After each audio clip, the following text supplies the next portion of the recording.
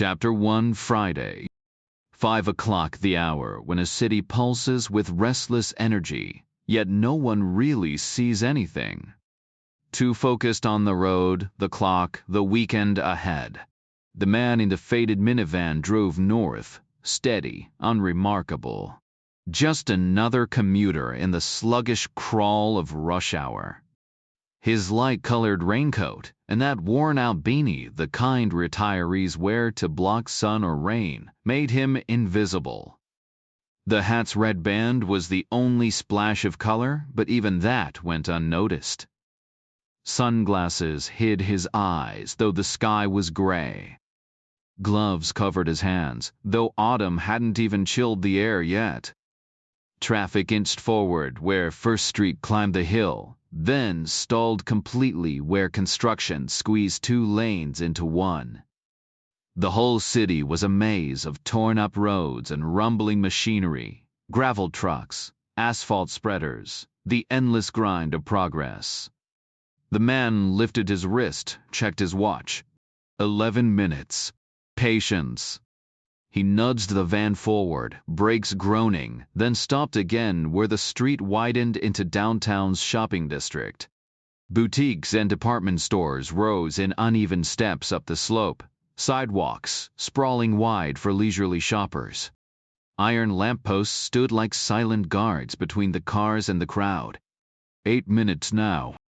He exhaled, rolled ahead as traffic thinned, the storefronts growing shabbier dive bars, discount shops, then the parking garage looming on the left. More construction there. Steel beams rising where they were expanding the structure. Just past it, the street dead-ended at a low wall, opening into a windswept plaza with a fountain's mist drifting over the pavement. To the left, the old library's stone facade. To the right, a sleek office tower, its black glass reflecting the gloom.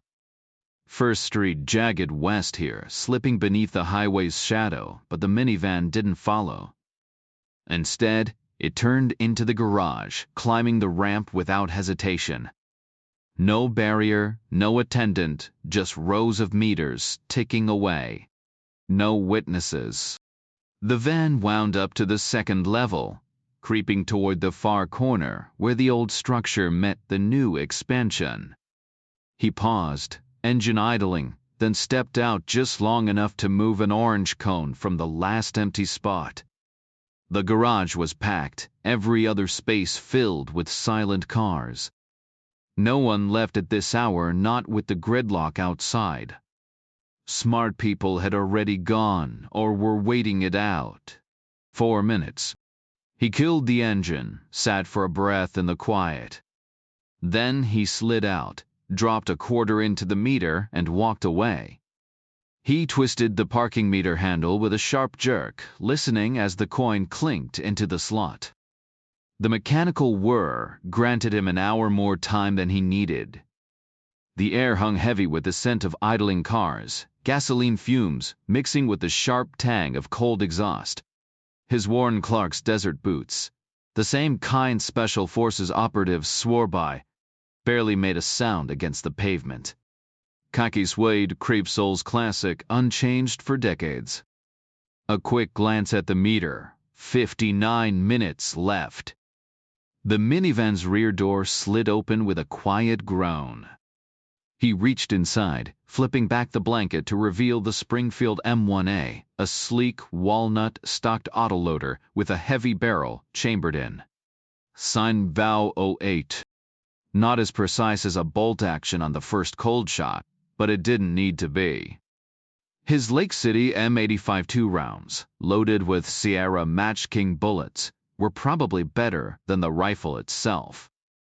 A mismatch, but one that worked. He moved through the garage, stepping over the jagged line where old concrete met new and expansion joint, likely waiting for a layer of tar. Yellow caution tape sagged between pillars, but he ducked under it without hesitation. The unfinished space smelled of damp cement and powdered lime, the floor a patchwork of smooth and rough patches. Wooden planks bridged gaps, empty wheelbarrows and crushed soda cans littered the ground. At the northeast corner, he pressed his back against a raw concrete pillar, inching forward until the plaza came into view. The ornamental pool stretched before him 80 feet of still water, brick walls on all sides. The fountain's rhythmic splash mixed with distant traffic and the murmur of pedestrians below. The pool's front edge sat just 3 feet behind the low wall separating the plaza from the street. Perfect sightline. He adjusted his grip on the rifle, exhaling slowly. Time to wait. The two concrete walls ran side by side, barely 3 feet apart, stretching east to west for about 20 feet.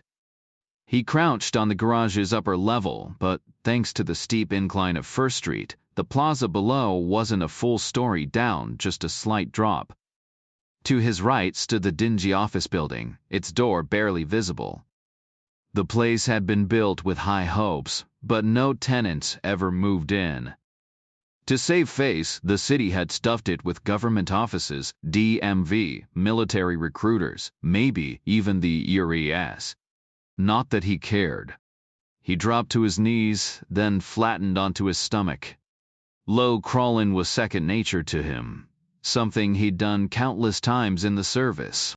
Knees, elbows, belly, just like training.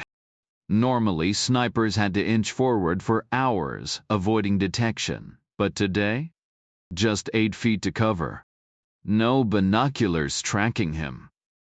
He slithered to the base of the wall, pressed tight against the rough concrete, then shifted into a sitting position. Kneeling now, he folded his right leg beneath him, planted his left foot firmly, and rested his elbow on his knee. The rifle settled against the wall's edge. Steady. Supported, kneeling, not as stable as lying prone with a bipod, but close enough. Breathe in. Breathe out. One shot, one kill. He exhaled, letting tension drain away. Infiltration complete. Now patience. 7 minutes passed in silence. To his left, the old library stood under the shadow of the elevated highway, its concrete arms almost cradling the limestone building. Beyond it, the black glass tower loomed, the NBC peacock logo gleaming near the entrance. Doubtful the whole place was filled, probably just a few lawyers, accountants, maybe some empty offices. Then movement. The government offices were closing 5 p. on a Friday. A steady stream of people spilled out, walking right to left, funneling between the walls. Some dragged their fingers through the shallow pool, sending ripples across the water. Copper pennies shimmered on the black tiles below. Like ducks in a shooting gallery, one after another. Range, 100 feet, maybe less. He waited. The crowd thickened.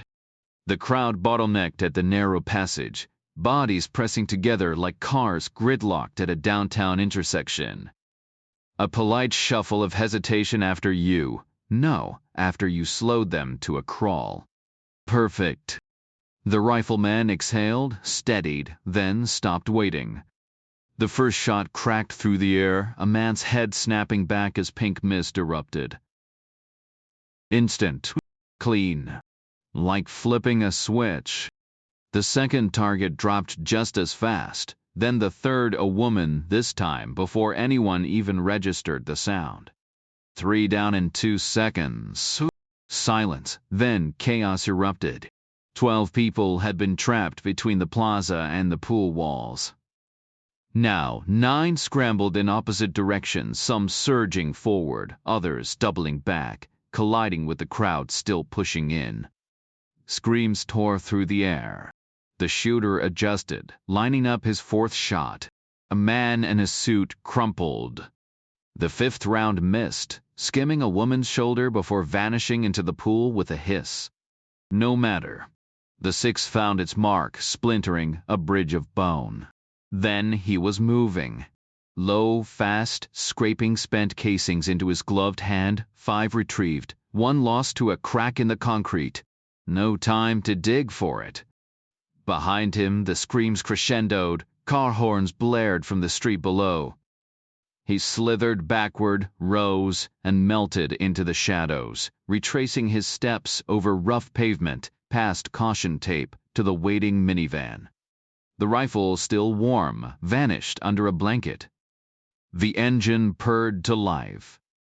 44 minutes left on the meter, plenty. He rolled out, weaving through back streets, the first sirens wailing in the distance. Eastbound. He was already westbound. A smirk tugged at his lips. Infantry needed 15,000 rounds per kill. Snipers. One shot, one down. Efficiency, precision, ice in his veins. The math didn't lie. A sniper's efficiency is measured in cold, hard numbers, one enemy casualty for every one. 2 rounds fired. That ratio, identical to a batter hitting 5 out of 6, was exactly what his old instructors had drilled into him. Decades later, he delivered precisely what they trained him to do. They'd be proud if they were still around.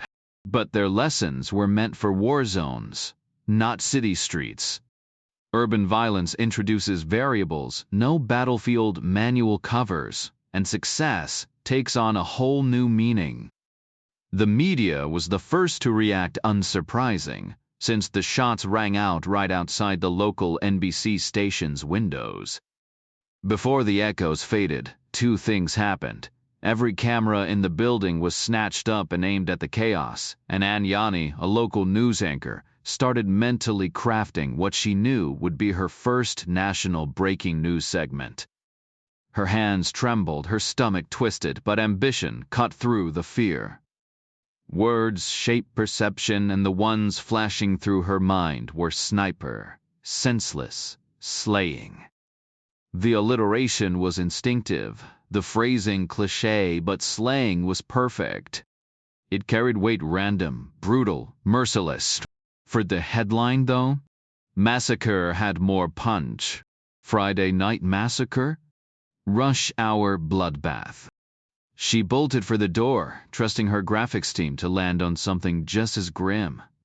Meanwhile, the city's emergency response kicked into overdrive. A flood of 911 calls lit up dispatch like a slot machine jackpot. Within seconds, every cop car, detective, crime scene tech, fire truck, and ambulance in the district was en route, sirens wailing. Chaos ruled, panicked callers babbled fragments. But one thing was clear: this was big. Detective Emerson, a 20-year veteran leading the serious crime squad, took command from the back seat of his speeding cruiser. Traffic crawled, construction blocked lanes, and he had zero intel: robbery, gang war, terror attack. His pulse stayed under 1.5T, barely. Over the radio, the dispatcher shouted updates. New caller: Marine from the recruiting office. Witness. Emerson barked. No, he was inside. Now he's out there. Emerson gritted his teeth. He wouldn't be first on scene, but he needed eyes. A Marine would do. Patch him through. Static crackled, then distant screams, and the rush of water, the plaza fountain. A steady voice cut through. Kelly. First Sergeant Usmag. Who's this? Emerson PD. 10 minutes out. What's the situation? 5 Kia. 5 dead. Confirmed. Damn. Anyone hurt? Emerson asked, scanning the chaotic scene through his windshield. Doesn't look like it, the Marine replied, his voice steady despite the tension. Emerson frowned. 5 fatalities and not a single wounded? That wasn't how these things usually went. In his experience, mass shootings left behind a mix: some dead, some injured. The math never came out this clean. You're absolutely certain? No one with minor wounds? Nothing? Confirmed, sir. All 5 victims were killed instantly. Emerson exhaled sharply. Who were they? Civilians. 4 men, 1 woman. Damn it. Agreed, sir, the Marine said. Emerson rubbed his temple. Where were you when it happened? Inside the recruiting office. See anything? Nothing. Just heard the shots, 6 in total. Handgun. Definitely a long gun.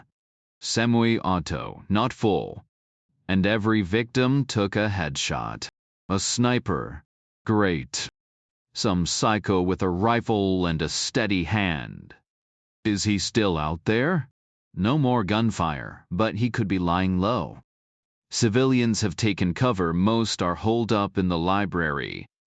Emerson's grip tightened on the radio. Where are you now?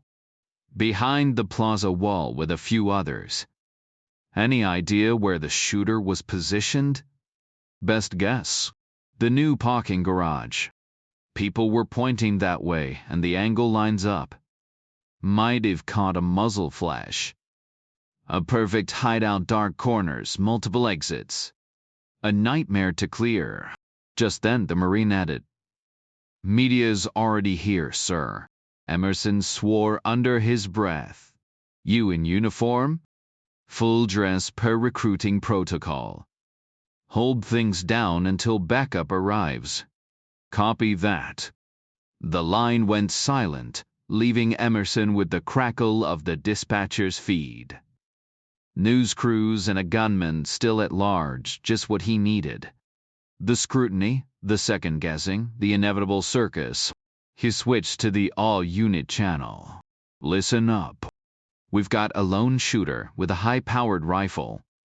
Likely fired from the new parking garage, either still inside or already fled. Units beyond 10 blocks, lock down a perimeter. No one in or out. Closer units, move in with caution. But do not let this guy slip through. We take him down today before the cameras turn this into a 3-ring show. Meanwhile, a minivan rolled into a quiet suburban garage. The driver killed the engine, sat for a moment in the silence, then stepped inside. The dog greeted him with a wagging tail as he flipped on the TV. On screen, paramedics in tactical gear moved through the library, checking for stragglers. 2 stayed inside while 4 others sprinted across the plaza, ducking behind cover before confirming the victims beyond help. They stayed low, following orders, no unnecessary risks until the garage was cleared. Emerson parked 2 blocks away, directing a sergeant to sweep the structure floor by floor. The newer section was straightforward, bright, open, empty. The older levels were another story, dim, cluttered, every shadow a potential threat. But after a thorough search, they came up empty. No shooter. No answers. Just another mess to clean up. The parking garage remained dark, its shadowy corners untouched by the officers' flashlights as they swept each level.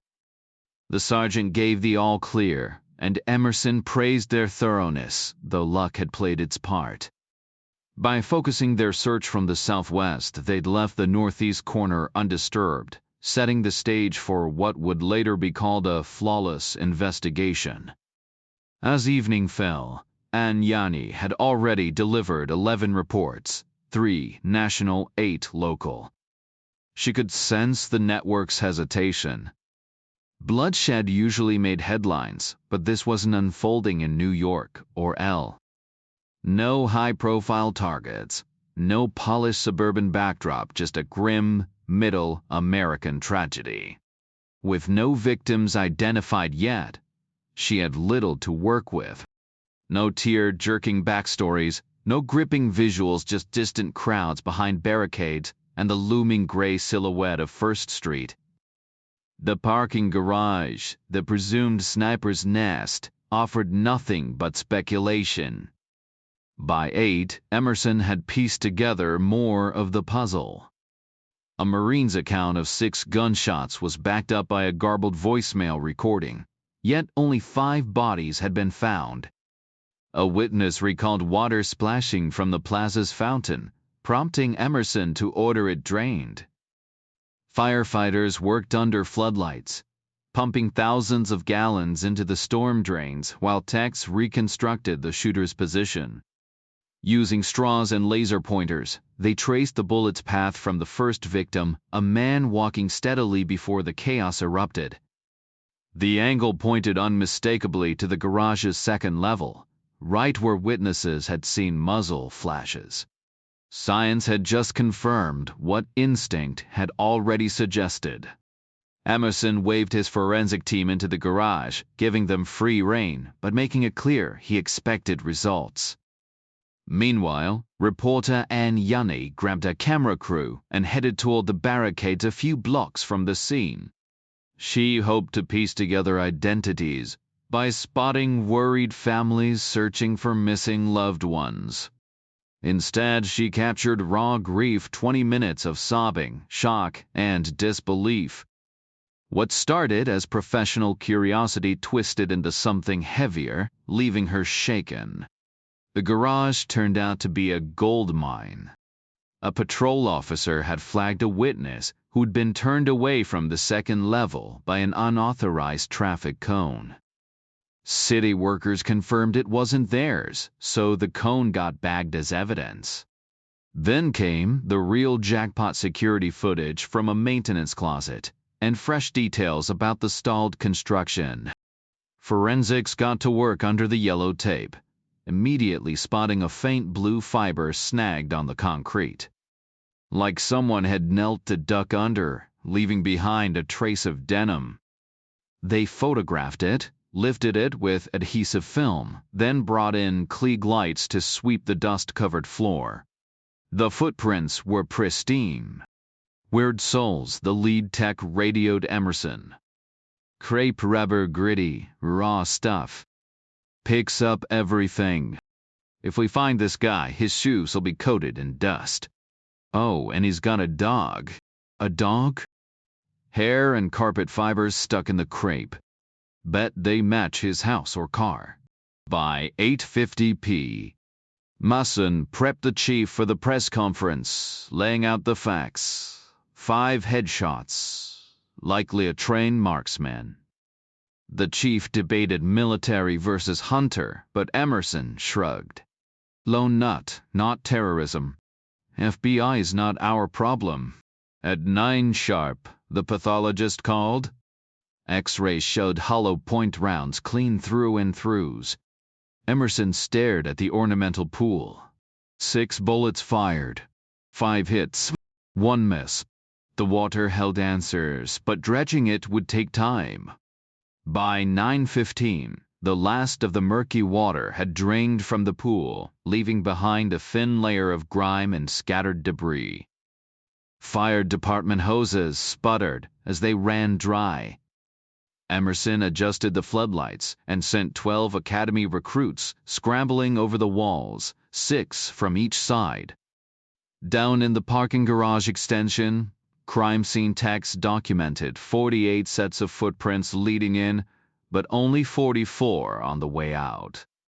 The stride length suggested confidence on entry, urgency on exit. Size 11. Near the northeast corner, fibers clung to the last concrete pillar, mercerized cotton, likely from a light-colored raincoat, smeared at shoulder height. The perp had leaned back, then slid around for a clear view of the plaza. Dust patterns between the pillar and the perimeter wall told the rest. Knee and elbow drag marks, more fibers, flecks of aged crepe rubber. He low-crawled, the lead tech said. Forward on his belly, backward on his knees. If we ever find his shoes, the toes'll be shredded. A few feet away, disturbed dust marked where he'd knelt. Fresh varnish scrapes lined the wall's edge. Steadied his rifle here, the tech muttered, miming the motion. Emerson paced near the drained pool, 35 yards out, an easy shot. The recruits combed the basin, turning up junk, loose change, and 6 bullets. 5 were mangled, but 1 stood out, a pristine. Sign 108 boat tail hollow point.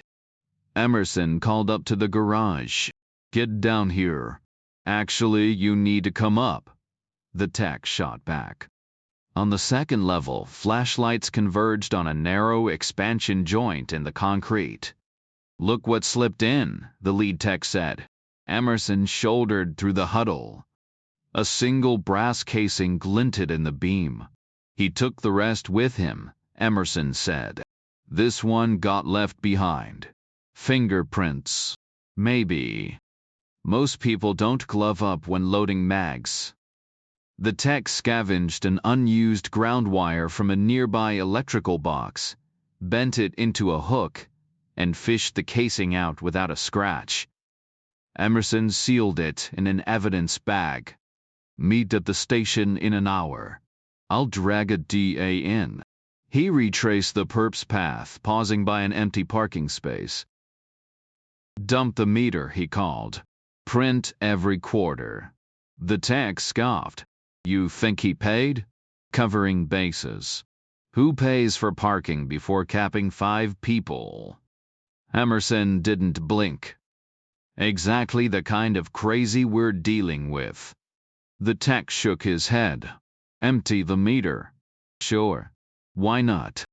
Detective Emerson knew this was the kind of gut instinct that separated good cops from the rest. He pulled out his phone and called the city liaison, signaling it was time to bring in the DA's office. Prosecution wasn't the police department's burden, it fell squarely on the district attorney. Every case had to pass their scrutiny before it ever saw a courtroom. Weak evidence. They'd drop it fast. Strong case. They'd push hard. It was like a dress rehearsal before the real show. Given the high-profile nature of this one, the DA himself showed up Rodin, a man whose name had been shortened generations ago from something far more complicated. At 50, he was sharp, cautious, and politically savvy, with a reputation for only pursuing slam-dunk cases. Anything less, and he'd cut his losses, usually leaving the cops holding the bag. At least, that's how Emerson saw it. Rodin leaned forward in his chair, tension tightening his voice. I need something solid. The city's on edge.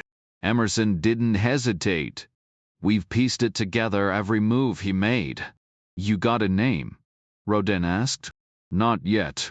Still just John Doe. Then walk me through it. Emerson laid it out.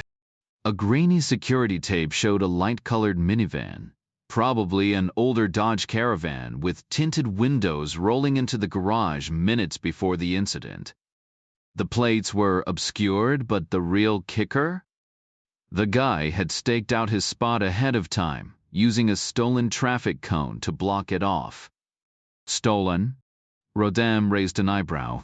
Let's say borrowed, Emerson corrected. Could have been from the First Street construction site. Rodin waved a hand. Doesn't matter. What else? Emerson smirked. Fingerprints.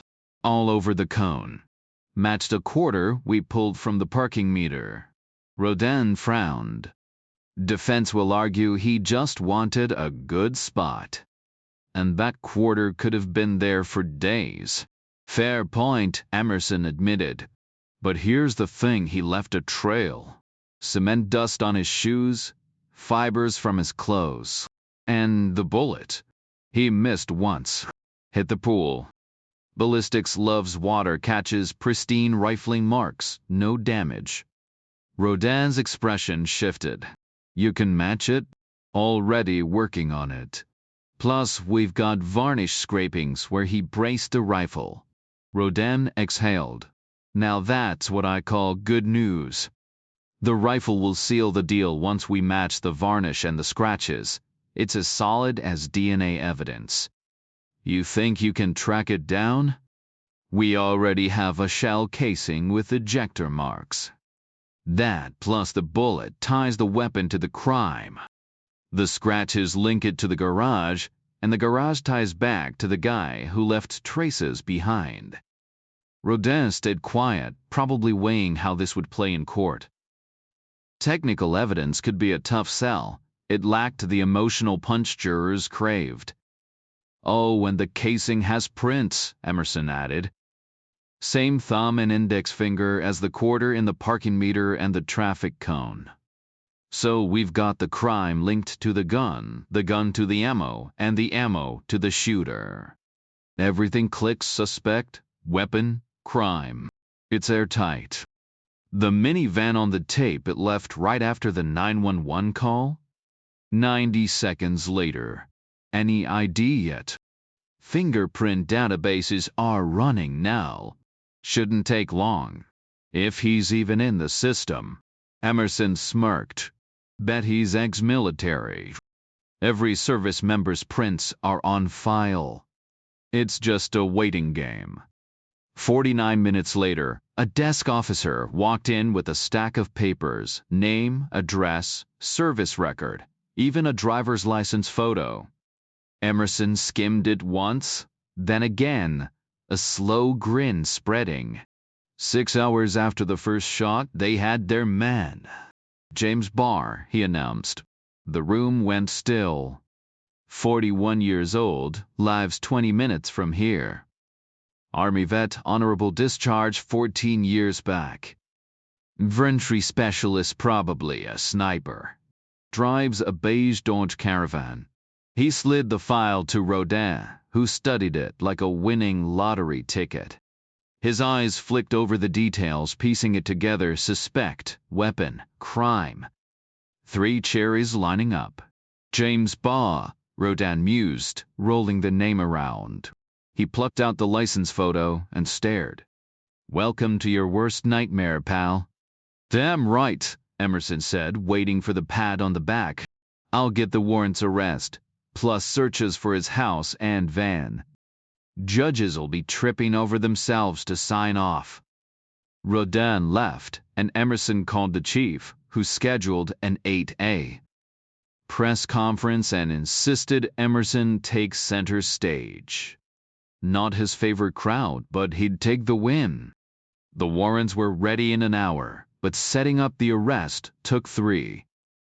Surveillance confirmed Barr was home, a modest ranch, peeling paint but a fresh driveway. Lights on, TV flickering. A brief glimpse of Barr in a window, alone. Then darkness.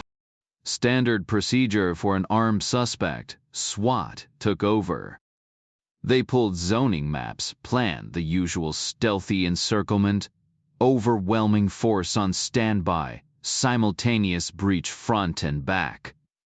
Emerson would make the arrest, suited up in borrowed armor and a helmet, with an assistant DA shadowing to keep everything by the book. The cops weren't taking any chances. One wrong move, and some slick defense lawyer would tear the whole case apart. A medical team stood by, ready to roll. 2 K9 units tagged along, thanks to the crime scene tech's hunch about a dog inside. 38 exhausted officers were part of the operation, most pushing past 19 straight hours on duty. The air buzzed with tension. Everyone assumed if a guy owned one gun, he had an arsenal, maybe military grade, maybe worse. But the raid went smoother than anyone expected. James Barr barely flinched when they kicked in his door at 3 a.m. He lay sprawled in bed, dead to the world, while 15 cops trained their weapons and flashlights on him. The SWAT leader yanked off his blankets, hunting for hidden weapons. Nothing. Barr blinked, mumbled something unintelligible, then curled up like a kid caught napping in class. The guy was built like a linebacker, pale with salt and pepper stubble, his 2 small pajamas stretched tight. He looked worn out, older than his 41 years.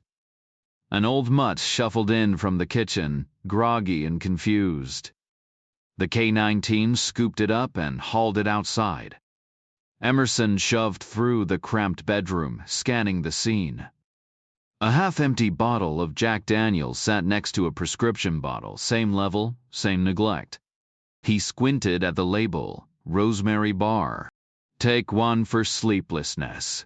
Who's Rosemary Barr? The assistant Di asked. Wife. Emerson eyed the bare walls, the lone toothbrush in the bathroom. Doubt it. Suicide setup. The SWAT guy muttered. Emerson shook his head. He'd have downed the whole bottle pills and whiskey. The room reeked of sweat and stale sheets. We tread carefully, the ADA warned. If he's impaired, his lawyer'll argue he couldn't comprehend Miranda. So no talking, and if he does talk, we play deaf. Emerson waved the medics over. They poked and prodded Barr, checked vitals, skimmed the prescription again. Verdict? Out cold, but otherwise fine. Stone cold psychopath, the SWAT leader muttered. No remorse, just passes out like it's nothing. You sure he's our guy? The ADA pressed. Emerson fished a wallet from a pair of slacks on a chair. License matched name, address, even the surly photo. Oh, it's him, Emerson said. Then we keep this clean, the ADA insisted. No slip-ups. Emerson gripped Barr's shoulder, rattling him awake just enough for glazed eyes to meet his. He recited Miranda, slow and clear. Barr's eyelids fluttered, then dropped. Back to dreamland. All right, haul him in, Emerson ordered. They bundled him in a blanket, dragged him to a squad car. The ADA and a medic climbed in after. Emerson stayed behind, combing the place. In the closet, he found faded jeans and dusty work shoes. The raincoat hung in the hallway, waiting. The garage held a beige Dodge Caravan, while downstairs in the basement, a collection of firearms waited. A scratched rifle hung on a wall-mounted rack, one among several. Below it, a workbench held 5 9mm pistols and stacks of ammo boxes, one half empty, labeled Lake City M852, 16-8 grain boat tail hollow point. Psalm 100 and kites. Nearby, glass jars filled with spent casings, set ready for reloading. The jar closest to the edge held only 5 brass shells, their lids left off as if tossed in hastily. Emerson bent down, catching the faint scent of gunpowder, cold but not stale. By 4 a.m., he was gone, replaced by forensics combing every inch of the house. A quick call confirmed Barr was locked up, under medical watch, sleeping soundly. Emerson managed a 2-hour nap before cleaning up for the press briefing. The press conference sucked the life out of the story. A real headline needs tension, a killer still loose, lurking in shadows, turning everyday errands into nerve-wracking risks. But with Barr already in cuffs, before the second news cycle, Ann Yanni knew the networks would shrug it off. No legs. Over before it began. Just some backwoods oddball, too sloppy to stay free overnight, probably guzzling malt liquor in his cousin's trailer. Not exactly prime-time material. She'd get one more segment to recap the arrest, then fade back into obscurity. Disappointed but composed, she shifted gears mid-conference. Maybe this wasn't a fluke. Maybe it was good police work. A dangerous man caught fast, right in America's heartland, unlike those drawn-out coastal manhunts. Could she spin it? America's fastest. The chief handed the mic to Emerson, who stuck to facts, no grandstanding. Yanni sensed he thought they'd gotten lucky. Then the DA took over, framing it as just the beginning. His office would handle the real work. And yes, he'd push for the death penalty. James Barr came to with a foggy head at 9 a.m. Fingers inked, rights recited twice. Silence was his choice rare, but he held firm. No words, no slip-ups. People tried, but Barr kept his mouth shut. Emerson wasn't sweating it. Truth was, he preferred it that way. He liked building his cases, methodically gathering every scrap of evidence, examining it from every angle, refining it until the facts spoke for themselves. A confession. That was just a bonus, not the foundation. Too often they got torn apart in court, accused of being coerced or unreliable. So he avoided relying on them entirely. Unlike those flashy TV dramas where detectives badger suspects for hours, he trusted his forensic team to do their painstaking work without shortcuts. Rosemary Barr was James' younger sister, single and living in a downtown apartment. Like everyone else in the city, she was reeling from the news, first catching glimpses of the story Friday night, then hearing her brother's name repeated on the Saturday morning broadcast. At first, she thought she'd misheard. But the reporter kept saying it, James Barr, James Barr, James Barr. Her breath hitched, then came the tears, first confusion, then horror, then white-hot anger. She forced herself to steady her hands and act. She worked as a paralegal at a mid-sized law firm, one of those general practice offices common in smaller cities. The pay wasn't great, but the benefits were solid, and the partners had a standing policy, free legal help for employees and their families. Mostly that meant wills, divorces, or insurance disputes, not high-profile murder cases. Still, she had to try. She knew her brother. There was no way he could have done this. She called the senior partner at home, a tax specialist, who then reached out to the firm's criminal defense attorney. By noon, the partners had gathered at the country club, debating how to gently tell Rosemary they couldn't take the case. This wasn't their area. The optics were terrible. But she'd been a loyal employee for years, and they knew she couldn't afford private counsel. Public defenders. They didn't have much faith in those. David Chapman, the firm's litigator, broke the deadlock. He and the DA Roden went way back, same neighborhood, same profession, just different sides of the courtroom. Chapman stepped into the smoking room, dialed Roden's number, and had a blunt conversation. When he returned, his verdict was clear. It's a slam dunk. Her brother's guilty as sin. Roden's got every piece of evidence locked down, no holes, no doubts. This case will be in law school textbooks someday. The managing partner frowned. You sure he wasn't just feeding you a line? We don't bullshit each other, Chapman said. Best we can do is push for life without parole instead of the needle. That's the win here for Rosemary. And for her brother, no offense. How much work are we talking? The partner asked. The conversation in the law office was brief and to the point. Just the sentencing phase, one of the attorneys said. He's going to plead guilty, so that's all we'll need to handle.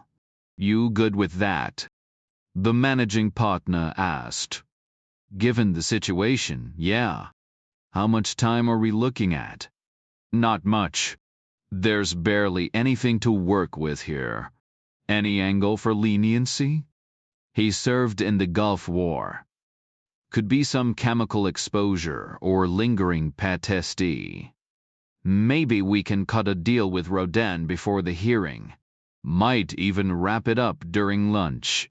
The managing partner gave a nod, then glanced at the tax attorney. Tell your secretary we'll do everything possible for her brother. Barr never got to see his sister or Chapman before they transferred him from the precinct holding cell to county lockup. The moment he arrived, they stripped him of his personal belongings and handed him the standard inmate kit, paper-thin underwear, a bright orange jumpsuit, and cheap rubber sandals.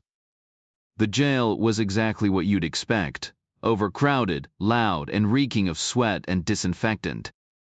The kind of place where tensions ran high, and the guards were too outnumbered to keep things under control.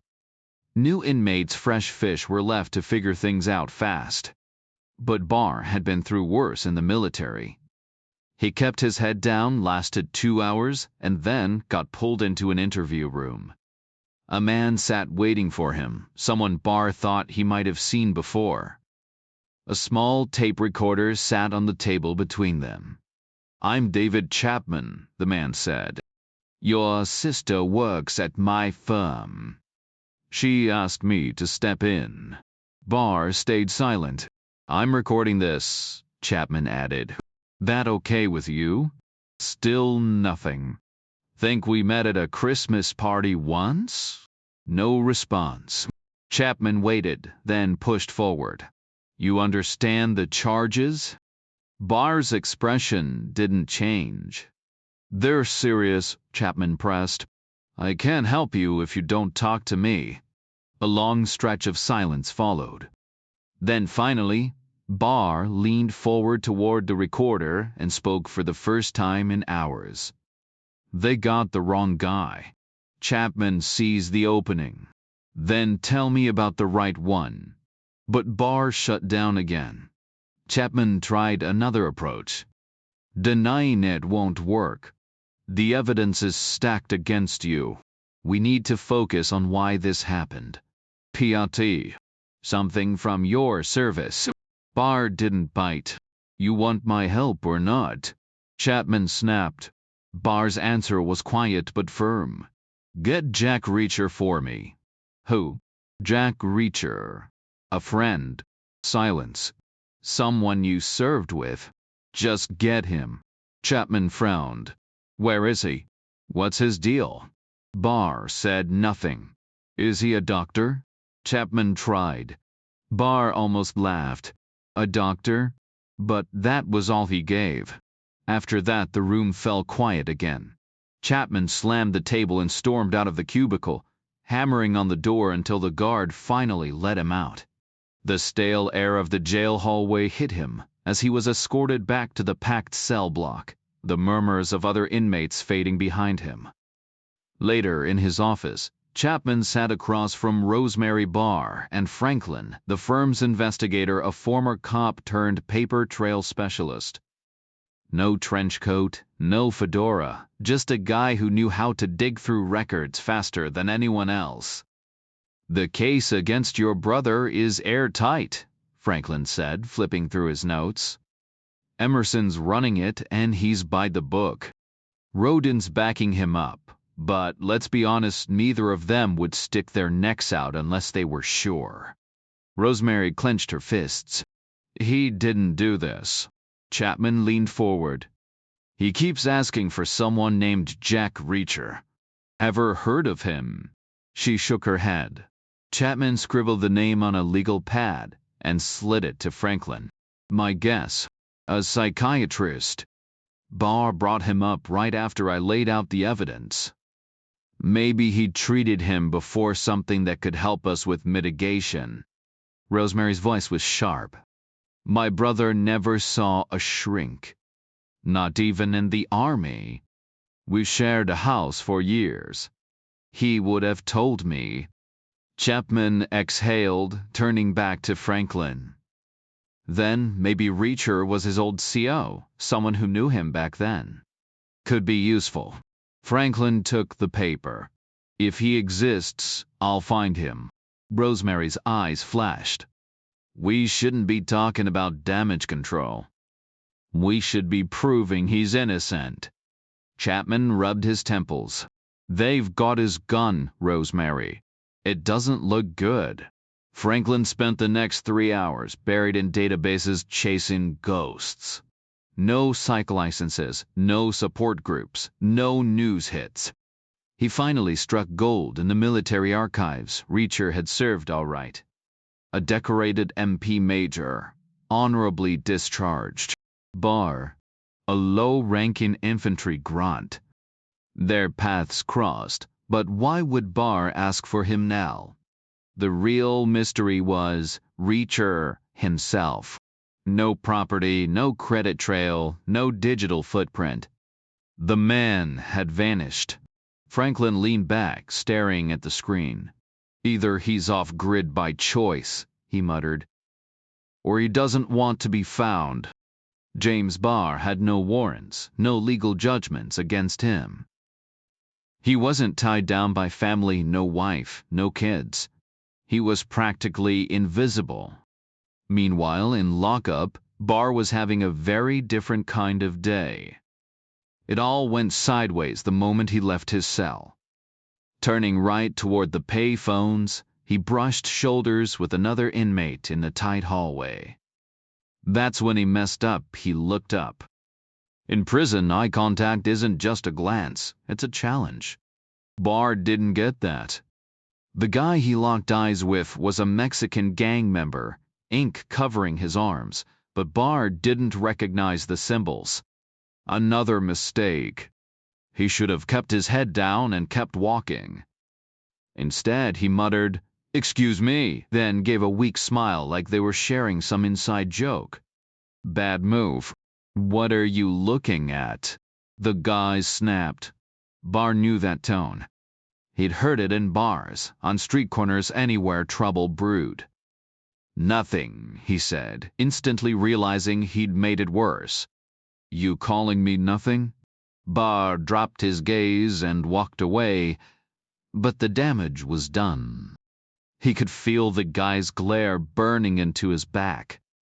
Forget the payphones, he wasn't about to get cornered in that dead-end lobby. He took the long way back to his cell, keeping his mouth shut, his eyes on the floor. For a couple of hours he thought maybe he'd dodged it. He was bigger than that guy, bigger than two of him. He just wanted to call his sister, make sure she was all right. So he tried again. This time the phones were packed, men talking, others waiting, the air thick with sweat and frustration. Then in a blink the crowd vanished. Calls cut off mid-sentence. Guys peeled away like they'd seen a ghost. Barr turned. The tattooed Mexican stood there, gripping a shiv, a sharpened toothbrush wrapped in tape, with a dozen guys behind him, all built like fire plugs, all with the same shaved patterns on their heads. "Wait," Barr said. They didn't. 8 minutes later, he was in a coma. When they found him, he was barely recognizable, beaten, stabbed, skull fractured. Prison gossip said he'd disrespected the wrong crew, but at least he hadn't gone down easy. The Mexicans took some hits too, just not enough. Barr got airlifted to the hospital, stitched up, operated on. The doctors weren't optimistic. He might wake up tomorrow. Might never wake up. Either way, they weren't losing sleep over it. Word traveled fast. Warden to Emerson, Emerson to Rodin, Rodin to Chapman, Chapman to Franklin. "So what now?" Franklin asked. Franklin asked. The line went quiet. Nobody had an answer. Chapman shrugged. "It's stalled for now. You can't prosecute someone who's unconscious." "What happens if he wakes up?" "If he's coherent, they'll move forward with the trial. And if he's not, then they won't. Courts don't try people who can't even think straight." "So, where does that leave us?" "Nowhere," Chapman said. "We weren't exactly losing sleep over it." Barr's guilt is obvious, and there's no saving him at this point. Franklin decided to call Rosemary Barr himself. He doubted anyone else would bother. Turned out he was right. When he delivered the news, she barely reacted. Just fell into a heavy silence, like she'd already hit her limit. "I suppose I should go to the hospital," she murmured. "Up to you," Franklin said.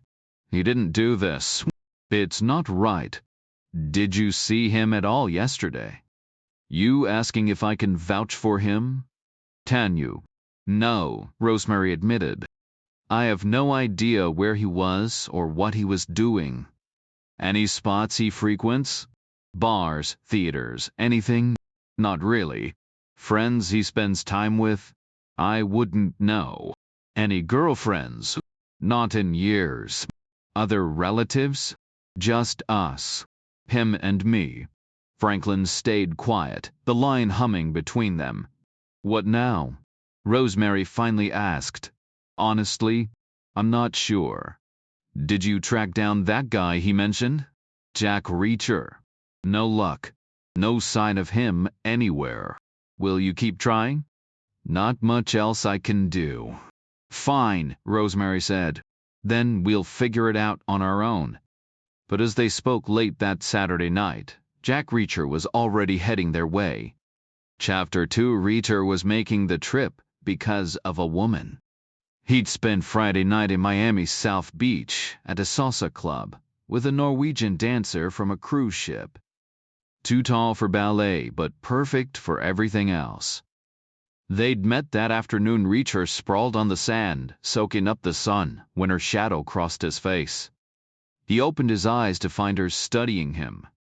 Or maybe his scars, which only grew more visible the darker he got pale lines against tanned skin. She was fair in a tiny black bikini, her posture giving away the dancer in her long before she mentioned it. Dinner ran late, then the club. Salsa wasn't Reacher's usual scene, but she made it worth it. Energetic, effortless, wearing him out by the time they stumbled back to her Art Deco hotel near the ocean at 4 a.m. A step up from his own motel, with cable TV to boot. He woke at 8 to the sound of the shower. Flipping channels for baseball highlights, he froze on CNN when an Indiana police chief said a name he recognized: James Barr. The screen showed a press conference, harsh lighting, a chyron labeling it the Friday Night Massacre. The chief repeated the name, then handed it off to a tired-looking homicide detective named Emerson, who ran through the basics. 41. Local. Army, infantry, Gulf War vet. Unemployed. Reacher sat up. This wasn't just a name he knew, it was a problem he couldn't ignore. Reacher kept his eyes on the TV screen. Emerson struck him as the kind of cop who got straight to the point, no fluff, no wasted words. After a quick statement, he dodged a reporter's question about Barr's interrogation and passed the mic to the DA, a guy named Rodin. Unlike Emerson, Rodin loved the sound of his own voice. He spent 10 minutes acting like he'd cracked the case himself, soaking up the spotlight, while the real work had been done by the cops. Reacher had seen it before. 13 years in the military. Police taught him that prosecutors always took the bow, while detectives did the heavy lifting. Rodin dropped Barr's name a few more times before hinting the state might push for the death penalty. Reacher waited, but no specifics followed. Then the local anchor, Ann Yanni, took over, summarizing the sniper attack: 5 innocent people gunned down in a parking garage, a city in shock. Yanni sounded personally wounded, like Emerson's efficiency had robbed her of a bigger story. The segment ended, CNN switched to politics, and Reacher killed the feed. The dancer stepped out of the bathroom, skin flushed from the shower, smelling like soap and shampoo. No towels, just her. So what's the plan? She asked, grinning. Indiana, Reacher said. He headed north through Miami's sticky heat to the bus station, flipping through a grimy schedule to map out the trip. Miami to Jacksonville, then New Orleans, St. Louis, Indianapolis, finally some rickety local bus into the middle of nowhere. The connections were a mess, stretching the journey past 2 full days. Flying would have been faster, but his wallet was thin, and buses suited him better. Besides, nothing urgent ever happened on a weekend. Except, apparently, Rosemary Barr calling her firm's investigator. By Sunday morning, she'd had enough. She reached Franklin at home, cutting straight to it. I need new lawyers. Franklin stayed quiet. Chapman already thinks he's guilty, she pressed. Which means he's not even trying. I can't discuss that, Franklin said. He signs my checks. Rosemary let the silence hang. How's the hospital? Franklin finally asked. Woo. A nightmare. They've got him cuffed to the bed in intensive care, surrounded by convicts. He's in a coma. Where's he gonna go? What's the legal angle? arrested but not arraigned. They're treating him like he's already denied bail. It's some bureaucratic limbo. Probably accurate. He shouldn't be in cuffs. Or that hospital. A VA facility at least. But I need a lawyer who'll fight for him. Franklin hesitated. How do you explain the evidence? I know my brother. You left his place, though. Not because he's a killer. He blocked off a parking space. That's premeditation. So you think he did it too? I go by the facts. And right now, they don't look good. Another stretch of silence. Can you recommend another lawyer? Rosemary asked. You have power of attorney? He's in a coma. I'm his sister. Who else is gonna decide? Money. Not much. He's got some equity in his house. Switching lawyers now? Your firm won't like that. I don't care. You could lose your job. I'll lose it anyway if I don't help him. Rosemary gripped the phone tighter. If they convict him, I'll be free but infamous by association. A walking scandal. Franklin hesitated before answering. He had your sleeping pills. I gave them to him. No insurance. Why would he need them? Ah, couldn't sleep. The silence stretched until Rosemary broke it. You believe he did it? Franklin exhaled. The evidence is stacked against him. David Chapman isn't exactly fighting hard, is he? Or maybe Chapman's the only one who sees the truth. Rosemary rubbed her temple. Who else can I call? Try Helen Roden, the DA's daughter. Rosemary frowned. I don't know her. Just opened her own practice downtown.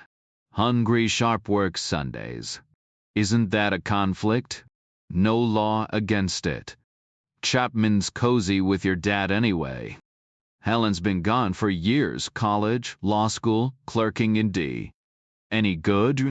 Could be. Helen's office phone rang as she sorted files. The space was bare except for a thrift store desk and ambition. The city's subsidized rent had lured her to the glass high-rise, where NBC's local branch buzzed 2 floors below. She'd watched the chaos unfold from her window, the sirens, the news vans, and Yanni's polished updates. Rosemary's voice crackled through the line. Will you help my brother? Helen's grip tightened. Say no. Walk away. Clashing with her father now would be career suicide. Worse, taking this case would brand her the lawyer who defended the city's boogeyman. The shootings weren't just crimes. They'd shattered Indiana's pride like some coastal nightmare creeping into the heartland. Then Rosemary added, Can we sue the jail? They let him get hurt. Helen almost laughed. Unrealistic and broke. But the Bill of Rights nagged at her. If the evidence was as flimsy as her father claimed, she'd just shepherd a guilty plea. A constitutional formality. Okay, she said. He's innocent, Rosemary insisted. Helen stared at the empty chair across from her. Sure he is. Helen Roden suppressed a sigh as her new client insisted once more on her brother's innocence. They always say that, she thought. All right, she replied, keeping her tone neutral. She scheduled their next meeting for 7 the next morning, a test of sorts. If Rosemary Barr truly believed in her brother's case, she'd show up. And she did, punctual as promised, with Franklin trailing behind, willing to wait on payment until he saw how things unfolded. Helen had already spent hours at her desk by then. She'd reached out to David Chapman the day before, securing the audio recording of his initial interview with James Barr. Chapman had practically shoved the tape at her, relieved to be done with it. She'd played it over and over, late into the night and again before dawn. It was the only real insight they had into Bar's state of mind, maybe the only one they'd ever get. She hit play on the clunky old recorder, and the room filled with static, the rustle of movement. Then Chapman's voice. "I can't help you if you won't help yourself." Silence stretched before Bar's voice cut through. They got the wrong guy. He repeated it, insistent, almost desperate. Ellen fast-forwarded to Chapman's next line. "Denying it is not an option." Bar's response was immediate. "Get Jack Reacher for me." Chapman's confusion followed. Is he a doctor? Before the recording dissolved into the sound of fists pounding against a door. Helen stopped the tape. "He genuinely believes he's innocent," she said. "He says it outright, then shuts down when Chapman dismisses him. That much is obvious." Rosemary didn't hesitate. "Because he is innocent." Helen exhaled. "I talked to my father yesterday. The evidence is solid, miss." Bar. "I'm sorry, but your brother did this. Sometimes people change, and the ones closest to them don't see it." A heavy silence settled between them. "Is your father lying about the evidence?" Rosemary finally asked. "He can't," Helen said. "We'll see everything during discovery. There's no point in bluffing now." No one spoke. Helen broke the quiet. "But we can still help him. If he truly believes he didn't do it, that suggests delusion, either now or at the time of the crime. That changes things." "How?" Rosemary's voice was tight. "It still means admitting he did it. The consequences won't be the same. Treatment in a facility is better than a cell in a maximum security prison." "You're saying we should plead insanity?" Helen nodded. "It's our best option. And if we push for it now, we might get him moved to a better hospital before trial." Rosemary's hands clenched. "He could die. The doctor said that. I don't want him remembered as a criminal. Legally, he's still innocent. That's not enough." Helen met her gaze. "No, it isn't." Another pause. "Let's regroup at 10:30, Helen said. "We'll figure out our next move. If we're pushing for a transfer, we need to act fast." Rosemary's jaw set. "We have to find Jack Reacher." Helen nodded. "I passed his name to Emerson and my father. Emerson's team went through your brother's place. They might have found something. And my father needs to know so we can secure him as our witness, not theirs." "He could be useful to us," Rosemary Barr insisted. Franklin crossed his arms. "At most, he's just an alibi." "An old military connection, maybe," Helen suggested. Franklin shook his head. "Different ranks, different branches. It doesn't add up." Rosemary's voice tightened. "James asked for him. That has to mean something." Helen nodded. "I want to find him, too. He might have answers something to clear James's name. Or at least point us in the right direction." Franklin exhaled. "He's off the grid. If Seview's 2 hours away." Reacher lounged in the back of a Greyhound rolling south from Indianapolis. The trip had been slow but uneventful, a night in a New Orleans motel near the station, another in Indy. He'd slept, eaten, showered, but mostly just let the rhythm of the road lull him into a drifting calm. America flickered past the window, a blur of towns and highways, while the memory of the Norwegian woman lingered in his mind. His life was a patchwork of moments, details faded, but the weight of them stayed. He wasn't sure where she'd fit yet. Right now she felt like a missed chance. But she would have left anyway. Or he would have. CN had just sped things up. The bus hummed along Route 37 at 55 miles per hour, stopping in Bloomington. A few passengers stepped off, leaving behind an Indianapolis newspaper. Reacher flipped to the sports section, Yankees still leading the East, then skimmed the front page. A headline jumped out, "Snipers suspect, injured in prison attack. Brain damage. Coma. Doctors unsure if he'd wake up." The reporter waffled between outrage at the prison system's failures and quiet approval of Barr's attackers. This could get messy, Reacher thought. Further down, the article rehashed the shooting, adding new details. Barr's sister had moved out months before. The writer spun it as proof of his instability. The bus rolled on. Reacher folded the paper, rested his head against the window, and watched the wet asphalt ribbon past, the dash center line blinking like a code he couldn't crack. The depot's roof shielded him from the morning glare as he stepped outside. 5 blocks east, a highway curled behind an old limestone building, maybe a courthouse or a bank. A sleek black tower loomed behind it. The air had a Midwest bite, but winter wasn't close yet. Reacher stretched, taking in the city, not big, not small, just steady. A place with history, maybe built on grain or railroads. He wore 3-day-old khakis and a faded yellow shirt, boat shoes with no socks. Boardwalk casual in downtown streets. His watch read 9:20. Diesel fumes hung in the air as he scanned the sidewalks, sizing up a town that didn't quite know if it was growing or just holding on. Ahead of him, the city skyline rose against the eastern horizon, stone facades, brick buildings, towering billboards. The tallest structure was a sleek black glass tower, unmistakably the centerpiece of downtown.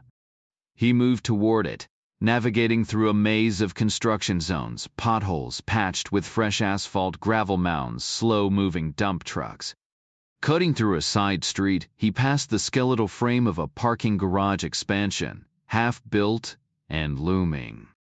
The memory of Ann Yanni's urgent news report flashed in his mind. His gaze flicked upward before settling on a public square. At its center stood an empty fountain, its lone spout jutting up like a forgotten relic. A narrow path circled the dry basin, lined with makeshift memorials, wilted flowers wrapped in foil, laminated photos, plush toys, and burnt-out candles. A thin layer of sand still clung to the pavement, likely dumped by fire crews to soak up what had been spilled here. He glanced back at the garage. 35 yards max. Close enough. The square was eerily silent, the whole city holding its breath. It felt like the aftermath of a knockout punch, numb, disoriented. This spot was ground zero, a vortex of grief so dense nothing escaped it. He kept walking. The next building was an old limestone library, its doors open. Librarians know things, he thought. They'll point you in the right direction if you ask nicely. He did. A weary woman at the front desk gave him clipped directions to the DA's office. Downtown wasn't sprawling. A short walk past a bland government complex, DMV signs. A recruiting office led him to a block of discount stores and then to the courthouse. The building was generic, all flat roofs and prefab design, dressed up with mahogany doors and frosted glass. It could have passed for a low-budget megachurch. He bypassed the main entrance, circling to the office wing instead. A brass plaque beside the door read District Attorney with A. Rodin on a separate plate underneath. Elected officials, he mused. Cheaper to swap out the name every election cycle. Inside, a receptionist in a crisp white blouse eyed him from behind the counter. Her posture was perfect, her expression professional, but the tension in her shoulders betrayed the weight of recent events. "Jack Reacher," he said when she asked. "Hear about James Barr." Her fingers hovered over the phone. "You're not press? Army. Knew him years ago. She dialed, speaking in hushed, bureaucratic code, a Mr. Reacher here regarding the case before muffling the receiver against her chest. Do you have information? He could almost hear the secretary's pulse through the line. Yeah, he said. From the army. She relayed it, the conversation stretching. Roden's gatekeepers were thorough. The situation was obvious. There was no slipping past security without a solid excuse. That much was clear. Reacher glanced at his watch. Just past 9:40 a.m., but there was no real hurry. Barr wasn't going anywhere, still unconscious in a hospital bed. Tomorrow would work, or the day after. Worst case, he could always try reaching Rodan through Emerson, the cop. The receptionist hung up her phone. Go right up, she said. Third floor. Must be my lucky day, Reacher thought. She scribbled his name on a visitor pass, slid it into a plastic holder, and handed it over. He clipped it to his shirt and took the elevator up. The third floor was all fluorescent lights and low ceilings, with cheap fiberboard doors lining the hallway except for one set of polished wooden double doors standing open. Inside, a younger but clearly higher-ranking secretary sat at her desk. Mr. Reacher, she asked. He nodded, and she stood, leading him down the corridor toward the offices with windows. The third door bore a brass plaque, A. Rodin. What do the A's stand for? Reacher asked. She gave him a practiced smile. I'm sure Mr. Rodin will share that if he chooses. She knocked, waited for a deep voice to respond, then opened the door and stepped aside. Thanks, Reacher said. My pleasure, she replied. Inside, Rodin was already on his feet, the picture of professional courtesy. Reacher recognized him from TV mid-50s, trim, gray hair cropped short. In person, though, he seemed smaller, maybe 5'11", and just under 200 pounds. His navy suit, crisp blue shirt, and matching tie made his eyes look even bluer. The guy was put together, no doubt shaved smooth. Cologne, faint but noticeable. Meanwhile, Reacher felt like the walking definition of rough around the edges. 6'5", 250, hair too long, clothes bargain bin compared to Rodin's tailored look. Mr. Reacher, Rodin said. Reacher nodded, scanning the office. Government issue furniture, but tidy. The window offered a dismal view of flat rooftops, discount stores, the DMV, tangled ductwork. The black glass tower loomed in the distance under a pale sun. Behind Rodin's desk, framed degrees and photos with politicians lined the wall, alongside newspaper clippings boasting 7 guilty verdicts. On the opposite wall hung a graduation photo, a blonde in a cap and gown clutching a diploma. Pretty. Reacher let his gaze linger. My daughter, Rodin said. She's an attorney too. Really? Reacher said, keeping his tone neutral. Just opened her own practice here in town. Rodin's voice gave nothing away, no pride, no disapproval. You're scheduled to meet with her, I believe, Rodin added. Am I? Reacher said. Why? She's representing James Barr. Your daughter. That's allowed? Perfectly legal. Maybe not the wisest choice, but not unethical. He stressed wise, layering it with meaning, questioning her judgment, maybe even warning Reacher. The guy radiated competitiveness. She listed you as a potential witness, Rodin said. Why? She thinks you know something. Where'd she get my name? Rodin shrugged. Not sure. But someone tracked you down. So that's why I got in here. Rodin nodded. Absolutely, Rodin replied. That's precisely the reason. I don't usually take unscheduled meetings. Your team appears to follow that rule well enough, Reacher observed. I'd expect nothing less, Rodan said, gesturing to the chair. Have a seat. Reacher settled into the visitor's chair while Rodan took his place behind the desk. The window split the space between them. Neither man had sunlight glaring in his eyes. A fair setup, Reacher noted, unlike some DA offices he'd been in. Coffee, Rodan offered. Sure, Reacher said. Rodin picked up the phone and ordered 2 cups. I'm curious, he admitted. Why come to me first? The prosecution, not the defense. I wanted your take, Reacher said. On what? How solid your case is against James Barr. Rodan hesitated just long enough for a quiet moment before a knock interrupted.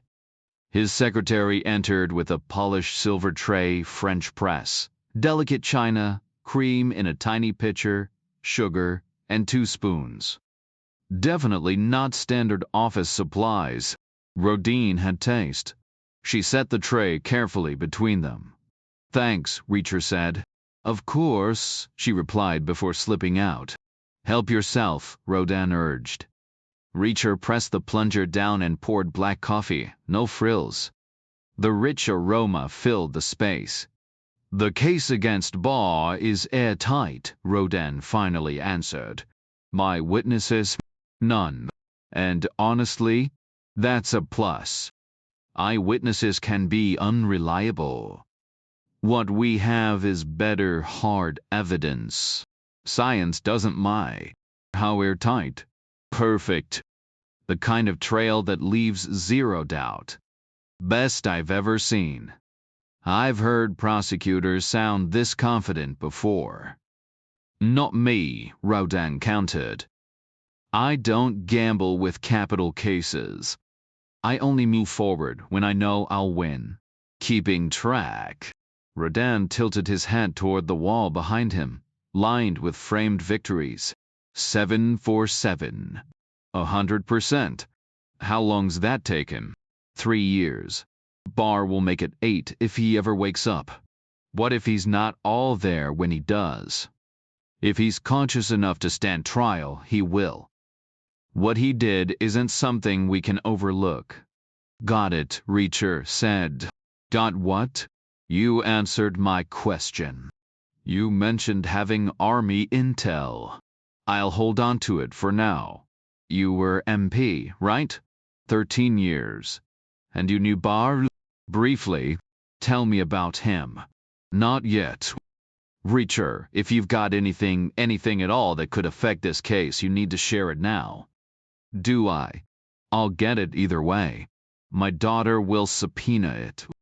She'll be angling for a deal. What's the A stand for? Excuse me. Your initials. Alexei Alexeyevich. Families from Russia, but way back. Before the revolution. Still holding on to traditions, I see. Obviously. What do people call you? Alex. Reacher stood. Well, thanks for the time, Alex. And the coffee. Going to see my daughter now? Worth it. You sound convinced already. Rodan gave a knowing smile. Procedure, he said. I'm bound by ethics to remind you you're on the witness list. You're obligated to go. Where's her office? The glass tower across the street. Fine, Reacher said. Might as well stop by. I still need whatever you're holding back, Rodan pressed. Reacher shook his head. No, he said. You really don't, he said. After handing his visitor pass back to the receptionist, Reacher stepped out into the plaza.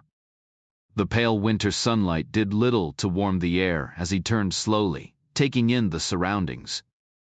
Every city had its own rhythm, its own texture. This one was no different. The buildings wore a faded brown hue, as if the local clay had seeped into their bones, staining the brick with the earth's memory. Even the stone had a rusty tint flecked with iron like old blood stains. Dark red accents dotted the facades. remnants of a time when barns stood where concrete now sprawled. The place had a quiet resilience. Not bustling, but alive, rebuilding, expanding. Fresh construction zones and raw curbs marked progress, a stubborn refusal to be defined by tragedy. A new parking garage loomed at the north end, a sign of commerce pushing forward. Too close to where it had happened, though. Just south and west of the kill zone. Farther out, the highway curved like a ribbon, slicing past the library before disappearing behind a sleek black tower. BC's logo gleamed near the entrance, a polished granite slab announcing its presence. Anne Yanni's domain, Reacher figured. And Helen Rodin's. East of the plaza, the DMV and recruiting office stood silent. That was where they'd come from, the victims, spilling out at the end of a long week, heading west toward cars and buses. Then the nightmare. The narrow walkway had bottlenecked them, made them easy targets. Like fish in a barrel. Reacher traced the length of the empty reflecting pool before pushing through the tower's revolving door. The lobby directory was a relic, black felt with white plastic letters. Some suites vacant, others changing hands too fast for permanent engraving. Then BC second floor. Helen Rodin's office, 4F. The letters were crooked, the spacing uneven. Not exactly Manhattan glamour. The elevator ride was brief, shared with a blonde woman who gave him a curious glance before stepping off on 2. Recognition flickered Anne Yanni, straight from the news broadcast. One more piece of the puzzle sliding into place. Helen Rodin's office was at the front, windows overlooking the plaza. No secretary yet, just an empty desk and a hollow reception area. He knocked, heard a muffled response, and stepped inside. She was younger than he expected, maybe 30. With the kind of lean build that suggested early mornings at the gym or lucky genetics. Her blonde hair fell past her shoulders, her father's sharp blue eyes locked onto him with an intensity that didn't waver. Dressed in black, a fitted stretch top under her blazer lycra, he noted. Bonway's a good choice. Hello, she said. Jack Reacher, he replied. Her eyes widened. You're kidding. Seriously, he shrugged. Last time I checked. That's unbelievable. Not really. Everybody's got to be somebody. I mean, how did you even know to come? We couldn't track you down. He tilted his head toward the window. Saw it on TV. Anne Yanni stretched as sunlight streamed through the blinds. Saturday morning had never felt so heavy. Thank God for TV, she muttered, rubbing her eyes. And thank God you showed up. I was in Miami, Reacher said, shoving his hands in his pockets. With a dancer. A dancer. Norwegian, he replied, moving toward the window.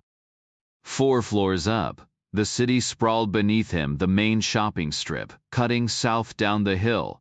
The plaza below, transformed.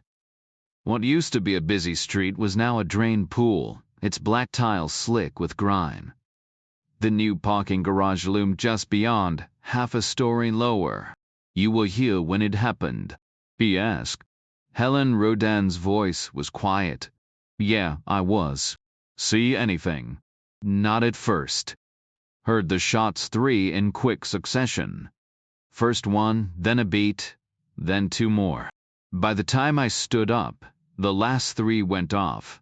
Awful. Reacher nodded. Brave move, standing instead of ducking. The pause after the first shot told him everything.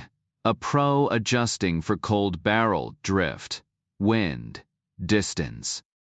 You saw people go down. 2 of them, she said softly. Just unlucky. 3 shots, 2 hits. He missed once. 4th or 5th, they found the bullet in the pool. That's why it's empty now. Evidence. Reacher stayed silent. Helen exhaled. I saw the muzzle flashes. Little burst of light in the shadows. Standard for a rifle, he said, turning back. She extended her hand. Helen Roden. Should I've introduced myself properly? He shook it. Her grip was steady. Just Helen. No dramatic middle name? She froze. Riedrich sem Savtagaftring. Met your dad, he said, releasing her hand. You went to his office? Today? Just left. Why? You're my witness. He was eager to chat. I asked questions instead. Like what? How solid his case was. Against Barr. Helen's jaw tightened. I'm Barr's attorney. You should have come to me. Reacher didn't respond. The case is airtight, she admitted. How'd you get my name? From Barr. Who else? Reacher scoffed. No way. She hit play on an old cassette deck. A stranger's voice crackled, denying it's not an option. She paused it. His first lawyer. We took over yesterday. Barr was in a coma yesterday. His sister's the client. Next of kin. She unpaused it. This filled the room, then a voice Reacher hadn't heard in 14 years, rough, quiet, unmistakable. Get Jack Reacher for me. He stood there stunned. Helen Roden tapped the stop button on her keyboard and leaned back in her chair. There, she said, glancing at her watch. It's 10:30.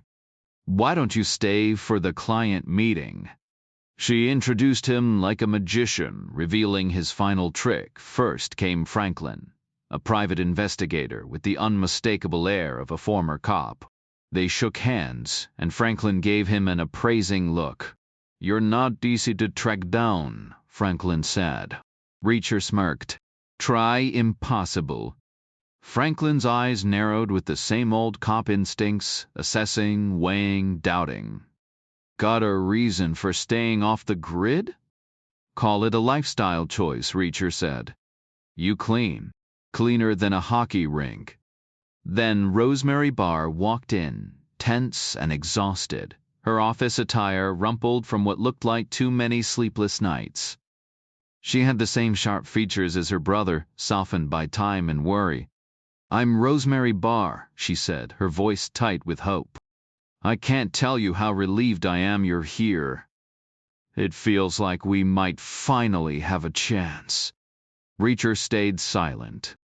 The cramped office forced them into close quarters, Helen behind her desk, Franklin perched on the edge, Reacher leaning against the windowsill, and Rosemary pacing like a caged animal. Helen folded her hands. Here's the plan. We push for a medical defense, but we aim higher. How high depends on what we uncover. She turned to Reacher. Which brings us to you. We'd all like to hear what you have to say. You won't like it, Reacher said. Why not? Because you've got the wrong idea about why I'm here. Helen frowned. Then enlighten us. Reacher crossed his arms. Why do you think I went to your father first? I don't know. Because I didn't come to help James Barr. The room went still. I came to bury him, Reacher said. Rosemary's breath caught. Why? Because he's done this before. And once was enough. Chapter 3. Reacher shifted against the window frame, angling himself so he could watch the plaza outside instead of the stunned faces in the room. Is this conversation confidential? He asked. Completely, Helen said. Client privilege.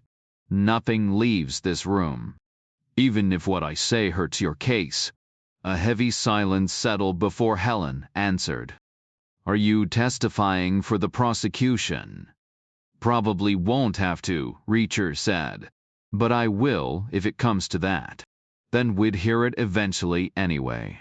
We'd depose you before trial to avoid surprises. Another pause. Reacher exhaled. James Barr was a sniper. Not the best, not the worst, just average. Reliable. Efficient. His gaze drifted to the recruitment center across the street, its flags flapping in the breeze. 4 kinds of people enlist, he said. Some do it for family tradition. Some out of duty. Some for a paycheck. And some they just want permission to kill. He turned back to them. Bar was the last kind. He thought it'd be fun. Rosemary looked away, her hands clenched. But he never got his chance, Reacher continued. Back when I was an MP, I made it my business to learn everything about him. And what I found wasn't pretty. For 5 straight years he trained relentlessly. I'd pored over his records some weeks. He'd put 2,000 rounds downrange, every single shot aimed at paper targets or silhouettes. By the time I tallied it up, he'd fired close to 250,000 bullets, and not one had an actual enemy. When Panama kicked off in '89, he got left behind. Back then, the army was massive, and they only needed a handful of guys. That ate at him. Then came Desert Shield in '90. He shipped out to Saudi Arabia, but when Desert Storm rolled around the next year, they made it a tanker's war. So Barr stayed put, scrubbing sand from his rifle, still drilling 2,000 rounds a week. After the dust settled, they sent him to Kuwait City for mop-up duty. Rosemary Ba leaned forward. What happened over there? Reacher exhaled. Me cracked. That's what happened. The Soviet Union was done. Iraq was back in its cage. He looked at the future and saw nothing but training exercises, 6 years of it, never once pulling the trigger for real. His whole training revolved around visualization. Picture the crosshairs on the medulla oblongata, that sweet spot where the spine meets the skull. Slow breath, gentle squeeze. That heartbeat pause before impact. The pink mist blooming behind the target's head. He'd imagined it 1,000 times. But he'd never seen it. And he wanted to. Badly. The room went dead silent. So one day in Kuwait City, Reacher continued, he went out alone. Found a spot, waited.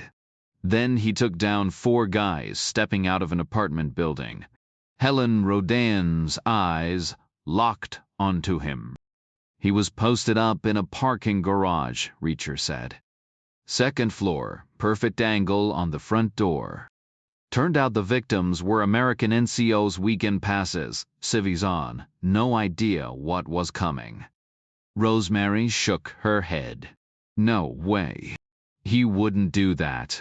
And if he had, they'd have locked him up.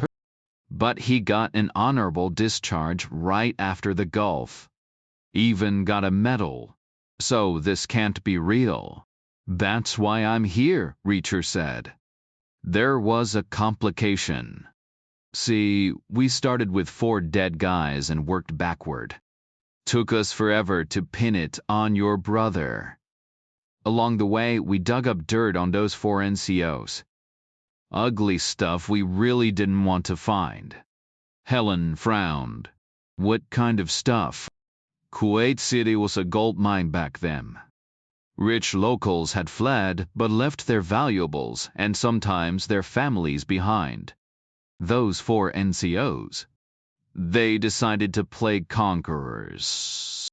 Help themselves to Rolexes, diamonds, even souvenirs. We found enough loot in their footlockers to open a jewelry store. And let's just say they weren't just collecting watches. Helen's voice tightened. So what you do? Politics got involved. The Gulf was supposed to be our pristine victory. Couldn't have headlines about our guys looting and worse. So the order came down, bury it. Which meant letting Barr walk. Because if his lawyer got wind of what those NCOs had done, game over. Taking Barr to court would have meant his lawyer pushing a self-defense angle claiming he was protecting the Army's reputation, even if his methods were messy. Every ugly detail would have come out, and we were ordered to avoid that at all costs. So we hit a dead end. No choice but to back off. Rosemary Barr's voice was quiet but sharp. Maybe it was justified. Maybe James knew exactly what he was doing. He didn't, Reacher said flatly. I'm sorry, but he had no history with those men. Never crossed paths before. When I tracked him down, he didn't mention them once. He'd barely been in Kansas City long enough to learn the streets. He was just killing for the thrill of it. Admitted as much to me before anyone else even knew what happened. The room went still. Reacher kept going. So we buried it. Shipped him out with an honorable discharge. Blamed the deaths on Palestinian militants easy enough to sell in Kuwait City back in '91. Didn't sit right with me. But it wasn't the first ugly compromise I'd seen. Barr walked free by pure luck. Before he left, I made sure he understood one thing. If he ever screwed up again, I'd come for him. And I meant it. The silence stretched. Then Helen Rodan spoke. This has to be classified. No way it could go public without blowing up into a scandal. Reacher nodded. Locked up tight in Pentagon files. That's why I asked if this conversation was privileged. You'd be risking serious heat just talking about it. Not my first time, he said. I came to see if I needed to risk it again. Turns out I don't. Your dad's got enough to put Barr away without me. But if that changes, I'll step in. Helen's eyes narrowed. You're here to pressure me. If I push too hard, you'll shut me down. I'm here to keep a promise, Reacher said. To James Barr. He walked out, leaving them in that heavy silence. The elevator ride down was interrupted when Yanni stepped in on the second floor. Reacher wondered if she just rode up and down all day, waiting for someone to recognize her. He didn't bother looking at her. In the lobby, he paused outside, weighing his options. Barr's coma complicated things. Waiting around for him to wake up could take weeks if it happened at all. Reacher wasn't the type to stay put. 2 days in one town was pushing it. But leaving wasn't simple. He couldn't drop hints to Alex Rodan or leave a callback number. For starters, he didn't own a phone. And Rodan was too sharp he'd pick at any loose thread until the whole story unraveled. Reacher had already slipped up by asking if his name came from the Pentagon. A careless mistake. Rodan would connect the dots, start digging, and when the Pentagon stonewalled him, he'd take it to the press. Probably Yanni, hungry for another headline. And Reacher couldn't let that happen. Gulf War vets already had enough to deal with chemical exposure, depleted uranium. The last thing they needed was another scandal. The only thing they had left was the war's untarnished reputation, a conflict seen as just and necessary. They didn't deserve to be dragged down by men like Barr and the mess he'd made. If word got out, people would assume everyone was guilty, and that wasn't true. Reacher had served in that army, and he knew better. It had been solid, honorable. So, unless it was unavoidable, he wasn't about to let that story spread.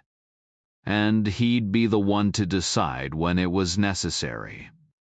That meant no loose ends to Alex Rodan, no open-ended promises. So what then? He figured he'd stay in town for a day, see if Barr's condition improved, maybe get a clearer picture from Emerson about the evidence. If things looked manageable, he could leave it in the DA's hands and walk away. If trouble flared up later, he'd hear about it eventually, maybe in some roadside diner or a beachside bar, years from now. Then he'd deal with it. 24 hours in a quiet Midwestern city. Might as well kill some time. He wandered south toward the river, guessing there'd be one. And there it was, wide, sluggish, cutting through the landscape like an afterthought. Probably some forgotten tributary feeding into the Ohio. The north bank was lined with massive stone blocks, each one perfectly cut and fitted, forming a weathered quay. Rusted iron bollards dotted the edge, remnants of an era when barges lined up to unload. The cobblestone street and wooden sheds still stood, their faded signs hinting at a busier past McGinty Dry Goods, Allentown Seed Company. Now it was just silence and weeds. Reacher walked the length of it, imagining the place a century ago, workers shouting, horses hauling carts, the river alive with trade. Today it was a relic waiting for revival. A city that put fountains in plazas wouldn't leave this waterfront untouched. Soon enough, some developer would turn it into a trendy spot, maybe a cafe, maybe a bar with weekend music, maybe even a little museum about the river's history. As he turned back, Helen Rodin was standing there. "You're not exactly hiding," she said. "Guess not," he replied. "Tourists always end up at the docks." She had a briefcase in hand, the kind lawyers carried. "Let me buy you lunch," she offered. They walked north, crossing an invisible line where the city shifted from worn-out storefronts selling spare parts to polished boutiques with designer dresses and overpriced coffee. The kind of place Reacher usually avoided. White walls, exposed brick, pretentious salads with too many ingredients. Helen led him to a corner table, ordered something with oranges, walnuts, and gorgonzola, plus herbal tea.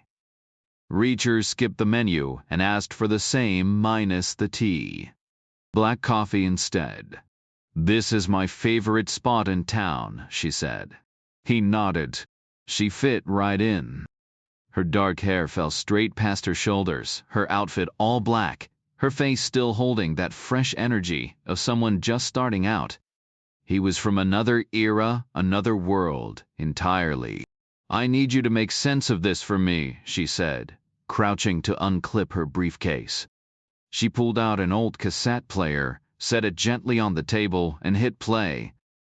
Reacher recognized the voice immediately, James Barr's first attorney, blunt and resigned, denying it isn't an option.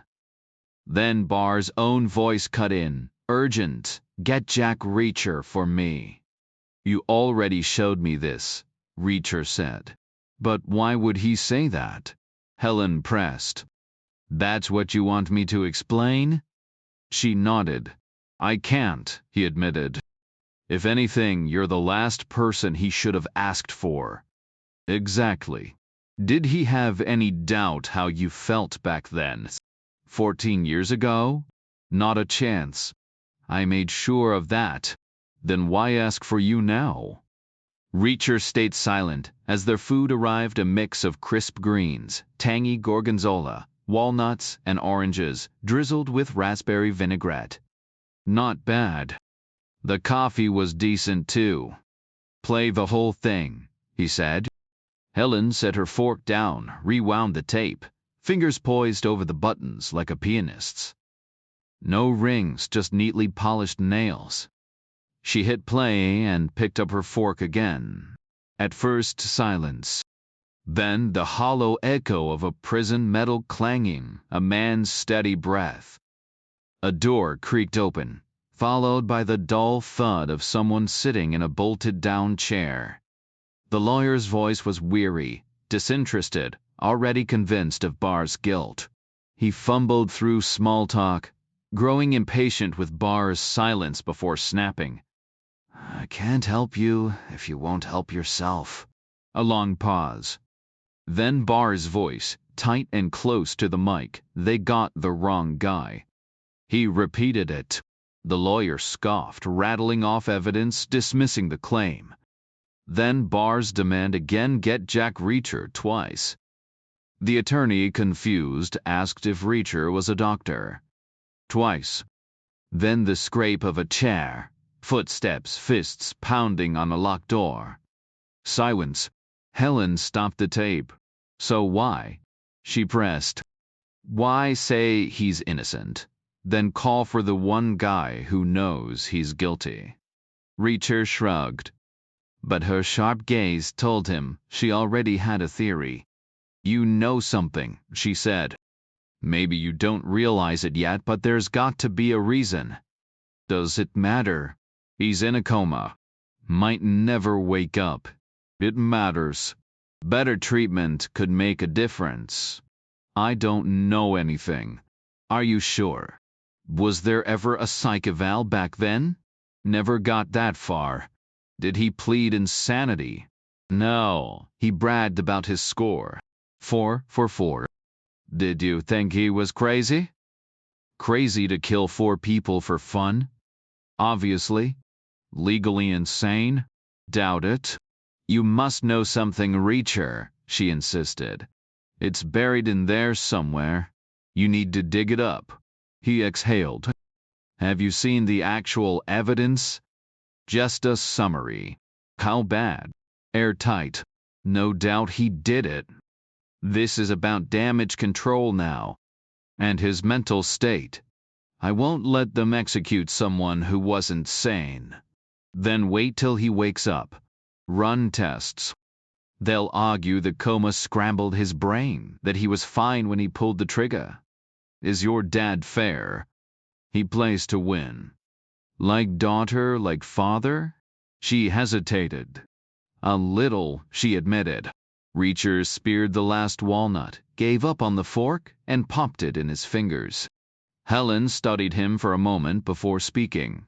You're zoning out on me, she said. What's the problem? Reacher swirled the last of his coffee. Just a loose end, he admitted. 14 years back, the evidence was shaky, almost non-existent. And yet the guy admitted everything. Now, the forensics are airtight. But he's pleading innocence. She frowned. That doesn't add up. Not yet, it doesn't. Then start with what you do know, Helen pressed. Why you? Out of everyone, why did he name you? There's got to be a connection. Reacher stayed silent. The waiter cleared their plates, refilled his cup without being asked, and left. He wrapped his hands around the warm mug, breathing in the bitter steam. Helen leaned forward.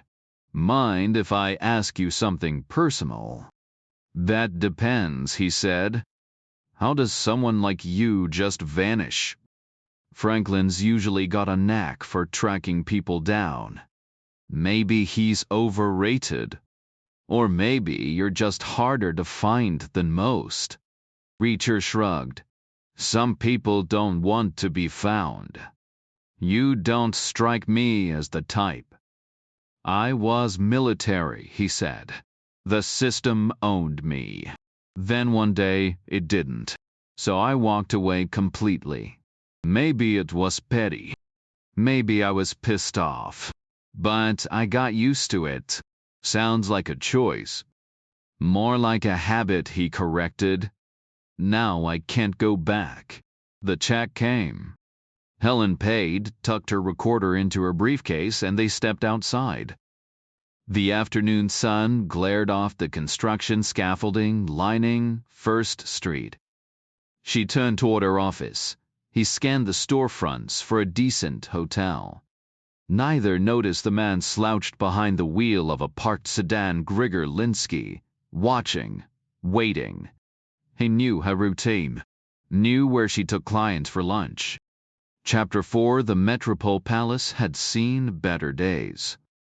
2 blocks from the shopping district, its faded grandeur clung to the high ceilings and worn marble floors. Reacher paid cash one night only under the name Jimmy Reese. He'd exhausted presidential aliases long ago, moved on to obscure Yankees infielders. Reese had a brief, forgettable career in the early 30s before vanishing into obscurity. Now, 90 years later, he was back just long enough for a single room with a lumpy mattress and a view of the fire escape. The place had history. A century ago, it probably buzzed with traders and river merchants. Now half empty, it clung to modernity with swipe cards and a refurbished elevator that groaned on its way up. His room smelled like dust and old wood. The bed sagged in the middle, but he stretched out anyway, lacing his fingers behind his head. Kuwait City flashed in his memory: white walls, white heat, white robes. The parking garage where Barr had set up was blinding under the sun.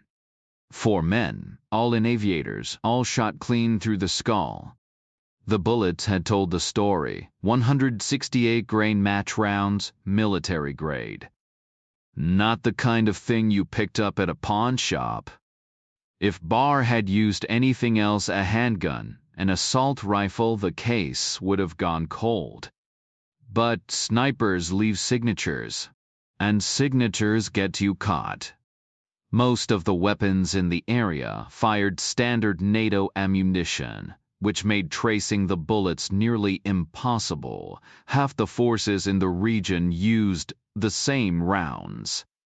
But Barr had insisted on using his own specialized rifle, just this once, for the real thing.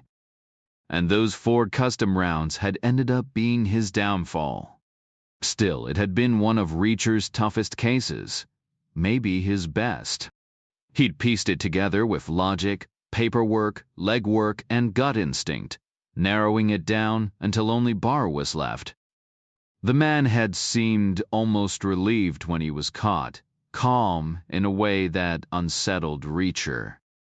He'd confessed immediately, without pressure, even seemed fascinated by how he'd been tracked down. Like he couldn't believe anyone had outsmarted him. He'd almost looked sorry when the legal mess set him free years later, like he regretted wasting Reacher's effort.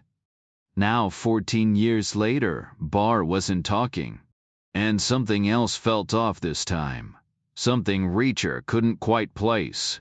Maybe it was the heat. Kuwait had been brutal, but this felt different. Grigor Linsky dialed his boss, the Zak. The title wasn't just a name, it was a sign of respect. The old man was 80, but still had the temper of a bull. He'd survived this long because weakness wasn't in his vocabulary. Without that edge, he'd have been dead before he turned 30, back when his real name stopped mattering. The lawyer went back to her office, Linsky reported. Reacher headed east off First Street. I didn't tail him, but he wasn't going toward the bus station. My guess: he's holed up at the Metropole Palace. Nothing else worth staying at in that direction. Silence. Then Linsky pressed. Should we do something about him? The Zek exhaled, static crackling over the line. He's military. Predictable. If he's at the Metropole, he won't stay in. Find him tonight. Make it look like an accident. No direct ties to us. And make it messy. How far do we go? Break something important. Or put him in a coma next to Barr. But leave the lawyer for now. Across town, Helen Rodin sat at her desk, fielding calls. The first was from Franklin, her investigator, bowing out. This case is a dead end, he said. I can't keep working for free. She didn't argue. Call me if the budget changes, she said, keeping it civil. 10 minutes later, her father's voice filled her ear. You never should take in this case. Not like I had options, she shot back. Winning could still mean losing, he warned. She laughed, sharp and humorless. And losing might be the only way to win. You get that, right? He said. She leaned forward. Tell me something. Have you ever gone into a case planning to lose? Silence stretched between them. Then, almost too casually, he changed the subject.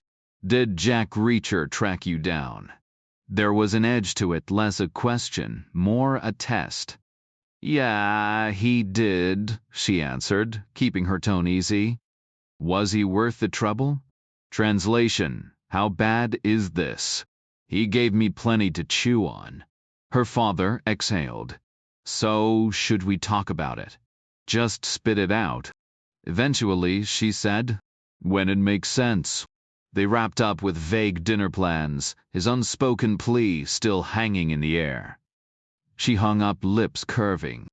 No lies, no dodging, just strategy. Law wasn't just about facts, it was a mind game, and she'd played her move. The next call came from Rosemary Barr, breathless. James is coming around. He pulled out his tube. They think he'll be fully conscious soon. Can he speak? Maybe by tomorrow. Will he remember what happened? They're not ruling it out. An hour later, Reacher stepped out of the Metropole, veering north past the discount stores near the courthouse. He needed new clothes, nothing flashy, nothing that screamed tourist. Seattle was next, and his Miami brights wouldn't cut it there. Inside a no-name shop, he grabbed pants the tag called Taub, a flannel, close in shade, plus the basics. He changed in the cramped stall, dumping his old gear. $40 for 4 days were a splurge, but worth it to travel light. Outside, the afternoon sun glared. The flannel was heavy, but he rolled the sleeves, popped an extra button. Good enough. The plaza fountain had been turned back on, water creeping over mud-streaked tiles. People lingered, but no one cut through the memorial space where Barr's victims had fallen. Instead, they detoured wide, skirting the NBC sign Respect, Superstition, Fear. Reacher couldn't tell. He wove through wilting flowers and perched on the low wall, sun on one shoulder, shade on the other. To his left, the DMV's glass doors. To his right, the elevated highway's lazy curve, cars sparse despite the building rush below. Then Helen Rodin dropped onto the wall beside him, winded. I take it back, she said. You're impossible to find. Yet here you are, he said. Only because I spotted you from my office. I called every hotel in town first, no luck. Hotels don't need to know everything. Jane's Barr's waking up. Could be talking tomorrow. Or not. You an expert on brain trauma? Just the kind I deliver. She shifted. I need a favor. Like, help me with something. It's big. He waited. And it help you too. Silence. Be my evidence analyst, she said. You think Franklin can handle this? She asked. She shook her head. Franklin's still tight with his old cop friends. He won't push hard enough. He won't dig deep. And you think I will? I want Barr locked up same as you. That's the point. You'd make sure their case is airtight. Then you can walk away knowing it's done right. You really think I'd tell you if I found a problem? I'd know, she said, by what you do next. If you leave, the case is solid. If you stick around, something's off. Franklin bailed, didn't he? A pause, then a nod. This case is a dead end. I'm doing it for free because no one else will. Franklin's got bills to pay. So he won't work for nothing. But I will. You need to see this through. You already planned to, that's why you went to my dad first. He's sure they've got Barr, but you need to check for yourself. You were always thorough. You said it yourself. You don't leave loose ends. Reacher stayed silent. This is your chance, she pressed. They have to hand over everything. Full discovery. The defense gets access to all of it. Still nothing. You don't have another option, she said. They won't just hand files to some random guy off the street. A solid case. A clean exit. No other way. Fine, Reacher said. She pointed. 4 blocks west, 1 south. PD's right there. I'll call Emerson. Let him know you're coming. Right now. Barr's waking up. I need this out of the way fast. Tomorrow, I'll be hunting down a shrink who'll work pro bono. A mental health defense is our only shot. Reacher followed her directions, passing under the overpass until he reached the corner. The police department took up most of the block tan brick, barred windows, razor wire along the perimeter. The parking lot was packed with squad cars, unmarked units, a crime scene van, even a SWAT truck. Inside, he found Emerson behind his desk. Reacher recognized him from the news, same pale, steady cop, average build, like he'd been born in a uniform. Gray slacks, short-sleeved white shirt, no tie. A tweed jacket hung on his chair. His face had that worn-in look, like years of the job had pressed itself into his skin. "Welcome to Indiana," Emerson said. Reacher didn't answer. "I mean it," Emerson added. "Nothing we love more than old pals of the accused showing up to pick apart our work." "I'm here for his lawyer," Reacher said. "Not as a friend." Emerson nodded. "I'll walk you through the basics myself. Then my forensics guy will take you through the details. Ask whatever you want. See whatever you need." Reacher almost smiled. 13 years in the military police had taught him how cops talked, the tone, the tells. Emerson's confidence was obvious. Wasn't worried. He knew his case was solid. "You knew Barr pretty well, right?" Emerson asked. "Did you?" Reacher shot back. Emerson shook his head. "Never met him. No red flags. His rifle legal. Clean as they come. The weapon was legally registered and completely stock, just like all the others he owned. Was he into hunting?" Emerson gave another slow shake of his head. "No membership, no range membership. Never spotted him out in the woods. No record, no red flags. Just a quiet guy flying under the radar. Honestly, he barely left a trace. You come across cases like this often? More than I'd like. When you factor in Indiana ranks 16th nationwide for homicides per capita. Beats out New York, beats out California. This town, middle of the pack.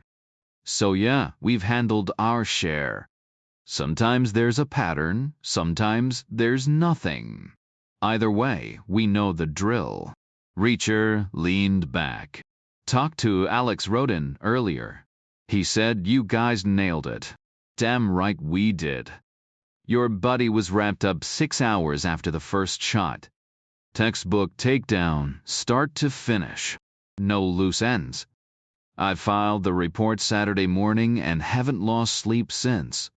Case closed, one of the cleanest I've seen, and I've seen plenty. So, is there any reason for me to dig into it?" "Absolutely. Got a forensics guy itching to walk someone through it. Solid guy, deserves his time in the spotlight."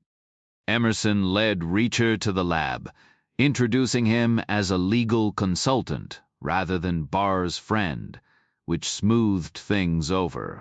Then he left. The forensic specialist, Belantonio, was a lean, serious man in his 40s who looked more like an undertaker than someone with such a lively name. He clearly assumed Barr would plead guilty, robbing him of his courtroom moment. So he'd staged the evidence in a sealed garage bay, arranging everything on long white tables along the walls. Above them, plastic-covered documents were pinned to corkboards, each linked to the items below. At the center of it all sat, Bar's beige Dodge Caravan, looking out of place under the harsh fluorescent lights. The van was old, grimy, reeking of oil and rubber. The rear door was open, a work light angled inside to illuminate the carpet. "Impressive setup," Reacher said. "Best scene I've ever processed," Belantonio replied. "Want the tour?" He started with the traffic cone perched on butcher paper, dusted with print powder. The notes above it confirmed Bar's grit marks, clear as day. No room for doubt. Same with the quarter from the meter, same with the shell casing. Belantonio pulled up stills from the garage footage, the minivan rolling in before the shooting, speeding out after.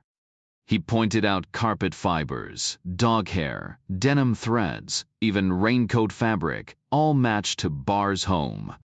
Then came the boots, their crepe soles perfect for transferring tiny rubber crumbs, identical to the ones found at the scene. Every piece locked into place. No wiggle room. Reacher examined the trail of cement dust leading through Bar's house, traces found in the garage, basement, kitchen, living room, and even the bedroom. He compared it to a sample from the parking garage, the lab report confirming they matched. Skimming through the 911 transcripts and police radio logs, he then flipped through the crime scene documentation, the first responder sweep. Belantonio's forensic team's work, Emerson's parking meter theory. The arrest report was pinned alongside everything else. SWAT's tactical entry. Bar asleep when they found him. His ID pulled from his wallet. The paramedics' checks. The K9 unit corralling his dog. The closet held his clothes. The basement his guns. Witness statements backed it up. A Marine recruiter heard 6 shots, and a cell carrier's recording showed a sound graph with 6 distinct spikes. The pattern matched Helen Rodin's account: 1 shot, then 2 in quick succession, a pause, then 3 more. The whole thing took less than 4 seconds. 4 seconds that shook the city, at least for a while. The rifle, sealed in plastic, was a Springfield M1A Supermatch with 4 rounds left in the magazine. Bar's prints covered it. The stock's scratches matched varnish from the scene, and ballistics tied the recovered bullet and shell casings straight back to the gun. Open and shut case. "All right, I've seen enough," Reacher said. "Solid, right?"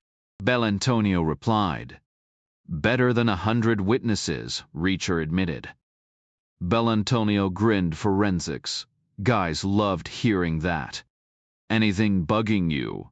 Reacher asked. "Not a thing," Belantonio said.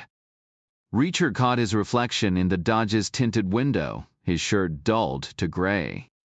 Why leave the traffic cone behind? Could have tossed it in the van easy. Belantonio stayed silent. "And why pay for parking?" Reacher pressed. "Not my department," Belantonio said. "I deal with evidence, not motives." Emerson reappeared, waiting for Reacher to concede. He did, shaking their hands, praising the investigation. Walking back under the highway, the late sun at his back, he reached the plaza where the fountain still trickled, the pool slightly fuller. Inside the black glass tower, the elevator ride was quiet, no Anne Yanni, probably prepping for the evening news.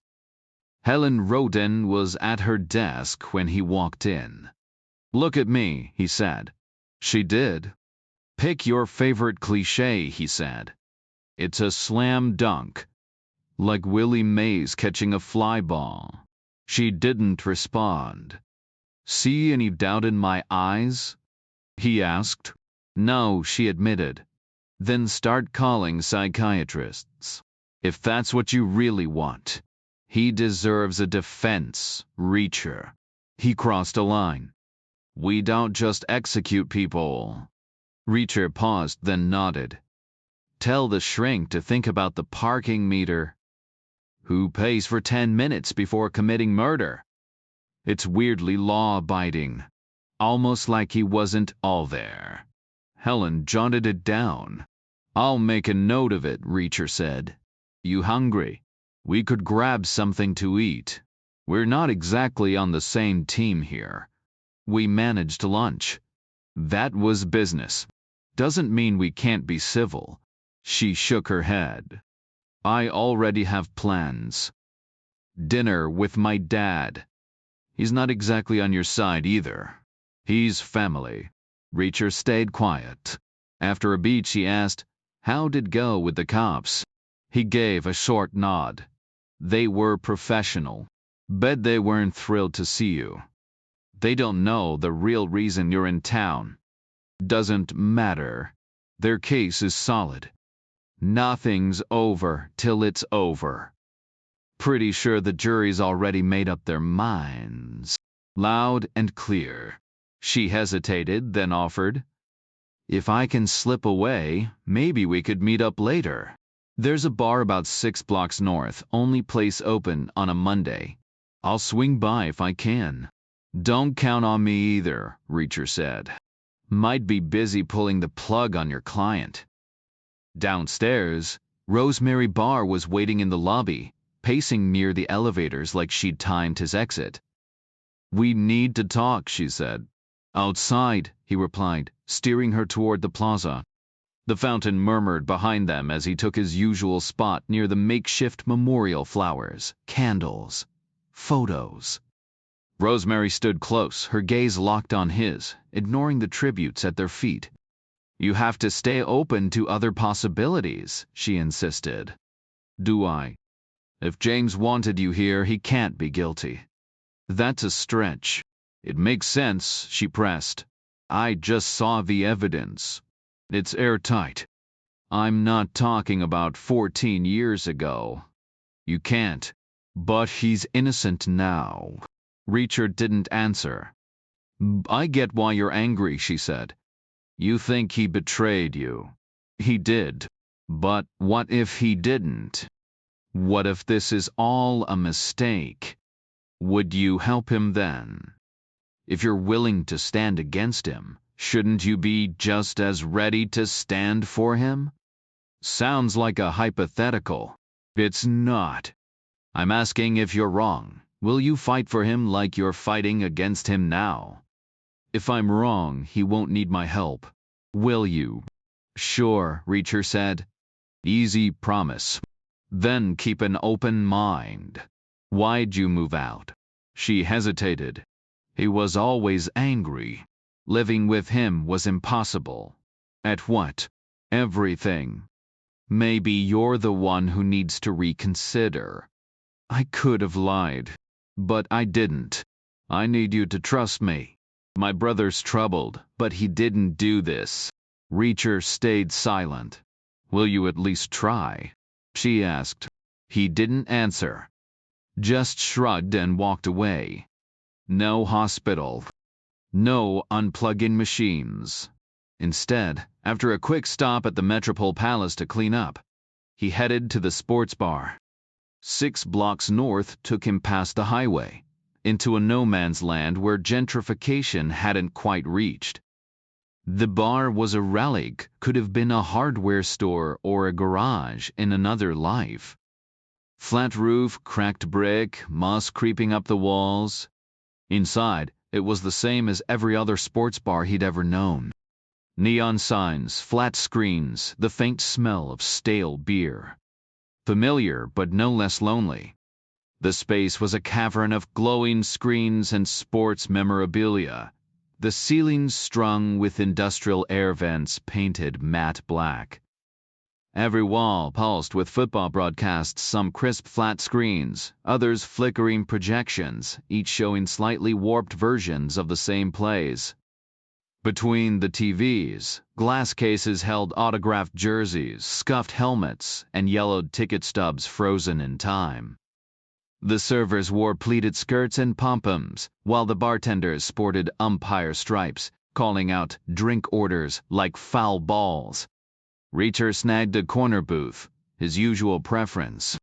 A harried waitress materialized, and without glancing at the menu, he asked for a burger and a beer. Some things were universal. As he ate, the crowd thickened, voices rising over the drone of commentators. Strangers packed shoulder to shoulder at the bar, yet his table remained untouched. People sensed it, the unspoken perimeter around him. Then, because the universe enjoyed testing boundaries, a woman appeared balancing a plate of nachos and a sweating bottle. Red hair tumbled past her shoulders, her gingham shirt knotted above hip-hugging pants that defied physics. The boots were pure reptile, glossy under the neon. Textbook Americana, if the textbook had been left out in the sun too long. She caught him looking, mistook it for an invitation. Mind if I crash here? She called over the din. Knocked yourself out, he said. She slid in beside him, not across, close enough that her knee brushed his. Up close, her eyes were the green of traffic lights, insistent. 3 buttons undone, lace peeking at the edges. She leaned in, all perfume and warm breath. You into the game. Passably. You play? Past tense. Thanks for that. Army tryouts. Briefly. Get cut? Got discouraged. Her lips quirked. Taco. Already ate. Sandy, she offered. Jimmy Reese. A flicker in her expression, recognition. Disappointment. New around here, Jimmy? Often. She twirled a strand of hair. If football's not your thing, maybe we could find quieter scenery. Got a license for that car of yours?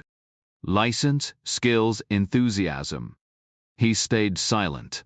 She shifted, fabric straining. These pants, do they work for you?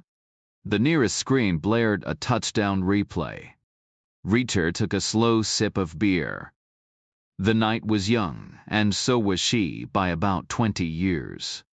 I think those look great on you. Thanks. Only issue is, they're so tight I can't wear anything under them. Life's full of little sacrifices. You don't think they're too much. They're not see-through. That's good enough for me. Now picture taking them off. Not happening. I'm not even sure how you got them on. Her green eyes sharpened. You some kind of freak? You some kind of working girl? Hardly. I sell car parts. She hesitated, then reconsidered. Her next move was to leap up, shriek, and smack him across the face. The sound echoed through the bar, and every head turned.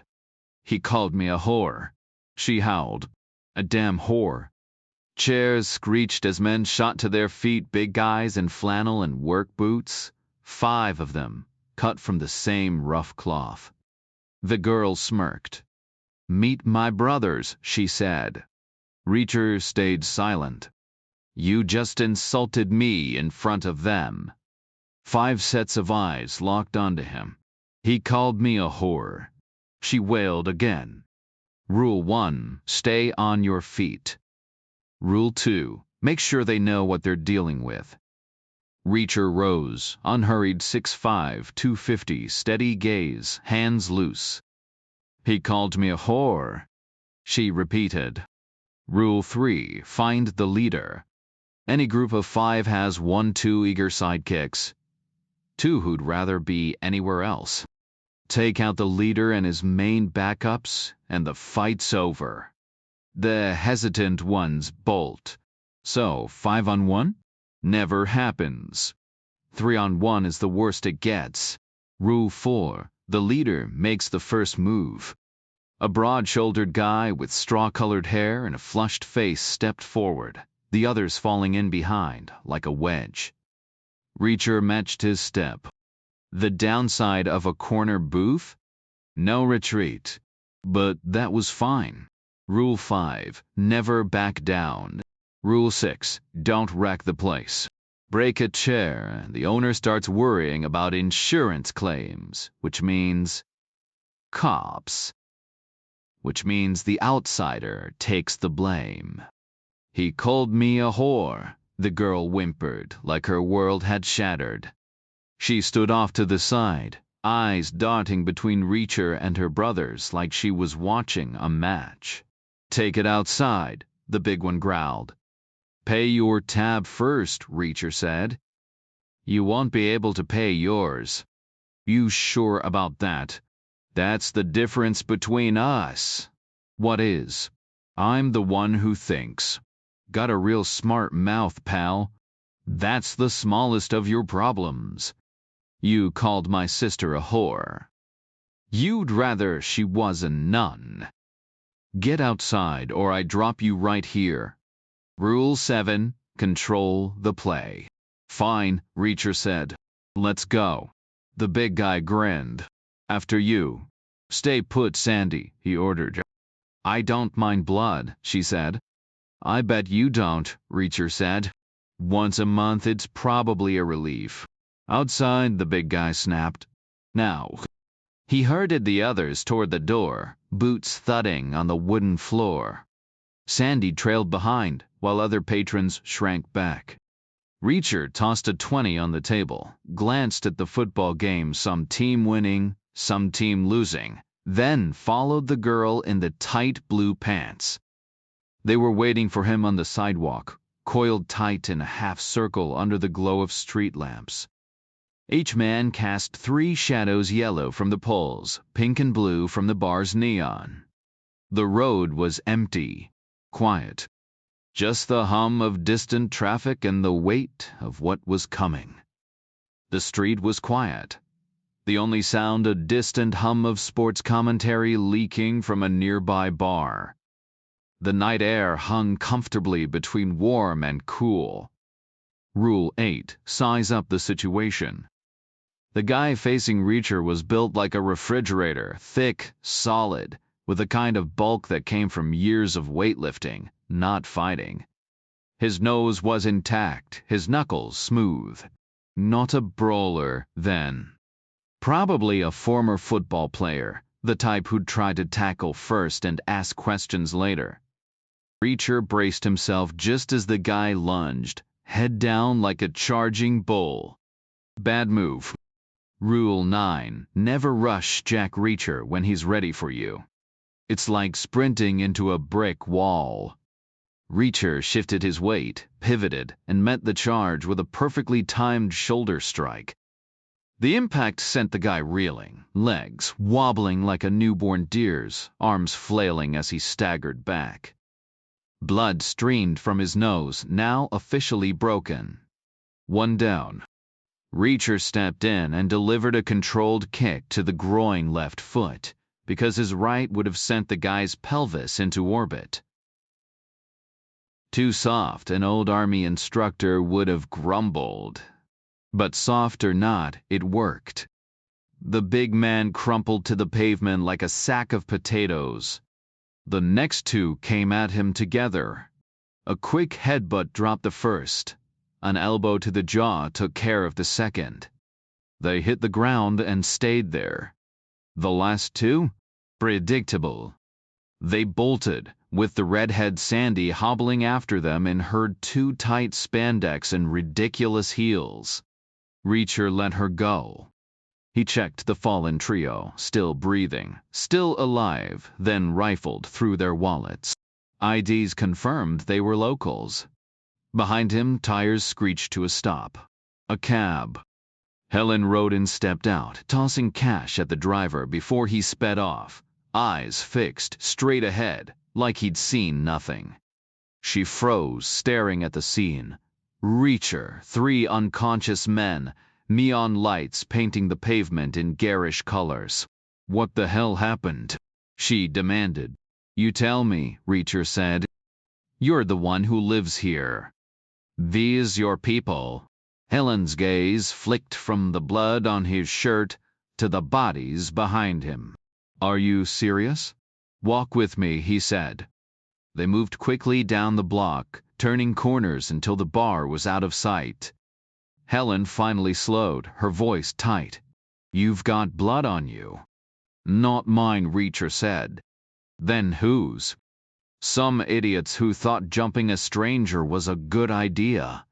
Girl in the bar slapped me, called in her brothers. 5 of them. 2 had the sense to run. Helen exhaled sharply. And the other 3 learned a lesson. She shook her head. You're telling me a girl slapped you and that led to this? It was a setup, Reacher said. So, I'll ask again, is this how things work around here? Lure outsiders into fights for fun? Helen rubbed her temples. I need a drink. Reacher halted mid-stride when Helen spoke. I was hoping we could grab a drink, she said. Then let's turn around, he replied. That's not an option. After what happened back there, 3 guys sprawled on the pavement. Police are definitely involved by now. He glanced behind them, then shrugged. Fine. My hotel, then. The lobby might have something. They moved through the dim streets, cutting south past the courthouse. Reacher eyed the building briefly. How'd dinner go? He asked. My dad was too busy grilling me about his case. Still convinced you're my star witness. You didn't set him straight? Couldn't. Not with your intel locked down. Small mercies. Leaving him in the dark, huh? Hardly. The man's got unshakable faith in his theories. As he should. You really bailing tomorrow? Absolutely. This town's off. Helen rolled her eyes. A woman hits on you, and suddenly it's a federal case. Reacher stayed silent. She pressed on. Come on, it happens. New face in a bar, decent-looking guy, why wouldn't she flirt? You're not exactly hideous. He kept walking. What you say to set her off anyway? She wouldn't take the hint. So I asked if she was working the room. Helen winced. Call a woman that in Indiana, you're lucky it was just a slap. Her brothers would I've done worse. Those weren't her brothers. Same age, different last names on their IDs. Whole thing was staged. And that's the weird part, why bother? Either it's a hustle or a game. But I'm not carrying enough cash to make it worth their while, so it had to be for kicks. Which makes 0 sense because they had to know how it'd end.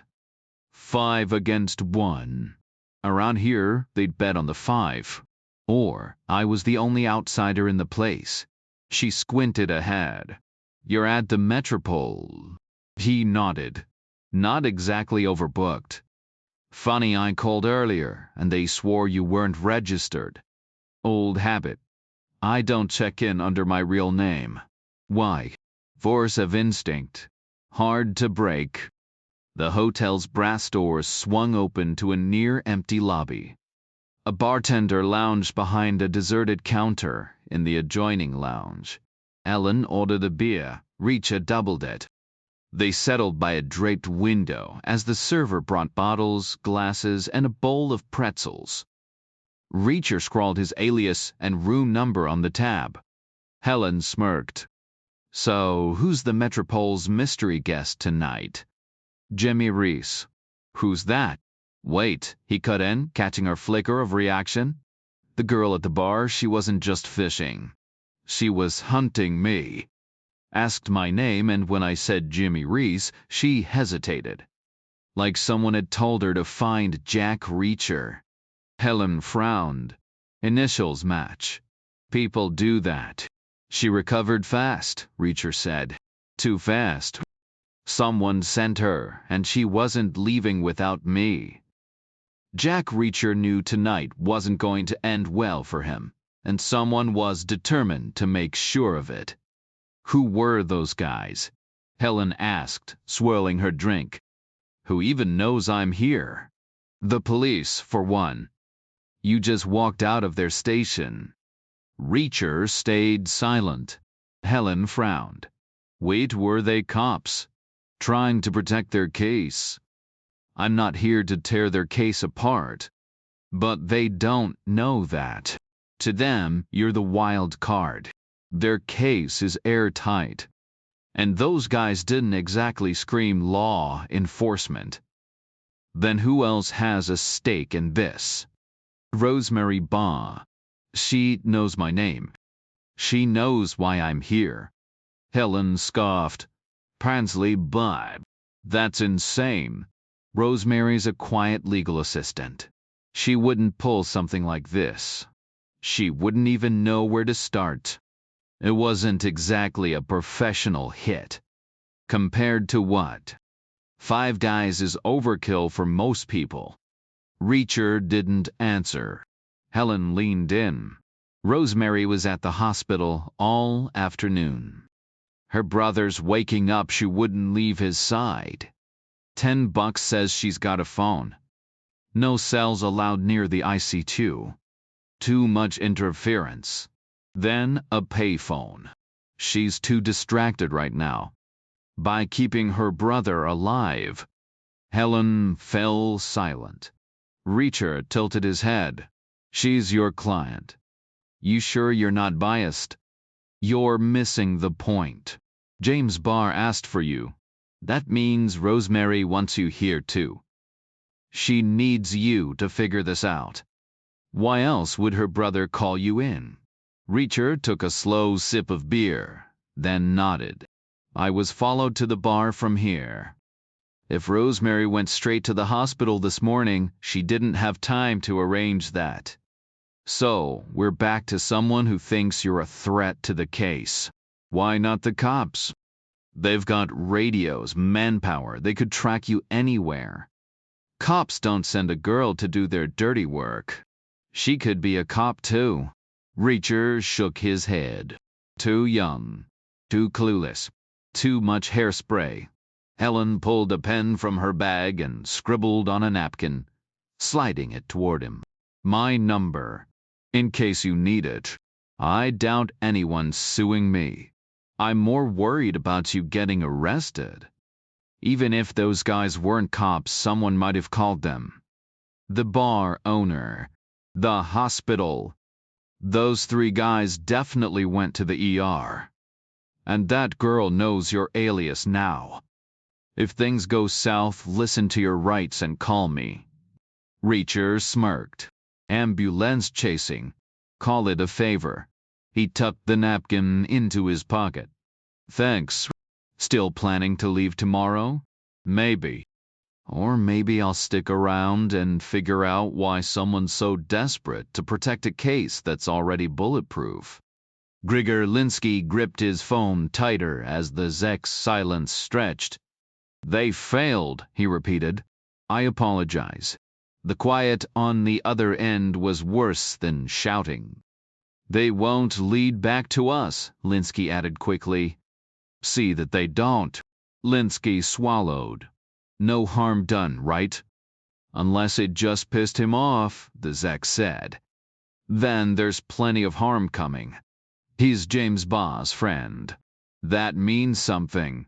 Linsky didn't reply. Let him see you again, the Zek finally said. A little extra pressure never hurt. After that, keep your distance, the Zek warned. And then what? Then you watch, the old man replied. Make sure things don't spiral out of control. Reacher waited until Helen Rodin's cab disappeared down the street before heading back to his hotel. Upstairs, he peeled off his shirt and tossed it into the sink, letting cold water soak into the fabric.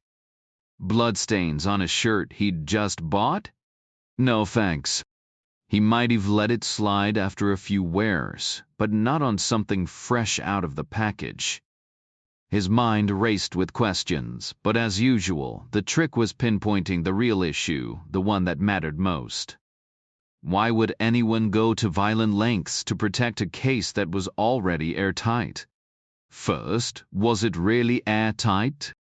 He replayed the day in his head. Alex Rodin's confident, it's as good as it gets. Emerson's smug, best done deal I've ever seen. And Bellantonio's eerie enthusiasm. Best crime scene I've worked. I love it all. Sure, they had their biases, professional pride, convenience, but Reacher had seen Belantonio's work firsthand. It was flawless, a slam dunk, like watching Willie Mays camp under a fly ball. Or Lou Gehrig stepping up with the bases loaded. As certain as anything could be. But that wasn't the real question. He twisted the water out of his shirt and draped it over the heater, cranking the dial up before cracking the window. Outside, the town was dead silent, nothing like New York. More like someone had rolled up the sidewalks after dark. I went to Indiana, but it was closed. He stretched out on the bed, the damp heat from his shirt filling the room with a faint scent of wet cotton. The real question was Helen's tape. Jane's Barr's voice, rough and insistent. Get Jack Reacher for me. Why? Who was Reacher to Barr?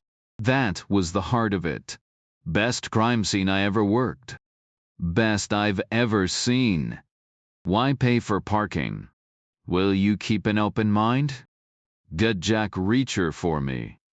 Reacher stared at the ceiling. 5 minutes passed. Then 10, 20. Finally he rolled over, fished the crumpled napkin from his pocket, and dialed Helen's number. She picked up after 8 rings, groggy. It's Reacher, he said. You okay? Fine, she mumbled. What's wrong? Questions. Is Barr awake yet? Not yet, but close. Rosemary left me a message she's back at the hospital. What was the weather like last Friday at 5? The weather. She paused. Overcast. Not great, not terrible. Normal for this time of year. Not really. Usually it's either sunny or pouring. This was just there. Hot, cold, neither. Comfortable. What you wear to work? She laughed, half asleep. Is this a prank call? Just answer. Same as today. Pantsuit. No coat. Didn't need one. You own a car? Yeah, but I take the bus to work. Drive tomorrow. Meet me at your office at 8. What's this about? Tomorrow, he said. Get some sleep. He hung up, checked his shirt, stiff but dry, and hoped it wouldn't shrink overnight. Chapter 5. Reacher was up at 6. A cold shower cut through the stuffy room's heat. His shirt had dried into a stiff board, but at least it still fit. No room service meant hitting the streets early. Outside, trucks rumbled past, hauling gravel and concrete to construction sites. He weaved through them, heading south toward the waterfront, past the edge of gentrification until he found a no-frills diner. Coffee, eggs, and a window seat perfect for keeping an eye on the street. No loiterers. No suspicious cars. Just another quiet morning in a town that shut down too early. If someone had tailed him the previous night, it made sense they'd try again.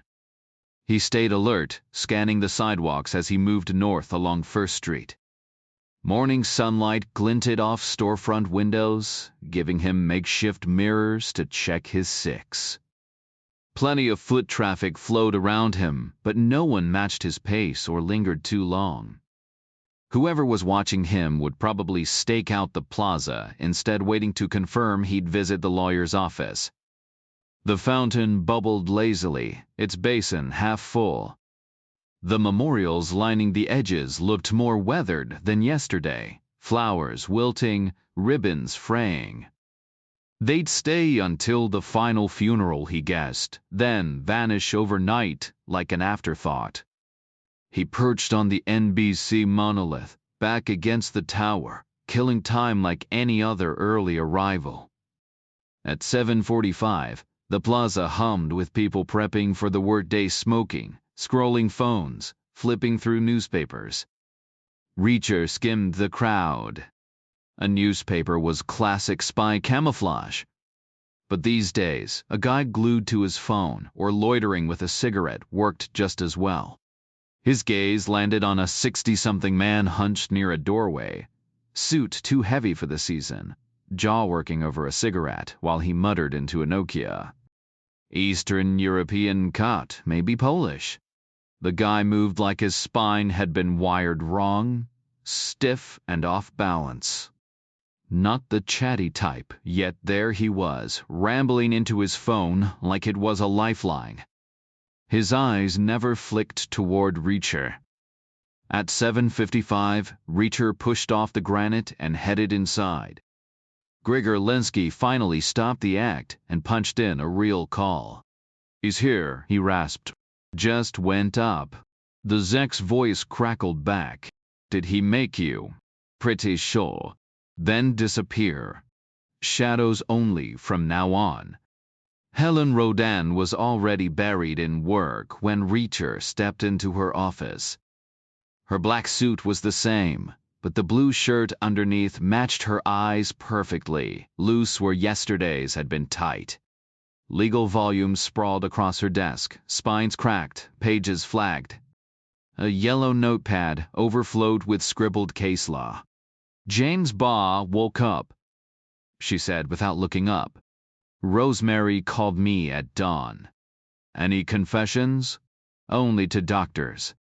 "Cops are on hold. I need to get to him first." "No client talks to police without counsel." "What's he telling the medics?" "That he doesn't remember Friday.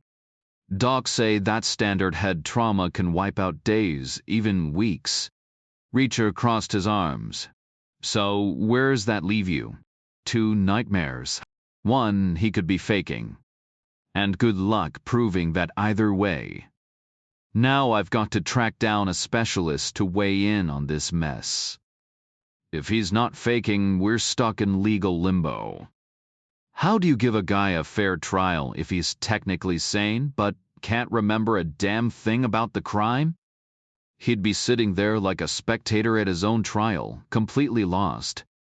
And the state's the one who put him in that position, their jail, their responsibility. They can't just shrug and push forward like nothing happened. Helen sighed. "What's your dad going to say about this?"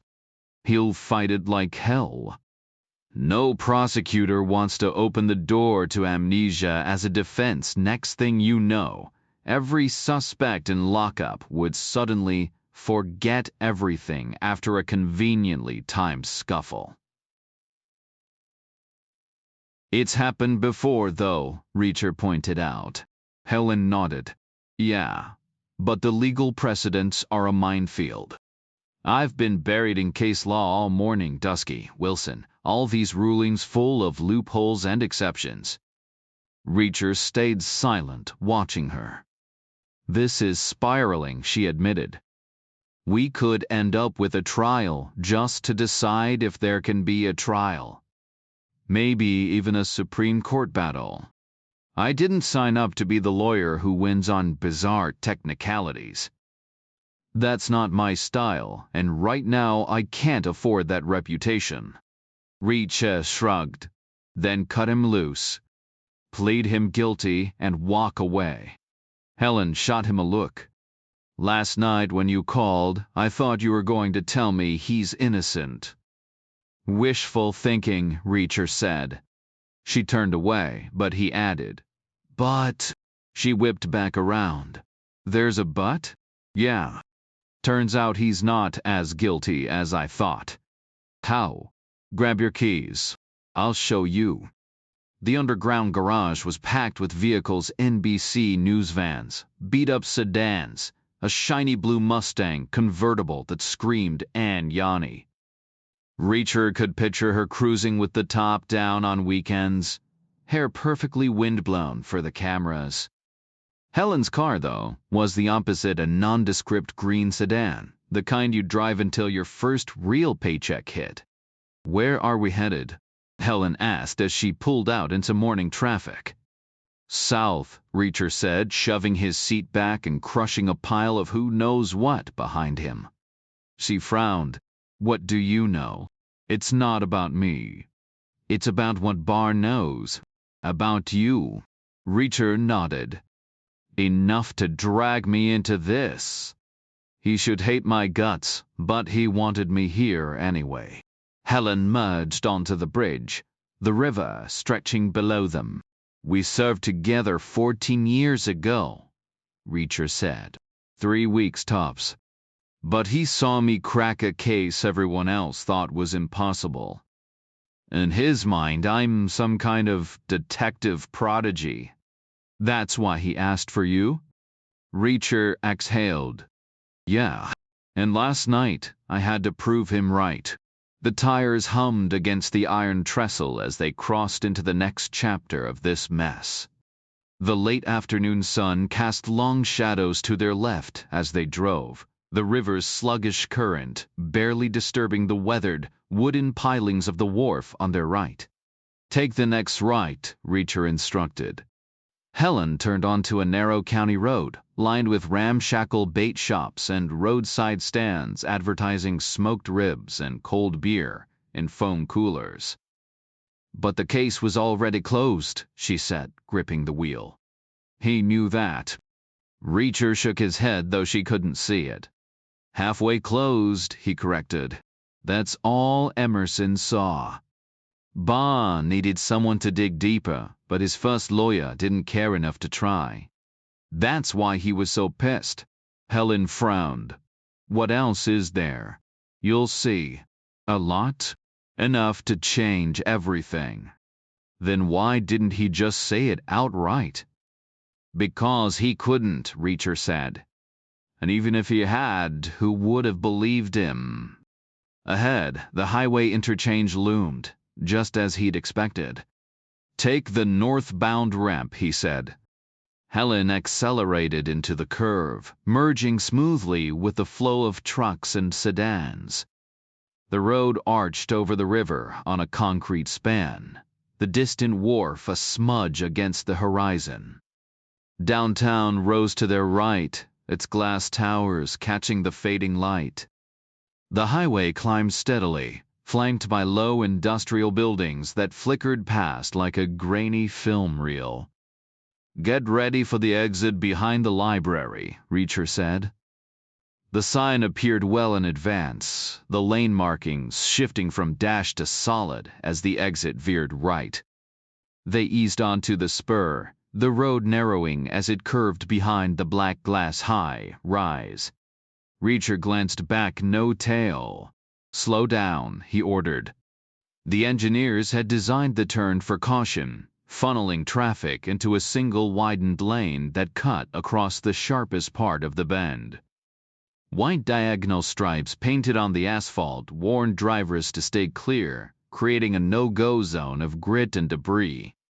Pull over here, Reacher said. Helen hesitated. We can't just stop like you've got a flat. Do it. She jerked the wheel, tires thumping over the painted lines before coming to a stop on the neglected shoulder.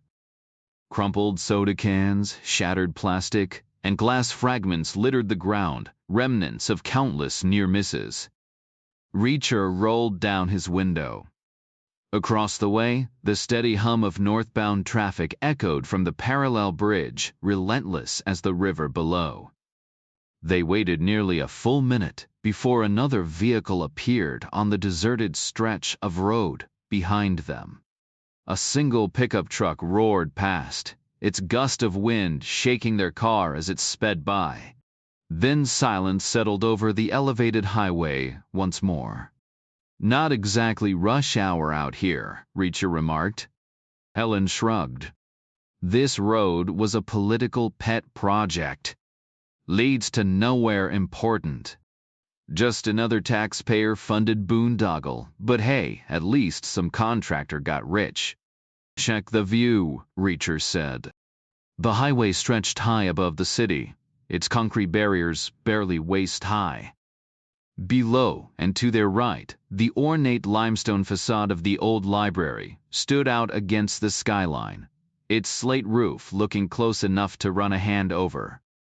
What am I supposed to see? Helen asked. Reacher shifted in his seat, giving her a clear line of sight past him. From their vantage point, The plaza below was framed perfectly, a straight shot down the narrow gap between the reflecting pool and the retaining wall, ending right at the DMV's front door. James Barr was Army, Reacher said. A trained shooter. Not elite, but solid. And training drills certain instincts into you. Even if you're not the sharpest tool in the shed, you learn where to set up, how to make the shot count. Helen frowned. I'm not following. This is textbook sniper territory. Elevated position, clear sightline. Targets funneled straight toward you in single file. No need to adjust aim, just let them walk into your crosshairs. Shooting from the side? That's amateur hour. Moving targets, windage calculations, way more room for error. But he didn't shoot from here. Exactly. He should have. Had his van parked right where we're sitting, popped the side door, fired from inside. Tinted windows, no witnesses. 6 clean shots, brass casings contained, then gone before anyone knew what happened. No evidence, no trail. Just a muddy license plate and an empty stretch of road. Helen chewed her lip. 70 yards is still a long shot. For a guy with an M1A, that's like shooting fish in a barrel. And think about it, 5 o'clock sun at his back, perfect glare in their eyes. Or if it rained, tire tracks washed away. Either way, this was the play. Every tactical advantage screamed for him to be right here. But he wasn't. Nope. So what stopped him? Reacher turned the key in the ignition. Let's head back. Your office is where we'll find the answer. Helen Roden sank into her chair, her fingers drumming the desk. Reacher moved to the window, scanning the plaza below for the guy in the ill-fitting suit. No sign of him. What kind of strategizing? Helen asked, frowning. Barr just picked a bad spot to shoot from, that's it. Some outdated military theory from 14 years ago doesn't mean anything. He probably forgot it the second he left the service. Guys like him don't forget, Reacher said. I'm not buying it. That's why he ditched Chapman. She wasn't buying it either. That's why he called you. Helen raised an eyebrow. And you are convinced? I'm looking at a sniper who ignored a perfect vantage point for a lousy one. That doesn't just happen. He used a parking garage in Kuwait City. You said it yourself, it was the right spot. The targets walked straight into his line of fire. That was then. Maybe he's rusty now. Reacher shook his head. They don't forget.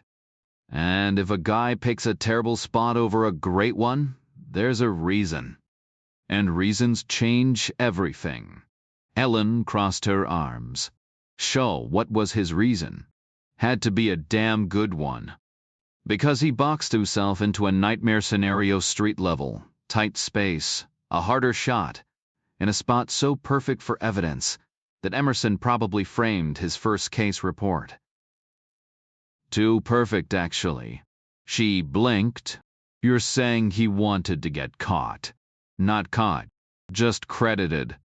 Think about it. Why wear a raincoat when it's warm and dry? So he could leave fibers behind. Why wear shoes that track dirt everywhere? So they'd pick up trace evidence. Why fire from the dark? So witnesses would see the muzzle flash and lead cops right to the evidence. Why scrape his rifle against the wall? A gun that expensive doesn't get treated like that unless it's on purpose. And why leave the traffic cone? Easier to toss it in the van than leave it as a neon sign saying, "Clue here." Der Front Helen exhaled sharply. This is insane. 2 dead giveaways, Reacher continued. First, he paid for parking. Who does that? But he did just to leave a quarter with his prints on it. Tidy little bow on the whole package. And the shell casing? He could have fished it out of the trench. There was wire lying around. Belantonio's report said so.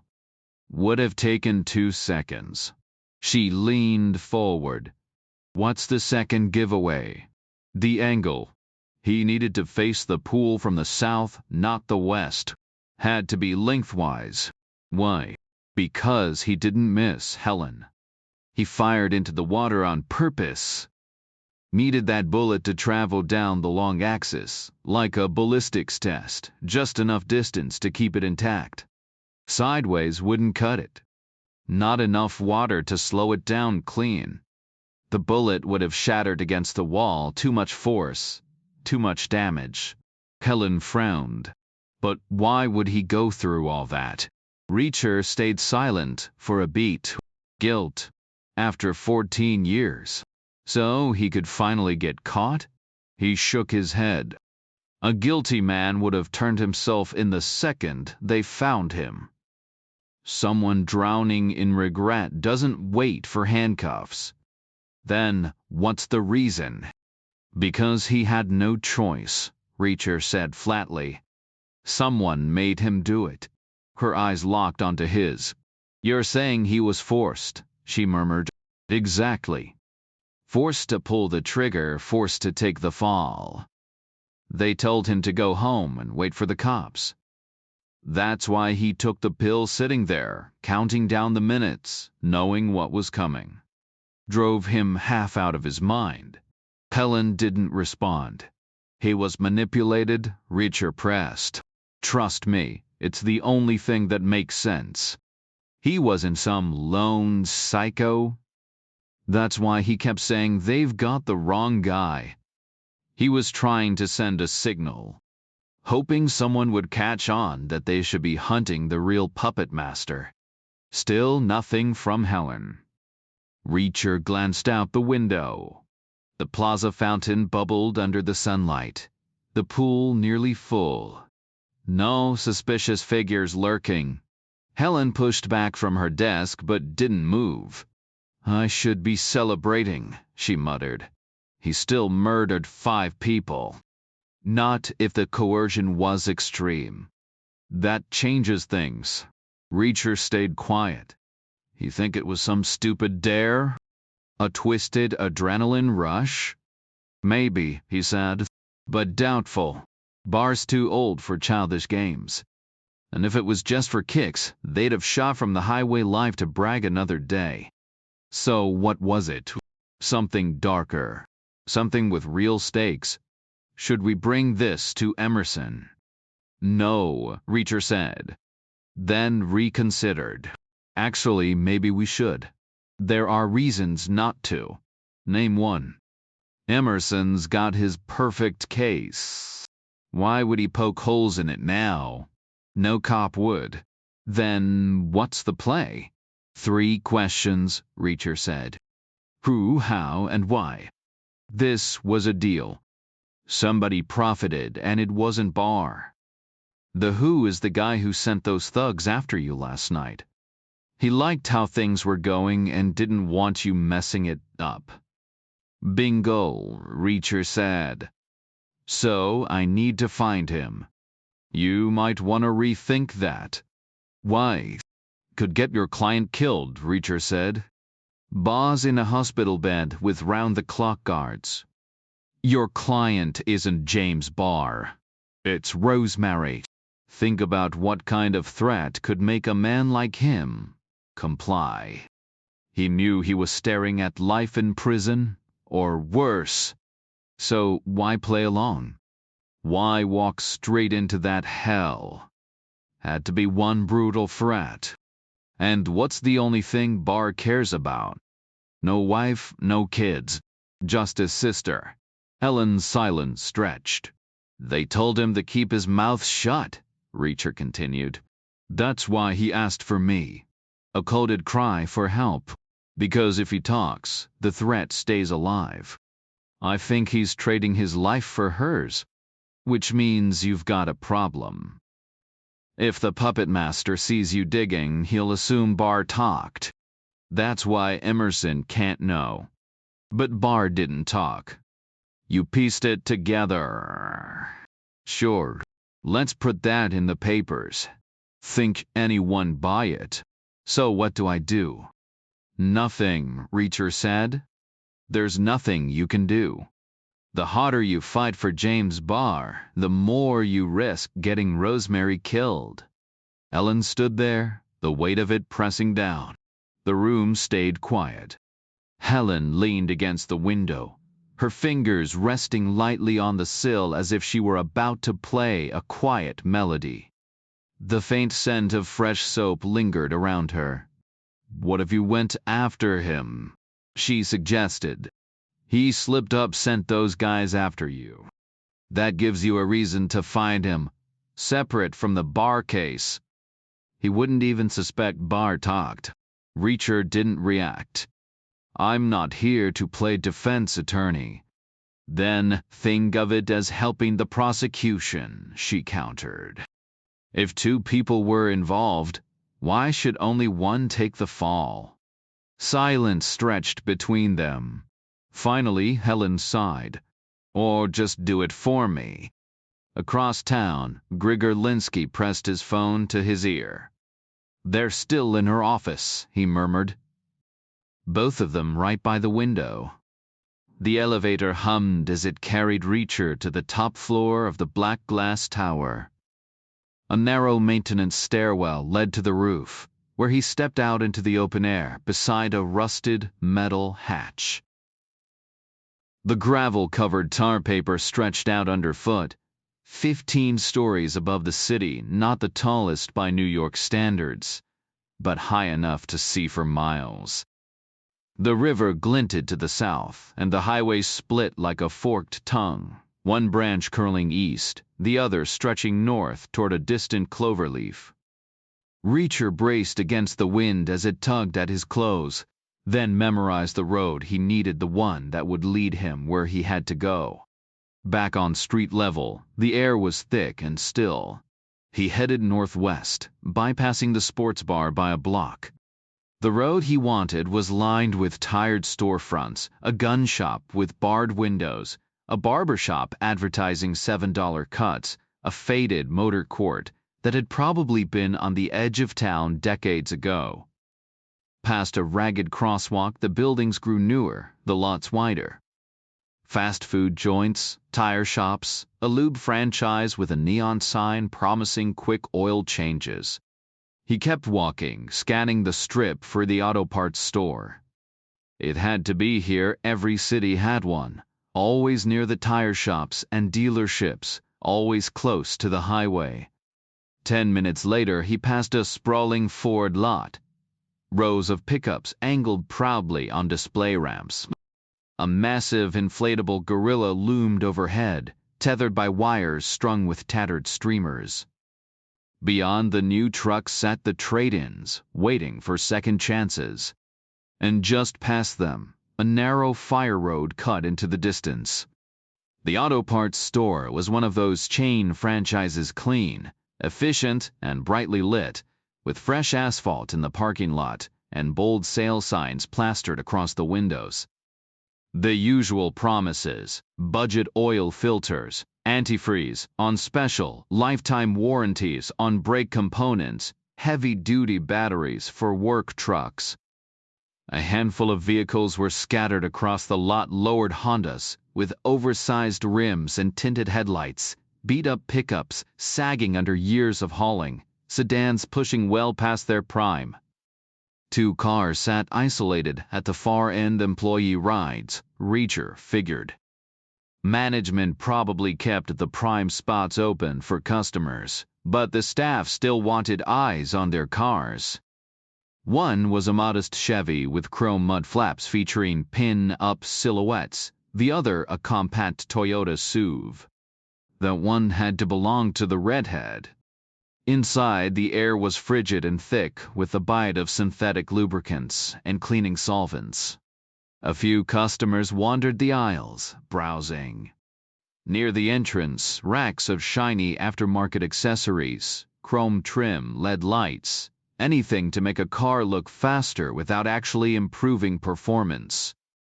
Toward the back, practical items in plain red boxes, gaskets, belts, the unglamorous guts of automotive repair. Reacher had never bothered with any of it. The army had mechanics for that, and after leaving, he'd never owned a car long enough to care. Between the flashy upgrades and the essential parts stood a service counter, a square of laminate and steel with registers, computers, and thick catalogs. Behind one of the screens was a guy in his early 20s, not one of the 5 from the bar, just some kid in red coveralls, playing the part of a pit crew mechanic. The embroidered name on his chest read Gary. Up close, he had the look of a guy who enjoyed making things difficult. "I need to talk to Sandy," Reacher said. "The redhead." Gary barely glanced up. "She's busy." "Then go get her." "What's it about?" "Personal." "She's on the clock." "Legal matter." "You don't look like a cop." "Working with a lawyer." Gary crossed his arms. "I'll need to see some ID." Reacher exhaled. "No, Gary, you won't. What you will do is either call her out here or let me go back there myself." Silence. No movement. Reacher stepped around the counter and pushed through the door marked "No Admittance." Inside was a cramped office, white laminate desk, smudged with grease, stacks of invoices on either side. Sandy sat behind it, also in red coveralls, though hers fit a hell of a lot better than Gary's. The zipper was lowered just enough to suggest she knew exactly what she was doing. Her name was stitched across her chest, bold and impossible to miss. "We meet again," Reacher said. Sandy didn't answer. Just froze, invoice in hand, halfway between piles. She looked smaller than he remembered. Quieter, drained of the energy she'd had before. Like someone had let the air out of her. "We should talk," he said. "Don't you think?" She sighed, fingers tapping the edge of the desk. "I feel awful about last night." "Don't," he said. "I'm not mad. Just tell me how it happened." Her shoulders tensed. "I can't." "You can, Sandy. You were right there." She stayed quiet, adjusting a stack of papers until the edges lined up perfectly. "Who arranged it?" Reacher pressed. "I don't know." "Come on." "Someone told you to be there." "Jeb," she admitted. "Jeb Oliver. He works here. We grab drinks sometimes." "Is he around today?" She shook her head. "Didn't show up." Reacher remembered Gary complaining about being short-staffed. "Did you see Jeb after everything went down?" "No. I just got out of there." "Where's he live?" "Somewhere with his mom, I think. We're not that close." "What exactly did he say to you?" "That I could help him with something. Easy money." "Sounded like a good time?" She snorted. "In this town?" A Monday night staring at paint drying would count as entertainment. "How much did he give you?" Silence. Reacher leaned in. "Nobody does favors like that for free." "100, she muttered. "And the other guys?" "Same deal." "Who were they?" "His crew." "Whose idea was the whole brother act?" "Jeb's." "You were supposed to make a move on me." "But you didn't." "Nice recovery on your part." A flicker of pride crossed her face, rare in a life where wins were scarce. "How'd you know where to find me?" Reacher asked. "We were driving around in Jeb's truck waiting." Then his phone rang. "Who called?" "No clue." "Jeb likes being the guy with all the answers." "Let me borrow your car." "My car?" "I need to find Jeb." "I told you, I don't know where he lives." "I'll figure that out." "But I need a ride." She hesitated. "I've got a license," Reacher said, "and plenty of experience." A faint smile, she recognized her own words thrown back at her. Then quieter, "Was I convincing?" "Last night, I mean." You sold it, he said. If I hadn't been distracted, I'd have forgotten all about football. How long would you need the car? How big is this town? Not very. Then not very long. Is this serious? You got 100. So did 4 others. That's 500. Bet Jeb kept just as much for himself. Someone dropped $1,000 to put me in the ER. That's serious enough for me. She bit her lip. I shouldn't have gotten mixed up in this. It worked out. Am I in trouble? Could be, Reacher said. Or not. You lend me the car, maybe I forget your name. Promise. No harm, no foul. She dug through her purse and handed him the keys. It's the Toyota. I know, he said. Parked next to Gary's Chevy. How? Lucky guess. He took the keys and left her there, heading back to the counter where Gary was ringing up a customer. Reacher waited his turn. I need Jeb Oliver's address, he said when he reached the register. Gary frowned. Why? Business. Show me ID. You really want to dig into this? After what went down in your store? Gary hesitated, eyeing the growing line behind Reacher. Then he sighed and scribbled an address on a receipt. Some fights weren't worth starting. Reacher watched as the man rummaged through a drawer, pulling out a file before scribbling an address onto a scrap of paper, some freebie memo pad from an oil filter company. It's a few miles north of here, he said, sliding the note across the desk. Appreciate it, Reacher said, tucking the slip into his pocket. The red Toyota fired up instantly, its engine settling into a steady hum as he adjusted the seat and mirror. He buckled in, propping the address against the dashboard, blocking the tachometer, not that he cared. The fuel gauge showed plenty for the trip, and that was all that mattered. The address was simple, just a number on a rural route. No confusing street names like Oak Lane or Pine Drive, which in Reacher's experience often outnumbered the actual trees in some towns.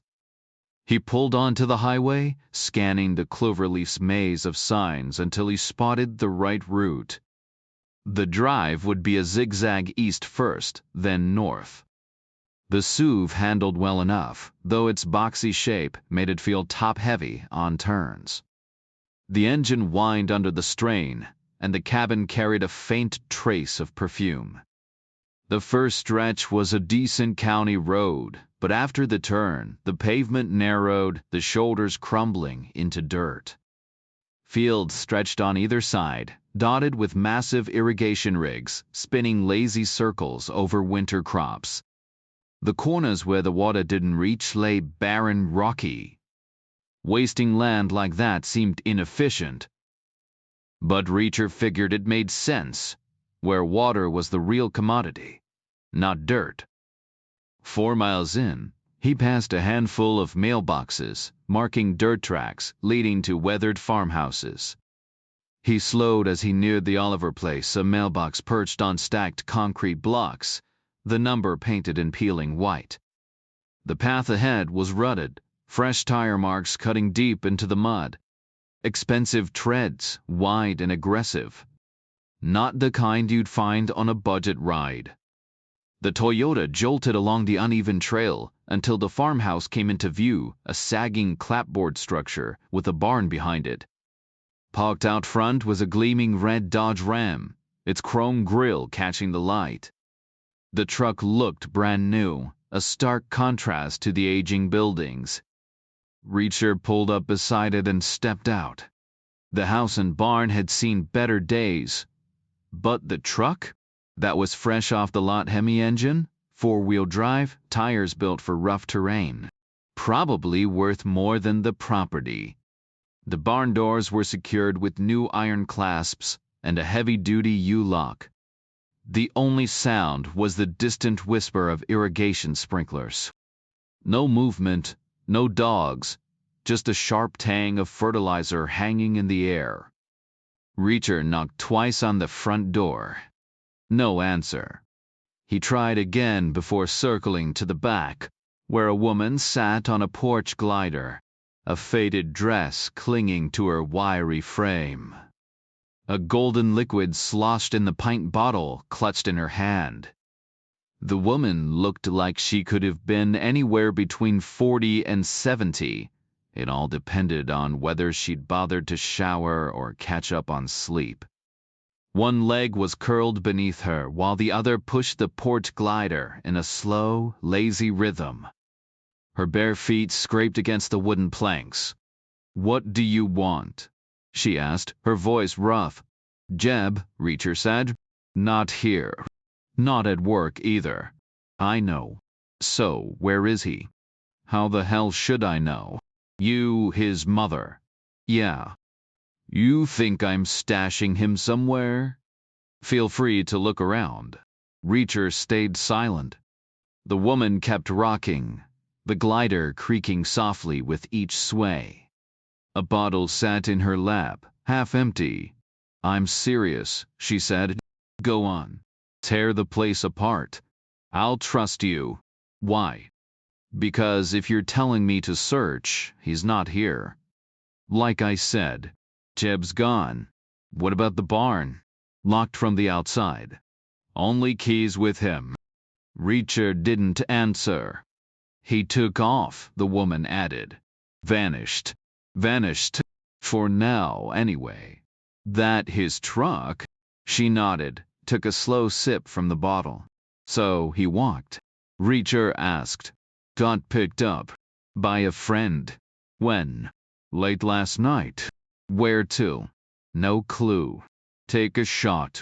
She shrugged, rocked, drank. Probably. He's got people everywhere. California, Arizona, maybe even Mexico. Planned trip?" Reacher asked. She wiped the bottle's rim with her dress and offered it to him. He declined, lowering himself onto the porch step. The wood groaned under his weight. The glider kept moving, its hinges whispering with each pass. The air smelled like damp cushions and cheap bourbon. "Let's be straight," she said. "Jeb came home last night with a busted nose and a limp. And I'm betting you're the one who gave it to him." "Why?" "Who else would come sniffing around?" "Sounds like he bit off more than he could chew." Reacher stayed quiet. "So he ran," she said. "Like a coward." "Did he call someone? Or did they call him?" "How should I know? That phone's glued to his ear. Only thing he loves more than his truck. You see who picked him up? Some guy in a car. Waited out on the road, didn't come down the driveway. Too dark to see much. Just headlights and taillights like any other car." Reacher nodded. "The only tire marks in the mud were from Jeb's truck. The mystery car must have been too low to risk the rough path." "He say when he'd be back?" She shook her head. "Was he scared?" "More like deflated." "Deflated?" "Just like the redhead at the auto shop." "All right," Reacher said. "Thanks. You leavin'?" "Yeah." He walked back to the Toyota, the glider's rhythm fading behind him. The hiss of sprinklers cut through the quiet.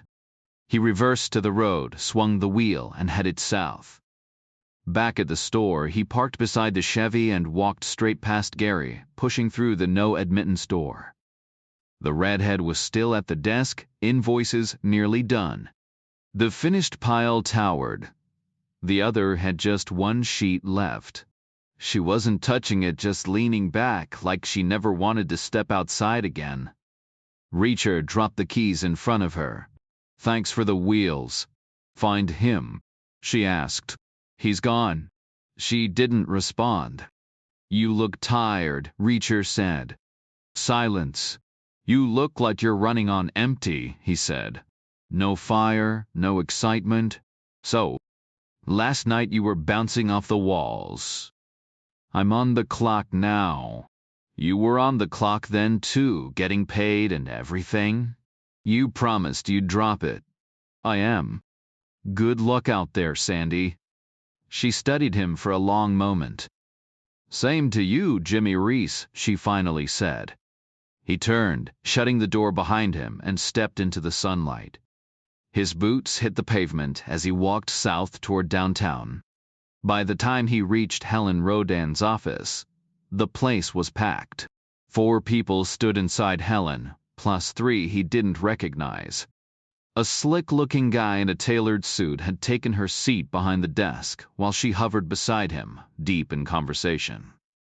The other 2, a man and a woman, lingered by the window like they were waiting their turn. The woman had dark hair tucked behind wire-rimmed glasses, while the man was bald, with thick frames perched on his nose.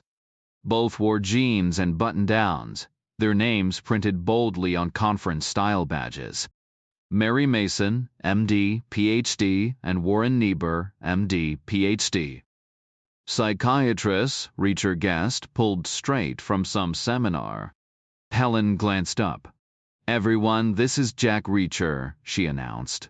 "My investigator backed out, so he's stepping in." Reacher kept his face blank. "News to me." She gestured to the man in her chair. "Alan Danuta, top veterans rights attorney out of D. Flew in last minute." "You didn't waste time," Reacher said. "Couldn't afford to," Danuta replied. "Today's make or break for Barr." "We're heading to the hospital," Helen added. "His sister's already there. The doctors say he's stable enough for evaluation." "I figured Alan would consult remotely, but he insisted on coming in person." Danuta shrugged. "Easier to read a room, face to face. Luckily, Dr. Mason and Dr. Niebuhr were already in Bloomington for a conference," Helen said. "Memory trauma is my focus," Mason offered. "Coercion and dependency in offenders," Niebuhr added. Reacher crossed his arms.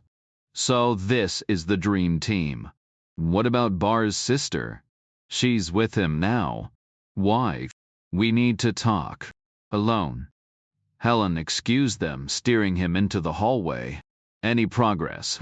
she asked. The woman and the 4 guys were hired by a friend, Jeb Oliver. Paid them each $100, probably skimmed a cut for himself. "I checked his place." "Done." "Where?" "No idea. Some guy in a car picked him up." "Who is he?" "Works at the same store as the woman. Also slings pills on the side." "You sure?" Reacher nodded. "Fancy padlock on his barn meth lab or stash house. Take your pick. Drives a truck way above his pay grade. Still lives with his mom. And that means dealer because statistics. Small-time criminals flunk rental checks. Saw it in a study." Helen stayed quiet. "They were all wired last night," Reacher continued. "Probably speed. The woman was crashing hard today, total zombie." "They were high? Then you got lucky." Reacher smirked. "If you're picking a fight with me, aspirin's your best shot." "Where does this leave us?" From Oliver's angle, he was doing someone a solid. Pot job, pot favor. Worth $1,000, easy. James Barr's situation was escalating, and the pieces didn't quite fit. Whatever was going on, it wasn't just about some low-level auto parts manager. There had to be bigger players involved. "You think Barr was mixed up with a drug dealer?" Helen asked. "Not necessarily by choice," Reacher said. "Could have been forced into something. We just don't know why yet." Helen exhaled sharply. "That changes things." "Only a little," Reacher admitted. "So what's the move?" "We hit the hospital. Let Mason figure out if Barr's amnesia is real. If he's faking, we lean on him until he cracks. If not, well, we pivot. And if he's telling the truth, then we find another way in." Helen didn't press further.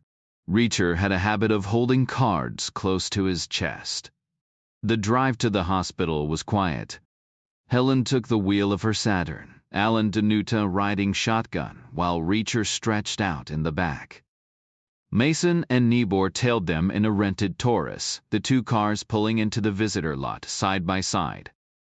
As they stepped out, Grigor Linsky watched from a distance, idling in the same Cadillac that had spooked Jeb Oliver's mother the night before. He tapped his phone, and the Zek picked up instantly. "They're here," Linsky said. Reacher's shop already checked the kid's place. And nothing left to find. The river took care of the evidence. The Zek's voice was calm. "Then we're secure. For now. But they'll keep digging. Let them. The system here moves slow. By the time they piece it together, it won't matter." The hospital loomed ahead. A no-frills concrete block painted white, smelling of antiseptic and stale air. Reacher hated places like this. Too many memories, too much quiet suffering.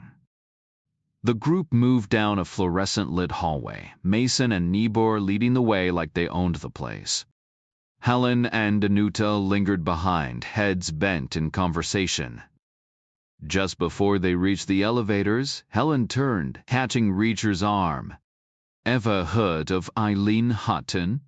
she murmured. Reacher went still. "Why?" "She's on my father's updated witness list. Army background. You know her." He hesitated. "She was the prosecutor 14 years back." Helen's grip tightened. "So what does she know?" "Everything." Her eyes flashed. "How?" "There was no trial." Reacher looked away. "We were involved. I told her." "You..." Helen cut herself off, voice dropping to a furious whisper. "You shared classified details with her?" "It wasn't like that. We were on the same side." "Convenient." He shrugged. "It was a long time ago." Helen shook her head, turning back toward the elevators. "This case just kept getting messier." "We had history," Reacher said. Helen Roden shook her head. "That's oversharing, Reacher." He stayed quiet. Helen exhaled sharply. "This is spiraling. She can't act on what she knows it's classified, and she's still active duty." Reacher waited. "You think I'm lying?" he asked. "Then why is her name even in this mess?" "Because of me," Reacher admitted. "I brought up the Pentagon to your dad when I couldn't figure out how my name got dragged into this. He must have dug deeper. I expected he would. If she talks, this whole thing collapses before it starts." "She won't. Or maybe she will. Who knows how the military plays these things?" The elevator chimed, and the group shifted toward the doors. Helen lowered her voice. "You need to talk to her. She'll be here for a deposition. Find out what she's planning to say. She's probably got a star on her shoulder by now." "I can't just demand answers." "Figure it out," Helen said. "Use whatever leverage you've got. Or maybe I don't want to. We're still on the same side, at least when it comes to bar." Helen didn't answer. She stepped into the elevator. The 6th floor was all sterile concrete and steel, more like a prison than a hospital. A wired glass security door led to an airlock, with signs pointing to the ICU, isolation wards, and a neonatal unit. Reacher figured the state had paid for this place. It had all the charm of a DMV waiting room.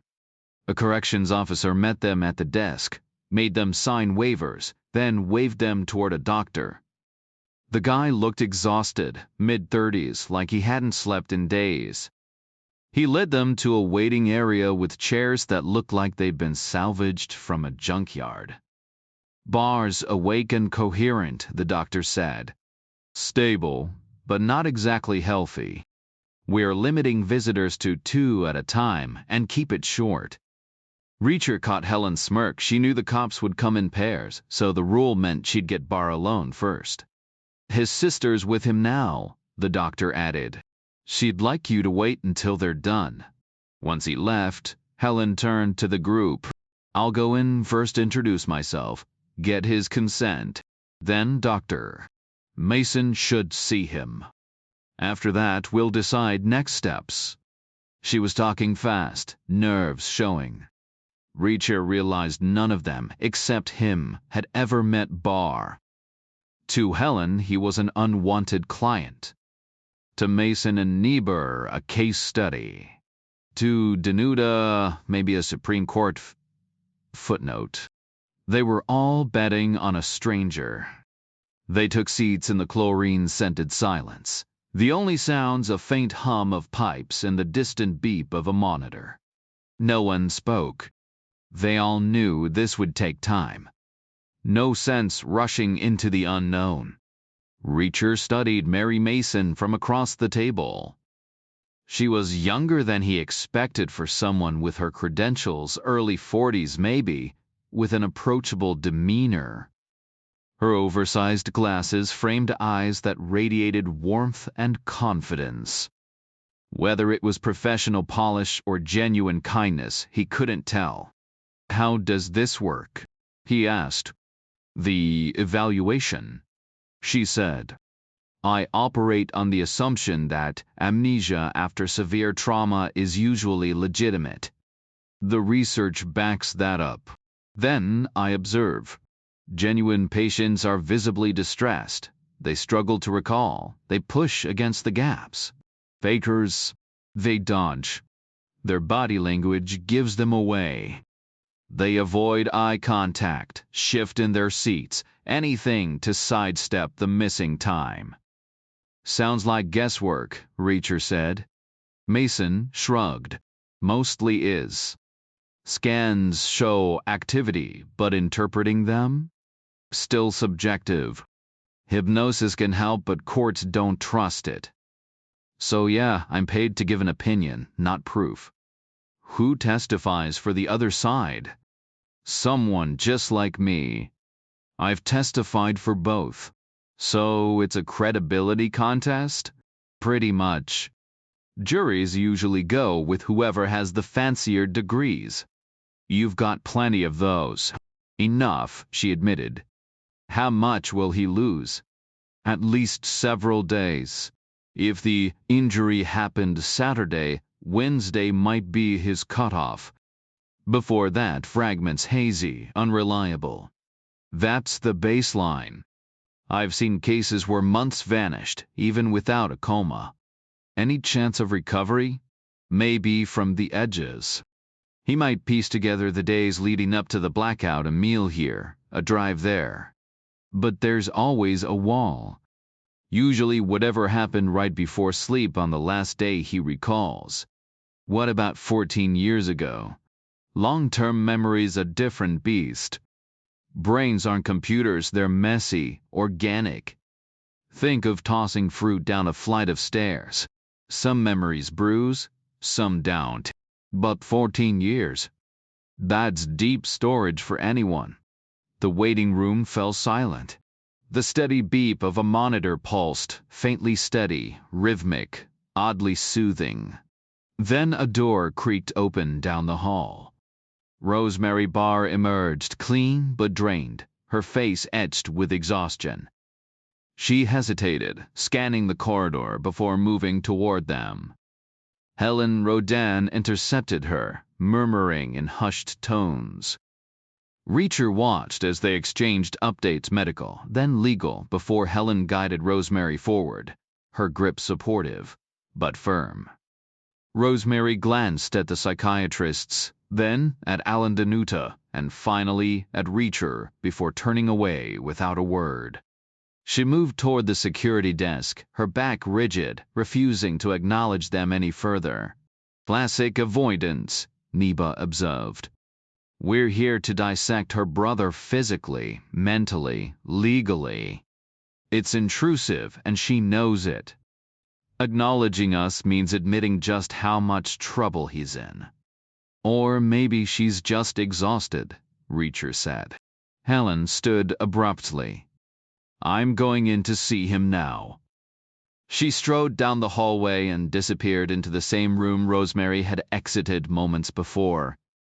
Reacher tracked her until the door clicked shut, then turned back to Niebuhr.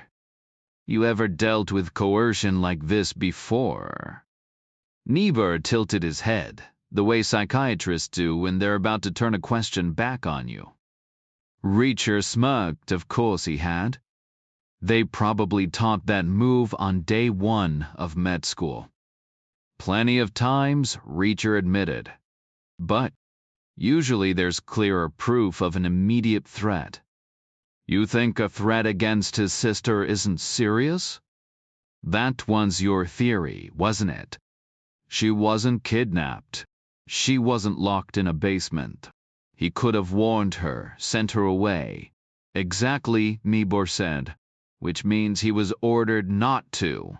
They wanted her exposed, unaware, defenseless. That tells us how much control they had over him and how powerless he felt. Imagine living with that kind of fear, that guilt, every single day. Ever seen a man so scared he'd do something like this? Yes, Niebuhr said. Me too, Reacher admitted. Once or twice. Whoever's behind this isn't just threatening, they're calculated. Probably built up leverage over time. A dependency, maybe. A need to impress, to belong. Fear mixed with something else. A woman. Niebuhr shook his head. Men don't kill to impress women. They do it for other men. Someone dominant, persuasive, not sexually, but psychologically. An alpha breaking a beta. Reacher exhaled. And the sister was the final push. Human motivations messy. Most people don't even know why they do what they do. Tell me about it. Niebuhr raised an eyebrow. Do you know why you do things? Sometimes. Other times? No clue. Maybe you could analyze me. Normally I charge $300 an hour. That's why I can afford to do pro bono work like this. Reacher grinned. How about $5 and a cup of coffee? Niebuhr gave a half-hearted smile. Tempting, but no. Silence settled over the waiting area. Danuta stretched his legs, shuffling through paperwork balanced on his knees. Mason might have been dozing, eyes shut. Niebuhr stared blankly ahead. They were all pros at waiting, Reacher included. 13 years as an MP had taught him that hurry up and wait was the real motto, not whatever was engraved on the badge. He tuned into the steady beep of a distant heart monitor, letting time pass. Outside, Grigor Linsky turned his car around, eyes fixed on the hospital doors in his rear view. He bet himself nothing would happen for at least an hour, maybe 90 minutes, max. He mentally ranked his targets. If they didn't all leave together, who mattered most? The lawyers and doctors would follow routine, predictable as clockwork. But the soldier, that was the wild card. Linsky decided he'd follow whoever walked out alone. Odds were, it'd be him. Helen Roden stepped out of James Barr's hospital room 15 minutes after entering, her expression unreadable. She moved past the waiting area, her eyes locking onto Mary Mason. "You're up," she said simply. Mason rose without a word, leaving behind her purse and any semblance of legal tools, no files, no pen, just her steady footsteps, fading down the hallway. Reacher tracked her until the door clicked shut behind her, then settled back into his chair, the air thick with silence. "I liked him," Helen murmured, more to herself than anyone else. Niebuhr leaned forward. "How's he holding up?" "Barely," Helen admitted. "Looks like he tangled with a freight train and lost. Bruised, broken, barely there. Is he lucid?" "Clear enough, but his memory's shot." He remembers a baseball game on the radio could have been yesterday or last season. Or 3 years ago, Reacher cut in. Danuta shifted in his seat. Did he agree to your representation? Verbally, Helen said. He can't sign anything. Not with cuffs bolting him to the bed. You went over the charges. Had to. He asked why he even needed a lawyer. Andrew, he thinks he's guilty. A heavy pause settled over them. Danuta snapped his briefcase shut, dropping it to the floor with a thud. Welcome to the messy middle, he said, straightening his tie. This is where real law happens ugly, complicated, and never black and white. Feels more like a losing battle, Helen countered. We can't let this go to trial. The state nearly killed him through sheer incompetence, and now they want to drag him into court? Not if he can't remember his own name. What kind of defense would that be? My father will lose it. Obviously. We cut him out. Go Federal Bill of Rights violation. Then appeals, then SCOTUS. That's the play. That's a marathon. Danuta nodded. 3 years, minimum. Wilson's case took almost 4, and we're staring down the same path. And if we lose, then we fight a trial with whatever we've got. Helen exhaled, rubbing her temples. I'm not built for this. Not the strategy, not the stakes. Bullshit.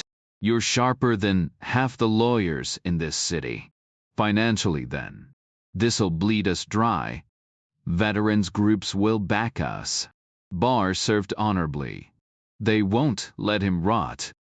Helen's gaze flicked to Reacher, who stayed silent, his eyes fixed on the wall. His thoughts were loud enough to hear. This guy walks twice? Danuta drummed his fingers. There's another option. Less glamorous, but it's on the table. Which is, hand your father the puppet master. Half a win's better than none, and the puppet master's the prize anyway. You think he'd bite? You tell me. But no prosecutor passes up the bigger fish, not if he wants to keep his job. Helen shot another glance at Reacher. The puppet master's a ghost. We've got nothing tying him to this. Your call, Danuta said. But Pa doesn't see a courtroom. Not like this. One thing at a time, Helen said. Let's hear what Mason says. 20 minutes later, Mason returned. Reacher studied her walk, the precision in her stride, the certainty in her eyes.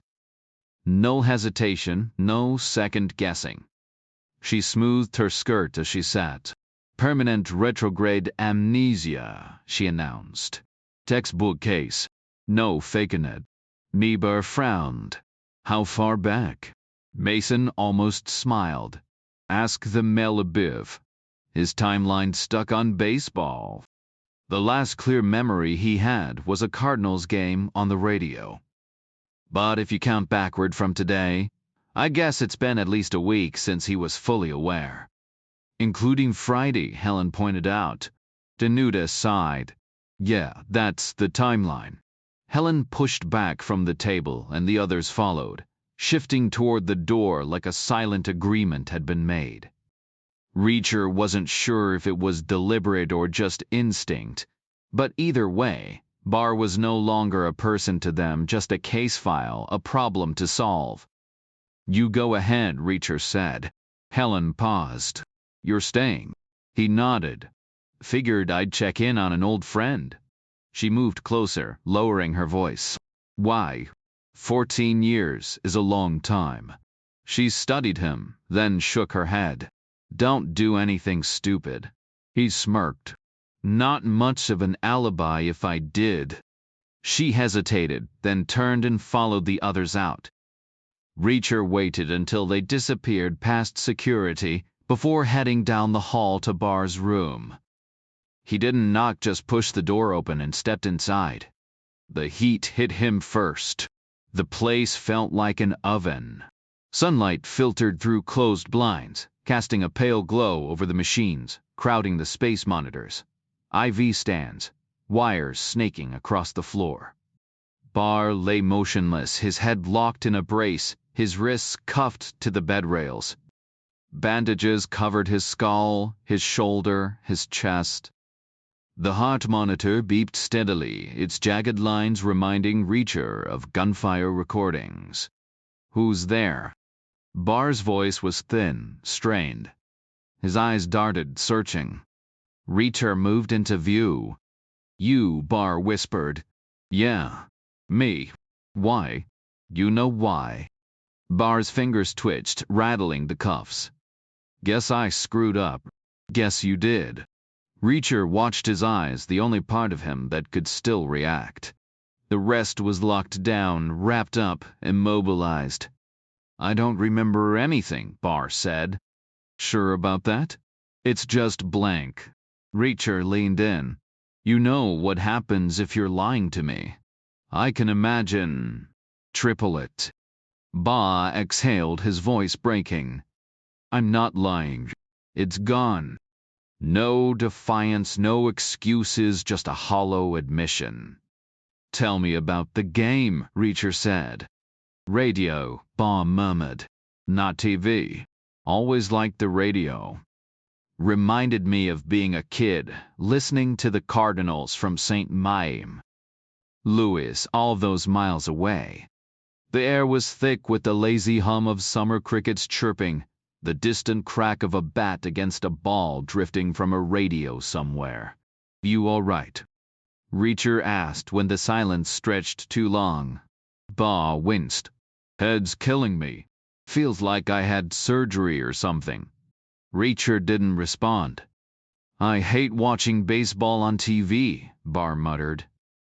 "Not here to talk about your viewing habits," Reacher said flatly. "You ever watch it? Don't own a TV. Seriously? You can grab one for $100. Less if you go small. Check the phone book. No phone. No place to put one either." "Why's that?" "You're not still enlisted." "How'd you know?" "Nobody stays in that long. Not from our time." "Some do," Reacher said, his mind flickering to Eileen Hutton. "Officers, maybe," Barr scoffed. "Nobody else. I was an officer. You should remember that. You weren't like the rest." "That's what I meant." "How so?" "You actually worked. Tell me about the game." "Why no house?" "You doing okay?" "Now you're worried about me." "Don't like seeing people struggle." "I'm good," Reacher said. "Trust me." "You're the one with issues. You a cop now?" "Local." "Never seen you around." Reacher shook his head. "Just passing through." "From where?" "Nowhere." "Everywhere." "Why are you here?" Reacher stayed silent. "Oh," Barr said, catching on. "You're here for me." "The game." "Tell me." "Cubs versus Cardinals. Tight match. Cards won in the 9th walk-off error. No hits, just mistakes. You remember it clear. Die-hard Cards fan." "When was this?" "Don't even know what day it is now." Reacher let the quiet settle. "I can't believe I did what they're saying," Barr whispered. "Evidence doesn't lie." "For real?" "No doubt." Barr squeezed his eyes shut. Tears leaked out. "How many?" "5." Barr's breath hitched. His face twisted. "Why?" "Befriesent, why would I?" "Why'd you do it the first time?" Reacher countered. "I was messed up back then," Barr choked out. "No excuses. But I changed. Swear I did. 14 years clean." Reacher stayed quiet. "I almost ended it back then," Barr admitted. "Couple times. The shame." "Only thing that kept me going was knowing those KC guys were scum. Felt like penance. Why keep the guns?" "Reminders. Kept me honest." Hard to stay straight without 'em. Ever use them? Sometimes. Not often. Just at the range. Where? Cops checked. Kentucky side. Cheaper there. You know the plaza downtown? Course. I live here. Walk me through it. How you do it? I don't remember doing it. Then, how would you? Hypothetical. Like a mission brief. Targets. Pedestrians. Leaving the DMV. Barr's eyes closed again. That's who I? 5 of them, Reacher confirmed. Barr broke. Reacher dragged a chair over, spun it backward, and sat. When? Barr rasped. Friday. Afternoon. Barr went still for a long moment. How'd they catch me? You tell me. Traffic stop. Why? I'd wait till late. Maybe 5. Crowds. Park on the highway behind a library high ground. Sun at my back, no glare on the scope. I would have rolled down the window, steadied my aim, and emptied the clip before hitting the gas again. The only way I'd get caught is if a cop pulled me over for speeding and spotted the rifle. But I'd have been smart enough to stash it and keep my speed in check. No reason to draw attention. Why take that risk? Reacher stayed silent. What? Barr pressed. You think a trooper stopped to check on me while I was parked? Maybe thought I had a flat or ran out of gas. You own a traffic cone? Reacher asked. A what? A traffic cone. Barr hesitated, then frowned. I've got one, I guess. Not sure it's really mine. Had my driveway repaved crew left a cone behind to keep people off. Left it there for days. Never came back for it. Where is it now? Tossed it in the garage. Still there? Probably. It's been months. You keep receipts? Barr winced against the restraints. It was some fly-by-night crew. Pretty sure they stole the asphalt from the city, probably from the First Street repairs. Paid cash, no paperwork. You got friends? A couple. Names? Just guys I know. New ones? Don't think so. Women. They steer clear. Tell me about the game. Already did. Where were you? Car? House? Home, Barr said. Eating. You remember that. Bob blinked. The shrink told me to focus on details might jog my memory. I was in the kitchen eating cold chicken and chips. That's all I've got. Drinking anything? Beer? Coffee? No clue. Just remember listening to the game on my Bose. Got a TV in there too, but I prefer the radio. Reminds me of being a kid. How'd you feel? Feel? Happy? Upset? Normal. Barr went quiet. Told the shrink normal, but I think I was actually in a good mood. Like something big was coming. Reacher said nothing. I really screwed up, huh? Barr muttered. Tell me about your sister, Reacher said. She was here earlier. How do you feel about her? She's all I've got. How far would you go for her? Anything, Barr said. Define anything. I'll plead guilty if it helps her. She might still have to move, change her name. But I'll take the hit. She bought me that radio. Birthday gift. Silence. Why are you here? Barr asked. To bury you. I deserve it. You didn't shoot from the highway. You were in the new parking garage. First Street. North End. That's insane. Why would I do that? You asked your lawyer to find me. Saturday. Why? You're the last person I'd want around. You know about Kuwait City. Why drag that up? What was the Cardinals' next game? No idea. Try. I need context. Nothing's there, Barr said. Just that winning run. Announcers lost it, couldn't believe the Cubs choked again. Typical, right? What about before the game? Earlier that day. Blank. What's your usual routine? Not much. I don't do much. What happened in their last game? Don't remember. What's the last thing you do recall? Barr exhaled. Maybe going out somewhere. When? Not sure. The room was quiet except for the steady beep of the heart monitor, its rhythm faster than it should have been. Barr's cuffs clinked against the bedrail as he shifted. Alone? Reacher asked. Maybe not, Barr muttered. Don't remember where, though. Reacher leaned back in the stiff hospital chair, letting the silence stretch. The IV bags hung above the bed, their labels catching the light. What's in those? Barr asked. Reacher squinted. Antibiotics. No painkillers. Nope. Barr exhaled bitter. Guess they figure I don't rate any. Reacher didn't answer. We go back, don't we?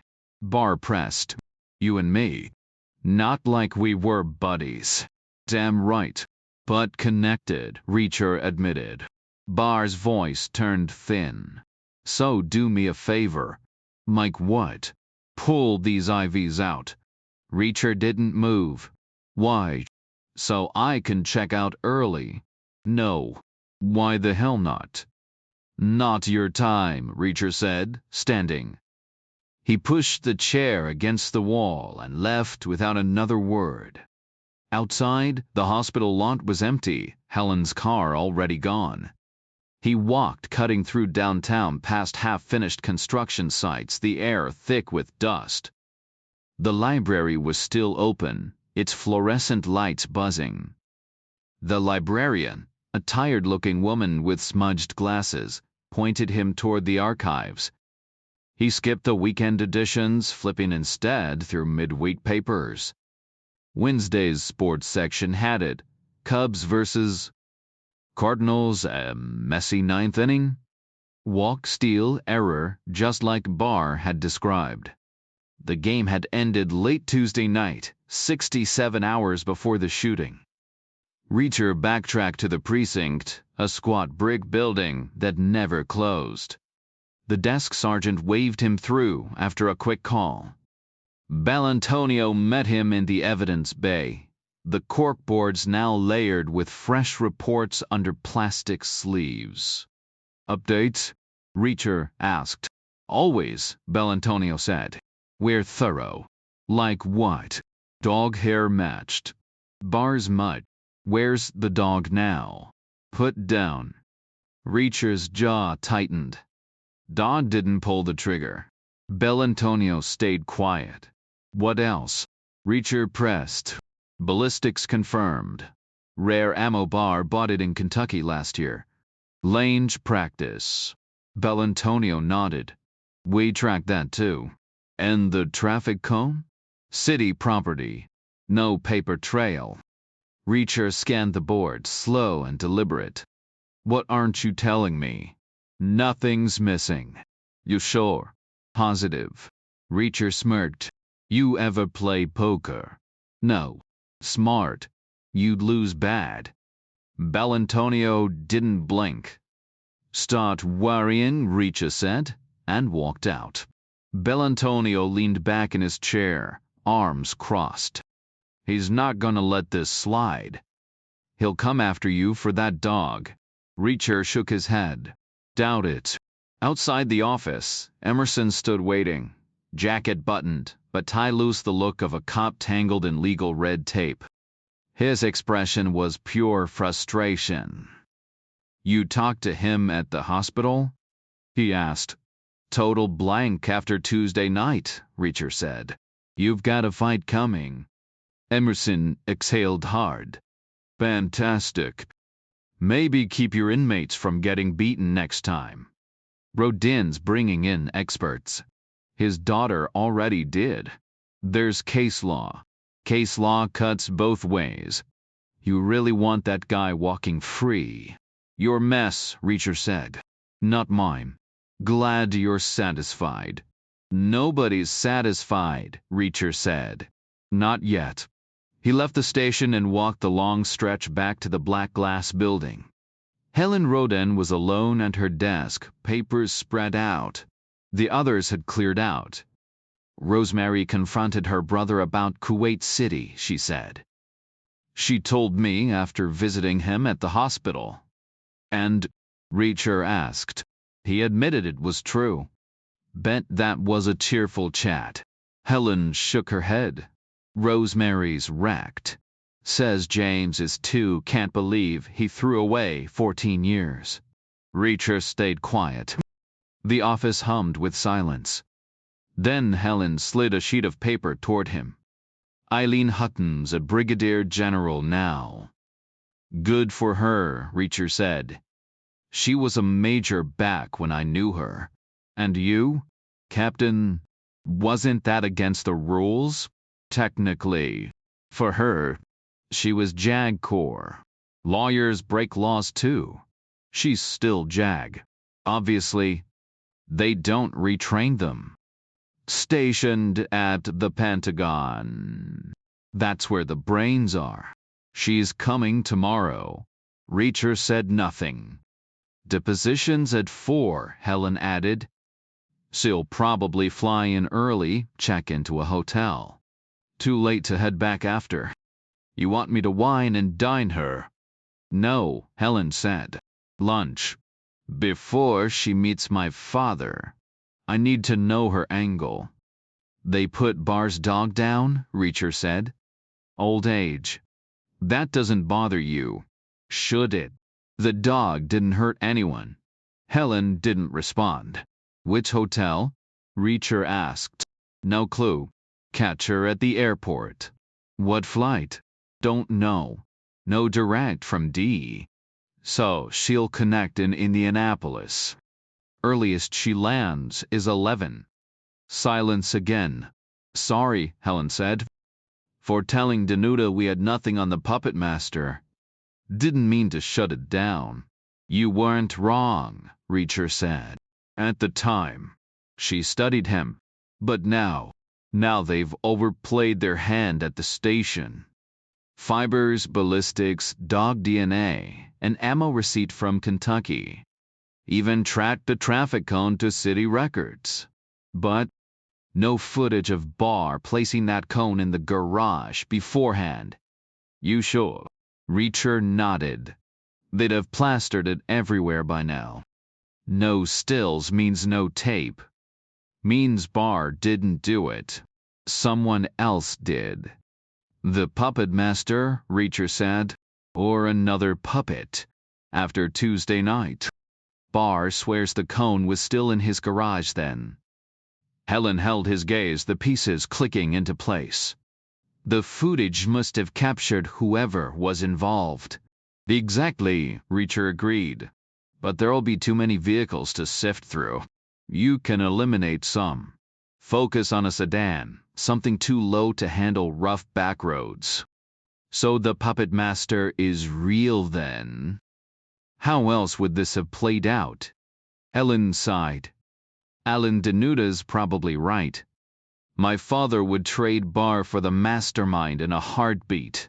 It's the smart move. Reacher stayed silent. Which means Barr walks, Helen pressed. You get that, don't you? The prosecution's case is falling apart. There's no way around it. Still, Reacher didn't respond. I'm not thrilled either, she admitted. For me, it's just damage control. I can spin it, blame the jail's security lapses. Make it clear I didn't let him off. But Reacher finally spoke. You came here to take him down, and now he's slipping away. What's your next move? I don't know, Reacher admitted. What options do I even have? Only 2 that worry me, Helen said. First, you could bail on helping me track down the guy behind this. I can't do it alone, and Emerson won't lift a finger. And the second, you could handle Barr yourself. That's always an option. But you can't. You'd spend the rest of your life behind bars if you're lucky. Only if I got caught. You would be. I'd know it was you. Reacher smirked. You'd turn me in. I'd have to, Helen said. Unless you were my lawyer. Then you couldn't say a word. I'm not your lawyer. I could hire you. Rosemary Barr would figure it out and sell you out in seconds. And Franklin, he heard everything. Reacher exhaled. I still don't know what I'm doing.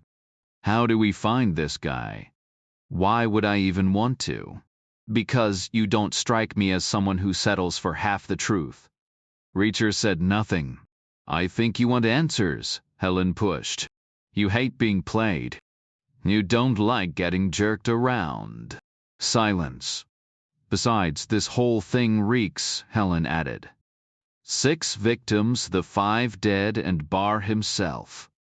That's stretching the definition of victim a little thin for me. Doctor, Niebuhr thinks we'll find a recent connection. Some new acquaintance. We could start there. Barr told me he doesn't make new friends, Reacher said. Just a couple of old ones. Was he lying? Didn't seem like it. So Niebuhr's wrong. Niebuhr's speculating. He's a shrink. That's all they do. I could ask Rosemary. Would she know his circle? Most likely. They're close. Then get a list, Reacher said. Is Dr. Mason guessing too? Absolutely. But I think she's onto something.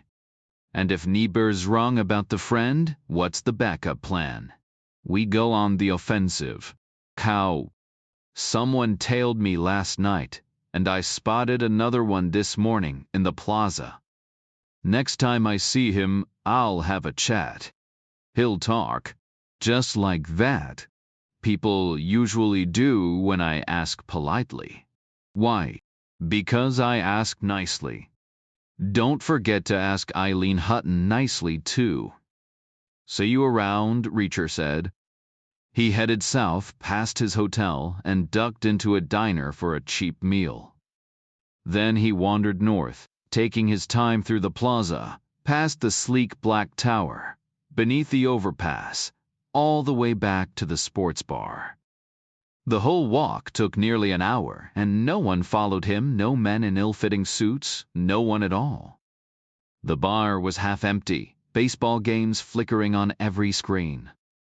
He claimed a corner table and watched the Cardinals grind through a meaningless late-season game against the Astros. Between innings, he kept an eye on the door. Nobody came. Tuesday dragged on even slower than Monday in the quiet Midwest town. Grigor Linsky pressed his phone to his ear, watching the neon glow of the sports bar from his car. He's back at the same place, he muttered. Did he spot you? The Zek's raspy voice crackled through the line. Not a chance. Then why's he circling back there? Linsky exhaled, rubbing his stiff neck. Just killing time. Walked in circles for an hour, hoping I'd slip up and show myself. A pause. Then the Zek's order came sharp and final. Leave him. Get back here, we have things to discuss. Across town, Alex Roden's call sliced through Emerson's family dinner. The detective set down his fork with a sigh, stepping into the hallway to perch on the creaky stair. Phone wedged against his shoulder, he hunched forward, irritation tightening his voice. What's so urgent? Rodan didn't waste words. We need to handle Reacher. Now. Emerson scoffed. He's not the problem. The evidence against Barr is solid. This isn't about evidence anymore, Roden snapped. It's about the amnesia defense. About how hard Helen fights it. And she won't back down with Reacher breathing down her neck. Emerson massaged his temple. That's on her, not me. You don't get it. Rodan's tone turned icy. She'll fold if Reacher's gone. But right now? He's got her convinced there's reasonable doubt. I need him gone. Can't just arrest him for existing, Emerson shot back. Then find a reason. A parking ticket, jaywalking? I don't care. Break his hold on her. This isn't some cowboy movie, Emerson growled. But the line was already dead.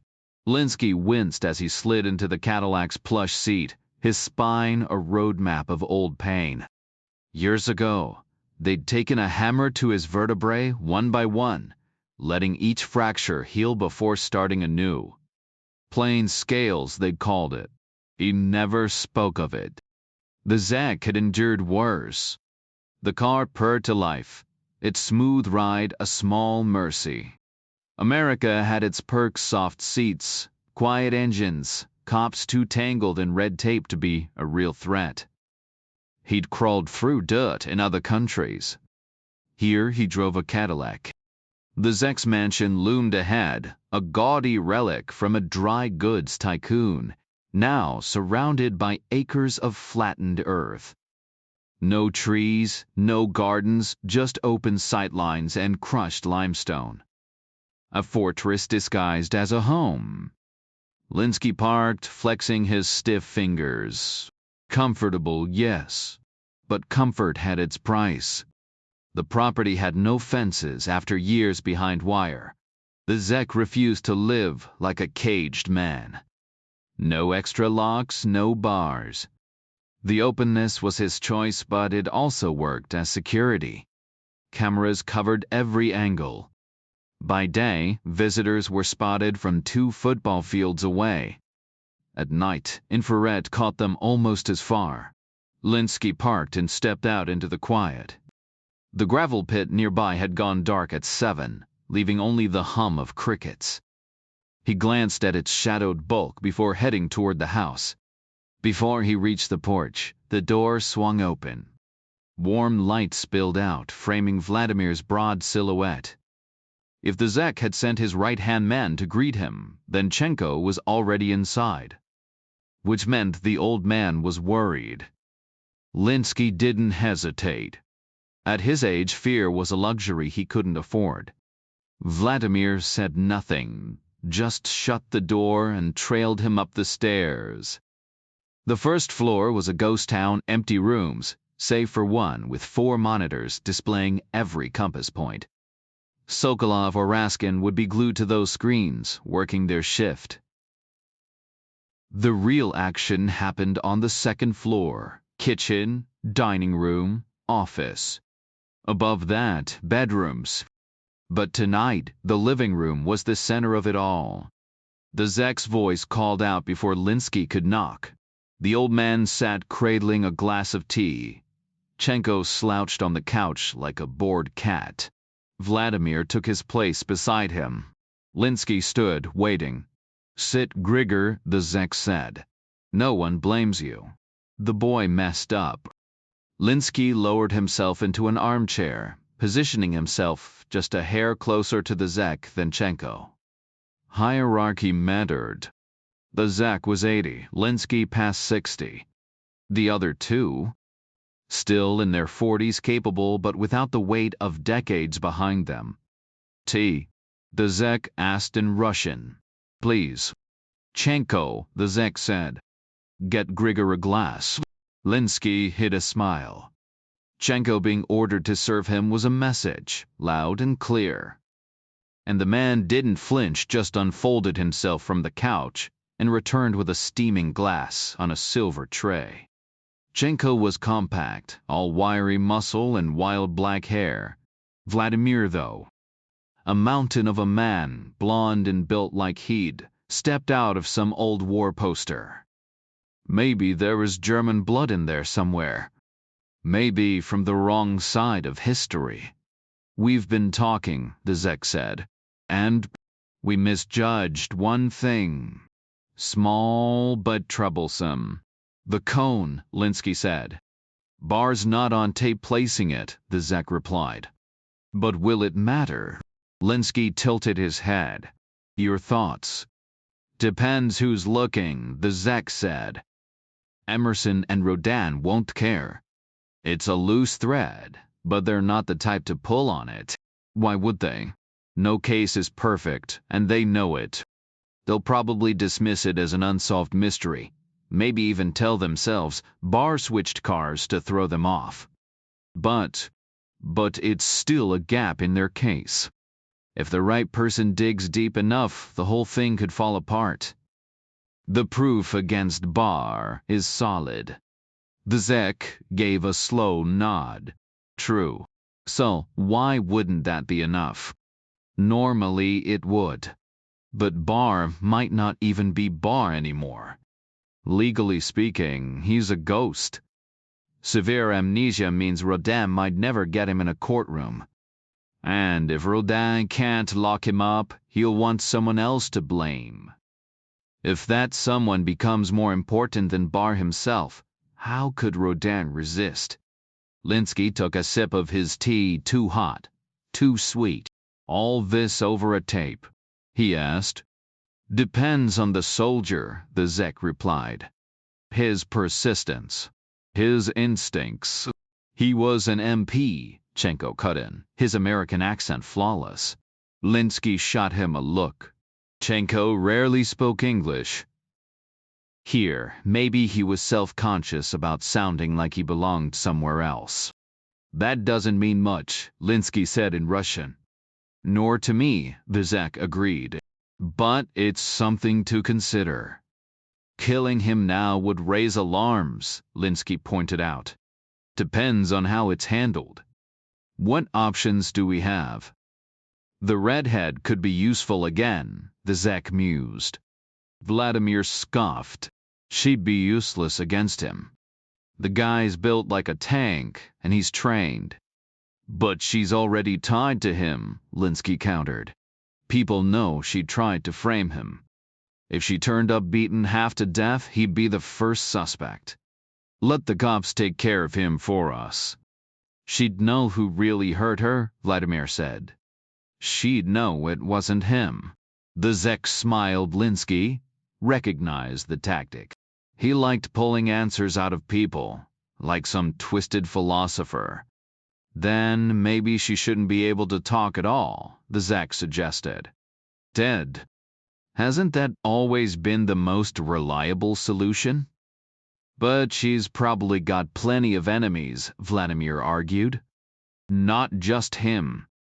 Maybe she's the type who leaves a trail of pissed-off men behind her. Then we make sure the trail leads straight to him. Maybe she's found near his hotel, like he lured her there. Inside? No, outside.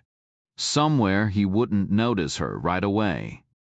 Let someone else call it in while he's still asleep. Makes him an easy target. Why would she be there? Maybe he attacked her and she stumbled away before collapsing. The Metropole Palace, Linsky confirmed. That's where he's staying. When? Chenko asked. Whenever you're ready, the Zek said. Meanwhile, the Astros scraped out a messy win against the Cardinals, 10-7. Sloppy defense.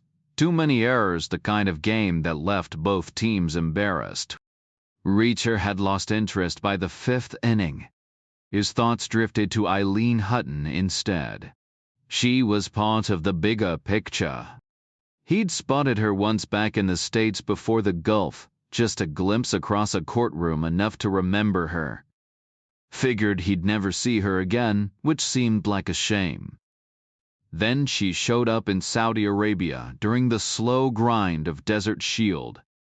Reacher had been there early, a demoted captain stuck in the chaos.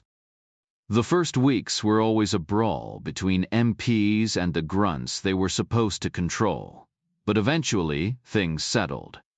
Desert Shield was no different. 6 weeks in, the makeshift military justice system was finally taking shape. Jailers, judges, and prosecutors shipped in to handle the workload.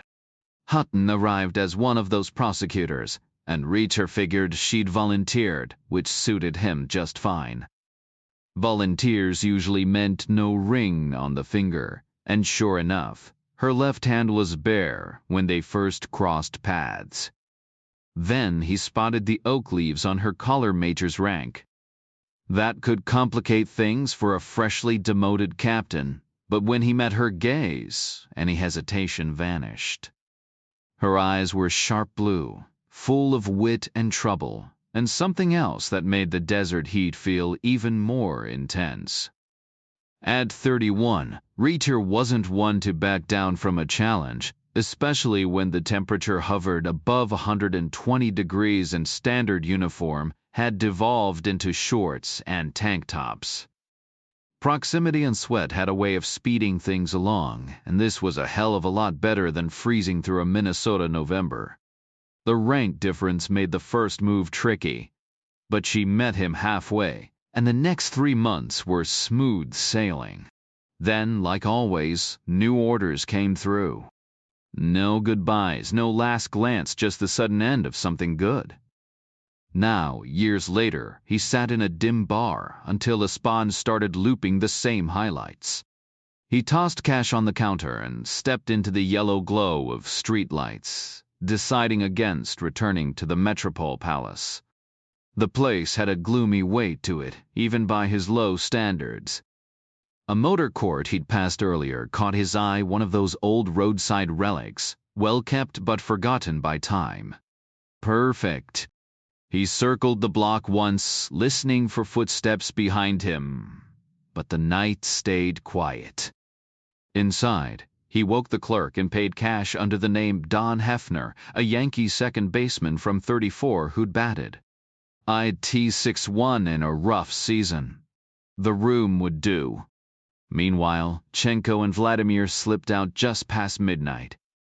The job required the right kind of violence, something messy, something that looked like rage. Vladimir, with his size, could sell it. The girl's place wasn't far, tucked under the highway overpass where the concrete pillars cut through the empty lots. They knew the way. They'd been there before.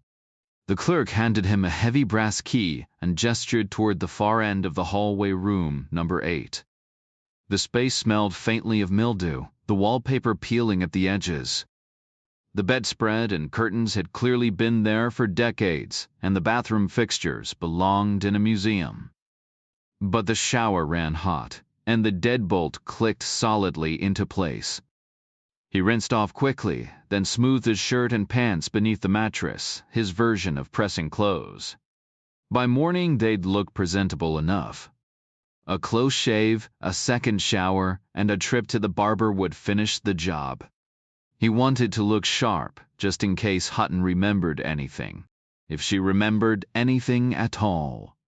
Meanwhile, Chenko pulled his car off the highway, parking in the shadows east of the overpass.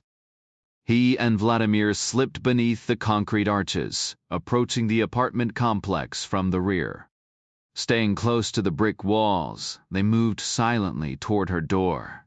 Chenko motioned for Vladimir to hang back before rapping lightly on the wood. No answer. Not surprising, it was past midnight. He knocked again, firmer this time. Then once more, loud enough to wake her, but not the neighbors. A light flicked on behind the curtains. Soft footsteps padded toward the door. "Who is it?" Her voice was muffled, groggy. "Me," Chenko said. Sandy hesitated. "What do you want?" "We need to talk." "I was asleep." "I know. I'm sorry. It's the middle of the night." "It can't wait," he insisted. A long pause. Then fabric rustled as she retreated, then returned. The door creaked open. She stood there, arms crossed over a thin blue robe. "Well, you're coming with us," Chenko said. Vladimir stepped into view. Sandy's eyes narrowed. "Why's he here?" "He's helping." "Helping with what?" "You need to go out." "Like this?" "No way." "Then get dressed," Chenko said. "Like you're going somewhere nice. A date. Just look the part." She scoffed. "It'll take forever, shower, hair, makeup." "We'll wait." "Who am I supposed to be meeting at this hour?" Doesn't matter. You just need to be seen. How much? 200. Bonus for the late notice. How long? 5 minutes tops. Just a quick walk. She hesitated. 250. Chenko nodded. While Sandy got ready, the two men sat in her living room, listening to the muffled sounds of running water, the hum of a blow-dryer, the sharp clicks of makeup compacts. Vladimir fidgeted, his forehead damp. Not from nerves, just the proximity to a half-dressed woman. Chenko rolled his eyes. Some guys had no discipline. An hour later, Sandy emerged, looking like she'd stepped off a runway. A sheer black top clung to her frame, the lace beneath leaving little to the imagination. Skinny black pants hugged her hips, tapering just above her ankles. Strappy heels completed the look. With her fiery hair and sharp green eyes, she could have been on a magazine cover. Too bad, Chenko thought. My money, she demanded. After, he said, show me first. It's in the car. Then let's go. They moved in silence, Chenko leading, Sandy in the middle, Vladimir trailing behind. The mist had settled over the parking lot, the car's windshield fogged up. Inside, the seats were empty. No cash. No surprise. Chenko had known that all along. He halted 6 feet away, pivoted, and gave Vladimir a quick nod. Now, he said. Vladimir stepped forward, his right hand landing on Sandy's shoulder from behind. With a sharp twist, he yanked her upper body sideways before driving his left fist into her temple just above and slightly forward of her ear. The impact was brutal, sending her head snapping violently to the side. Her legs buckled instantly, and she dropped straight down like a coat sliding off a hook. Chenko crouched beside her, waiting a beat before pressing 2 fingers to her neck. Nothing. Neck's broken, he muttered. Vladimir flexed his hand. Placement's everything, he said. Sideways force, sure, but you want a little rotation too. Not just a clean break, more like a twist. Like the snap of a noose. Hand all right? Gonna ache tomorrow. Solid work. Always aim to impress. They popped the car's rear armrest, hefting her body across the back seat. She was slight, barely taking up space. Up front, they drove in silence, skirting east, before doubling back toward the Metropole Palace. They bypassed the trash-strewn loading bay, rolling to a stop near a fire exit. Vladimir hauled her out by the shoulders, dumping her in a crumpled heap against the alley wall. Back in the car, Chenko glanced over his shoulder. The scene played perfectly a girl fleeing in panic, maybe stumbling down the fire escape, tripping at the worst moment. One bad fall, and a weakened neck does the rest. He eased the car forward, keeping the speed unremarkable, blending into the early morning traffic all the way back to the Zek's place. Reacher jerked awake at 7, his internal clock never off by much. He scouted the area in a meandering loop, checking for shadows. Nobody. A drugstore 2 blocks over supplied him with cheap razors, shaving cream, and toothpaste, plus a cup of coffee that tasted like burnt cardboard. Back at the motel, he pressed his clothes under the mattress, downed the coffee, then scrubbed himself raw in the shower. 22 minutes, hair washed twice. Breakfast was a gamble at the drive-through counter. A rubbery ham and egg muffin that might have been assembled in a lab, followed by 2 slices of lemon pie just to remind his taste buds they still worked. By 8:30, he was sliding into the barber's chair, freshly shaved and alert. Meanwhile, 3 miles south, the Metropole Palace's alley was already swarming with cops. The Honduran cleaner had found the body at dawn, sprawled like a discarded doll.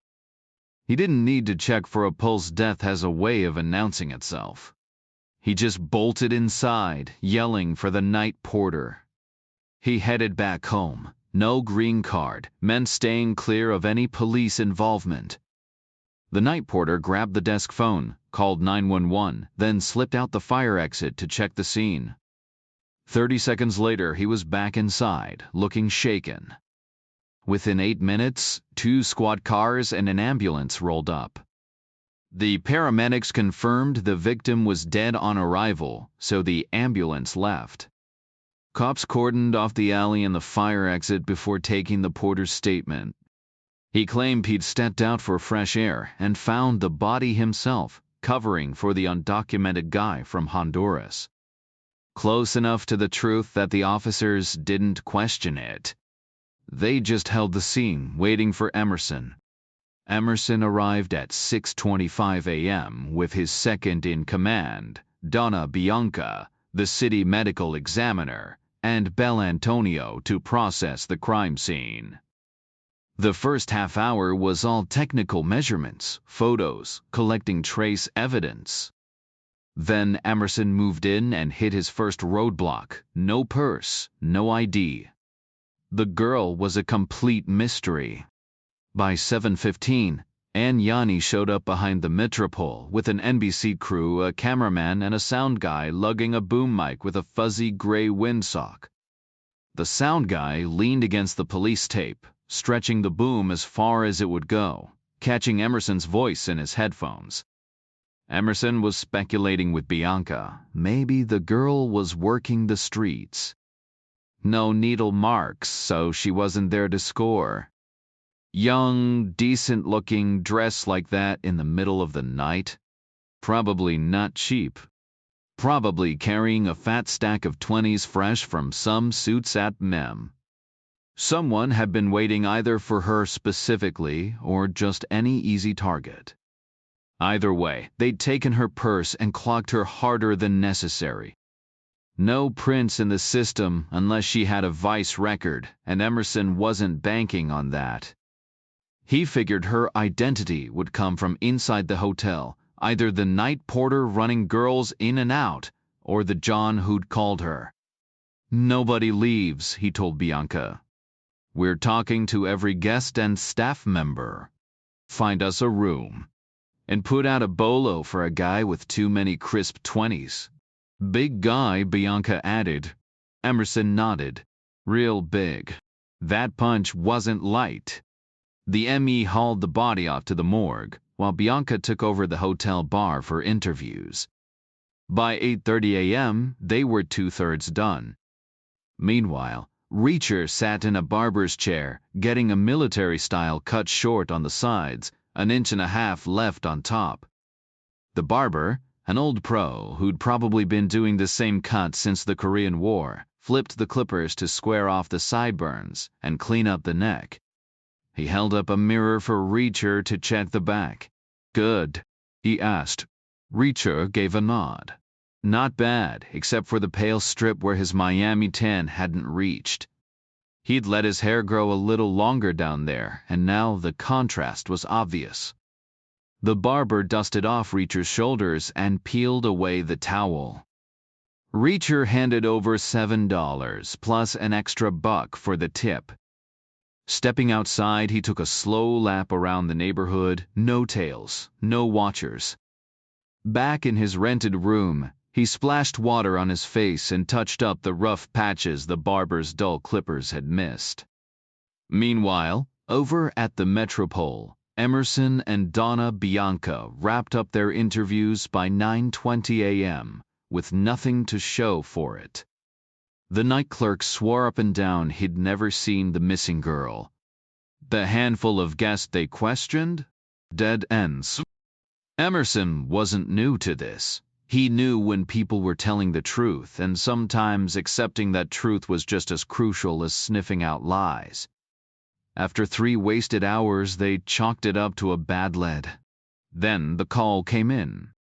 Gary from the auto parts store had rolled in at 8 a.m. to find half his crew missing. No Jeb, no Sandy. At first, he'd just been irritated. He'd dialed Sandy's place, got no answer, figured she was running late. But by 9:30, irritation turned to dread. He called the cops, asking about accidents. The desk sergeant hesitated, then asked for details. The second, Gary, described Sandy Petite, 19, red hair. The call got bumped straight to Emerson. Gary closed shop for the day, and a squad car hauled him downtown. First stop, the morgue.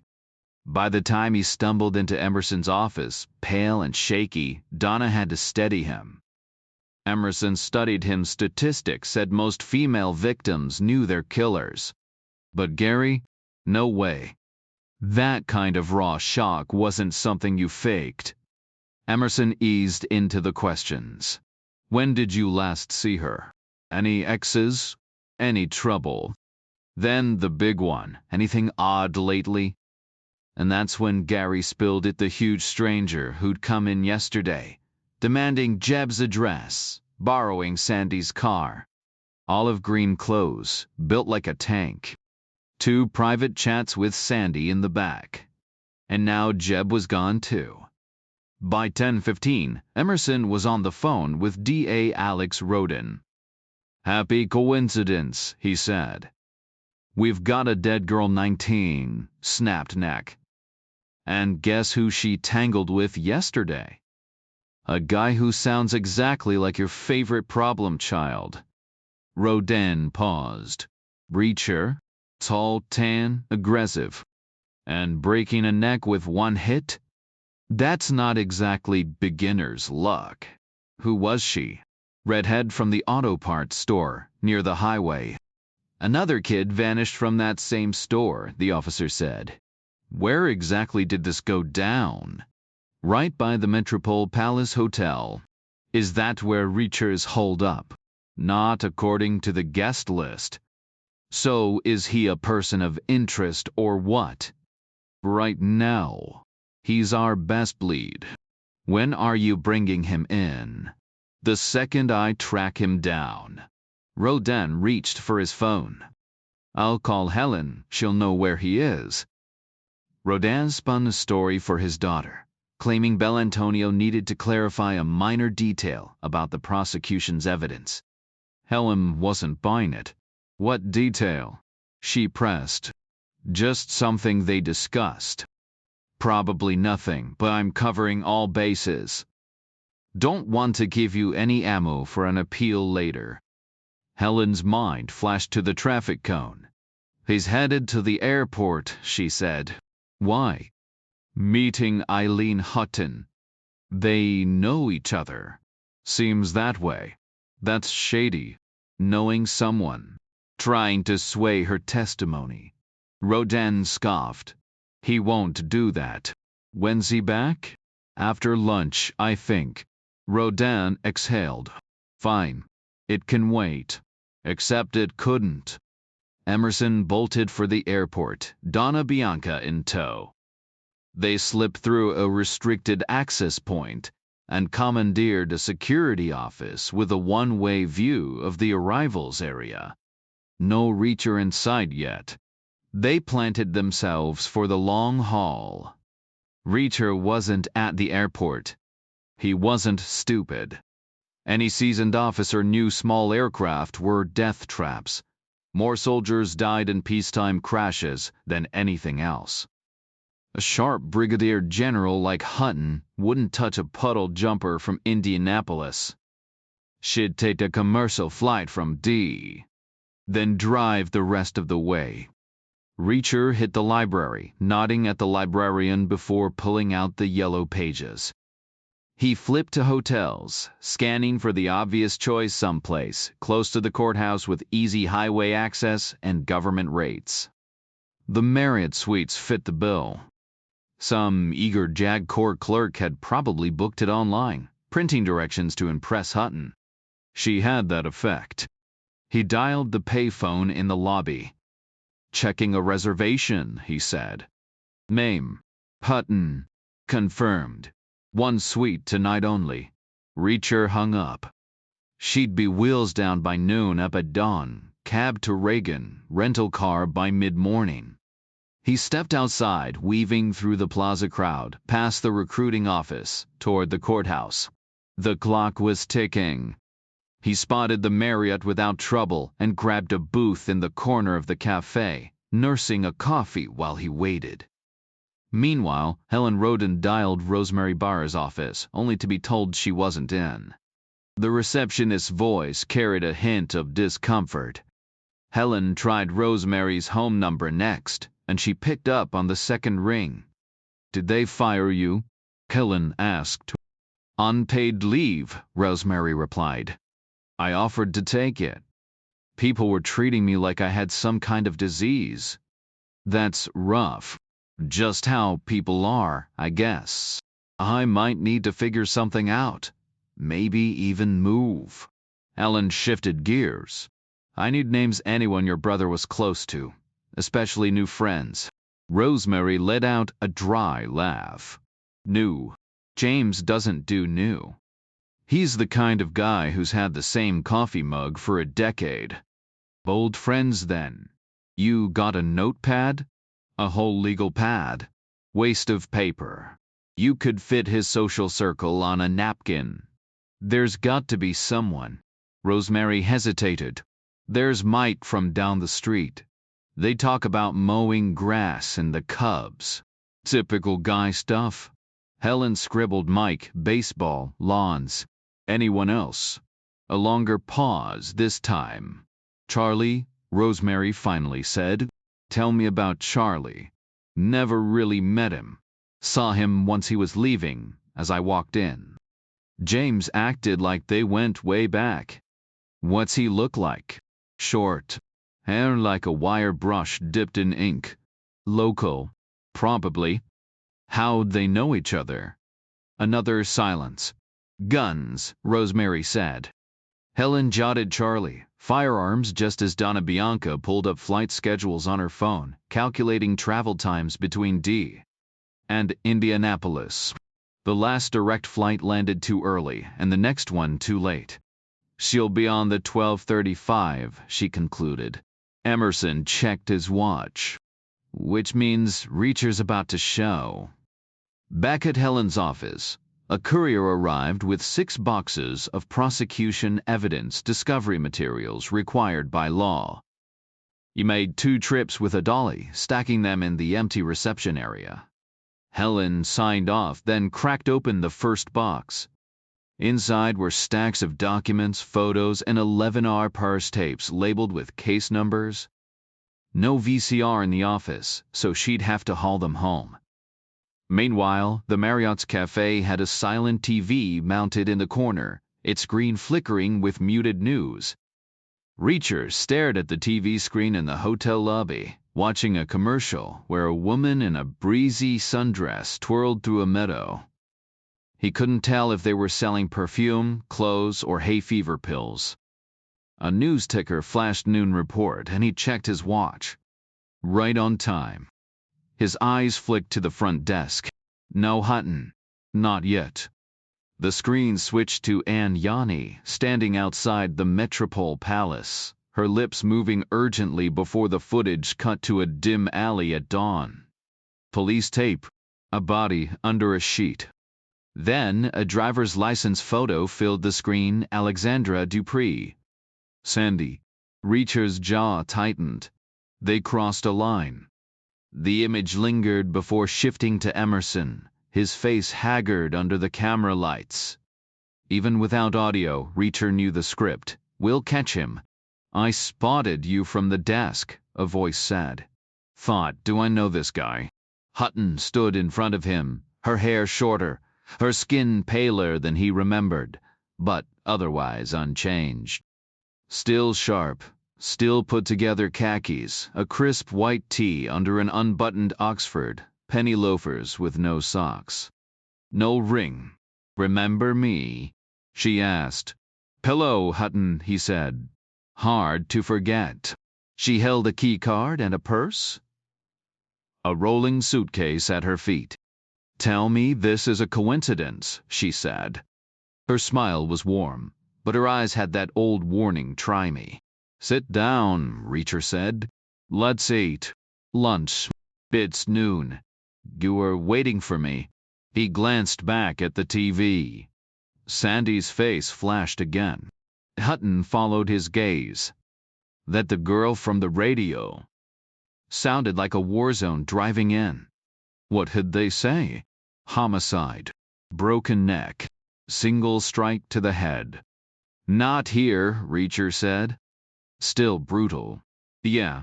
She took the seat beside him, close, like Sandy had. You look good, he said. She stayed quiet. I mean it, he added. So do I, she said. If this were D, I'd be all sentimental. But first, tell me, you're not here for what I think. Which is, keeping your promise. You remember that. Every word. One evening, they'd discuss the whole thing in detail. You're here because the army got dragged into court, Reacher said. Putton gave a slow nod. Some overzealous prosecutor. Rodin, Reacher confirmed. That's the one. My fault, Reacher admitted. Hutton exhaled sharply. What exactly did you say to him? Nothing useful, Reacher said. But he let something slip. My name was on the defense's witness list. Their list? Hutton frowned. Reacher nodded. Took me by surprise. So I asked if he'd pulled it from some old Pentagon file. Not a chance, Hutton said flatly. Figured that out, Reacher replied. But the damage was done. I said Pentagon and a guy like him. He's the type who double-checks everything. So, sorry about that. You should be, Hutton shot back. Now I'm stuck in the middle of nowhere, lying under oath for the next 2 days. You don't have to lie, Reacher said. Just to cite national security. Hutton shook her head. We debated it. Drawing attention is worse. That Palestinian operation was shaky. If it falls apart, everything does. So I'm here to swear Barr was a model soldier. You good with that? You know how it is. The mission comes first, and right now the mission is keeping KC buried. Why send you? Kill 2 birds. If they sent someone else, I'd still be a loose end. This way, I can't talk without admitting I lied under oath. They're not stupid. Surprised they still care. It's old news. How long since you've been in? 7 years. Then you wouldn't know, Hutton said.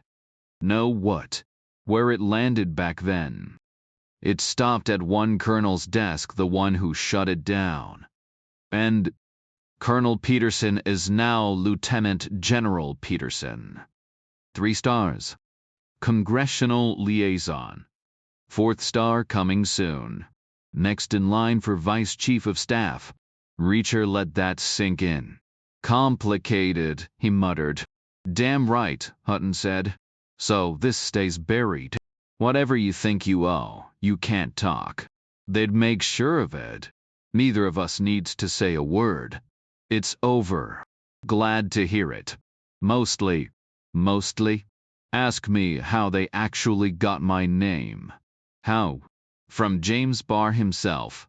No way. That was my reaction too. But now I believe it. Why?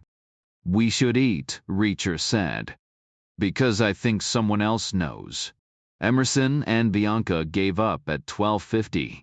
No sign of Reacher. The flight arrived on schedule, but no high-ranking officer stepped off. They lingered until the terminal emptied, then drove back to town. Meanwhile, Reacher and Hutton settled into a quiet corner booth.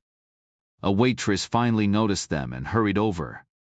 The menu was basic diner fare. Reacher went for grilled cheese and black coffee.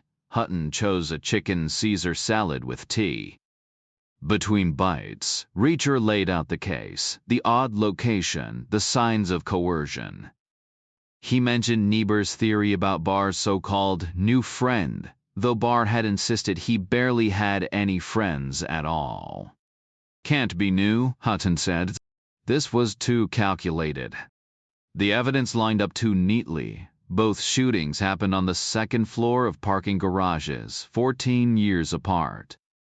Same rifle model, the same specialized boat tail ammo, even the same desert boots Reacher hadn't seen since Desert Shield. Whoever planned this knew Barr's history inside out. That kind of trust didn't come from a new acquaintance. It took years for Barr to open up about Kansas City.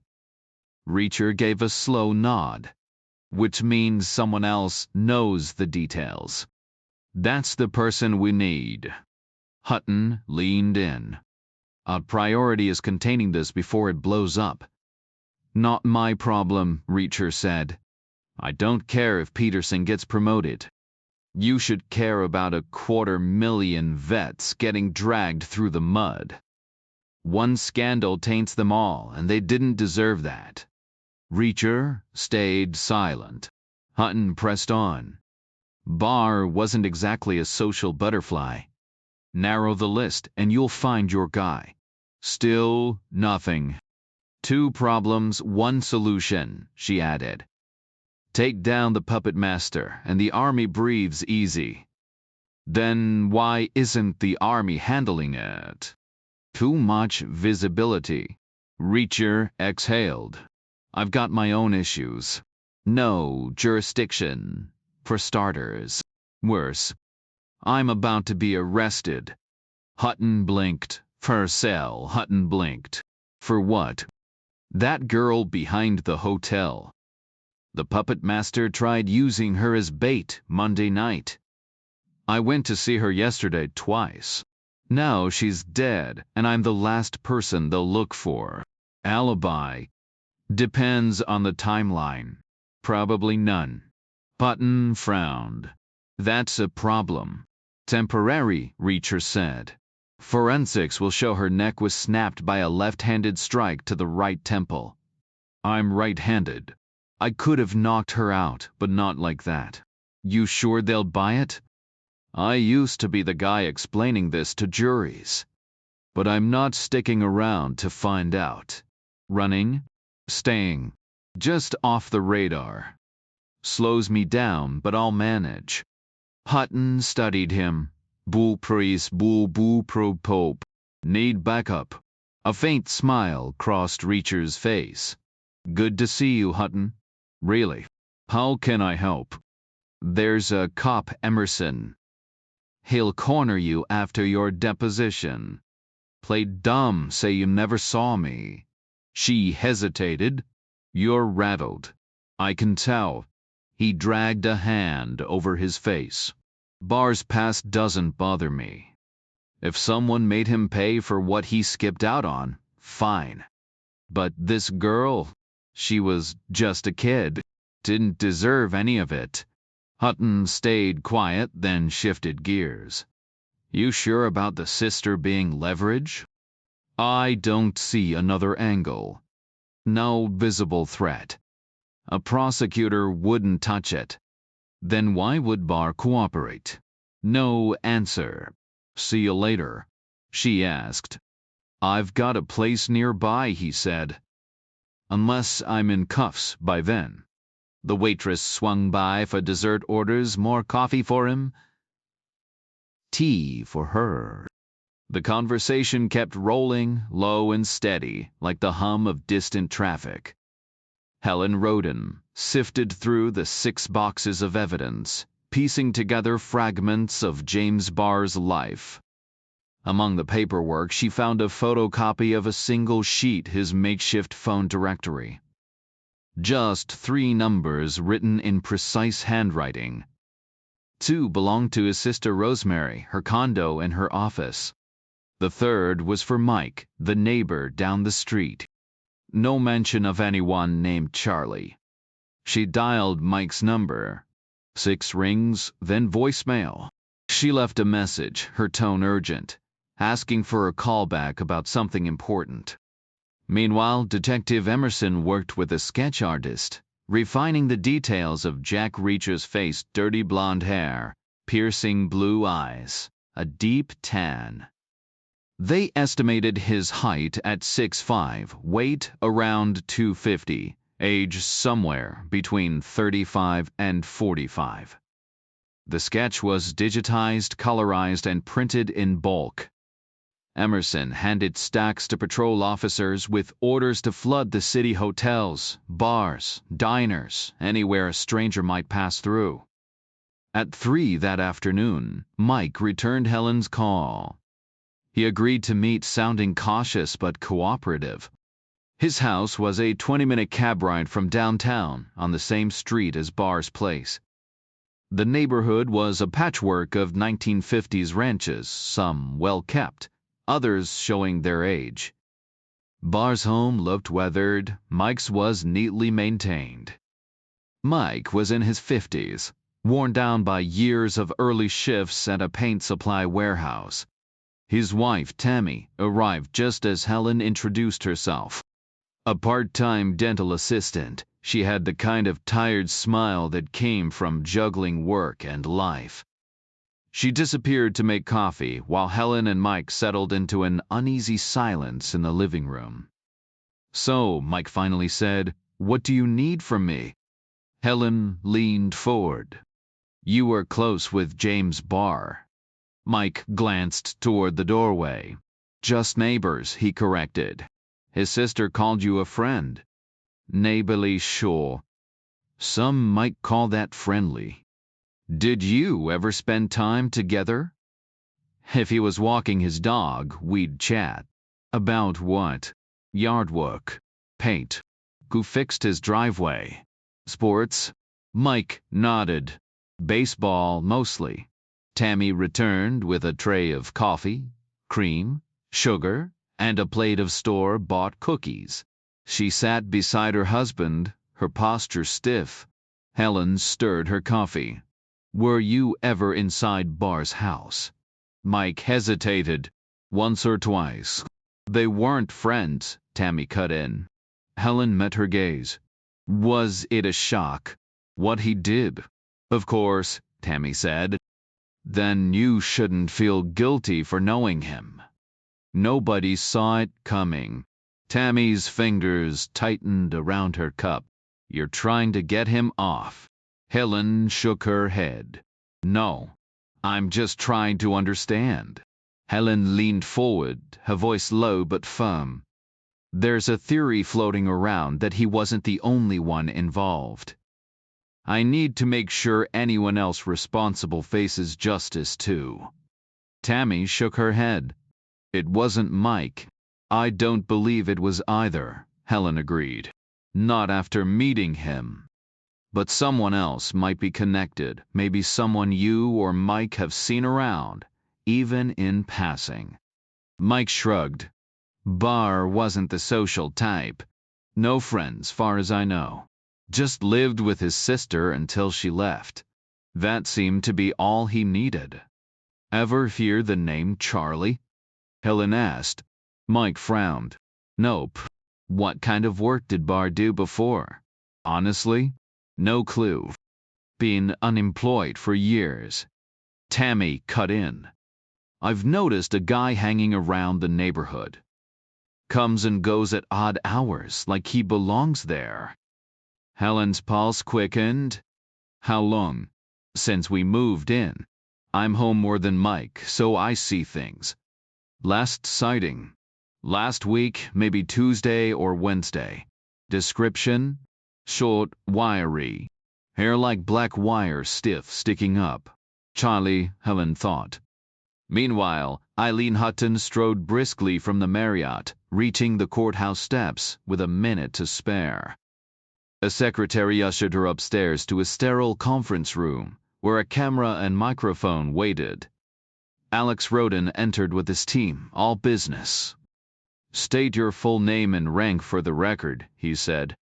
Hutton faced the lens. "Eileen N. Hutton. Brigadier General, JAG Corps U. Army." Rodan kept it brisk. "How would you describe James Barr's service?" "Solid but not standout."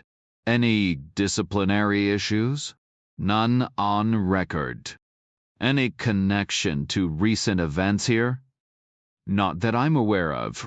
Rodan exhaled. 6 questions in, he was fishing blind. "Any reason the Pentagon would track Barr specifically?" "None." Defeated, Rodan dismissed her. Thanks, General. Helen stood outside Barr's house, the police tape flapping in the breeze. The plywood-covered door gave the place a hollow, abandoned feel. Nothing left to find. She called a cab and headed to the county hospital. The late afternoon sun washed the building in soft gold as she rode the elevator up. The doctor at the desk barely glanced up when she asked about Barr's condition. Uninterested. So she pushed past him. Inside the room, Barr lay awake, cuffed to the bed, his head immobilized. His eyes flicked to hers, alert, but trapped. His gaze was fixed on the ceiling, unblinking. The steady rhythm of his shallow breaths matched the slow beeps of the heart monitor beside him. His wrists twitched against the cuffs, the metal clinking softly against the hospital bed's railing. Someone there, he muttered. Helen moved closer, stepping into his line of sight. They treating you okay? She asked. Can't complain, he replied. Tell me about Charlie. Is he here? No. Mike show up? Doubt it. They only let lawyers and family in. Barr fell silent. Helen pressed. Just those two? Mike and Charlie. Pretty much, Barr said. Mike's just the guy next door. What about Jeb Oliver? Barr frowned. Who? Works at the auto shop. Never met him. You sure? His expression tightened like he was digging through his mind, eager to please. Honest, I don't know the name. You ever mess with drugs? No way, Barr said. I don't even drink. I just exist. That's why none of this adds up. 14 years and now this? Why wreck everything? Back to Charlie, Helen said. We hang out sometimes. With guns? Occasionally. Where's he live? No clue. How long you known him? 5-6 years. And you've never been to his place? He always came to mine. You got his number? Nah. He just pops by when he feels like it. You too tight? Sure. How tight? We get along. Enough to tell him what happened 14 years ago? Barr shut his eyes. Did you? Helen pushed. No answer. Seems odd, she said. Not knowing where your best friend lives. Didn't want to pry, Barr muttered. Having a friend at all was enough. Eileen Hutton rose from the deposition table, exchanging quick handshakes before stepping into the hallway. A man blocked her path, tall, stern. The cop Reacher had mentioned. Emerson? He flashed his badge. Got a minute? About what? Jack Reacher. I knew him. 14 years ago. When you last see him. Back then. Kuwait. After that, we got shipped out. Can't remember who left first. You see him today? He's here. In town. Right now. Small world, she said dryly. How would you get here? Flew into Indy, rented a car. Staying the night? Got a choice? Where? Marriott. Reacher killed a woman last night. You sure it's him? He's our only lead. Doesn't sound like him. Call me if you see him. He handed her his card. Station direct line cell. Why would I? Like you said, small world. The cruiser rolled north, crawling through rush hour. Past the pawn shop, past the barber's faded 7 any cut sign. It turned into the motel lot, and the passenger cop strode inside. He slapped a flyer on the counter. Call us if this guy shows. The clerk squinted. He's already here. Name's Hefner, though. Room 8. The cop froze. He in there now? Dunno. Comes and goes. How long's he staying? Paid for 1 night. The clerk still had the key, which meant one thing: he wasn't done with the place. Guess he's planning another visit tonight, one officer muttered.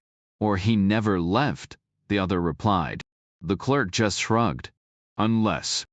The first cop motioned to his partner, who killed the engine, and joined them.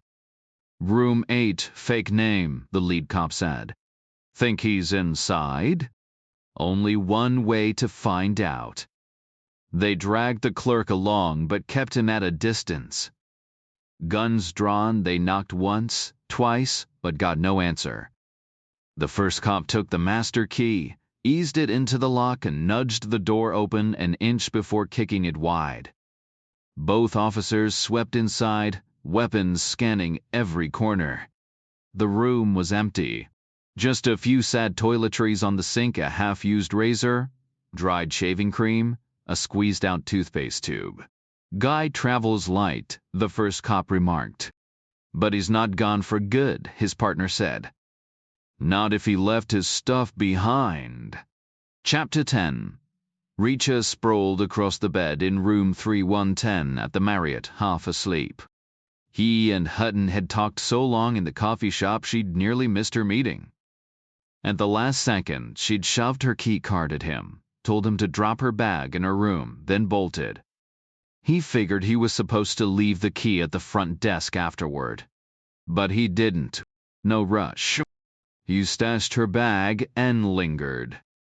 The room wasn't ideal, third floor, windows that probably didn't even open.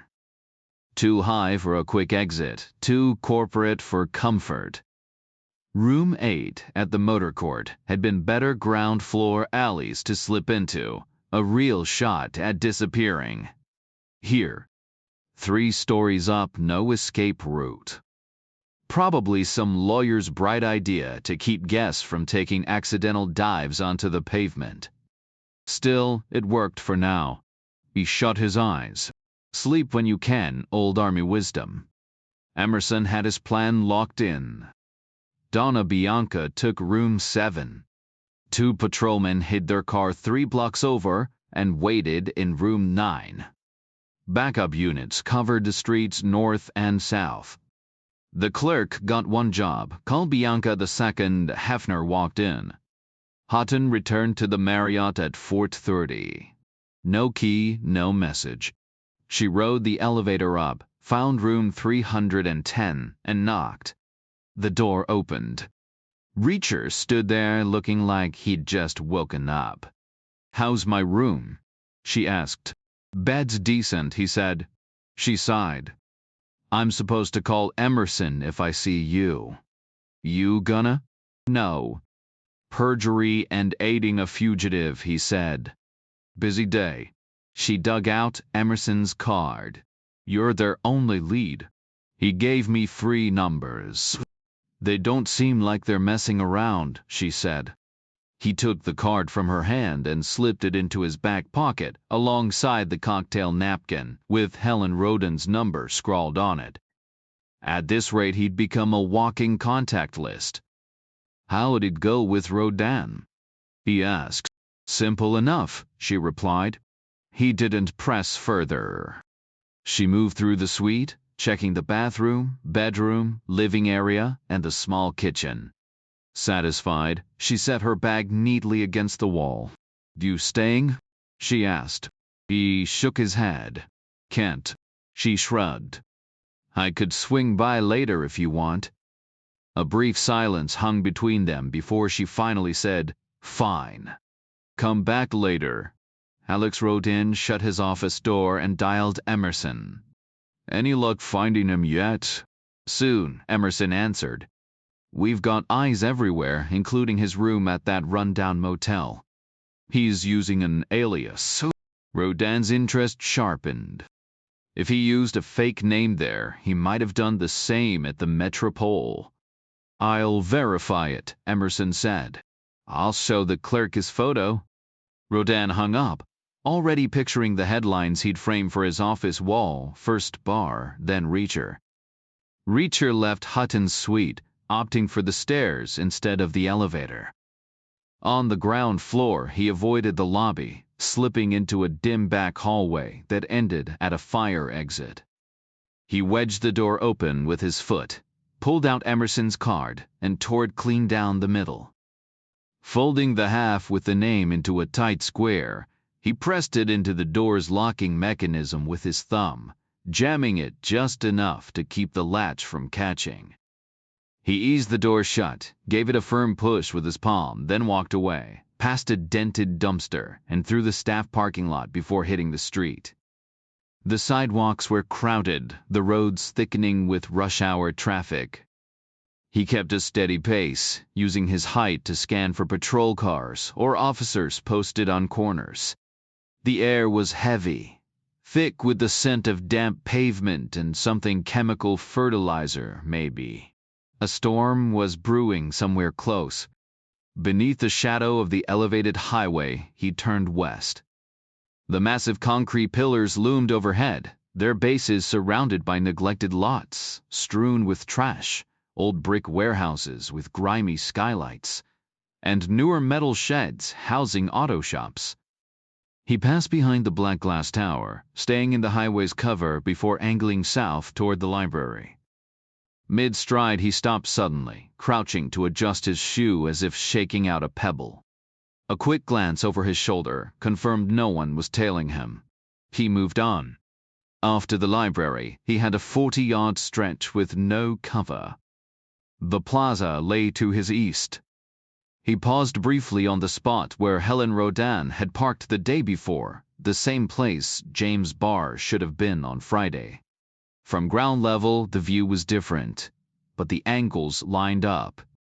The wilted memorials against the pool's southern wall were just faint smudges of color in the distance. Beyond them, the DMV's door swung open as people trickled out. He checked his watch 10 to 5. Cutting across the open space, he reached First Street, then looped a block south and 3 east, approaching the parking garage from the west. Inside, he spotted the security camera, a grimy lens mounted high in the corner where 2 concrete beams met. He gave it a casual wave. The angle was all wrong, too high to catch license plates. The lower pillars were battered with scrapes and paint smears, proof of careless drivers. If the camera had been mounted at bumper level, it wouldn't have lasted a day. The garage was nearly empty, just a handful of cars scattered across the second level.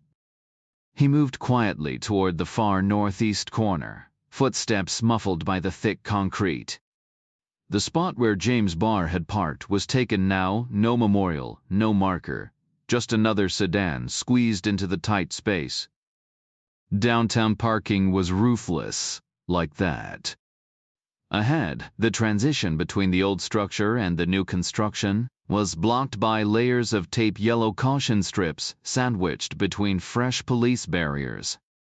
He lifted the strands with his forearm, ducking under without bending too low. No need to kneel, no need to leave a trace. Even at his height, he slipped through, cleanly, careful not to disturb the scene any more than necessary. The new section stretched long and narrow, about 40 yards deep and 200 across. 35 paces in, he stopped short of the outer wall, keeping his distance. No reason to crowd the edge like some restless animal. The view was clear enough from where he stood. Below, a steady stream of people trickled out of the government building, some pausing to light cigarettes, others cutting west at a brisk pace. None walked the path Barr's victims had taken. The makeshift memorials kept them veering north, skirting the pool instead. Reacher imagined them moving straight ahead instead, funneling into the bottleneck. Slow but not too slow, packed tight. The angles would have been brutal close-range shots with barely any room for error. Like trying to hit a sparrow darting past your face. He raised his arm, finger extended, tracing their path.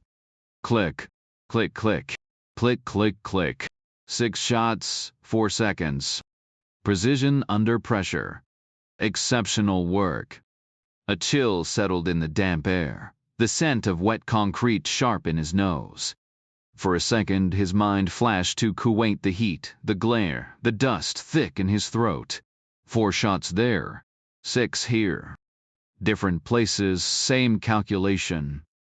More people spilled from the building, clustering briefly before peeling off toward the highway. No lingering figures, no cops in sight. He turned back, slipping under the tape again, then took the ramp down to street level. The library loomed ahead, its shadowed entrance welcoming. He crossed the open stretch of sidewalk, slipped in through the side door, and passed the front desk without a second glance. No reason to draw attention. Not yet. Emerson would likely plaster wanted posters everywhere, post offices, dive bars, motel lobbies, before he'd even think to check libraries. That bought Reacher time.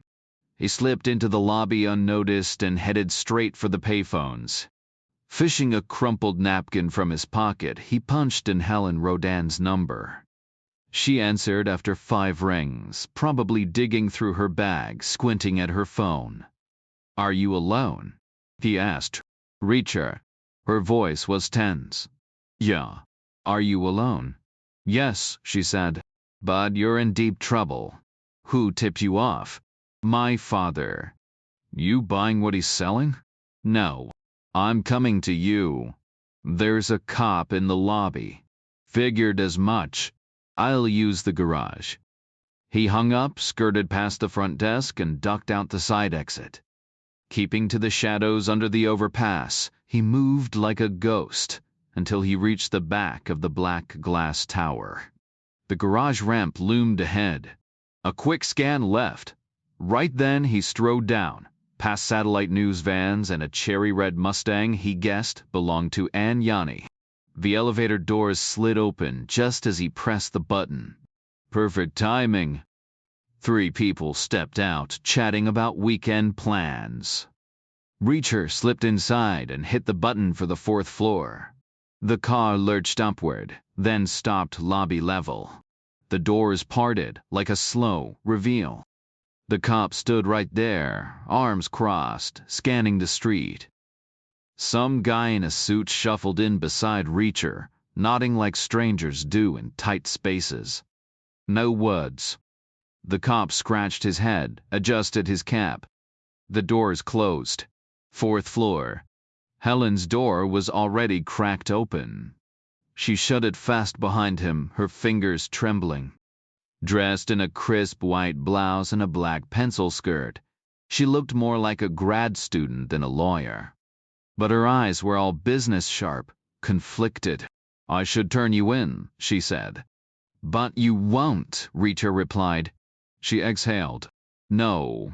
I should, but I won't." He leaned against the wall, arms folded. That girl, she didn't deserve any of this. She was just a kid. And she played you. Didn't bother me. Someone else had a problem with her. Or she was just collateral damage. Reacher's jaw tightened. Exactly. And now the puppet master's got a bigger problem me. Because I'm not going anywhere. Is it safe to stay? Safe enough. But this mess is slowing me down. You'll need to pick up the slack. She led him to her office, sinking into her chair while he took the floor, back against the wall, eyes avoiding the window. "I've already started," she said. "Talked to Rosemary, Barr's neighbors, even went back to the hospital. There's a guy, Charlie. Short, wiry, obsessed with guns. Skittish, like he's got something to hide. He's been around 5-6 years. Barr's only real friend, apparently." Reacher nodded. "That tracks. And Barr swears he doesn't know Jeb Oliver, never touched drugs." "You believe him?" Helen hesitated, then nodded. "Yeah. He's wrecked over this. Like he spent years cleaning up his act and now it's all gone to hell." Reacher smirked. "Tell that to the victims." "Cut him some slack," she shot back. Something felt off about the whole situation. "You think this Charlie guy knows anything about what happened in Kuwait City?" Helen asked. "Barr wouldn't give me a straight answer," Reacher said. "But yeah, I'd bet he does. Where's Charlie based?" "Barr claims he doesn't know. Seriously, he only runs into him occasionally. The guy pops up when he wants to. Like I said, tracking him down won't be easy. Reacher stayed silent. Did you talk to Eileen Hutton? Helen pressed. She's not a problem. The military is keeping things quiet. What about the guy tailing you earlier? Gone, Reacher said. Haven't spotted him since. They must have called him off. So we're stuck. Not exactly. We're piecing it together. There are at least 4 players here. First, the old man in the suit. Second, this Charlie character. Third, someone massive, strong, and left-handed. Why him? He's the one who killed that girl last night. The old guy's too frail, and Charlie sounds too slight. Plus, the evidence points to a left-handed strike. And number 4 is the one pulling the strings. Reacher nodded. Hiding in the background, calling the shots. Safe bet he's not the type to get his hands dirty. But how do we reach him? If he pulled your tail, he probably pulled Charlie back too. They're lying low. There's another angle. A glaring one. Which is... We've been looking at this backward, Reacher said. We've been so focused on who pulled the trigger, we missed the bigger picture. What should we have seen? We should have asked the right questions. Like what? James Barr fired 4 shots in Kuwait City. Here he fired 6. Okay, Helen said. 2 more shots here. So? Except he didn't, Reacher countered. Not if you think about it differently. Truth is, he fired 4 fewer here.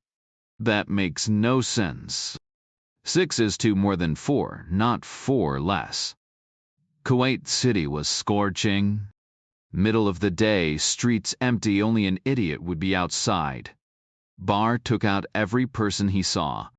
1, 2, 3, 4, done. No one else was dumb enough to be out there.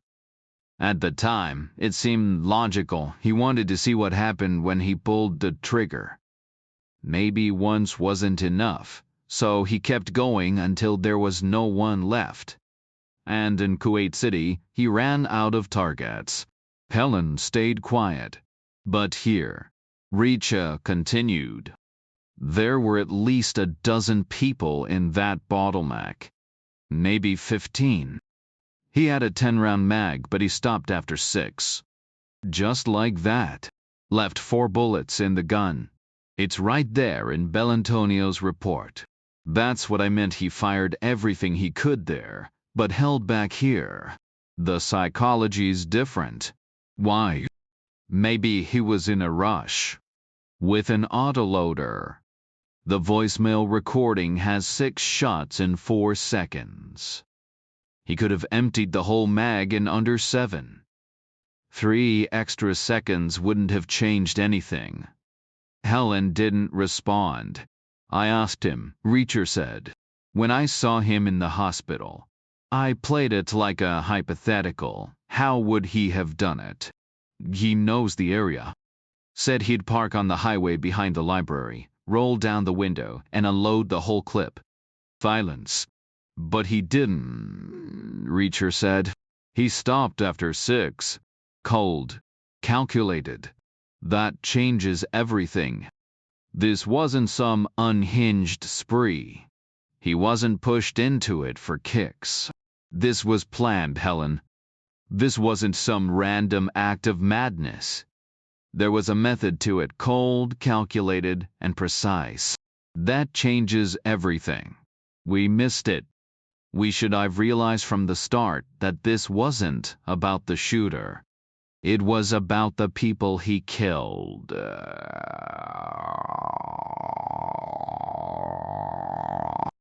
They weren't just bystanders caught in the crossfire. Targets? Helen asked. Hand-picked, Reacher said. And once they were down, Barr walked away, 4 rounds still in the chamber. A deranged killer wouldn't have stopped. He'd have emptied the whole magazine. This wasn't a rampage. It was a hit. The office fell silent. "We need to dig into the victims," Reacher said. "Find out who wanted them gone. That's our way in." Helen stayed still, processing. "And we need to move fast," Reacher added. "We've already burned 3 days chasing the wrong angle." Up on the 6th floor of County General, the exhausted doctor wrapped up his rounds, saving James Barr for last. Not because he expected any surprises, just the opposite. Dealing with common criminals was bad enough, but keeping a mass shooter alive just so the state could kill him later? Ridiculous. Still, duty called. So he stepped into Barr's room, grabbed the chart, and skimmed the vitals. Barr was awake, eyes tracking. "Alert," the doctor scribbled. "Feeling good," he muttered. "Not exactly," Barr answered. "Responsive," the doctor noted. "Too bad," he said, clicking his pen shut. Barr's right hand twitched against the bedrail, fingers working like he was rolling something invisible between them. "Knock that off," the doctor snapped. "Knock what off?" "Your hand." "Can't help it." "How long's that been going on?" "A year or two." "Not just since you woke up?" "No." The doctor flipped through the chart. 41 years old. "You drink?" "Not really. Maybe a sip now and then to sleep." The doctor didn't buy it until the tox screen and liver tests confirmed it. Clean. Not even close to an alcoholic. "Seen a doctor lately?" "No insurance." "Any stiffness?" "Some. Other hand do this too." "Sometimes." The doctor scrawled at the bottom of the chart. "Tremor in right hand, not trauma-related, unlikely alcohol-induced, possible early stage PA." "What's wrong with me?" Barr asked. "Shut up," the doctor said, slapping the chart back on the bed before walking out. Helen sifted through the evidence boxes, pulling the charges against Barr. 5 counts of first-degree murder, victims listed with names, ages, addresses, jobs. She scanned the page, tracing the columns. "No clear links," she said. "Not all of them were targets," Reacher said. "Probably just one. Maybe 2. The rest, misdirection. A hit dressed up as chaos." "I'll start digging," Helen said. "See you tomorrow," Reacher replied. He took the fire escape stairs, avoiding the elevator, and slipped back into the garage, unnoticed. Moving fast, he crossed the street and ducked beneath the overpass, just another ghost in the city. A shadow with a smirk. Then he paused, reconsidered, and decided to hunt for a payphone.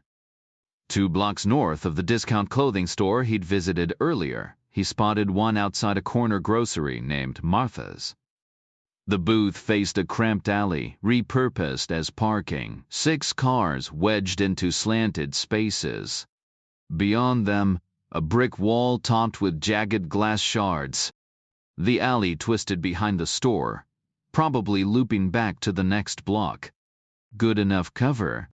Pulling Emerson's crumpled business card from his pocket, he dialed the cell number, shoulder braced against the wall, eyes scanning both ends of the alley. The line rang once before Emerson picked up. "Yes. Guess who?" "Reacher." "Got it in 1.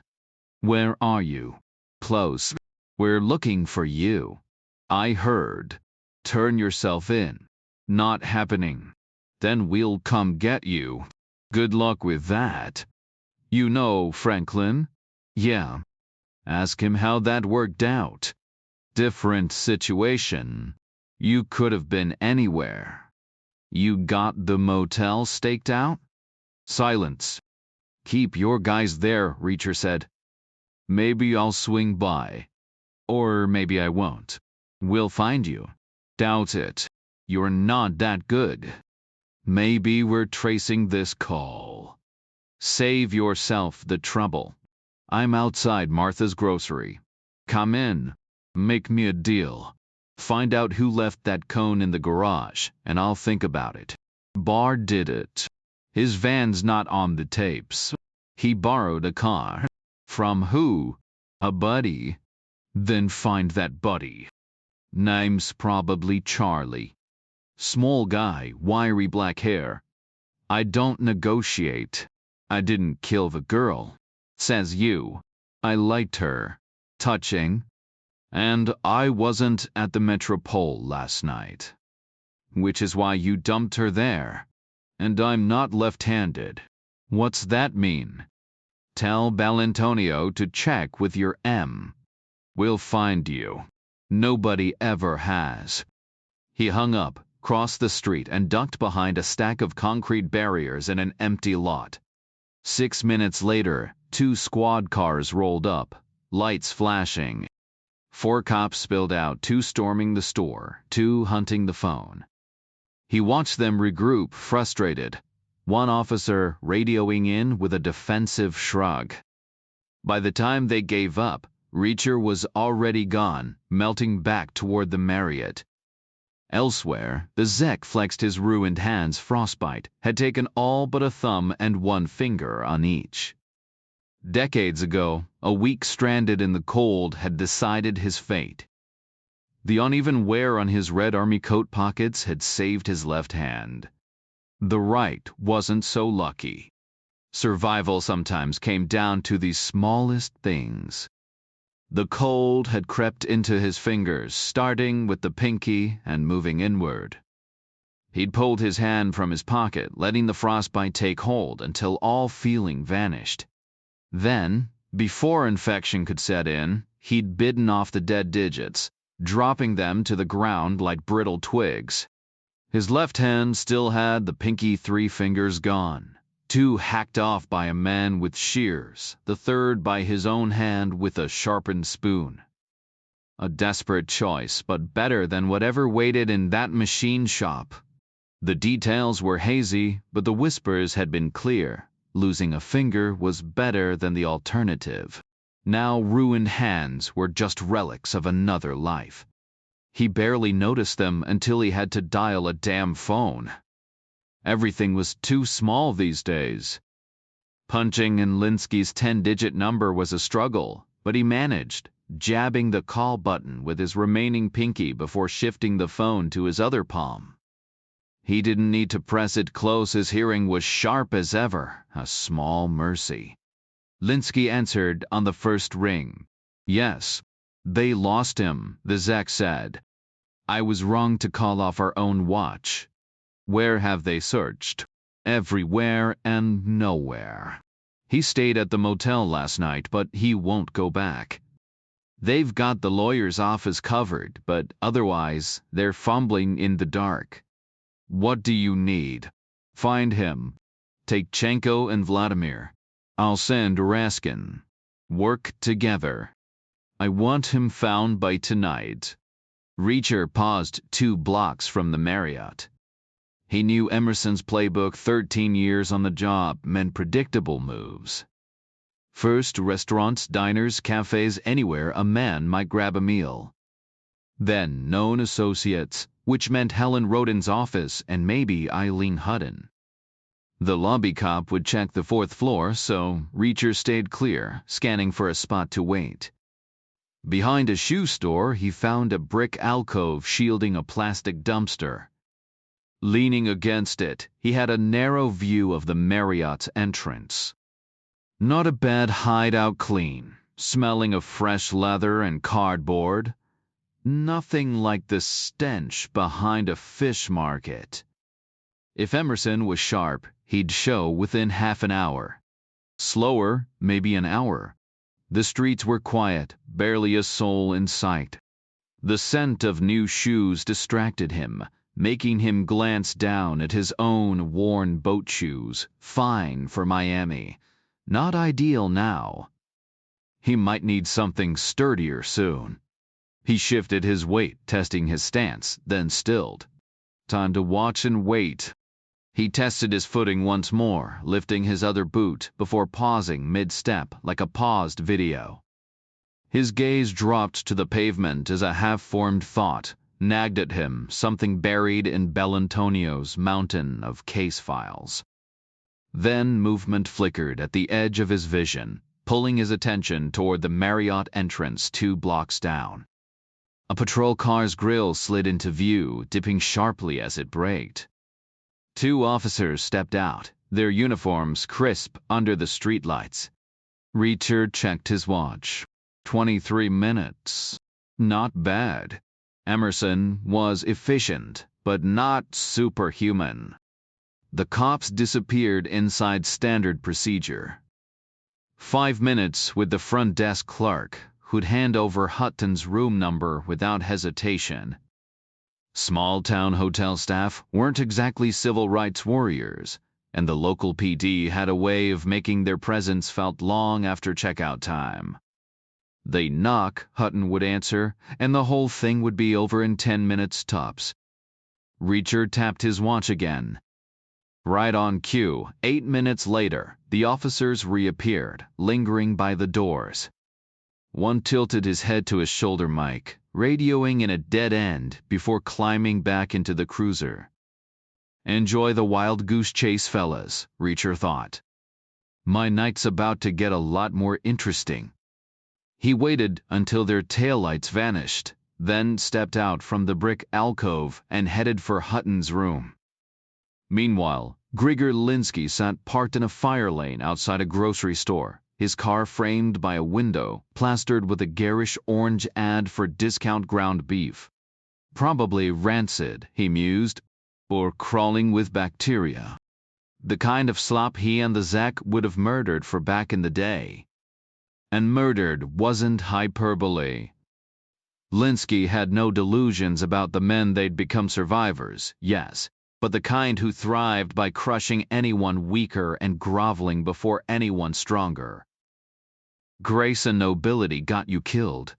Ruthlessness kept you breathing. Raskin's Lincoln pulled up behind him, listing like a sinking ship. The man himself climbed out, every inch the washed-up Moscow thug, bulky, dull-eyed, wrapped in a bargain bin leather jacket. Not the sharpest knife in the drawer, but he'd crawled out of Afghanistan in one piece, and that counted for something. Raskin slid into the back seat without a word, slapping 4 copies of Emerson's wanted poster onto the console. The Zek's handiwork, no doubt. The sketch was decent, close enough to get the job done. Appreciate it, Linsky said, though Raskin didn't bother replying. 2 minutes later, Chenko's Cadillac rolled in, completing the trio of ominous black sedans. Chenko at the wheel, as usual, with Vladimir riding shotgun, one compact and wiry, the other a hulking blonde. A funeral procession in the making. Linsky smirked. Jack Reacher's gonna wish he'd stayed gone. They piled into Linsky's Cadillac, Chenko riding shotgun, while Vladimir and Raskin settled into the back. The seating arrangement wasn't random, it was hierarchy in motion, an unspoken rule they all followed without question. Linsky grinned as he passed out copies of the wanted poster, keeping one for himself even though he didn't need it. He'd memorized Reacher's face by now. We're hitting reset, he announced. Starting fresh. Cops always miss something, and we won't. Meanwhile, Reacher shoved the fire door open, slipping the makeshift lockpick into his pocket before stepping inside. The hallway swallowed him as he made his way to the elevator, riding up to the 3rd floor. He rapped on Hutton's door, a line from some old military flick playing in his head, something about a woman worth saluting. She took her time answering, probably still shaken from the cops' earlier visit. When she finally opened the door, she stood there, wrapped in a robe, hair damp from the shower, backlit like something out of a dream. "You came back," she said, voice edged with amusement. "Did you think I wouldn't?" He stepped inside, letting the door click shut behind him. "Cops just left," she said. "I know," he replied. "Watched them the whole time." "Where were you?" "Behind the shoe store." "Surprisingly clean dumpster." She arched a brow. "You need a shower?" Not yet. Dinner, then. Room service. Less walking, less trouble. She nodded. Smart. But not right now. Should I get dressed? Not yet. A beat past. Why not? Unfinished business, he said. She didn't answer, just studied him. Good to see you, he added. It's been 3 hours, she pointed out. Today, he corrected. After all this time. Then he moved in, hands framing her face, fingers tangling in her hair like he used to. His thumbs traced the curve of her cheekbones, slow and deliberate. Should we do this? She murmured. Don't you want to? 14 years is a long time. Like riding a bike. Think it'll be the same. Better. How much better? We were always good, he said.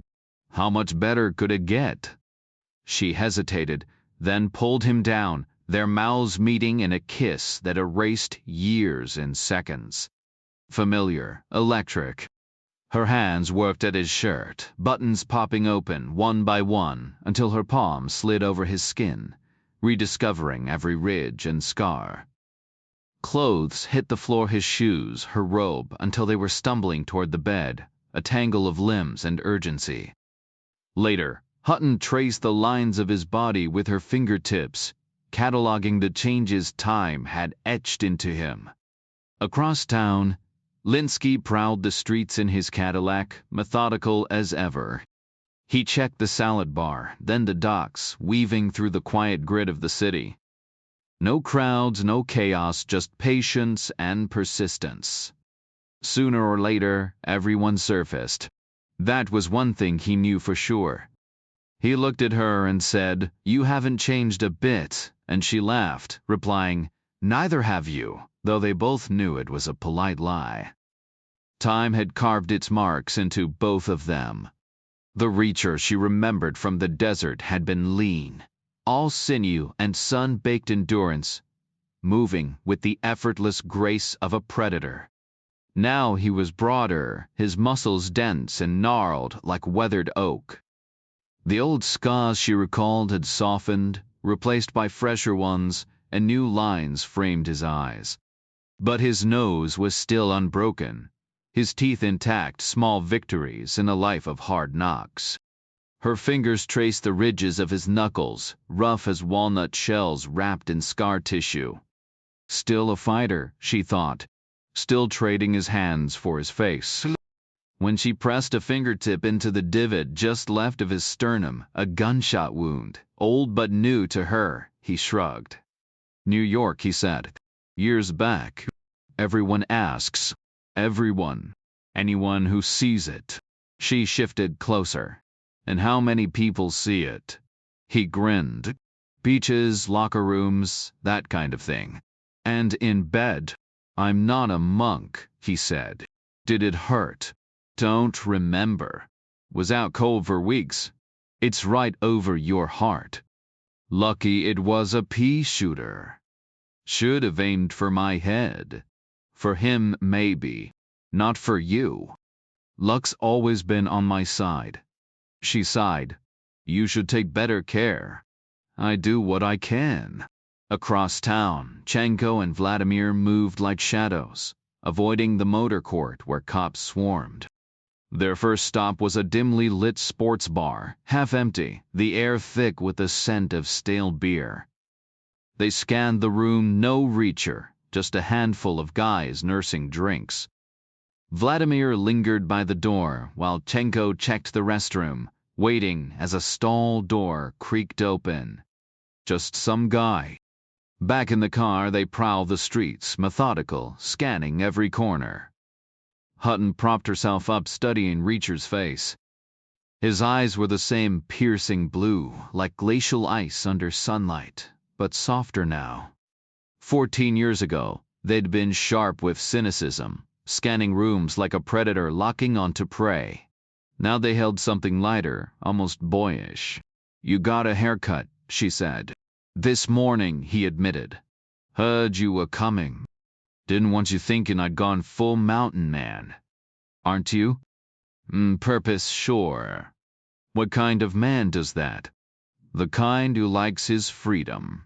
She stretched. We should eat. Fine by me. What's your pick? Whatever you're having. Big portions we'll share. You sure? Could order your own. He shook his head. Easier for your expense report. One meal looks better than two. Worried about my image? Worried about your next star. Peterson owes you now. 2 stars would be nice. Being nice for me too, Reacher said. Payback for all the 2 stars who screwed me over. She rolled her eyes. Food, he said. Salad, she countered. Guess it's gotta be me, Reacher said with a shrug. You don't want to. Hutton asked. Start with a chicken Caesar, then a steak. You take the salad, I'll handle the meat. Throw in a massive dessert and a full pot of coffee. I prefer tea. Not happening, Reacher replied. Some lines I won't cross. Not even for the Department of Defense. I'm thirsty. They'll bring ice water. They always do. I outrank you. You always have. Ever seen me sip tea because of it?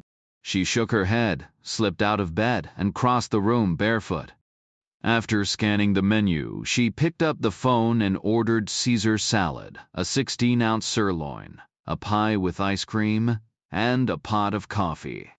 Reacher grinned. 20 minutes, she said. Shower first? Raskin moved through downtown like a ghost, sketch in hand, mental checklist, ticking off spots, restaurants, bars, diners, convenience stores, hotels. He started at the Metropole Palace, scanning the lobby and bar with no luck. 2 blocks over, he ducked into a Chinese place, quick and unnoticed. He knew he was good at this unremarkable, forgettable. Average height, average build, a face that blurred into the background. People's eyes passed right over him. Reacher wasn't at the Chinese spot, the sub shop, or the Irish pub. Pausing on the sidewalk, Raskin decided to head north, check the lawyer's office, then swing by the Marriott. Linsky had hinted those were the places the women frequented. And guys like Reacher? They never blended in. Meanwhile, Reacher stepped out of the shower, borrowed Hutton's toothbrush and comb, then towelled off and gathered his clothes. He was fully dressed, perched on the bed, when the knock came. Room service, a voice announced. Hutton peeked out from the bathroom, hair half-dried. You get it, Reacher said. Me. You signed for it. You could forge my name. In 2 hours, when the cops circle back, I'd rather not have a witness downstairs who knows you're not alone. You ever take a break? The less I relax, the longer I stay lucky. Hutton smoothed her hair and opened the door.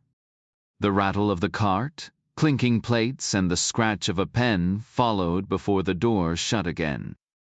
Reacher walked into the living room to find a wheeled table set for one. One set of silverware, Hutton noted. We didn't think that through.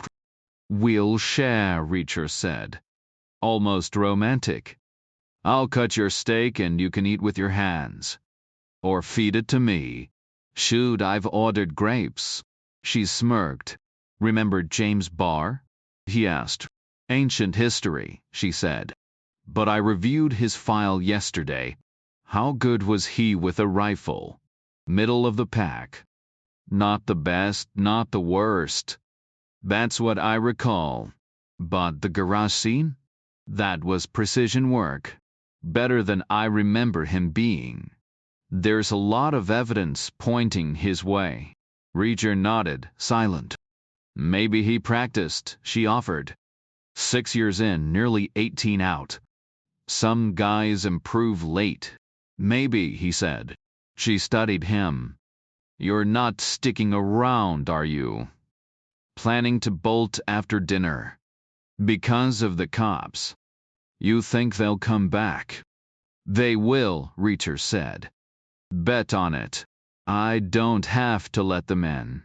At a place like this, cops do what they want. If they track me down here, you're screwed, Reacher said, leaning against the wall. Hutton crossed her arms. Not if you're clean. You think that matters? He shook his head. They don't care about proof. Fugitives make them crazy. They'll haul you in too and let the lawyers figure it out later. By then, your promotion. Gone. She sighed. So what's your move? Haven't decided yet. But I'll come up with something. The black glass tower was locked down for the night. Raskin rapped twice on the door. Inside, a security guard glanced up from his desk. Raskin held up the sketch like a badge. Delivery, he mouthed. The guard shrugged, grabbed his keys, and let him in. Rodine's office, Raskin said. 4th floor. The guard barely reacted. Lawyers got deliveries all the time. Boxes, files, guys pushing dollies. One more didn't raise alarms. He went back to his desk while Raskin headed for the elevator. 4th floor. First sight, a cop posted outside Rodin's door. That told Raskin everything. If Reacher had been here, the place would have been swarming. So he faked confusion, backtracked, and slipped away. Downstairs, he gave the guard a quick nod and vanished into the night. Reacher had given up on the coffee after 5 cups. Hutton didn't seem to mind. 5 out of 6 was close enough. Look me up in D, she said. Count on it, he replied. Just don't get caught. Not by these clowns. For a long second, he just looked at her, memorizing the moment. Then he kissed her once, quick, and walked out. Raskin spotted him instantly 30 yards out, cutting behind the Marriott. The fire door swung open, and there he was, tall, broad, pausing just long enough for the light to catch his face. No doubt, it was him. Raskin melted into the shadows, counting silently. 1, 2, 3. Reacher moved west, relaxed, unaware. Raskin let him get some distance before following, phone already in hand. Raskin punched in Gregor Linsky's number and pressed the phone to his ear as he trailed Reacher from 40 yards back. The line clicked. Yeah? Linsky answered. Got him, Raskin muttered, keeping his voice low. Westbound from the Marriott. He's near the courthouse, 2 blocks north. Where's he headed? Raskin hesitated, watching as Reacher paused at the intersection, then turned right toward the dim stretch beneath the overpass. Hold on, he whispered. He ducked behind a pile of debris in an abandoned lot, eyes locked on Reacher's silhouette. He just cut north. Maybe the sports bar. We'll move up, Linsky said. Set up 50 yards past the bar. Call me in 3 minutes. Don't lose him. Raskin ended the call but kept the phone pressed to his ear, weaving through the lot until he reached a crumbling brick wall. He leaned against it, peering around the corner. Reacher was still moving, arms loose, stride steady, like a guy who didn't think anyone would dare follow him. Linsky wasted no time. He called Chenko and Vladimir, snapping orders to meet him north of the bar, then dialed the Zec. We've got eyes on him, he reported. North side of downtown. Booze tailing. The Zec asked. Raskin. On foot. A pause. Then the Zec's voice, cool and deliberate. Wait till he stops. Then have Chenko call the cops. Let him play the concerned citizen bartender clerk, whatever sells it. Raskin kept his distance, dialing Linsky again, and leaving the line open. Reacher's dark clothes blended into the night, but the pale strip of skin above his fresh haircut caught the faint light, bobbing slightly with each step. Amateur move, Raskin thought. Back in Afghanistan, they'd have used boot polish if they'd had any. Or barbers. Then Reacher halted. Raskin ducked into a shadow just as Reacher glanced over his shoulder, and turned left down a side street. "He's heading west again," Raskin hissed into the phone. "Still on track for the bar?" Linsky asked. "Or the motel. Either way, we're good. Close the gap. Don't let him slip." Raskin bolted forward, slowing as he reached the corner. He pressed against the wall, then peered around and froze. The street stretched ahead, empty under the glow of distant streetlights. Reacher was gone. Chapter 11 boat shoes, Reacher mused, were a mixed blessing. Some yacht guy had hacked grooves into the soles for better grip, and now they were everywhere flimsy, impractical, but damn near silent. He'd spotted the guy in the leather coat the second he stepped out of the Marriott's side exit. 30 yards away, poorly angled, lit up like a Christmas tree by the parking lot lights. The guy had frozen, just for a second, but it was enough. Reacher didn't miss much. Reacher sized up the man trailing him, piecing together details from the brief glimpse he'd caught under the streetlights. Average build, pale skin, reddish hair turned amber by the sodium glow, definitely not law enforcement. That jacket gave him away. Too stiff, too polished, the kind of boxy leather coat you'd find in some Eastern European boutique, not a department store. Not American fashion, that was for sure. He kept moving, listening to the rhythm of the footsteps behind him, thick soles, short strides, the occasional scrape of rubber against pavement. This wasn't Charlie. Too big, wrong hair, not the one who'd killed the girl. That meant the count was off. Not 4, 5, maybe more. Handguns weren't much of a threat at this distance. Reacher knew the stats: most handgun fights happened within 12 feet, not 120. If this guy tried anything, he'd hear the slide rack back first. Plenty of time to react. Part of him wanted to turn the tables, circle back, and lay the guy out, just for the hell of it. Reacher had always believed in striking first. But not yet. Maybe later. He took a sudden turn, letting his pursuer fall into the rhythm, left, right, like a metronome. The streets were empty, the city still half asleep after dark. Then, faint but unmistakable, the electronic chirps of a cell phone dialing. Who was this guy calling? Reacher picked up his pace, then stopped abruptly at the next corner. A quick glance, a sharp left, and he was sprinting fast, silent across the street and into an alley. He dropped low, pressing flat against the concrete in a shadowed doorway. The guy would be scanning for a standing target, not something at ground level. Footsteps echoed from the opposite sidewalk. The pursuer was locked on to the left side, expecting Reacher to stay in line. But Reacher wasn't where he was supposed to be. He waited, motionless, listening. The game had just changed. Reacher knew the guy would scan the left side of the street first: doorways, alleys, any place a man could hide. He stayed still, listening as the footsteps drew closer. The guy finally came into view on the opposite sidewalk, moving hesitantly, phone pressed to his ear. He paused, scanning the right side now, shifting awkwardly like he was second-guessing himself. For a moment, it looked like he was rewinding in real time before disappearing from sight. Reacher rose without a sound and melted deeper into the alley, slipping behind a bulky exhaust vent. He crouched, motionless.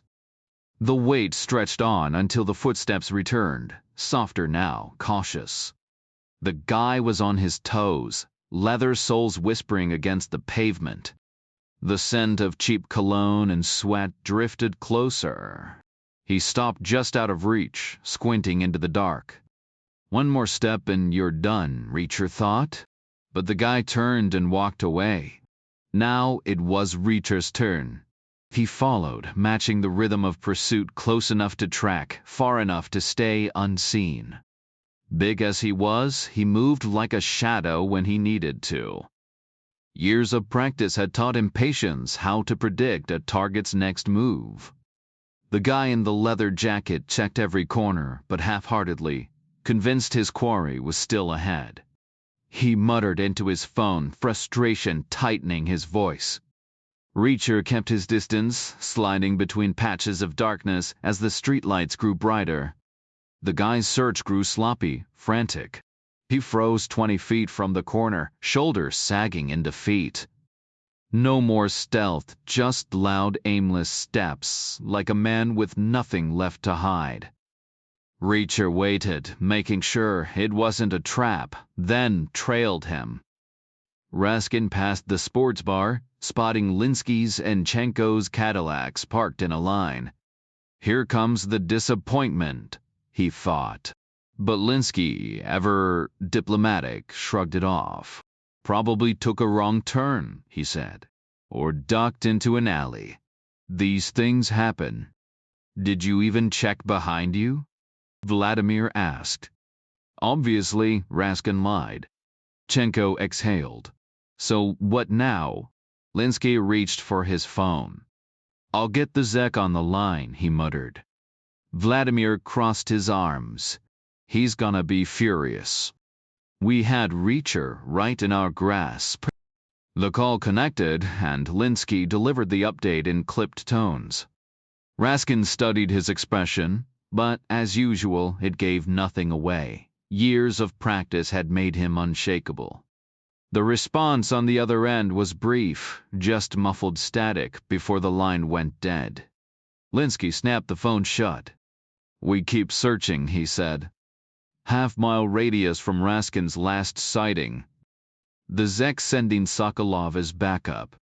5 of us should be enough, Chenko scoffed. Or we'll just be 5 exhausted guys with nothing to show for it. Linsky extended the phone toward him. Feel free to call and tell him yourself. Chenko stayed silent. North is yours, Chenko, Linsky ordered. Vladimir, take the south. Raskin, backtrack east. I'll cover the west. Sokolov can plug the gaps when he arrives. Raskin moved fast, retracing his steps through the dim streets. The Zek's logic was sound. Reacher couldn't have gone far in 15 minutes, not if he was moving carefully. That meant he was still inside a tight perimeter. They'd spotted him once. They could do it again. He reached the wide cross street, turned south beneath the overpass, and slipped into the shadows. The vacant lot ahead was quiet, but he kept close to the wall, senses sharp. Then impact. A crushing force slammed into his back, dropping him to his knees. His vision blurred, and before he could react, another blow sent him face first into the pavement. The last thing he registered was fingers slipping into his pocket, snatching his phone. Reacher stepped back onto the highway, the stolen phone warm in his grip. He pressed against a massive concrete pillar, half hidden in shadow, and dialed Emerson's number. The detective answered with a clipped, "Yes?" "Guess who?" Reacher said. "This isn't a joke," Emerson snapped. "Only because you're losing." Silence. Reacher pressed on. "How hard am I to find?" No answer. "Got a pen?"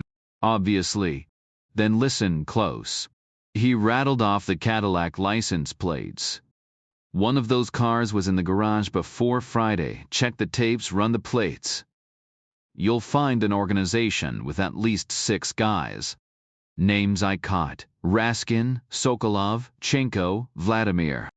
Vladimir's built like a linebacker, probably your girl's killer. Then there's an older lieutenant with a bad back. He reports to someone called the Zek. Those are Russian names." Sharp observation. Zek isn't a name. It's a title. Look it up. A pause, then the scratch of pen on paper. "You should turn yourself in," Emerson said. "Not yet. Do your job first." "I am doing my job." "You're the fugitive here, not some phantom Russian." One more thing, Reacher said. Chenko might go by Charlie, fits the description of Bar's friend. Small, dark hair like a bristle brush. Bar doesn't have Russian contacts. Then dig deeper. He sounds American. I bet he had something to do with what went down on Friday, Reacher said. Which means the whole team might be in on it. How exactly? Still figuring that out. But I will. I'll check in tomorrow. You'll be behind bars by then. Just like I am right now? Keep dreaming, Emerson. Where are you? Close enough, Reacher said. Sweet dreams, detective. He ended the call, tucked Emerson's number away, and pulled out Helen Rodin's. He dialed, shifting deeper into the shadows behind a concrete pillar. Helen answered fast. Reacher. Still breathing, he said. I see your cop friend hasn't left his post. Doesn't bother me, Reacher said. Probably doesn't bother him either. Guys racking up overtime at $40 an hour. You're all over the news. They ran your picture at 6. Don't lose sleep over it. Where are you? Moving forward. Saw Charlie. Handed Emerson his plate number. Any luck on your end? Not much. Just 5 names that don't connect. No motive, no pattern. You need Franklin. Dig deeper. Franklin's out of my budget. Then find me that Kentucky address. Kentucky. Where Bar went to shoot. He heard papers rustling before she read off the location, just a road, a town, a zip code. Meaningless to him. Why Kentucky? Helen asked. A patrol car rolled past, tires slow on the pavement. Reacher ducked lower, watching as the cop scanned the area. Gotta go, he muttered. He dropped the phone at the base of the pillar, no sense leaving a digital trail. 10 minutes later, he was under the highway, facing the back of the black glass tower. A lone cruiser sat parked, cold and still, like it had been there a while. The guy from Helen's door, he figured. Reacher crossed to the garage ramp, descending into the dim, fluorescent-lit space. The ceiling pressed low, the air thick with the smell of oil and concrete. He moved like a shadow between pools of light, counting steps 35 paces from wall to wall. In the far corner, tucked between 2 news vans, sat Ann Yanni's blue Mustang, gleaming under a fresh coat of wax, its tinted windows hiding the interior.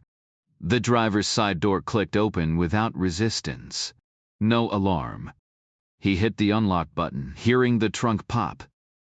Under the spare tire, he found what he needed, a length of metal pipe, solid and heavy in his grip. Perfect. He shut the trunk, leaving no trace behind. He moved to the passenger side and slid into the car, the scent of coffee and floral perfume lingering in the air. Flipping open the glove compartment, he shuffled through folded road maps until his fingers brushed against a slim leather case, the kind meant for receipts, or a small notebook. Inside were registration and insurance papers, listing the owner as Janine Lorna Ann Yanni, an Indiana resident. He tucked everything back and shut the compartment, then adjusted the seat, reclining it as far as it would go before scooting it backward for extra legroom. With his shirt untucked, he settled the pipe in his lap and stretched out, knowing he had a long wait ahead. Sleep when you can, old habits die hard. Meanwhile, Emerson was making calls. The phone company confirmed the number from his caller ID belonged to a cell registered to Specialized Services of Indiana.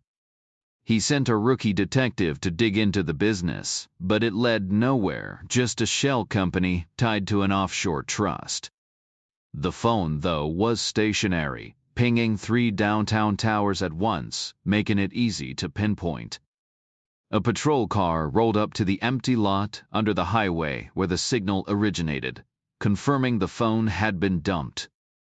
Rosemary Baugh managed to slip past hospital security for an after-hours visit, only to find her brother deep in sleep, handcuffed and motionless. His vitals were steady, but a scribbled note on his chart, possible early onset PA, left her uneasy. No one around could explain what it meant. Back at the precinct, Emerson pulled up the plate numbers Reacher had given him, 2 black Cadillac DeVilles, both registered to the same dead-end shell company. He tossed the file aside. Reacher dozed in the garage, waking each time the elevator groaned to life. The first few trips were just office workers heading home, but the fourth time, the doors opened to a noisy crowd, the late-night news crew from the local NBC station. He sank lower in the seat, the tire iron cold against his stomach as he waited. Reacher leaned back against the headrest, eyes fixed on the fabric ceiling of the Mustang as he waited. A heavy-set man in faded jeans shuffled past, close enough to brush the car's fender.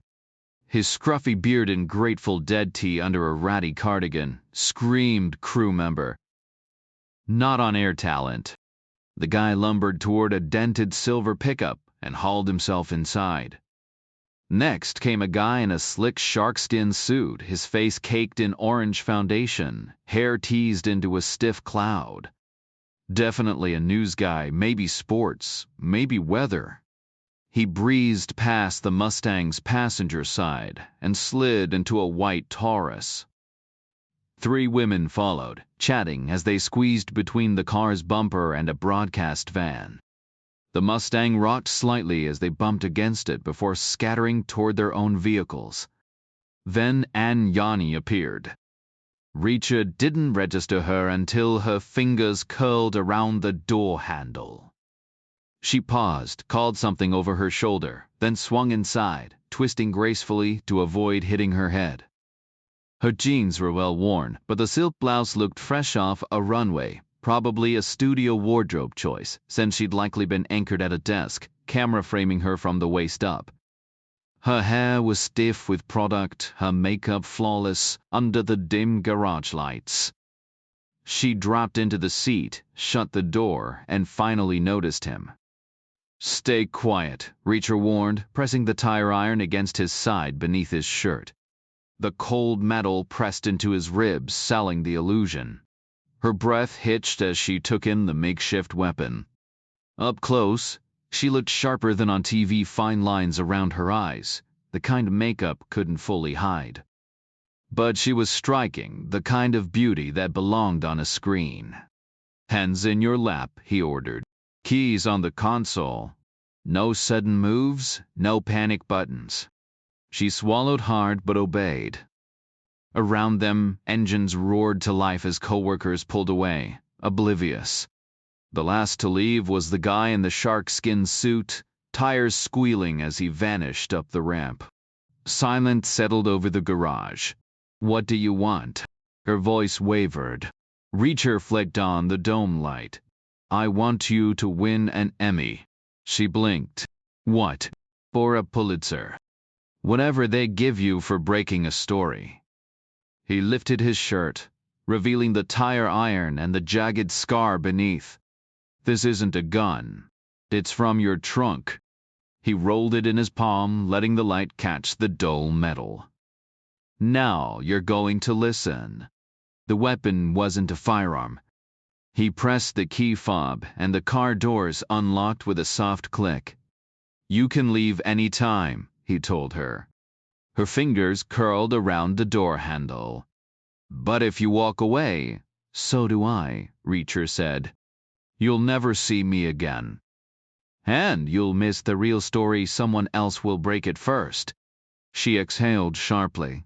"Your face has been all over the news. The police have your photo plastered across town. They say you murdered Alexandra Dupree." Reacher shook his head. "Except I didn't. And that's just the beginning." "What story?" she demanded. "Last Friday," he said. "Nothing was what it looked like." Yanni tightened her grip on the wheel. "I'm getting out." "No," Reacher said. "I will." He stepped back, hands raised slightly. "Sorry if I pushed too hard." But we need each other. So here's the deal: you stay inside, lock the doors, start the engine, and crack the window just enough to talk. If you change your mind, you drive away. No hard feelings. Silence. She kept her eyes fixed on the windshield like she could will him out of existence. He opened the door, slid out, and placed the tire iron carefully on the seat before shutting it behind him. Standing there, he adjusted his shirt, listening. The locks engaged with a solid thunk. The engine rumbled to life, brake lights flaring. The dome light flicked off, plunging her face into shadow. The transmission shifted out of park. Reverse lights flashed, then the Mustang lurched forward, tires screeching against the concrete. The sound echoed through the empty garage as she swung in a wide arc, heading for the exit. At the last second, she slammed the brakes. The car jerked to a stop, front wheels just touching the ramp. Reacher moved closer, bending slightly to peer through the rear window. No phone in her hand, just her, gripping the wheel, staring ahead. The brake lights burned bright, casting a crimson glow. Exhaust fumes curled from the tailpipe, droplets of condensation pattering onto the pavement. He circled to the driver's side and crouched near the window. She lowered it barely an inch. "Why should I help you?" she asked. "Because Friday wasn't the end," he said. "There's more, a bigger story. Awards, promotions, maybe even CNN knocking on your door. You think I care about that? I think you're a reporter, and reporters chase the truth." A long pause. The engine hummed, the brakes holding against its idle pull. Finally, she shifted into park, the car rolling back slightly. Reacher adjusted his stance to keep eye contact.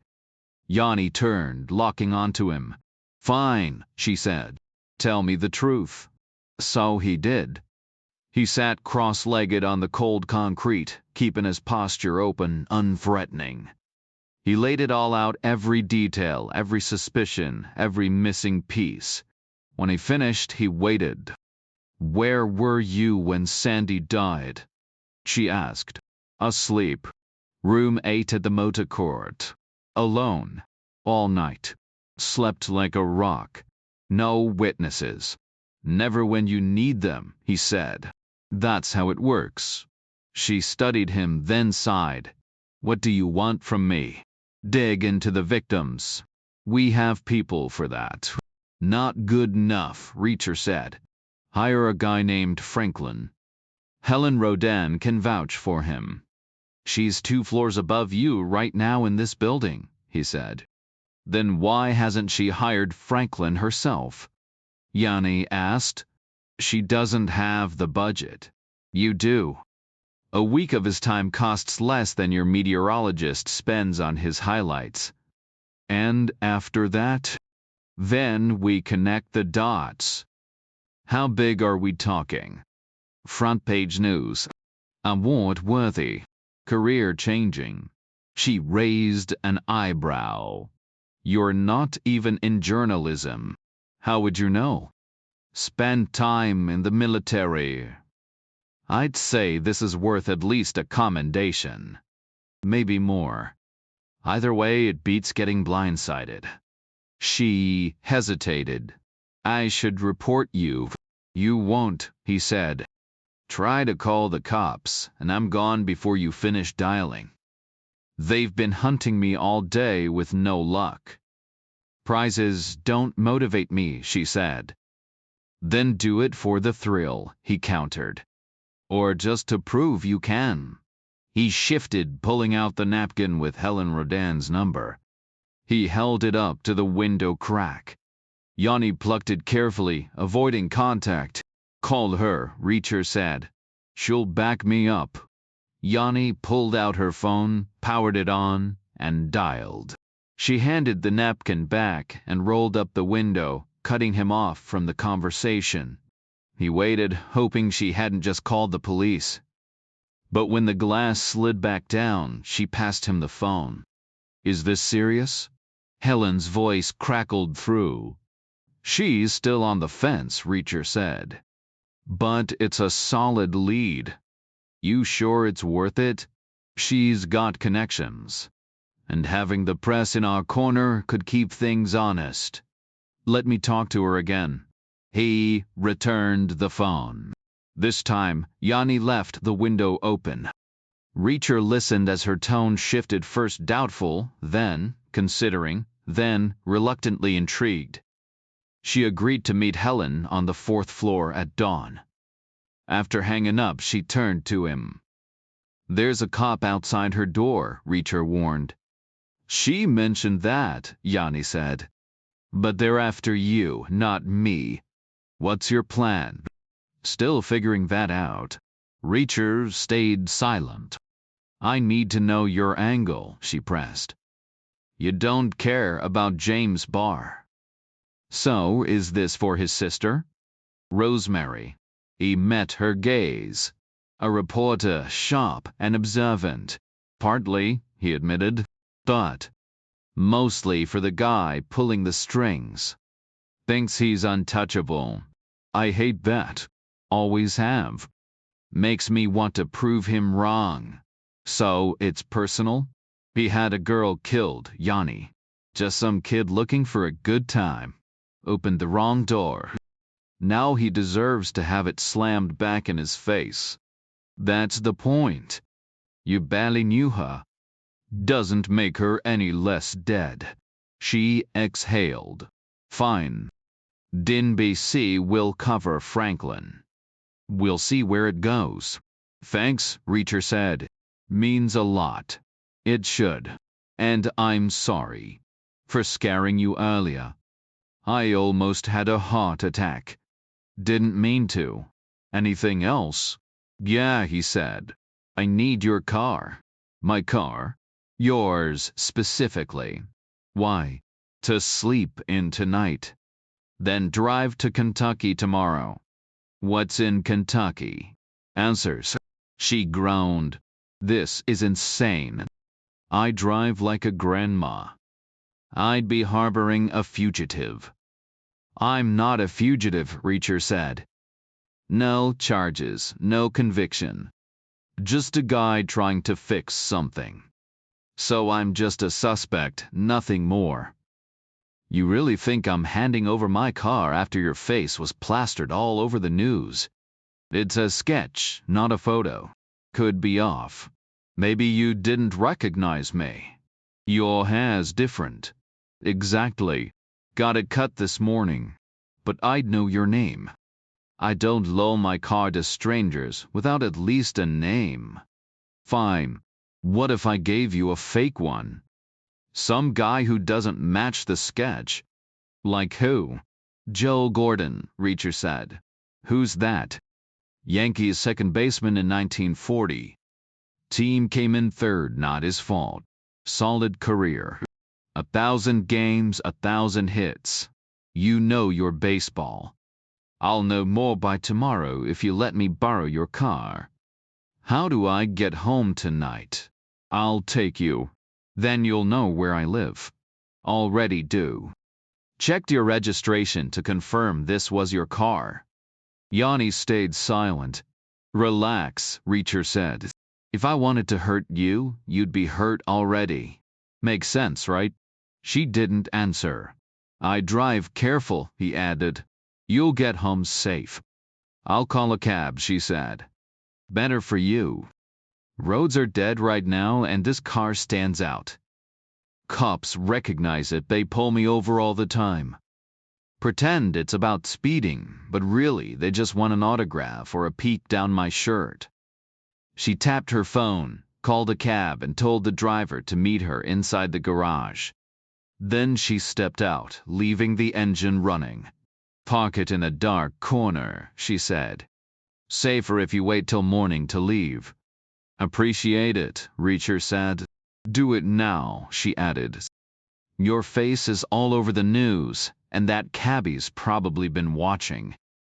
At least I hope so. I need the ratings. Thanks, Reacher said again. Yanni walked off, standing at the ramp like she was waiting for a bus. Reacher slid into the driver's seat, adjusted it, and backed the car deep into the garage. He swung it around, parked nose first in a shadowy corner, and killed the engine. Through the mirror he watched. 5 minutes later, a green and white Crown Vic rolled down the ramp. Yanni climbed in, and the cab disappeared onto the street. Reacher stayed in the Mustang, but didn't linger under the black glass tower, too risky. If Yanni got cold feet, he'd be trapped. He could picture her dialing Emerson the second doubt crept in. He's asleep in my car. Corner of the garage. Right now. 3 minutes after the cab left, he fired up the engine and drove out, circling to the garage on First Street. Empty. He parked on the second level in the same spot James Barr supposedly used, skipped the meter, and unfolded Yanni's road maps. He plotted his route, reclined the seat, and shut his eyes. 5 hours later, before dawn, he woke and headed south toward Kentucky. 3 cop cars passed him before he hit the city limits, but none gave him a second glance. Too busy hunting Jack Reacher to bother with a news anchor's ride. Dawn broke an hour into the drive, the sky shifting from black to gray to purple before orange light spilled over the horizon. Reacher flicked off the headlights' daytime lights, screamed fugitive to troopers parked on the shoulder. The Mustang was already a magnet, loud, aggressive, the kind of car thieves loved. But the troopers he spotted stayed put, eyes glued to their speed traps. He cruised at a steady 70, just another unremarkable car on the highway, and tapped the stereo. Sheryl Crow's voice filled the cabin, something from her prime, gritty and familiar. He let it play. Every day is a winding road, she sang. Yeah, no kidding, he thought. He could have written that line himself. The sun hung low over the Ohio River as he crossed, its light turning the sluggish water into liquid metal. Reflections flickered up through the car windows, sharp and disorienting. The bridge's iron beams flashed past like a strobe, forcing him to squint as he rolled into Kentucky. He took a county road south, scanning for the Blackford River. According to Ann Yanni's notes, it branched off the Ohio at an angle, carving a neat triangle between 2 back roads 3 miles per side, with Barr's old shooting range tucked inside. Turned out the range was the triangle. A chain-link fence lined the road, keep out signs slapped on every few posts. It ran for miles before bending northeast. Reacher followed it to a gravel lot and a cluster of low buildings, the gate chained shut. A hand-painted sign announced opening hours 8 a.m. to dark. He checked his watch. Still early. Across the road, a diner gleamed under the morning sun, its aluminum siding catching the light. His stomach growled that room service steak from the Marriott felt like ancient history.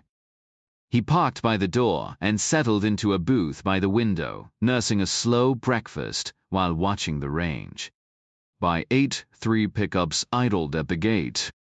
At 5 past, a guy in a black Humvee rolled up, waving an apology as he unchained the entrance. He let the others go first before following, disappearing into the main building. Reacher sipped his coffee strong, just how he liked it, and waited. Around 8:20, the first shots echoed, muffled by distance and earth berms. Rifles, steady and deliberate. Then the sharper cracks of a handgun. He listened a while longer before tossing cash on the table and heading out. The Mustang bumped over the road's crown into the range. Inside the main hut, the Humvee guy stood behind a counter, his posture rigid, his arms inked with faded tattoos. The wall behind him was a shrine to service unit patches, pennants, and a yellowed target under glass. 5 shots clustered tight. A 6th just nicking the edge. Need something? The guy asked, his voice rough but steady. Reacher could tell the man's attention had shifted past him, out the window toward the Mustang parked outside. I'm here to fix all your problems, Reacher said. The guy raised an eyebrow. Seriously? Not exactly. Just need to ask you a few things. There was a pause. This about bar? Sharp guess. Nope. No? I don't talk to press. Not a reporter. That's a souped-up Mustang with Indiana plates and an NBC decal on the windshield. Either you're a cop, which you're not, or some journalist sniffing around for a story on how Barr used my range to train. Did he? Already told you, I'm not saying a word. But he was here, wasn't he? The man crossed his arms. No anger, just finality. The room fell silent, except for the faint echo of gunfire outside and the hum of an old fridge in the back. Not a reporter, Reacher repeated. Just borrowed a friend's car to get here. Then what are you? Someone who knew Barr years ago. Trying to figure out who Charlie was, the guy who led him down the wrong path. No reaction. No questions about Charlie. Just a firm shake of the head. Can't help you. Reacher's eyes drifted to a framed target on the wall. That yours? Everything in here is. What distance? Why? If that's 600 yards, you're solid. 800. Impressive. 1,000. Unreal.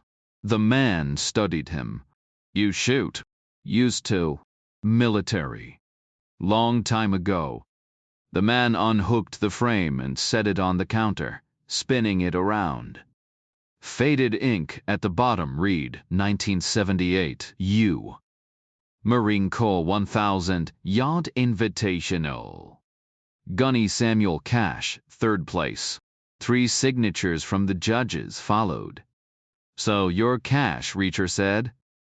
Retired and scraping by, Cash replied. Same as you.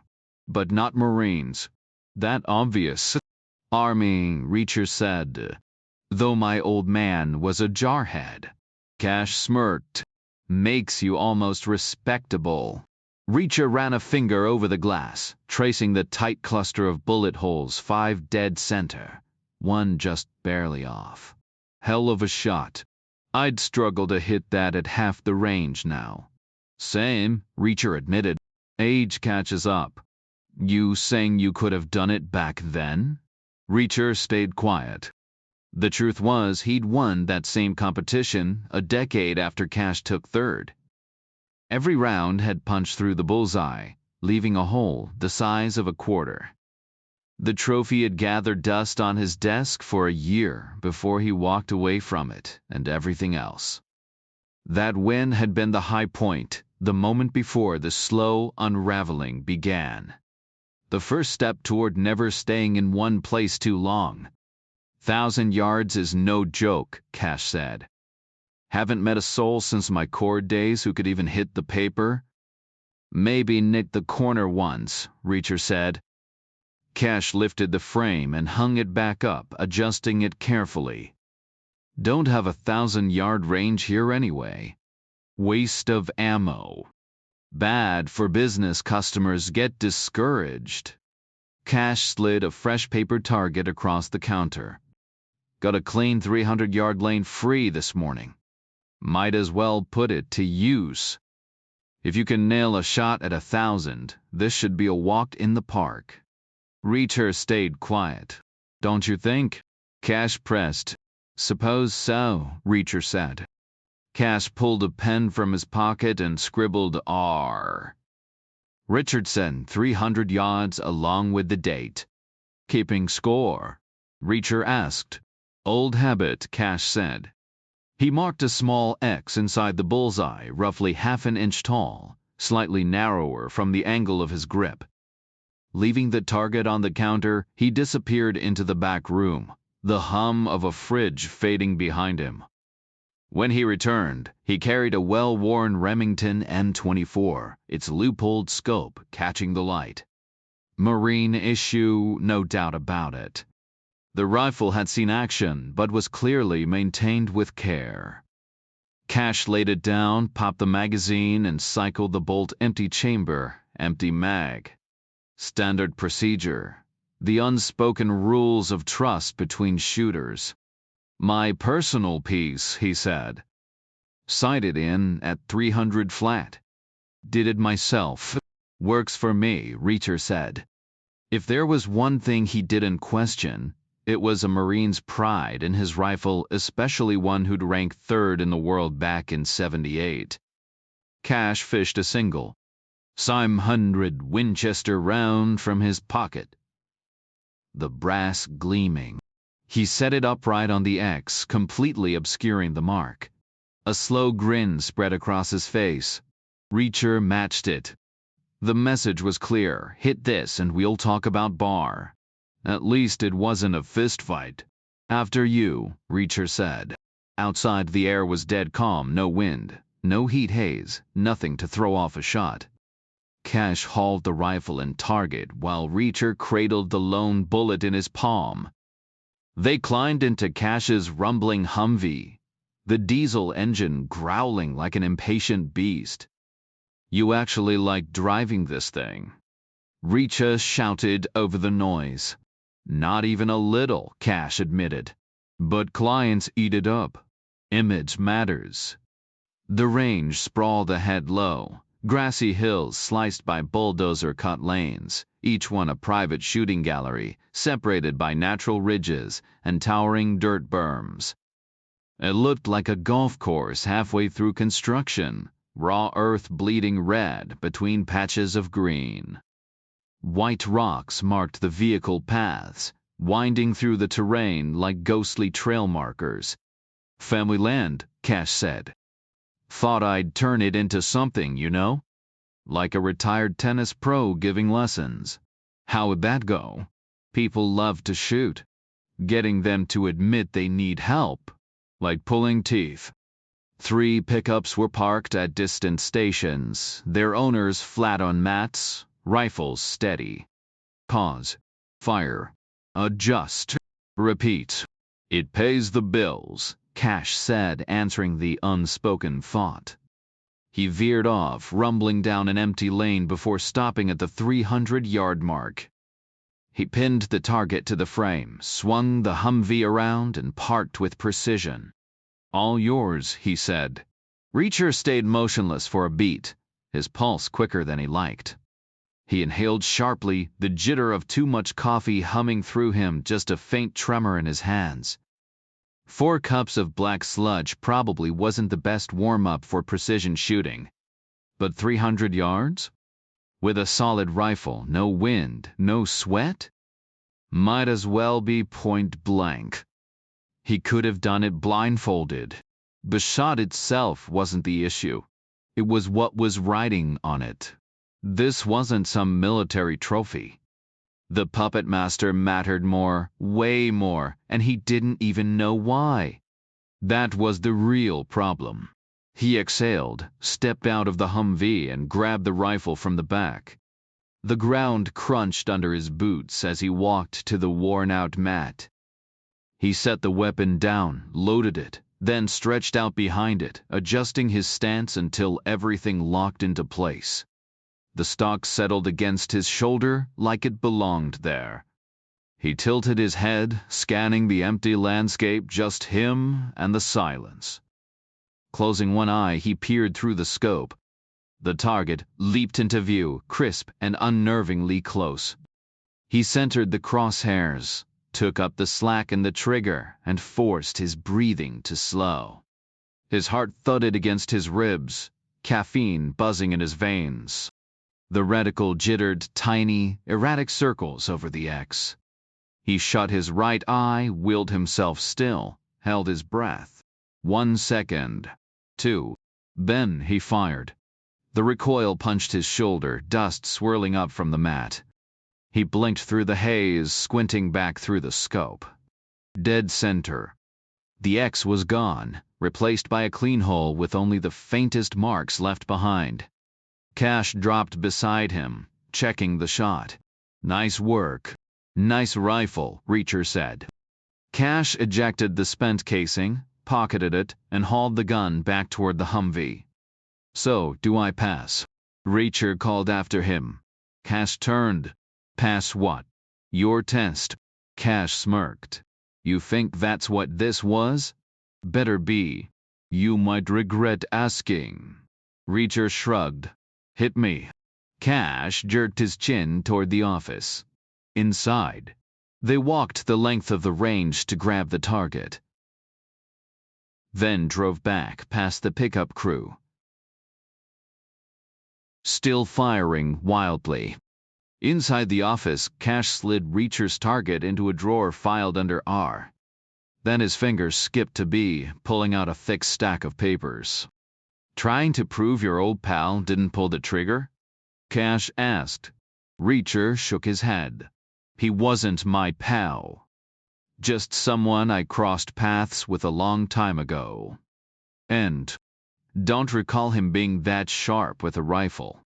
News said it was close range. Moving targets, tricky angles. Media claims the evidence is solid." "It is," Reacher admitted. "I've seen it." Cash slid a stack of paper targets across the counter, lining them up like dominoes. He arranged them in 2 neat rows, 32 sheets in total, each marked J. Bar 300 yards, with dates going back years. "Take a look," Cash said. Every target was a masterpiece, tight clusters of bullet holes dead center. 320 rounds, all perfect. Reacher studied them. "This everything he shot?" Cash nodded. "Like I told you, I keep records." "What rifle?" "His own super match. Top tier piece." "Cops reach out to you?" "Detective Emerson. Decent guy. Had to cover my own back, bar trained here. Don't need my reputation taking a hit after all the work I've put into this place." Reacher scanned the targets again, remembering his words to Helen Rodin. They don't forget. What about his buddy Charlie? Hopeless next to Bar. Cash gathered Bar's targets and slid them back into the file. Then he pulled another stack from the drawer. "Charlie Smith," he said. "Ex-military, but Uncle Sam's training didn't stick." He laid out Charlie's target, same number, same drill. The difference was night and day. Most of Charlie's shots were scattered, barely hitting the outer rings. A few lucky near misses, one dead center fluke. The rest, wild. "They always come together?" Reacher asked. "Like salt and pepper," Cash said. "Same range." "Different universes." Charlie's shots weren't random, just consistently off. Like his eyes played tricks on him. "What kind of guy was he?" Reacher asked. "Charlie?" Cash shrugged. "Hard to read. If he'd been half as good as Barr, he might have been scary. Small guy, right? Tiny. Odd haircut. They talk much?" "Nah. Just 2 guys from Indiana blowing off steam. See a lot of that here." "You watch them shoot?" Cash shook his head. "People get self-conscious. I let them figure it out on their own. Barr bought his ammo here. Lake City. Pricey stuff. His rifle wasn't cheap either. Worth every penny." "What about Charlie's gun?" "Same model. Like matching toys. Only difference. Charlie looked like a kid holding his dad's rifle." "You got handgun ranges?" "One indoor for bad weather. Otherwise people shoot outside. Not my thing." Reacher gave a slow nod as Cash gathered Charlie's paper targets, keeping them in chronological order before sliding them back into the S drawer. "Smith's about as common as it gets," Reacher said. "Pretty sure it's the top name in the country." Cash shrugged. His ID checked out. "I don't hand out memberships without seeing a license." "Any idea where he was from?" "Sounded like way up north," Cash replied. Reacher leaned against the counter. Mind if I take one of James Barr's targets? Cash frowned. Why? Call it a keepsake, Reacher said. When Cash stayed silent, he added, Relax, I'm not hawking it online. Still nothing. Barr's not walking back in here, Reacher pressed. And if you're worried about liability, you should trash them all anyway. Cash exhaled and turned back to the drawer. Grab the most recent one, Reacher suggested. Cash flipped through the stack, pulled a sheet, and slid it across. Reacher folded it neatly and tucked it into his pocket. Hope things work out with your friend, Cash said. Not my friend, Reacher corrected. Thanks. Cash smirked. I know who you are. Recognized you the second you got behind the rifle. Never forget a stance like that.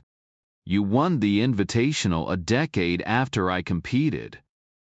I was there, watched you take it.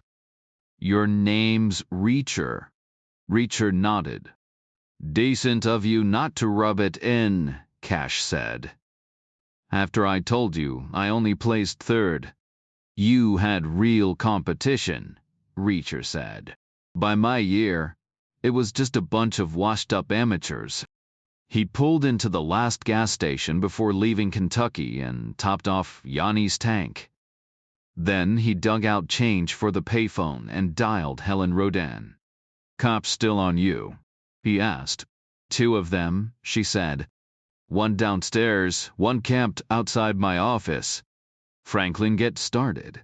First thing, no luck so far, just 5 regular people. Reacher checked his watch. Give me his address. I'll meet you there at 4. How was Kentucky? Complicated, he said. Back on the road, Sheryl Crow blasted through the speakers as he crossed the Ohio River again. He cranked the volume, took a left, and headed west. Yanni's maps showed a cloverleaf up ahead, his best shot at bypassing the city without running into Emerson's patrols. The Mustang roared at 70, all muscle and no grace. Reacher imagined dropping that engine into some beat-up sedan. Now that'd be his kind of ride. Meanwhile, Bellantonio had been at the lab since dawn. The prints on the abandoned cell were useless, but the call log told a story. Last dialed, Helen Rodin's cell. Before that, Emerson's. The rest were a string of numbers tied to specialized services of Indiana. No way to know if Reacher had made those calls. Bellantonio typed up his report, knowing Emerson wouldn't act on it. The only lead was Helen's number, and hassling a defense attorney over a witness call? That'd be a dead end before it even started. He shifted his focus to the garage surveillance footage, 4 days' worth, nearly 100 hours of recordings, with close to 3,000 vehicles logged by his team. Only 3 Cadillacs had shown up. Like most Midwestern states, Indiana was truck and SUV country, with coupes and convertibles trailing behind. Sedans barely made a dent in the market, mostly imports or mid-range American models. Full-sized luxury cars were a rare sight, especially high-end brands. The first Cadillac on tape was an older Eldorado, bone white, parked for 5 hours mid-morning on Wednesday. The second was a Newertz, its color hard to pin down. In the grainy footage, maybe red, gray, or light blue, left for 2 hours after lunch on Thursday. Then came the Black DeVille, rolling in just after 6 on Friday morning. Bellantonio had dubbed it Black Friday.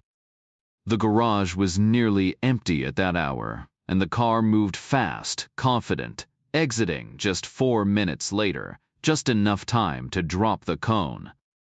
The driver was nothing but a blur behind the windshield. Could have been Barr. Could have been anyone. Bellantonio noted it all for Emerson, making a mental reminder to check if 4 minutes was the shortest stay in the entire log. He'd bet money it was. Next, he skimmed the forensic report from Alexandra Dupree's apartment. He'd assigned a junior officer to handle it since it wasn't the primary crime scene. Nothing stood out except the fingerprints. The place was a mess of them, as apartments tend to be. Most were hers, but 4 other sets turned up. 3 were unidentifiable. The 4th, a perfect match for James Barr. He'd been their living room, kitchen, bathroom. No question. The medical examiner's report landed next. Dupree had died from a single crushing blow to the right temple, delivered by someone left-handed. She'd fallen onto gravel mixed with dirt and grass, yet her body was found on a limestone-paved alley. She'd been moved. Bellantonio grabbed a fresh memo sheet and jotted 2 questions for Emerson. Is Reacher left-handed? And did he have a car? Meanwhile, the Zek spent his morning weighing Raskin's fate. 3 strikes losing the tail, getting jumped from behind, and letting his phone get snatched. The Zek had no patience for failure. At first, he considered demoting Raskin to monitor duty in the house's video room. But why trust a screw-up with security? Then Linsky called. 14 hours of searching, 0 sign of the soldier. We should pivot to the lawyer, Linsky said. She's the one driving this. Without her, nothing moves forward. That's escalating things, the Zek said. Maybe the guy's already gone. Maybe, Linsky agreed. But it's what he left behind in her head that matters. The Zek exhaled. I'll think on it. Keep looking. Linsky's back was screaming, his body drained. No, he lied. I'm wide awake, Reacher said. Then keep searching, the Zek replied. But send Raskin to me first. Reacher eased off the gas as the highway lifted onto its overpass, holding steady at 50 in the middle lane. He ignored the exit ramp curling behind the library and pushed north another couple of miles before taking the cloverleaf down to the 4-lane strip of dealerships and auto shops.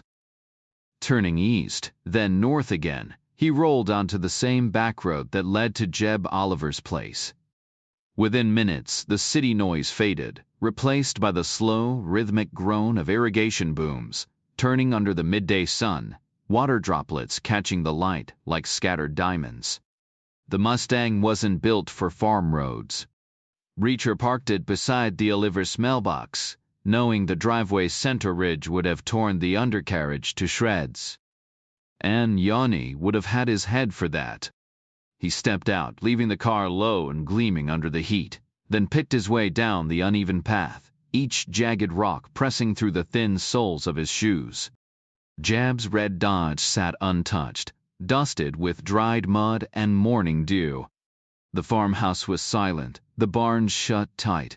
Reacher bypassed the front door, circling around to the back porch where Jeb's mother swayed violently on the glider, one leg tucked under her, the other pumping like a piston. Her eyes were wide, unfocused. Jeb still gone? Reacher asked. She shook her head, the glider squeaking under her frantic motion. You got a gun? Never liked 'em, she muttered. A phone. Cut off. Jeb lets me use his cell if I need it. Perfect, Reacher said. She scowled. How's that perfect? Them. Exactly. Means you can't call the cops while I break into that barn. Or shoot me in the back. That's Jeb's place. You got no right. Reacher smirked. You gonna stop me? He turned and strode toward the barn, its weathered planks warped from decades of sun and frost. The doors were secured with a heavy-duty bike lock, the kind city couriers used, bolted through steel hasps. Reacher tested it solid, no give. But locks were only as strong as what they were fastened to. He gripped the U-bar, braced a palm against the door, and yanked. The wood groaned. Adjusting his stance, he planted a heel just below the lock and kicked hard. A crack splintered the old plank. Another strike, another inch of give.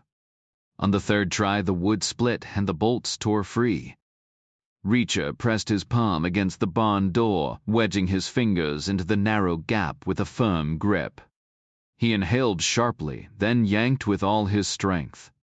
The final bolt gave way, sending the lock crashing to the dirt as the doors swung wide.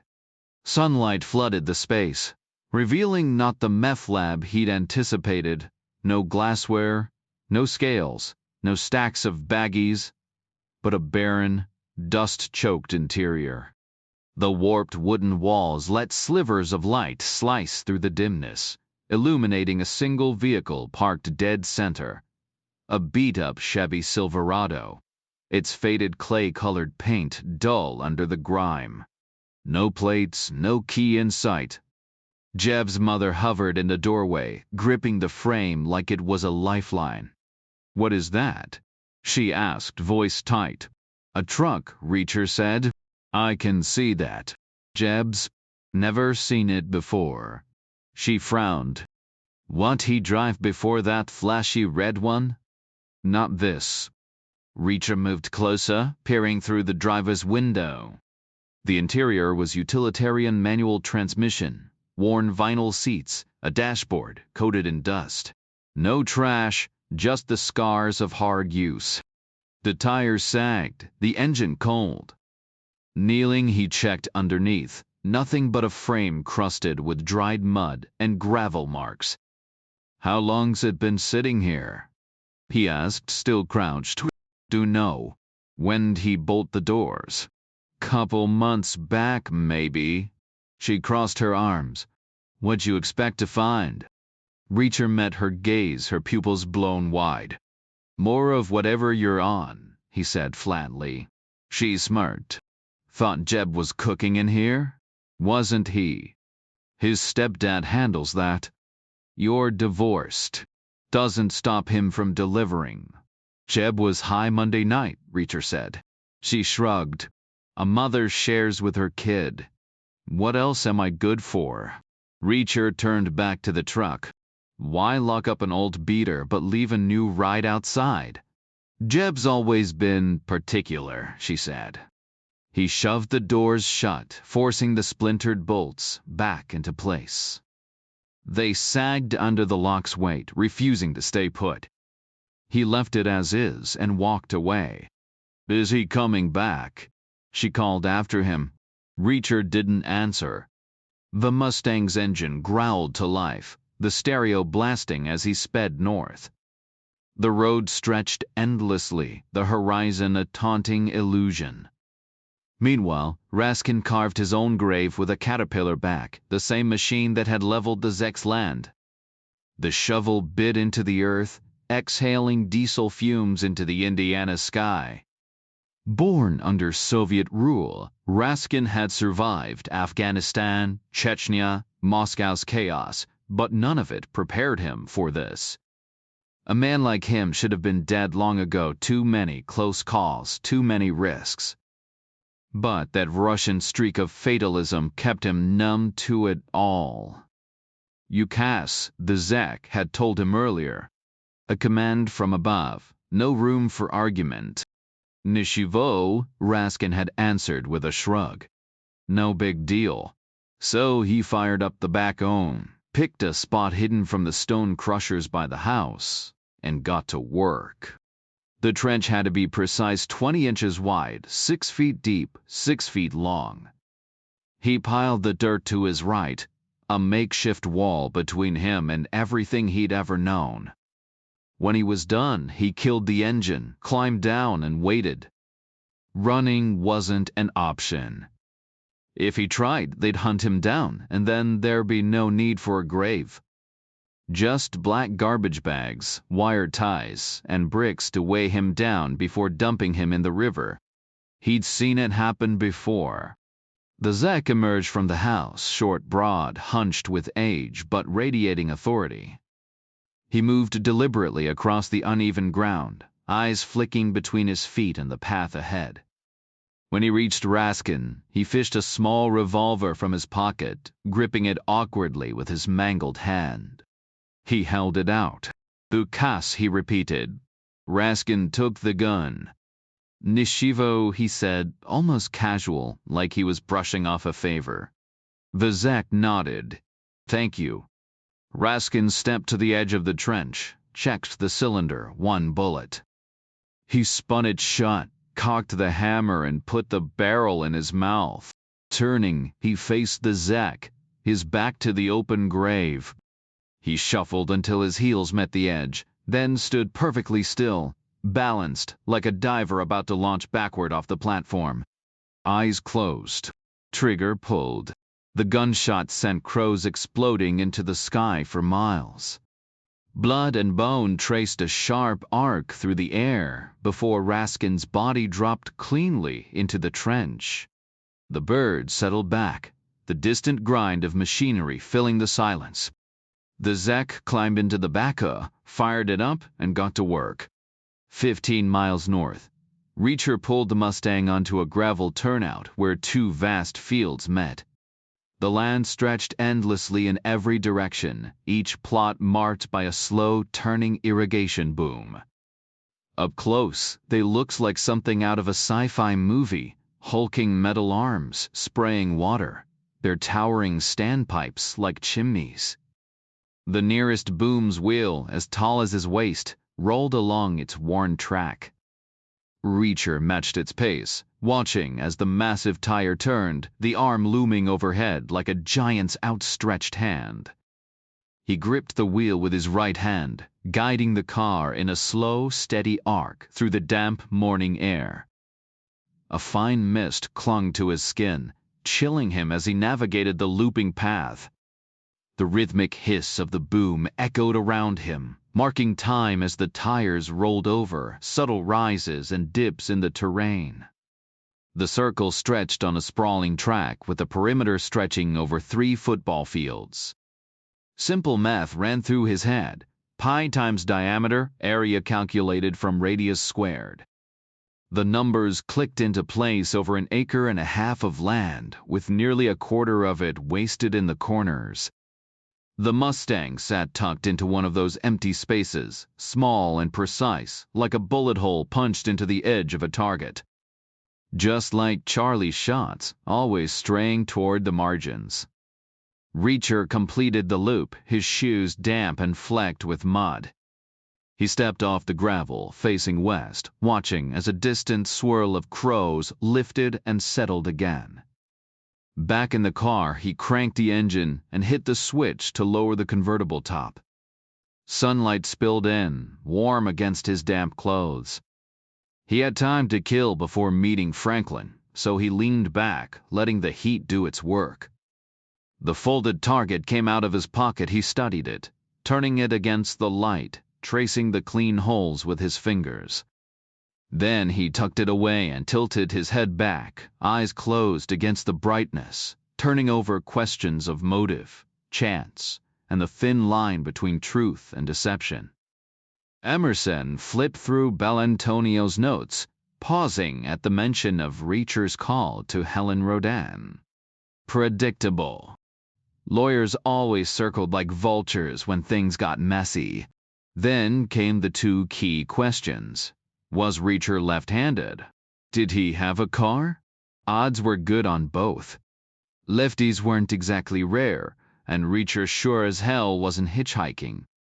But the real curveball was James Barr's visit to Alexandra Dupree's place. What was that about? Franklin's office sat smack in the middle of downtown, a headache of gridlock and construction. Reacher would be threading through slow-moving traffic, relying on the Mustang's tinted windows to keep him unnoticed. Not ideal.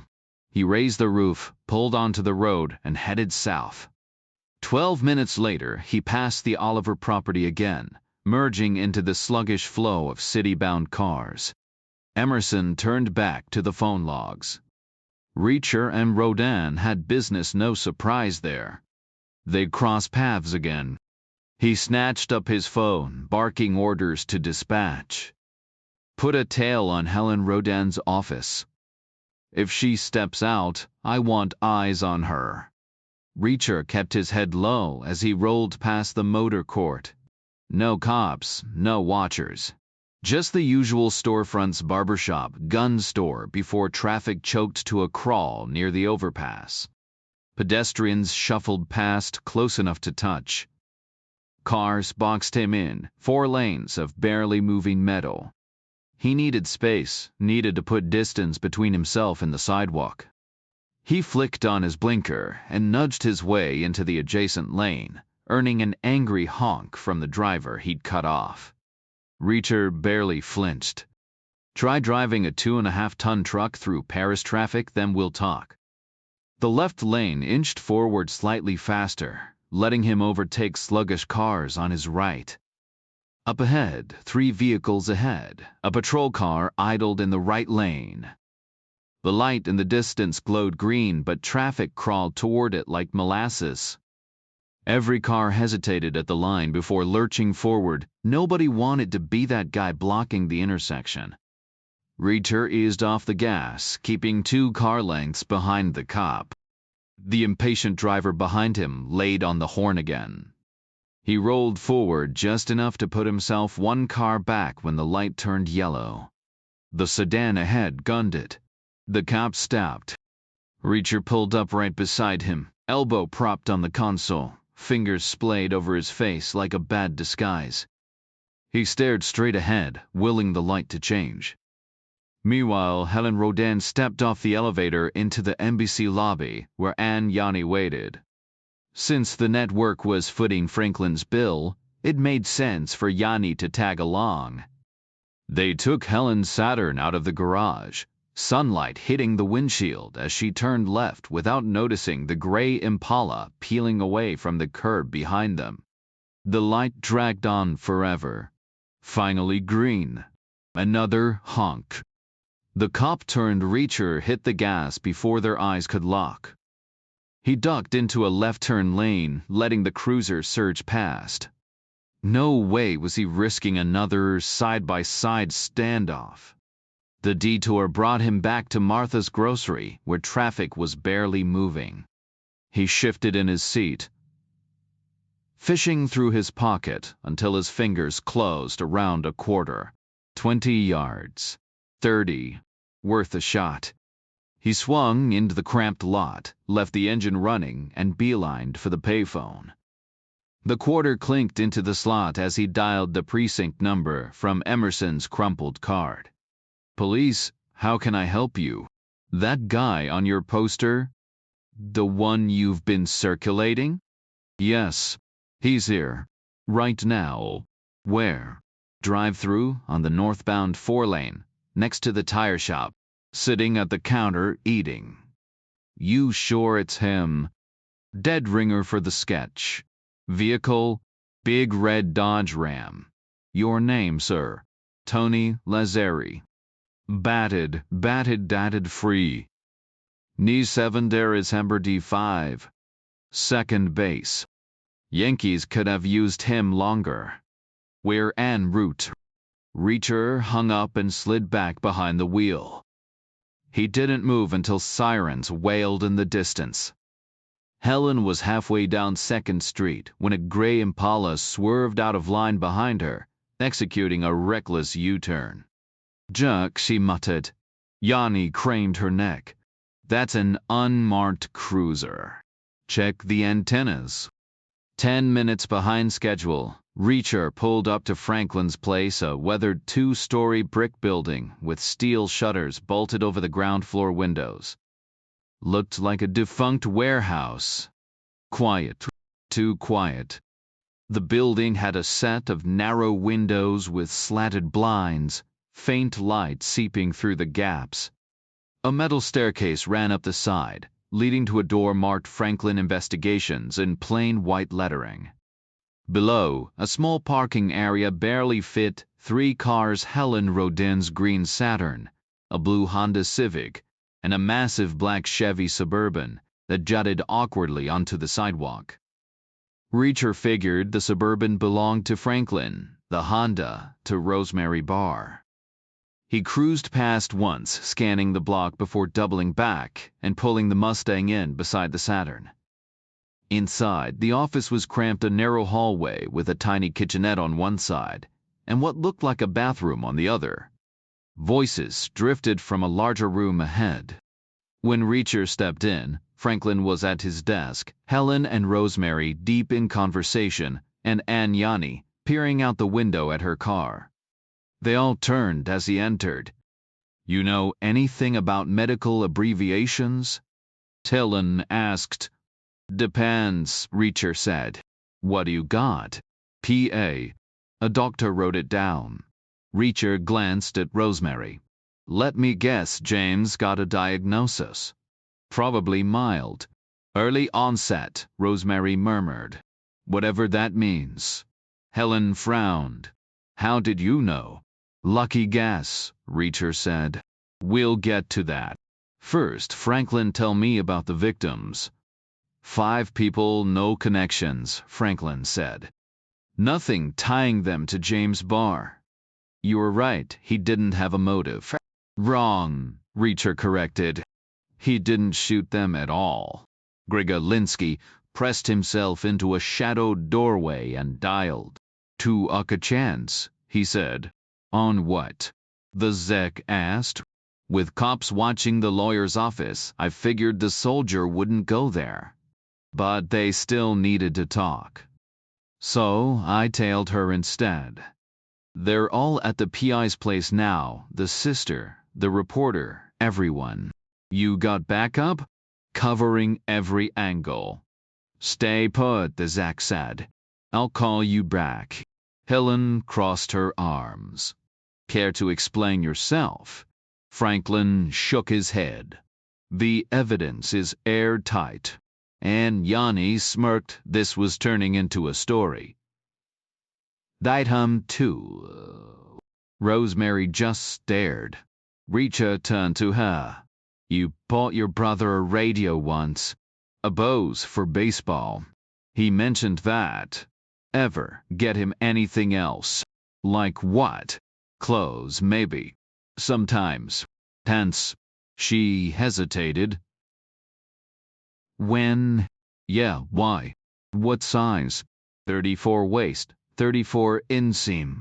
"Exactly," Reacher said. "Just all." Helen cut in.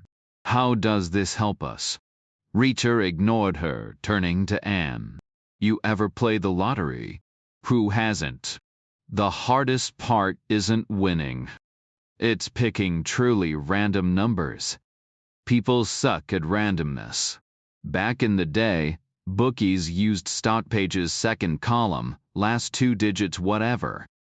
Now they've got machines, but even those aren't perfect. Math nerds can prove it." Helen crossed her arms. "So humans built the machines. What's your point?" Reacher stretched his legs. "Just thinking out loud." Spent the afternoon in Yanni's car, soaking up the sun, wondering how hard it is to fake randomness. Franklin scoffed. "Your brain's stuck in reverse. James Barr murdered 5 people.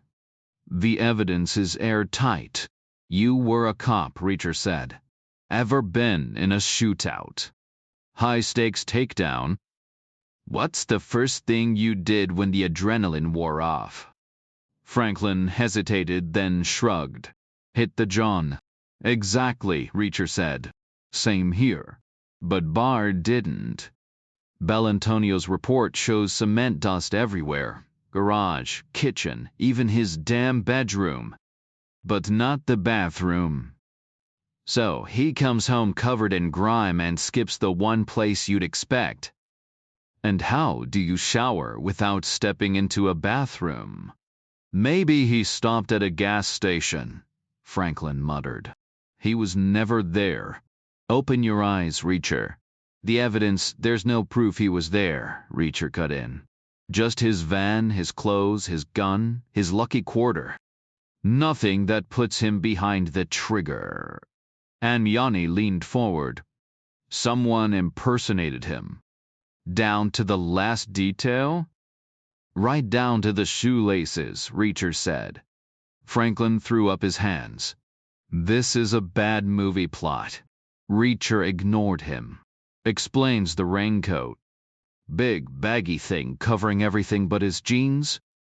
Who wears that in dry weather unless they're hiding something?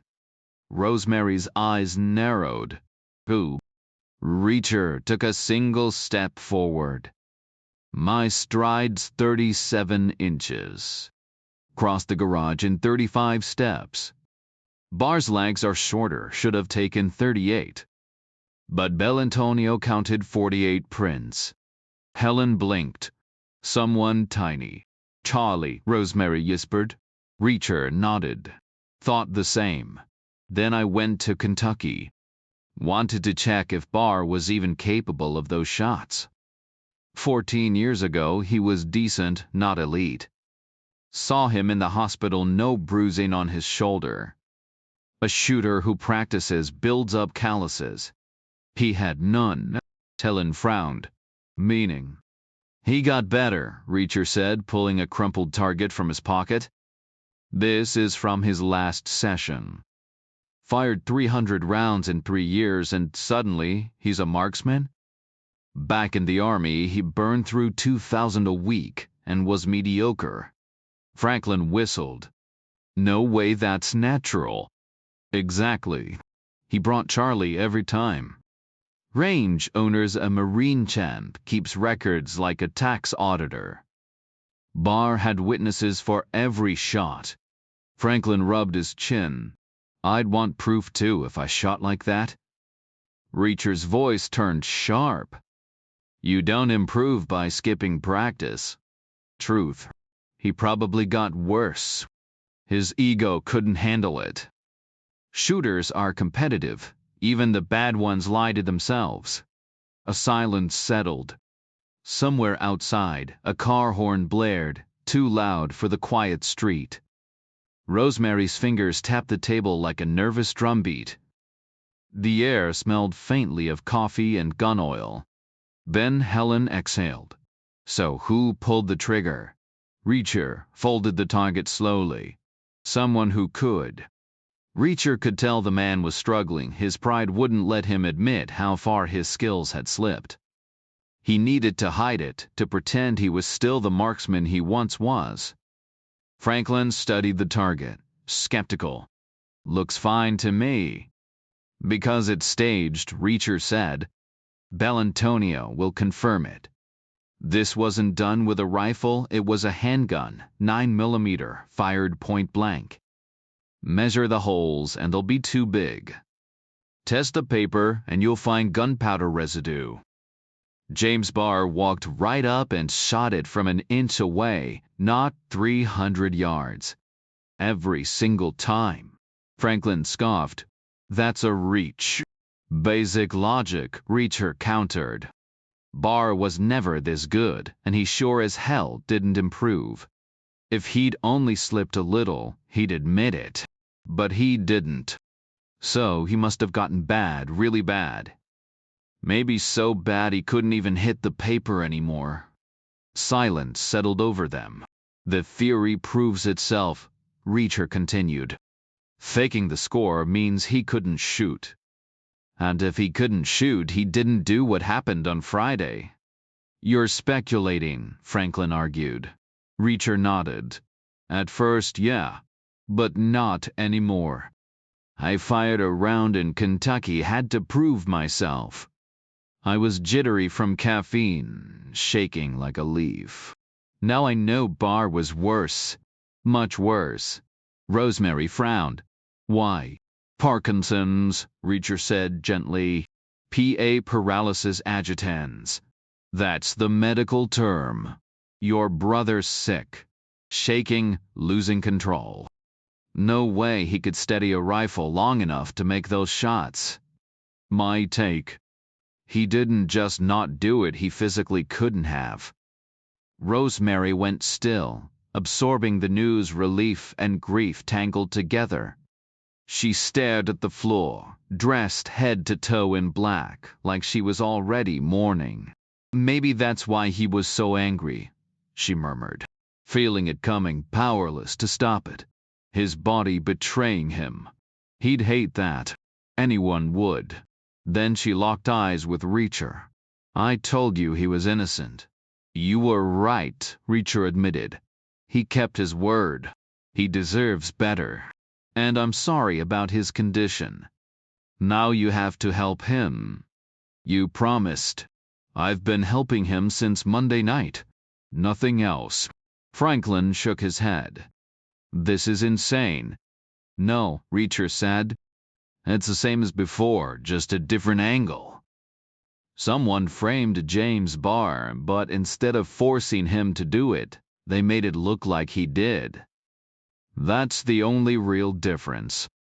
And Yanni tilted her head. But is that even possible? Walk it through, Reacher urged. She piecing it together like a scene in her head. He wears Bar's clothes, his shoes, grabs a quarter from a jar. Gloves on, so no prints. Takes the traffic cone from the garage, maybe the day before. Gets the rifle from the basement, already loaded by Barr himself. Drives Bar's minivan, leaves all the clues, covers himself in dust. Comes back, puts everything away, and leaves in a hurry. Then Barr comes home later, completely unaware he's been set up. Exactly, Reacher said. Ellen frowned. But where was Barr during all this? Out, Reacher said. Franklin crossed his arms. Convenient. Not coincidence, Reacher corrected. They made sure he was gone. He recalled stepping out earlier that day, a strange optimism humming in his chest like something was about to go right for once. Someone had probably arranged an introduction, one of those calculated encounters that never felt accidental. Maybe they'd set him up with a woman. Sandy, most likely. They'd thrown her at him before. Could have done the same for the other guy. The report mentioned his wallet tucked into a nice pair of slacks, so he dressed sharp that Friday. Who was it then? Helen pressed. Someone without a shred of remorse, Reacher said. The kind who wouldn't even pause to wash their hands after. Rosemary cut in. Charlie. It has to be. He's small, odd. Knew the house inside out, even the dog didn't bark at him. Terrible shot too, Reacher added. That's why I went to Kentucky. To check. Then who pulled the trigger?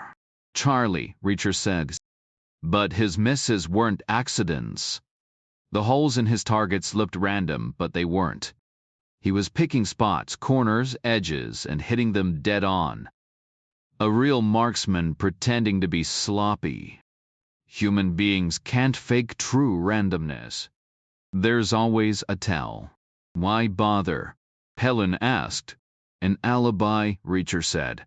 He noticed the rangemaster kept the used targets. Cold-blooded planning. Franklin frowned. Who is he, really? Chenko. Runs with rations.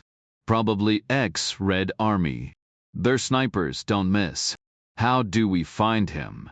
Through the victim. Dead end, Franklin snapped. Try again. His boss goes by the Zek. What kind of name is that? Not a name, a title. Soviet slang. Means a gulag prisoner. Siberia. Those camps closed decades ago. Which makes the Zek ancient. And hard as nails. Tougher than we'll ever be. The Zek wiped sweat from his brow, the back hulk of his engine still ticking as it cooled. Exhaustion was nothing new. He'd been tired since 42, when a recruiter rolled into his village, a Moscow bureaucrat with a quota to fill. No arguments, no exceptions. Every man between 16 and 50 was hauled into the square. The Zek was 17, fresh out of lockup for brawling over a woman. The recruiter didn't care about local grudges. He yanked him from his cell and shoved him into line with the others. The Zek figured he'd slip away eventually. This friend was wrong. 5 weeks in a cattle car taught him otherwise. The Red Army's induction process unfolded haphazardly during the train ride. Thick wool uniforms, heavy coats, and felt boots were handed out, along with pay books that promised wages they'd never see. No weapons, no drills, just a frozen rail yard stop where a commissar bellowed the same words through a rusted megaphone until they were etched into the Zek's memory. The world's fate hangs on Stalingrad. Fight for the motherland until your last breath. 5 weeks later, they reached the Volga's eastern bank, spilling out of the train like livestock, sprinting toward a cluster of battered ferries and rotting pleasure boats. Across the river, hell itself sprawled, a city reduced to jagged ruins, spewing fire and smoke into a sky swarming with dive-bombing planes. The water churned with mortar blasts, corpses bobbed in the current, and the screams of the wounded pierced the air. The Zek was herded onto a cramped boat, its cheery strut awning a cruel joke as bullets rained down. 15 nightmarish minutes later, he stumbled onto a splintered dock, slick with blood, and was shoved into a line. Ahead, quartermasters chanted like deranged poets, while passing out rifles and ammo clips in a grim rhythm. The one with the rifle shoots. The one without follows. When the shooter falls, the follower takes the gun and shoots. The Zek got an ammo clip, no rifle. He lurched forward, turned a corner, and froze at the sight of a Red Army machine gun nest until a commissar roared through his megaphone, "One step back, and we shoot you ourselves." He ran, rounded another corner, and walked straight into German gunfire. A bullet spun him halfway around before 3 more tore into his limbs. He collapsed, buried under bodies, and woke 2 days later in a field hospital only to face Soviet justice. The debate, whether his wounds came from the enemy or his own side. The verdict? Penal battalion, not a firing squad. 63 years of survival later, he dialed Linsky. "They know everything now," he said. "Time for insurance." Franklin exhaled. "We're spinning our wheels. Emerson won't budge without solid proof." "Then dig deeper into the victims," Reacher said. 5 lives, 5 trails, where do you even start? Pick one and focus. Reacher clenched his jaw, replaying Helen Rodin's words in his head. The first gunshot cracked through the air, followed by a brief silence. Then 2 more in quick succession. A slightly longer pause, just a fraction of a second before the final 3 shots rang out. He shut his eyes, replaying Bellantonio's audio analysis of the cell phone recording in his head. He remembered his own silent reenactment in the dim parking garage, arm outstretched like a rifle. Click, click, click, click, click, click, click. "Not the first shot," he muttered. "That was a wild one, no guarantee of accuracy. Just noise to set the scene. And not the last 3 either. Those were for show, the real damage was already done." Helen leaned forward. "So it's the second or third shot? Or both?" Reacher opened his eyes. "The third. There's a rhythm to it, first the misfire, then the warm-up, then the kill shot. After that, the shooter takes a breath, checks the scope, confirms the target's down. Then he finishes with the theatrics." "Who was third?" Helen asked. Franklin flipped through his notes. "Olene Archer. 37, married, no kids, lived in the suburbs. Worked at the DMV." Reacher frowned. If she was the real target, Charlie had to know her routine when she'd be walking out of that building. Franklin nodded. She'd been there a year and a half. Supervised clerical work. And Yanni crossed her arms. "So was it job-related? Somebody mad about paperwork?" "Doubt it," Franklin said. "DMV clerks don't get assassinated by disgruntled customers. I checked, it's not a thing." Helen tapped her pen. Then it had to be personal. Something buried deep. Rosemary Barr's voice cut in, tense. We need answers fast. My brother's running out of time. Anne turned to her. We'll need doctors to back us up, real medical proof, not just psych evaluations. Helen glanced at Franklin. Think NBC will cover the costs. Rosemary clenched her fists. They should. Parkinson's isn't some made-up excuse. It's either there or it's not. Reacher exhaled. It might sway a jury. Give them reasonable doubt, Barr's condition plus another shooter's motive. Reasonable doubt is a gamble. Better to get the charges dropped outright. Franklin rubbed his temple. Which means convincing Emerson first. I can't talk to him, Reacher said. Ellen smirked. But the rest of us can. Yeah, but you won't like what you hear, Reacher said. Why not? Helen pressed. Think about it. Sandy's murder, the ambush at the bar, why did they happen? To keep you from interfering. Exactly. Same goal, same person pulling strings. Helen's eyes narrowed. So? Reacher leaned in. The bar attack started with me being tailed from my hotel. Sandy and her crew were on standby, waiting for directions. Which means someone was watching me before I even got there. The conversation had started much earlier that day.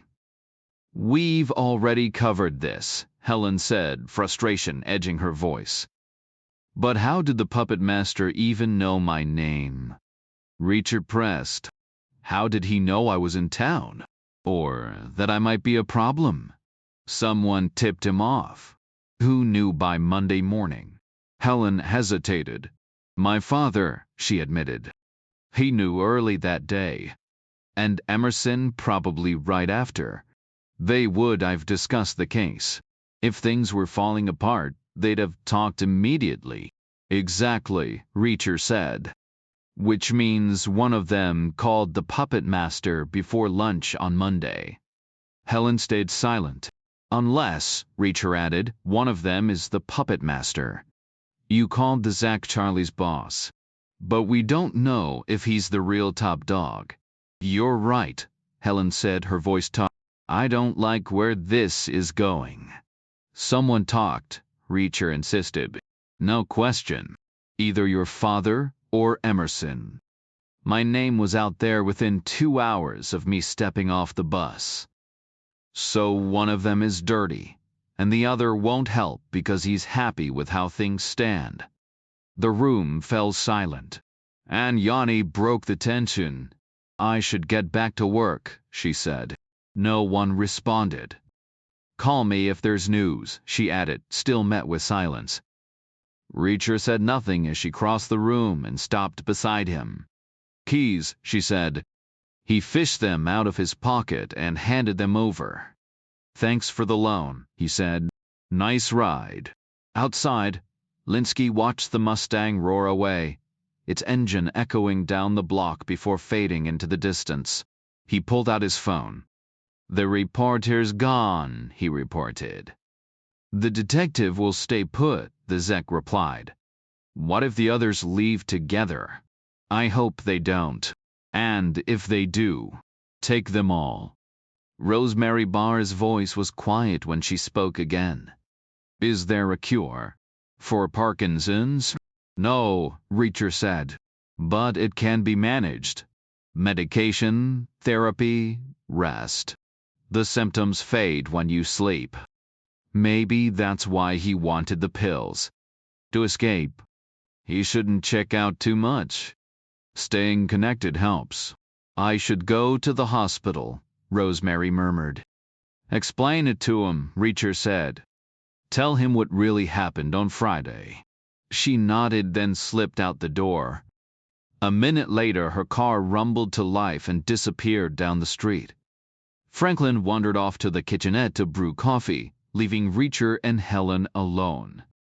Reacher took Rosemary's vacated chair, while Helen stood by the window, her back to the room.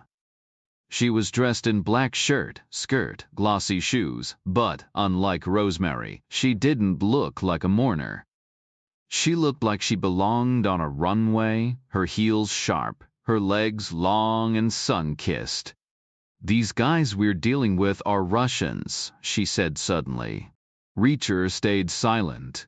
"My father's American," she insisted. "An American named Alexei Alexeyevich," Reacher countered. "Your family's been here since before World War I. There's no link. These people are Soviet-era trash." "What did he do before becoming DA?" "He was an assistant DA. And before that, he's always worked there." "Tell me about his coffee set." "What about it?" "China cups, silver tray." "Not exactly county issued." "So, tell me about his suits." "His suits?" "On Monday he was wearing a $1,000 suit." "Not exactly a public servant's salary." "He likes nice things." "How does he afford them?" "I don't want to talk about this." "One more question." Helen didn't answer. "Did he pressure you to drop the case?" She didn't speak. Just turned away, her gaze darting left, then right, before she finally faced him again. The conversation shifted as Reacher considered the possibility that losing could actually mean winning in the long run. "Worried about your future?" Helen asked. "I was. Still am, honestly." "He's a decent guy." Reacher gave a slow nod. "Flip a coin, you might be onto something." Franklin returned with coffee, balancing 3 mismatched mugs on a cork tray. One had a hairline crack, another a chipped rim. A half-empty carton of creamer and a crumpled sugar packet sat beside a single dented spoon. Helen stared at the setup like it proved Reacher's earlier point. This was how things worked in a no-frills office. "David Chapman knew your name by Monday," she said. "James Baugh's original lawyer. He's been aware of you since Saturday." "But Chapman had no clue I actually showed up," Reacher countered. "Doubt anyone filled him in." Franklin shrugged. "I knew who you were. Maybe I should be on the suspect list too." "You knew why I was really here," Reacher said. "If you wanted me out of the way, you'd have served me papers, not sent thugs." Silence settled over the room. "Turns out I was wrong about Jeb Oliver," Reacher admitted. "No drugs in his barn, just a rusted-out pickup." "Glad to see you're not infallible," Helen muttered. Franklin shook his head. "Jeb Oliver's as American as they come." "Exactly," Reacher said. "Which means these guys aren't picky about who they work with." "Could be Emerson. Doesn't have to be the DA. Still just a 50-50 shot," Reacher added. "Not pointing fingers yet. Assuming you're even right in the first place. They found me way too fast for comfort." "Doesn't sound like Emerson or the DA," Franklin said. "I've dealt with both." "You can say his name," Helen cut in. "It's Alex Roden." Franklin exhaled. "I don't think it's either of them." Helen grabbed her purse and briefcase. "I'm heading back to work. Mind dropping me off?" Reacher asked. "Somewhere near the highway?" "No," she said flatly. "Not in the mood." She walked out without another word. The office door clicked shut behind her. A car door slammed outside. An engine rumbled to life, then faded into the distance. Reacher took a sip of his weak coffee. "Guess I struck a nerve," he said. Franklin nodded. "Guess so. There's a leak somewhere." "That's obvious. Shouldn't we be able to talk about it?" "A dirty cop makes more sense than a dirty day." "Disagree. A cop only controls his own cases. A prosecutor, they control the whole game." Hope you're wrong. I used to be a cop. Same here, Reacher said. And let's be honest, Alex Rodin buries a lot of cases. People call it caution. Could be something else. You need to look at which cases he kills. Like, I don't have enough on my plate already. Reacher set his mug down and stood. Start with Olene Archer, he said. She's what matters now. He moved to the window, scanning the street below. Nothing stood out. With a quick nod to Franklin, he headed down the hall and out the door, pausing at the top of the stairs. The sun warmed his shoulders as he stretched, rolling out the stiffness from hours of driving and hiding. The open air felt good, no shadows, no corners. Just space. To his left, the black Suburban sat alone. The street was quiet. To his right, traffic thickened on the main drag. West first, he decided. Then a wide loop around the police station before cutting north. North of downtown was a maze, his kind of place. He took the first step down. Then a footstep scraped behind him. Close. The gritty shuffle of thin soles on concrete. Then the unmistakable crunch-crunch of a shotgun racking a shell. A voice sharp and clear, "Don't move." American. No mistaking it. The sound was faint but clear, drifting from somewhere far up the street. Reacher froze mid-step, his gaze locking onto the blank brick facade across from him. A voice cut through the silence. "Move to your right." Without hesitation, Reacher shifted sideways, boots scraping against the pavement. The voice came again, calm but firm. "Now turn around." Slow. He pivoted carefully, arms slightly raised, palms open. 15 feet away stood the same wiry figure he'd spotted the night before.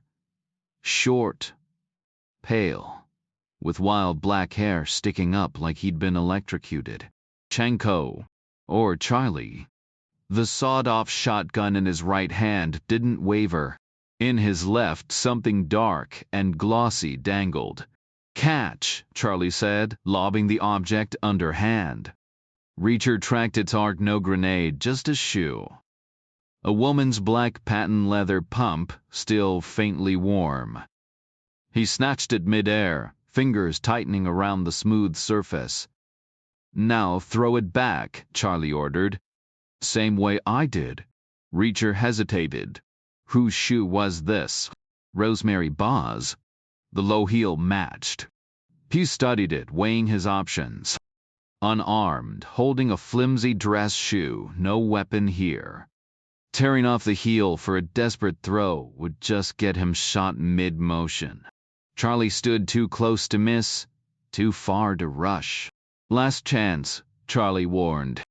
Reacher lobbed it back in a lazy underhand toss. Charlie snatched it effortlessly, resetting the scene like nothing had changed. "She's in summer school," Charlie said, grinning. "Think of it like that. She's learning the facts of life, how to testify, how to say her brother planned everything in advance. She'll make a great witness. You get that right?" Reacher stayed silent. "Game's over," Charlie said. "Take 2 steps back." Reacher obeyed, heels hitting the curb. Now 20 feet separated them. Charlie toyed with the shoe, smirk widening. "Turn around." "You gonna shoot me?" Reacher asked. "Maybe. You should." "Why?" "Because if you don't, I'll find you. And you'll regret it." Big words. "Not just words." Charlie shrugged. "Then maybe I will. Turn around." Reacher faced the street, eyes open, staring at the uneven asphalt, old cobblestones lurking beneath, forming tiny ridges. He counted them, bracing for the shot. Listened for the rustle of fabric, the click of the trigger. Would Charlie do it? Logic said no murder brought heat. But these guys weren't logical. And with dirty cops in play, odds weren't great. Silence stretched. 1 minute. 2. Then a siren blipped in the distance, cops clearing traffic. Stay still, Charlie hissed. Reacher didn't move. 30 seconds later, 2 cruisers screeched into the street from opposite directions, engines growling, lights flashing. The tires screeched as the squad cars skidded to a halt, the sound echoing off the brick walls. Doors flew open, and officers poured onto the street. Reacher glanced around. Charlie had vanished. The arrest played out like clockwork. Shouted commands, drawn weapons, the cold click of handcuffs. Reacher kept his mouth shut. He'd been on the other side of this enough times to know how easily words could trip you up. Every muttered response meant paperwork, delays, neither of which he could afford right now. The station was only a few blocks away, a detail that didn't surprise him. Franklin had always been practical, sticking to familiar territory. Inside the interrogation room, Emerson and Rodin were waiting. Emerson sat behind the desk, bouncing a pen between his fingers like a bored kid in detention. Rodin stood stiffly, his expensive suit looking freshly pressed. Reacher sized them up. One of them was dirty. He just had to figure out which. You weren't exactly hiding, Emerson said. Silence. Tell us about Alexandra Dupree, Rodin pressed. How it felt when you killed her. Still nothing. The jury's going to love you, Rodin sneered. Phone call, Reacher said flatly. Lawyering up. Emerson smirked. Your daughter, Reacher shot back. Rodin stiffened. You want us to call her? Or Rosemary Barr? A flicker, something in their eyes. But which one? Anne Yanni, Reacher demanded. Rodin scoffed. The news anchor. Why her? Because it's my call. You dial.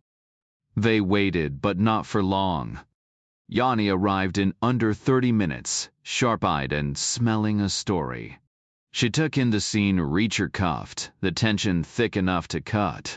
How can I help? She asked, cool as ever. Reacher met her gaze. I need you to confirm an alibi. I know I promised I wouldn't ask. But I don't have a choice. For a heartbeat she just stared. Then, almost imperceptibly, she nodded. Reacher exhaled. Good. She's quick. Now the game could really begin. She was the kind of woman who could hear a breaking news alert in her earpiece and deliver it on live TV, a heartbeat later, like she'd been briefed for years.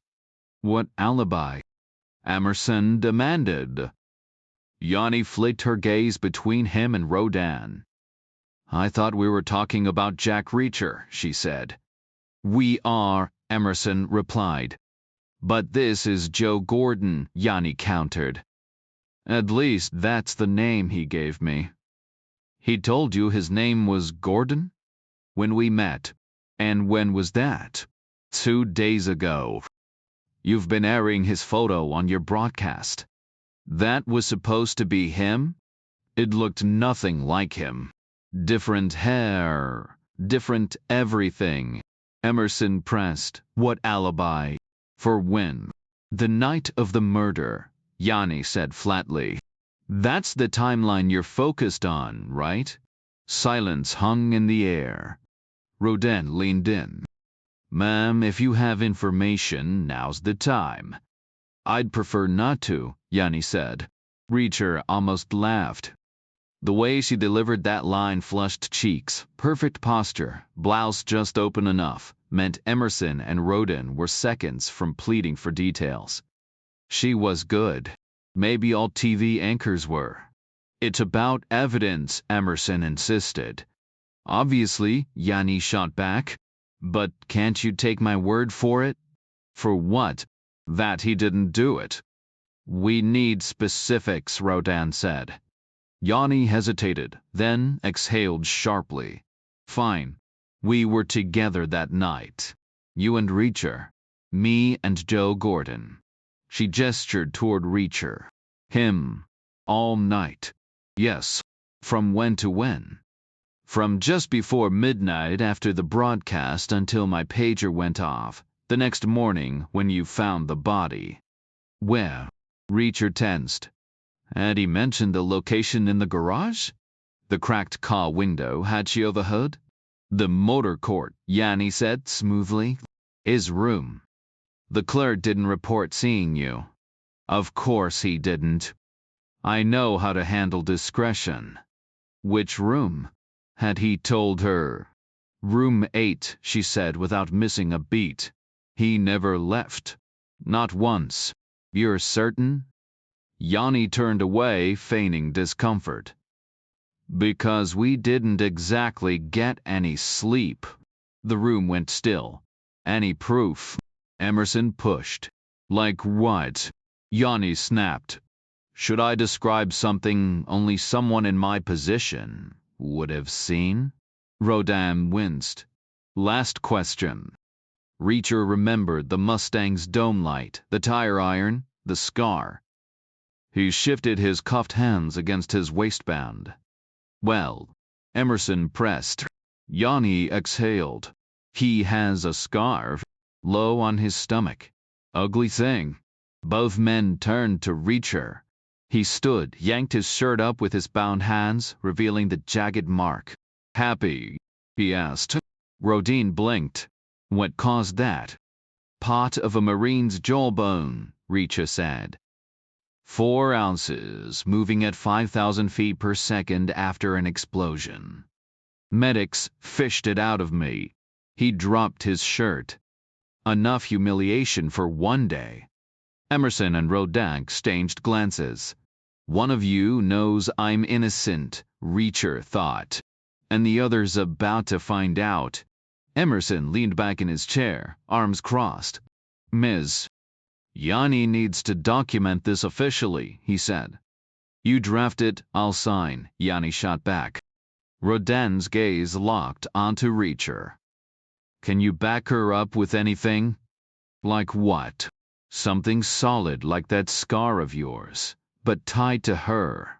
Reacher gave a slow nod. Yeah, I could, but I won't.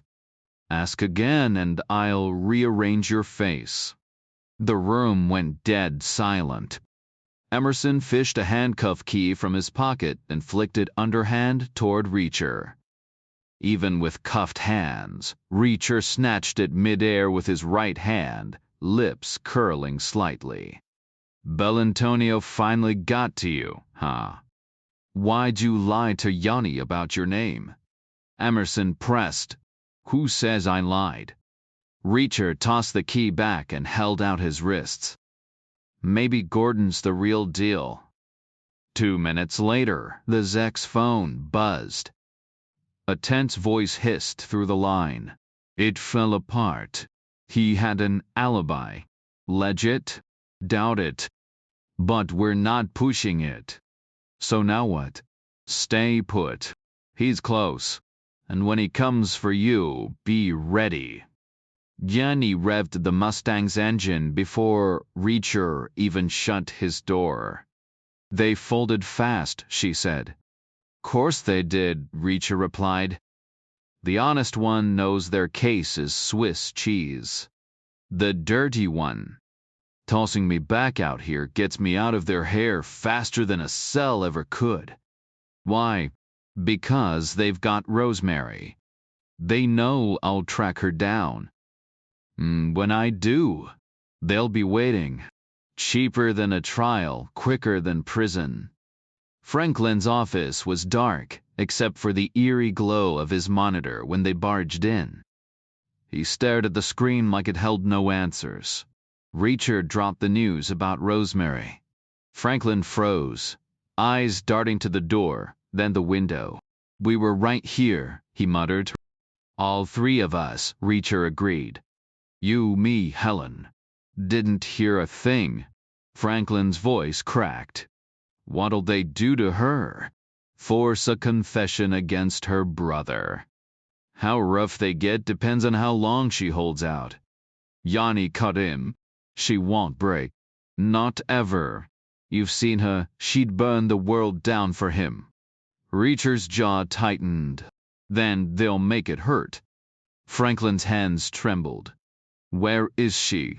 Wherever they are. And that's the problem. Upstairs, Rosemary sat duct-taped to a chair, the Zach studying her like a specimen. Women fascinated him. 27 years once passed without seeing one. The penal battalion in 43 had a handful, they died quick. After the war, the Gulag swallowed him whole. A distant peasant woman in 49, a blurry nurse on a sled in 76. The guard starved the Zeks that night for pausing to watch her vanish into the Siberian white. 4 men didn't make it, but the Zek did. You good? He asked, his voice calm. Rosemary Barr stayed silent. Chenko had handed her shoe back, kneeling like a salesman helping a customer before retreating to the couch beside Vladimir. Downstairs, Sokolov was glued to the surveillance screens, while Linsky paced the room, his face twisted in pain from whatever was wrong with his back. Vladimir leaned forward, his massive frame radiating something unsettling. When he asks you something, you answer, he said. Rosemary turned her head away. There was something about Vladimir, something worse than the others. He carried himself like a man who enjoyed cruelty. Linsky stopped pacing long enough to ask, "She get what's happening?" The Zek smirked, and Linsky returned it a dark joke between them. Back in the camps, any plea for mercy was met with the same question. Do you understand your position? The answer was always the same. You don't have one. You're nothing. The first time Linsky had heard it, he'd almost answered back, but the Zek had yanked him away. Back then, the Zek had already spent nearly 2 decades in the system. And stepping in wasn't his style. But something about the kid must have gotten to him. He'd taken Linsky under his wing, and they'd been stuck together ever since, moving through places neither could name. Books and maps tried to make sense of the Gulag, but the truth was, nobody who'd lived it knew where they'd been. Just wire, huts, and endless wilderness. Linsky had been a soldier, then a thief. In another world, he might have done a few years in prison and walked free. But under the Soviets, stealing wasn't just crime, it was betrayal. A rejection of the state. So, they tossed him into the system in 63 and left him there until the whole thing collapsed. The Zek exhaled, watching Rosemary. She knows, he said. Next comes surrender. Franklin dialed Helen Rodin, and within minutes, she was back in his office, irritation simmering beneath her worry. She was still mad at Reacher. But Rosemary's disappearance took priority. Franklin kept one eye on his computer, while Helen and Anne Yanni huddled at the table. Reacher stood by the window, watching the sky darken. We need to call someone, Helen said. Who? Reacher asked without turning. My father. He's on our side. Reacher finally faced her. Even if he is, what do we tell him? That a grown woman's missing? He'll just hand it to the cops. And if Emerson's dirty, they'll bury it. Even if he's clean, they won't care. Missing adults don't exactly make headlines. But she's key to our case. Their case is about her brother. Cops will assume she ran from the shame. You saw her dead taken. You could tell them.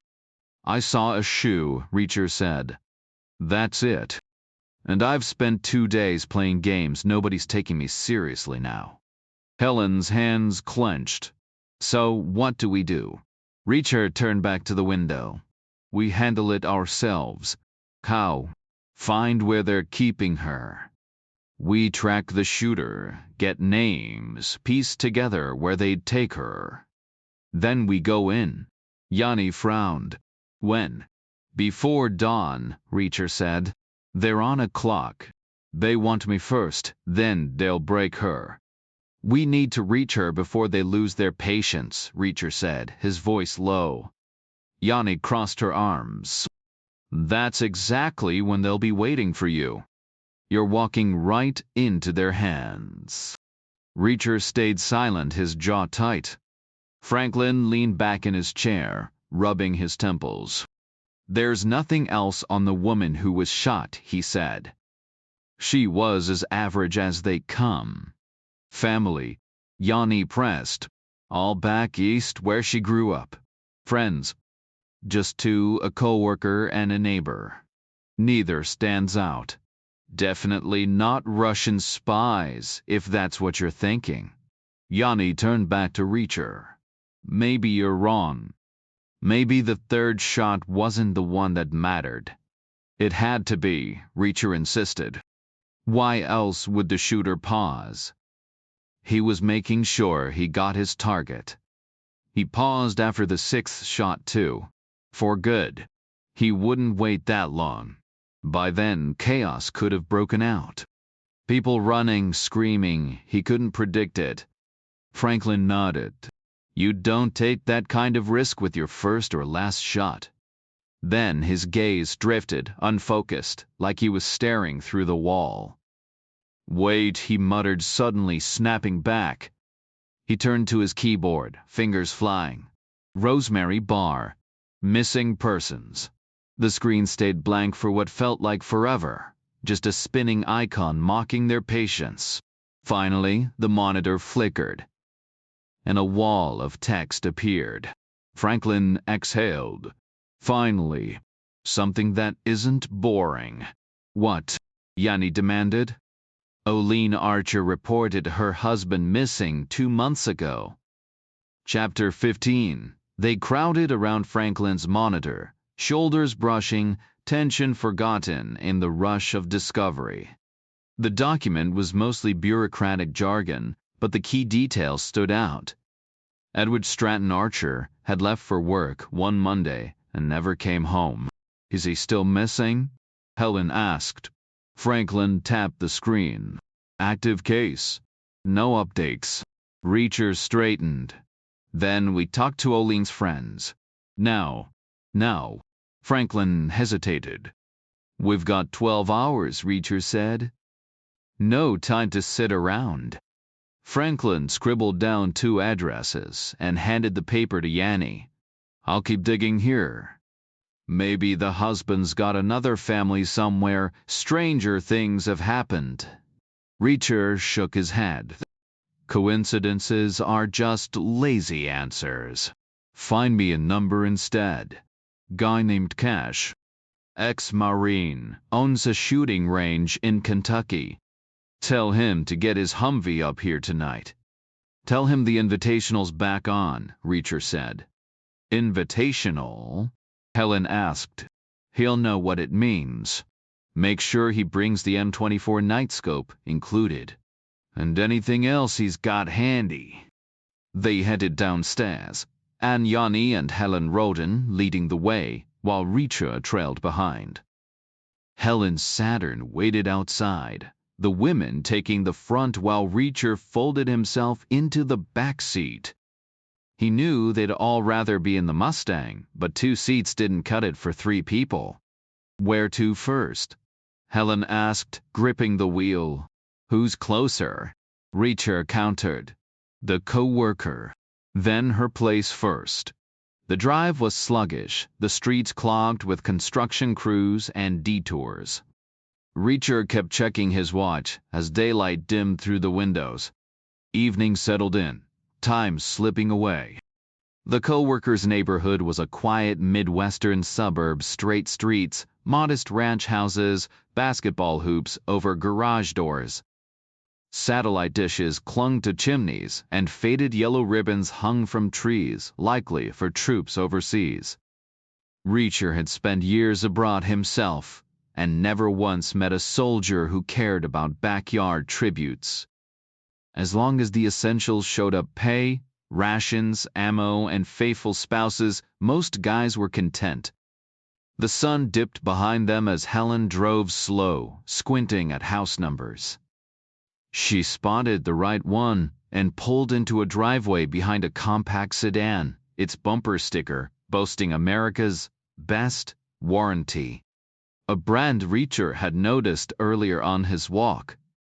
The co-worker answered the door looking worn out, mid-30s with the frazzled air of someone drowning in chaos. Behind her, the muffled shrieks of kids echoed through the house. She recognized Anne Yanni instantly, even glanced past her as if expecting a news crew. "Yes," she said warily. "We need to talk about Olene Archer," Helen said. The woman hesitated, torn between propriety and the pull of Anne's celebrity. Finally, she relented. "Okay," she sighed. "Olene was wonderful. Everyone at the office misses her." Reacher almost rolled his eyes. Random violence victims were always saints after the fact. No one ever admitted, "Good riddance, she was a nightmare." "We need info about her husband," Helen pressed. "I never met him," the woman said. "Ted, I think his name was. What did he do?" "Some kind of business." "Not sure what." "Did Olene mention him going missing?" "Missing. She filed a report 2 months ago." The woman frowned. She was stressed. His business was struggling, had been for a while. That's why Olene came back to work. "She didn't always work?" Anne cut in. "No. She quit years ago, but had to return. Money got tight." "Riches to rags," Reacher muttered. "Exactly," the woman said. "She needed the job. Hated admitting it. But no specifics." Anne pressed. "Olene was private. But she seemed off lately. A week before she died, she vanished most of an afternoon." "Not like her at all." Reacher leaned forward. "Where'd she go?" The woman shrugged. "No idea. But when she came back, she looked like she'd seen a ghost." Helen frowned. That wasn't her usual behavior at all. Any idea what she was up to? Honestly, no clue. Anything about her husband could be useful. The woman shrugged. "His name's Ted. That's all I've got." "Appreciated," Helen said before turning toward the car. Yanni and Reacher trailed behind, leaving the woman on the porch looking deflated, as if she'd just blown her big chance. "First swing and a miss," Yanni muttered. "Happens every time. Maybe we should just skip the first interview. They never have anything useful." Reacher shifted in the cramped backseat, a quarter digging into his leg. He fished it out freshly minted, gleaming, and flipped it to his other pocket.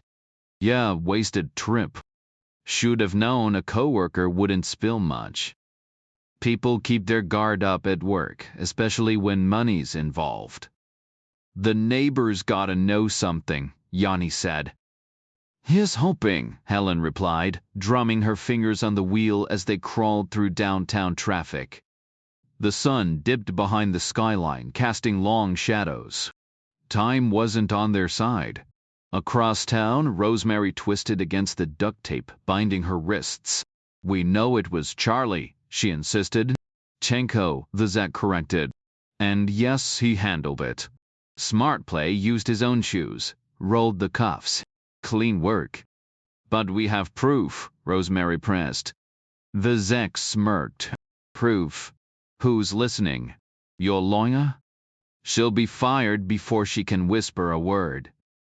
Attorney-client privilege vanishes the second you cut ties." He glanced at Linsky, slouched on the couch. "That's how it works here, right?" Linsky gave a slow nod. "Like clockwork. Franklin and Yanni know too," Rosemary said. The Zek waved a hand. "Gossip and conspiracy theories. A PI and a reporter? Please. They're about as credible as those nutjobs still arguing over who really shot Jeff K." Rosemary fell silent. "You'll testify," the Zek continued. Under oath, you'll describe how your brother planned every detail, how he bragged about it. And when some overworked public defender sees your statement, he'll fold faster than a cheap suit. I won't. Vizek leaned in. Oh, you will. By this time tomorrow, you'll be begging to cooperate. Fear does funny things to people. The room went still. Rosemary's gaze flickered toward him, then away. No, we won't be in the room, Vizek added, reading her thoughts. But we'll know every word you say. And if you even think about running well, your brother dies first. Then we'll find you. Anywhere.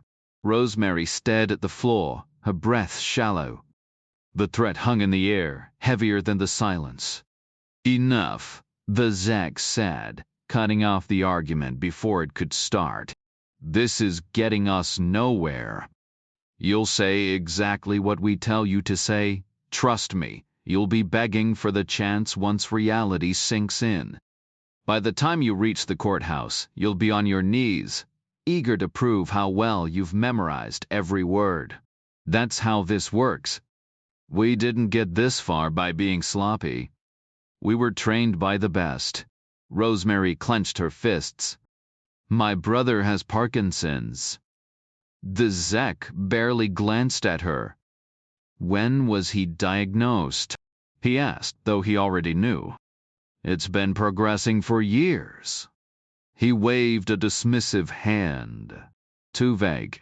Any lawyer could argue it was triggered by his recent injuries. And even if it's real, who's to say it affects his aim at point-blank range? If the defense drags in one expert, Rodin will parade in 3. He'll dig up doctors who'd swear Wild Bill Hickok had tremors from birth. Reacher knows the truth, Rosemary said. That soldier. Vizek smirked. He won't see sunrise. Either he runs or he dies. He won't run. Then he dies. He'll come for you tonight.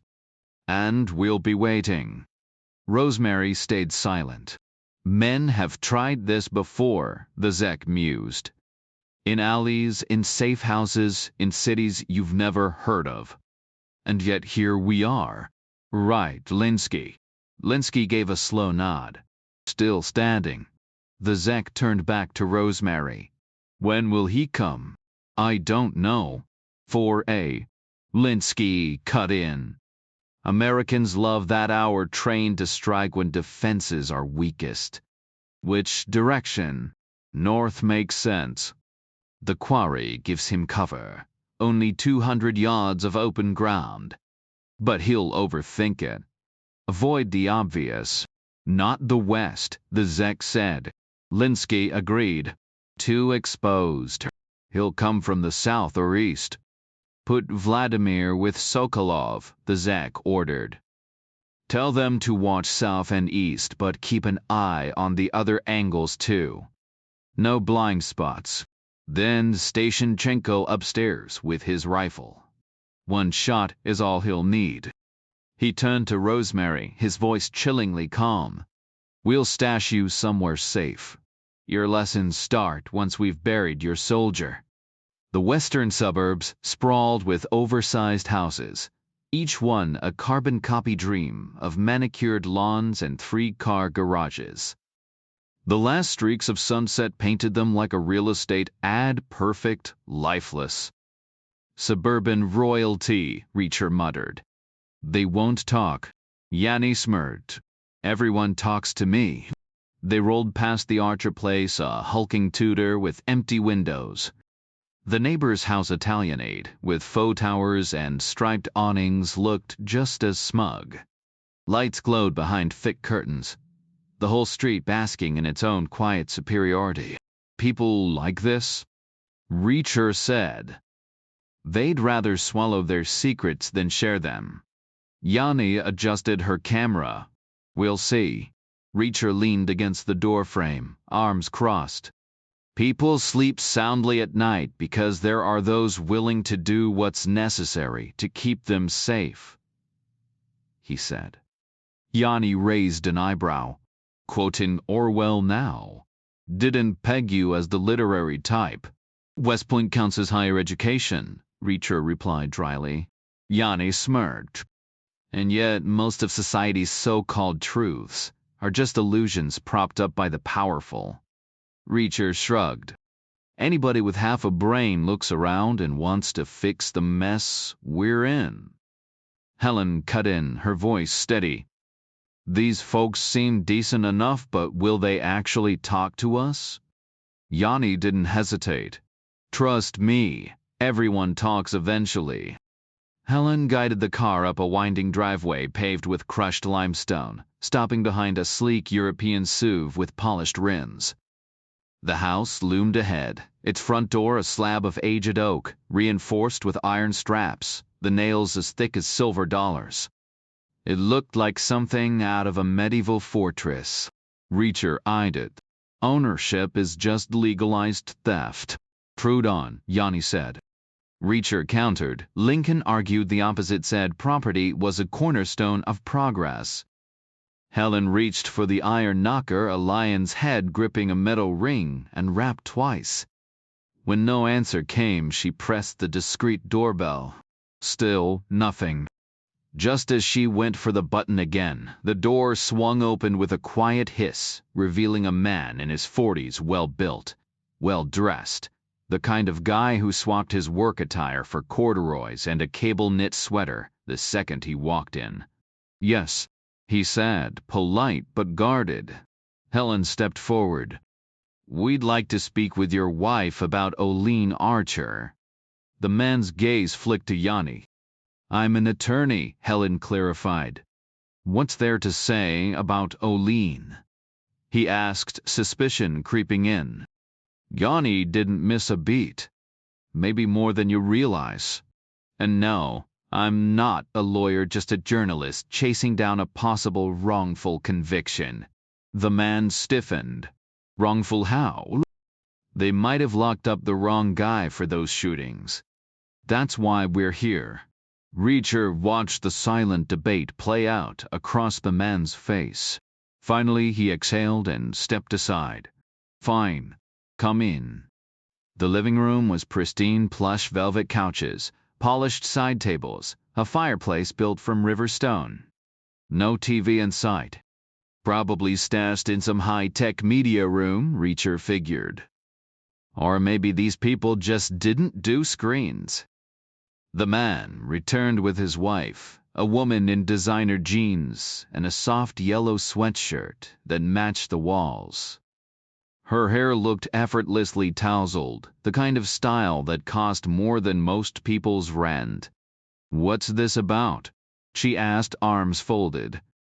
Ted Archer, Helen said. The woman frowned. I thought you said Olene. We think the two might be connected. That doesn't make sense. What happened to Olene was random. Or it wasn't, Yanni said. We think she might have been the real target, lost in the chaos of the other victims. The woman shot her husband a look. Shouldn't the police handle this? Helen hesitated. Right now, they're not looking any further. The husband crossed his arms. Then maybe we shouldn't either. Yanni tilted her head. At all? Or just with me? The woman hesitated. I don't know if we'd be comfortable on TV. Reacher almost laughed. Classic small-town caution. This is strictly off the record, Yanni assured them. Your names stay private unless you say otherwise. The couple sank into the couch. Shoulders touching, the kind of cozy setup you'd see in a morning talk show. Yanni mirrored them from an armchair, perched forward like she was hanging on their every word. Helen took a seat nearby while Reacher drifted to the window, nudging the curtain aside. Night had fallen. Time was slipping by. Tell us about Ted Archer, Yanni said, voice warm, like she'd known them for years. For a second, Reacher wondered if she'd missed her calling. She had the kind of easy charm that could coax confessions out of anyone. Ted had business trouble, the woman admitted. Is that why he vanished? Yanni pressed. The woman shrugged. That's what Olene thought at first. But she changed her mind. Ted wasn't the type to run. He was furious, fighting back. People who fight don't just disappear, right? How was he getting squeezed? Her husband leaned in, taking over. His biggest client stopped buying. Happens, sure. So Ted slashed his prices, kept cutting until he was practically giving stuff away. Still nothing. They just froze him out. Yanni kept him talking. What do you think was going on? Bribes, the guy said flatly. Some competitor was greasing palms. No way to beat that if you play clean. When did it start? 2 years back. They bled money fast. Ted sold his car. Olene had to take a job at the DMV. She got promoted quick another year. She'd have been running the place. He smirked, proud despite everything. What was Ted doing to fight it? Trying to figure out who was behind it. Did he? No idea. He dug around then. Poof. Gone. Did Olene mention this to the cops? The wife shook her head. Not then. It was all guesswork. Ted wasn't some detective just asking questions when he could. Didn't seem risky. Did she ever report it later? The woman nodded. After he vanished, she stewed for months. Finally went to the police in person. Thought they'd listen better face to face. She sighed. Guess she was wrong. The silence stretched like a held breath, heavy and suffocating. When did she disappear? Just days before the plaza shootings last Friday. No one said a word. Then Yanni, ever the journalist, softened her voice and asked the unavoidable. You didn't think the two were related? The woman shook her head. Why would we? It felt like pure chance. The news kept saying those shootings were random, 5 unlucky people caught in the crossfire. You said it yourself on TV. Another pause. Reacher stepped away from the window. What did Ted Archer do for a living? The husband blinked. You didn't know? He owned a quarry, massive operation, 40 miles north. Cement, gravel, you name it. Fully streamlined, high efficiency. And the client who pulled out? The city, the man said. Their biggest account. A gold mine, especially with all this new construction. The city floated $90 million in bonds just for the first phase. Factor in delays and cost overruns, and we're talking $100 million payday for someone. What kind of car did Ted sell?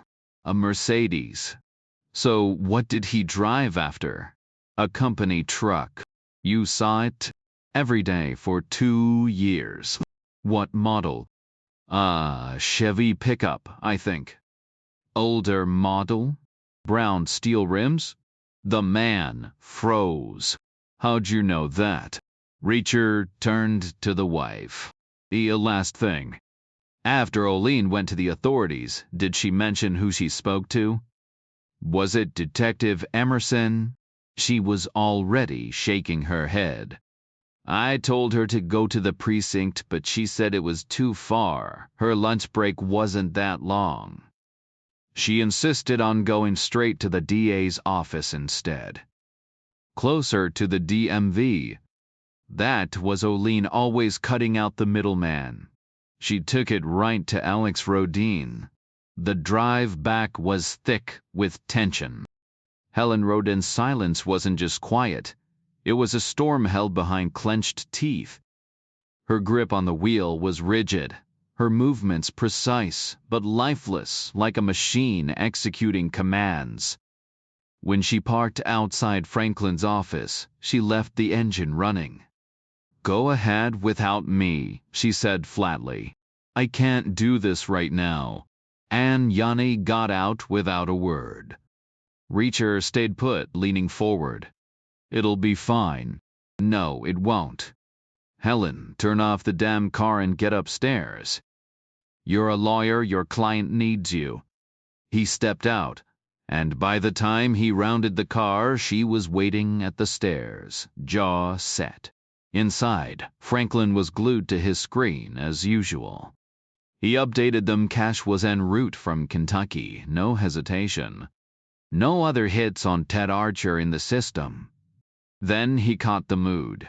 What's going on? Reacher exhaled. We were close. Archer was in concrete. Got squeezed out of city contracts by a rival playing dirty. He must gotten too close to proving it, so they took him out. Can you prove that? Only by connecting dots. His body's probably buried under First Street, but I know where his truck is. Jeb Oliver's barn. Why there? They used Oliver for the messy jobs. The kind they couldn't risk doing themselves. Archer would have recognized them. But Oliver? Just some local kid.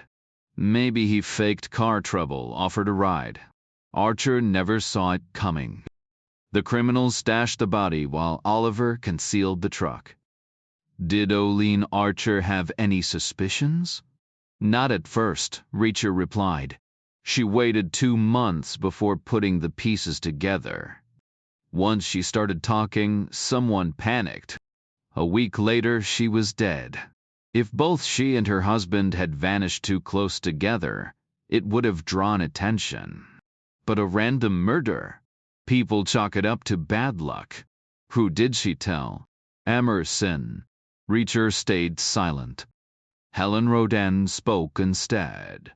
She went to my father. The room went quiet. Franklin broke the silence. What's next? Dig deeper, Reacher said. Whoever landed those city contracts just painted a target on their back. We need a name. A location. Public records should have it, Franklin said, already turning to his keyboard. His fingers flew across the keys, clicking through databases until he landed on the answer. Specialized Services of Indiana. They've got every major contract for cement, concrete, and crushed stone, millions in taxpayer money. Where are they based? That's the problem. They're a Bermuda trust. No filings, no transparency. Helen exhaled sharply. A Bermuda trust needs a local attorney. Franklin scrolled further. There's a phone number. That's all. Helen tensed. Not my father's. A reverse lookup pulled up a name and office address. John Mistrov, Franklin read. Russian, Reacher noted. You know him. By reputation. Wills and trusts, small operation. Never crossed paths. Reacher checked his watch. Find his home address. Franklin typed again, pulling up a residential listing. Should I call? Reacher shook his head. We'll drop in unannounced. Faster that way. Downstairs, Vladimir entered the surveillance room, where Sokolov sat in front of 4 monitors, labeled North, East, South, and West. The screens glowed green from thermal imaging, capturing the occasional flicker of wildlife, a fox maybe, or a raccoon, darting through the dark. The north screen still held a faint glow from the idle crushing plant, fading as the machinery cooled. Vladimir grabbed a chair beside Sokolov. I'll take north and east, he said. Sokolov nodded, rolling his chair to cover the other 2 screens.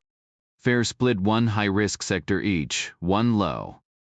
Upstairs, Chenko loaded his rifle, sliding in 10 rounds of Lake City. San 08. Say what you would about Americans, but they made damn good ammunition. He left every bedroom door wide open, giving himself quick access in any direction, north, south, east, or west, depending on where the threat came from. Moving to the window, he flicked on his night vision scope, adjusting the range to 75 yards. The soldier would likely be spotted by the cameras at around 150 yards out. That's when he'd get the alert. He'd shift to the right window, lock onto the target while it was still far off, then track its approach. No need to rush. He'd wait. Let it close the distance. 75 yards, that's when he'd pull the trigger. He lifted the rifle, checked the scope's display. Crisp bore, clear. A fox darted across the open field, moving east to west. Lucky hunting, little guy. Setting the gun against the hallway wall, he dropped into a stiff wooden chair to wait. Meanwhile, Helen Rodin refused to leave Franklin's office, so Reacher and Yanni headed out alone in the Mustang. The streets were empty, just pools of dim light between stretches of darkness. Yanni took the wheel. She knew the city better. Their destination was a converted warehouse loft, part of some urban renewal push halfway between the river docks and the old rail yard. Like Soho, but in the middle of nowhere, Yanni mused. She'd even considered buying a place there herself. Then, abruptly, she said, "We should keep an eye on Helen. She's not handling this well." Reacher shrugged. "She'll be fine." "You sure?" "What if it was your father?" He didn't answer. The Mustang slowed as a massive brick building emerged from the shadows. "You can ask first," Reacher said. "If he clams up, I'll take over." Yanni smirked. "Oh, he'll talk. They always do." Except John Mistrov didn't. A wiry guy in his mid-40s, dressed like a man clinging to his youth's skinny jeans, a black tee, barefoot he was, sprawled in his minimalist loft, shoveling takeout from cardboard containers. At first he lit up when he recognized Yanni. Probably figured rubbing elbows with a local news personality was part of the loft's advertised urban lifestyle.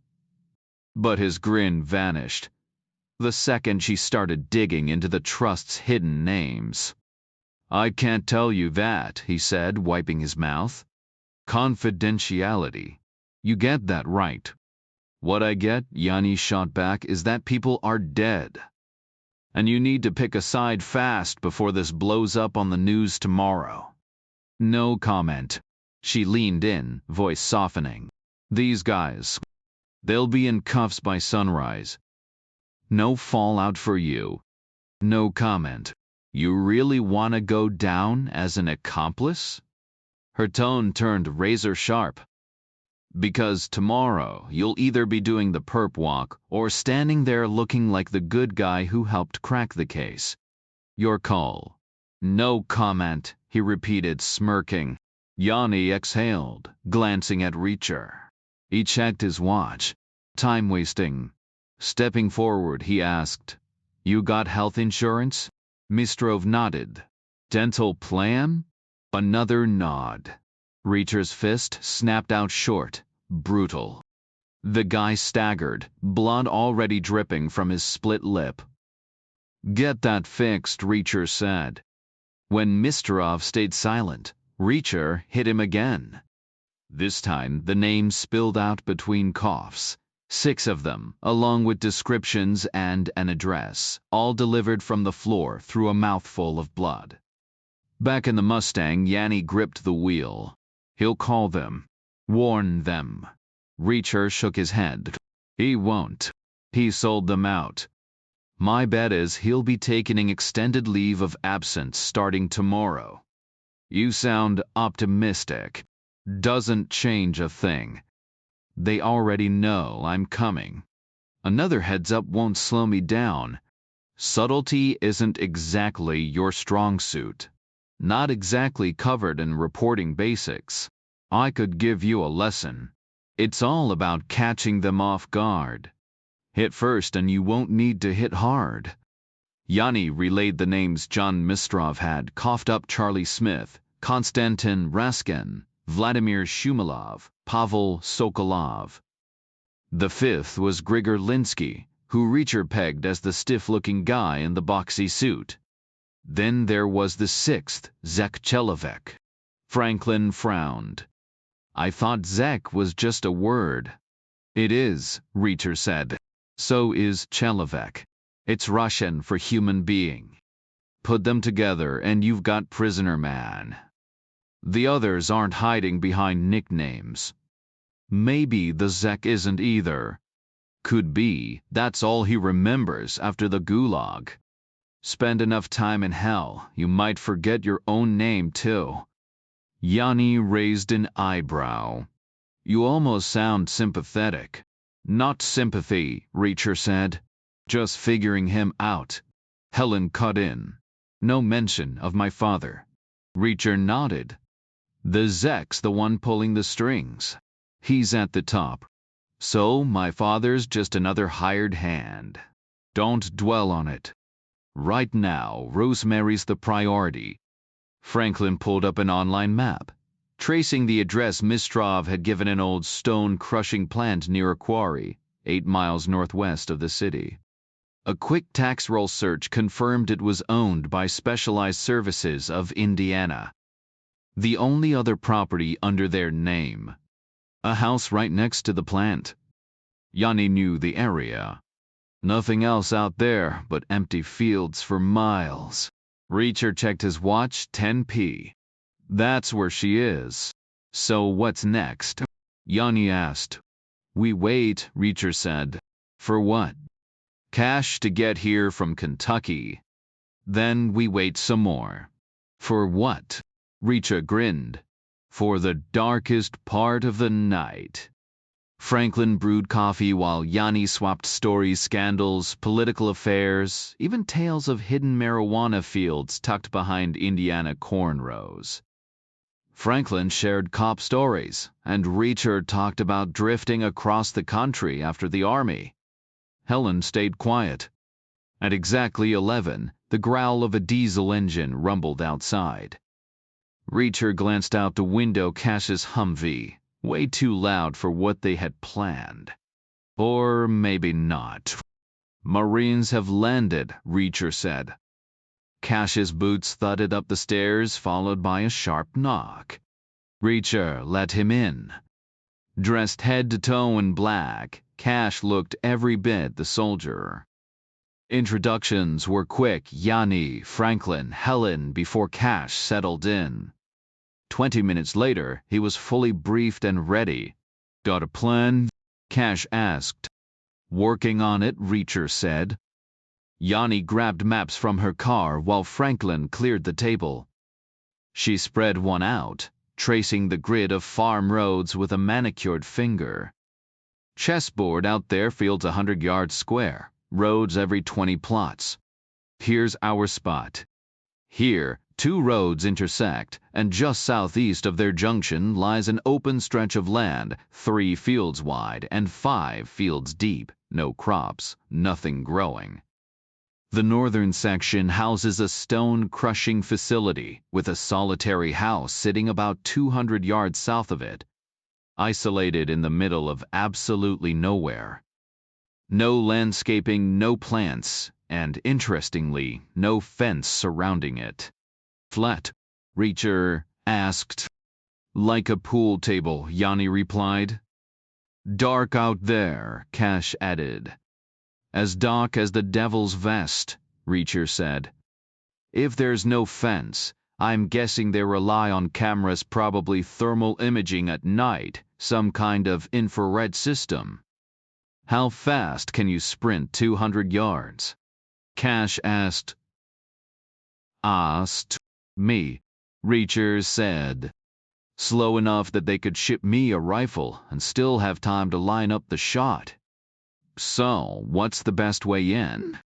From the north, Reacher answered without hesitation. We could slip into the stone-crushing plant right off the road and move through it quietly.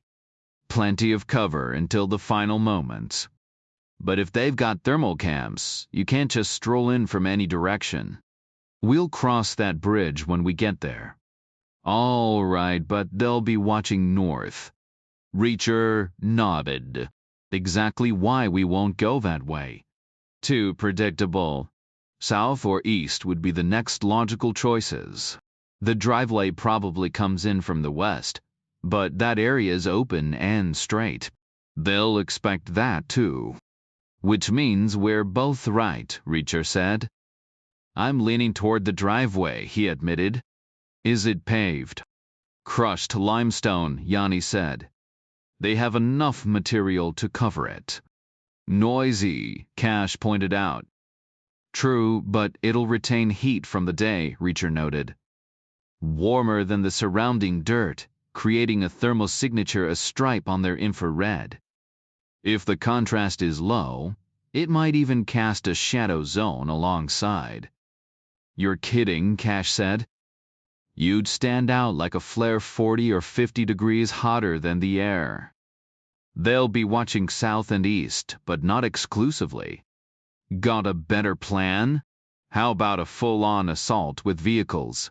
Reacher grinned. If this absolutely has to be wiped out by dawn, call in the Marines. Roger that, Cash said. Too risky, Reacher said firmly. We can't alert them, and we can't turn the place into a free-fire zone. Rosemary's safety comes first. Silence filled the room. I still prefer the driveway, Reacher said again. Cash looked at Helen Rodin. We could just call the cops, he suggested. If the DA's the bad guy, maybe a couple of SWAT teams could handle it. Same problem, Reacher said. Rosemary wouldn't survive their approach. Cutting power lines. Taking out the cameras? Also out of the question. That's just announcing what's coming. Your call. The driveway, Reacher repeated. I like the driveway. But the cameras? I'll figure something out, Reacher said. He moved to the table and studied the map, then turned back to Cash. Does your truck have a CD player? Cash nodded. It's part of the comfort package. Mind if Franklin drives it? Franklin can have it. I'd rather take a sedan. Okay, your Humvee will be our ride in. Franklin drives us there, drops us off, and heads straight back. Us? Yanni asked. Are we all going? You bet, Reacher said. 4 of us on site. Franklin stays here as comms. Good, Yanni said. We need cell phones, Reacher said. I've got one, Yanni said. Me too, Cash added. Same here, Helen said. I don't, Reacher admitted. Franklin pulled a small Nokia from his pocket.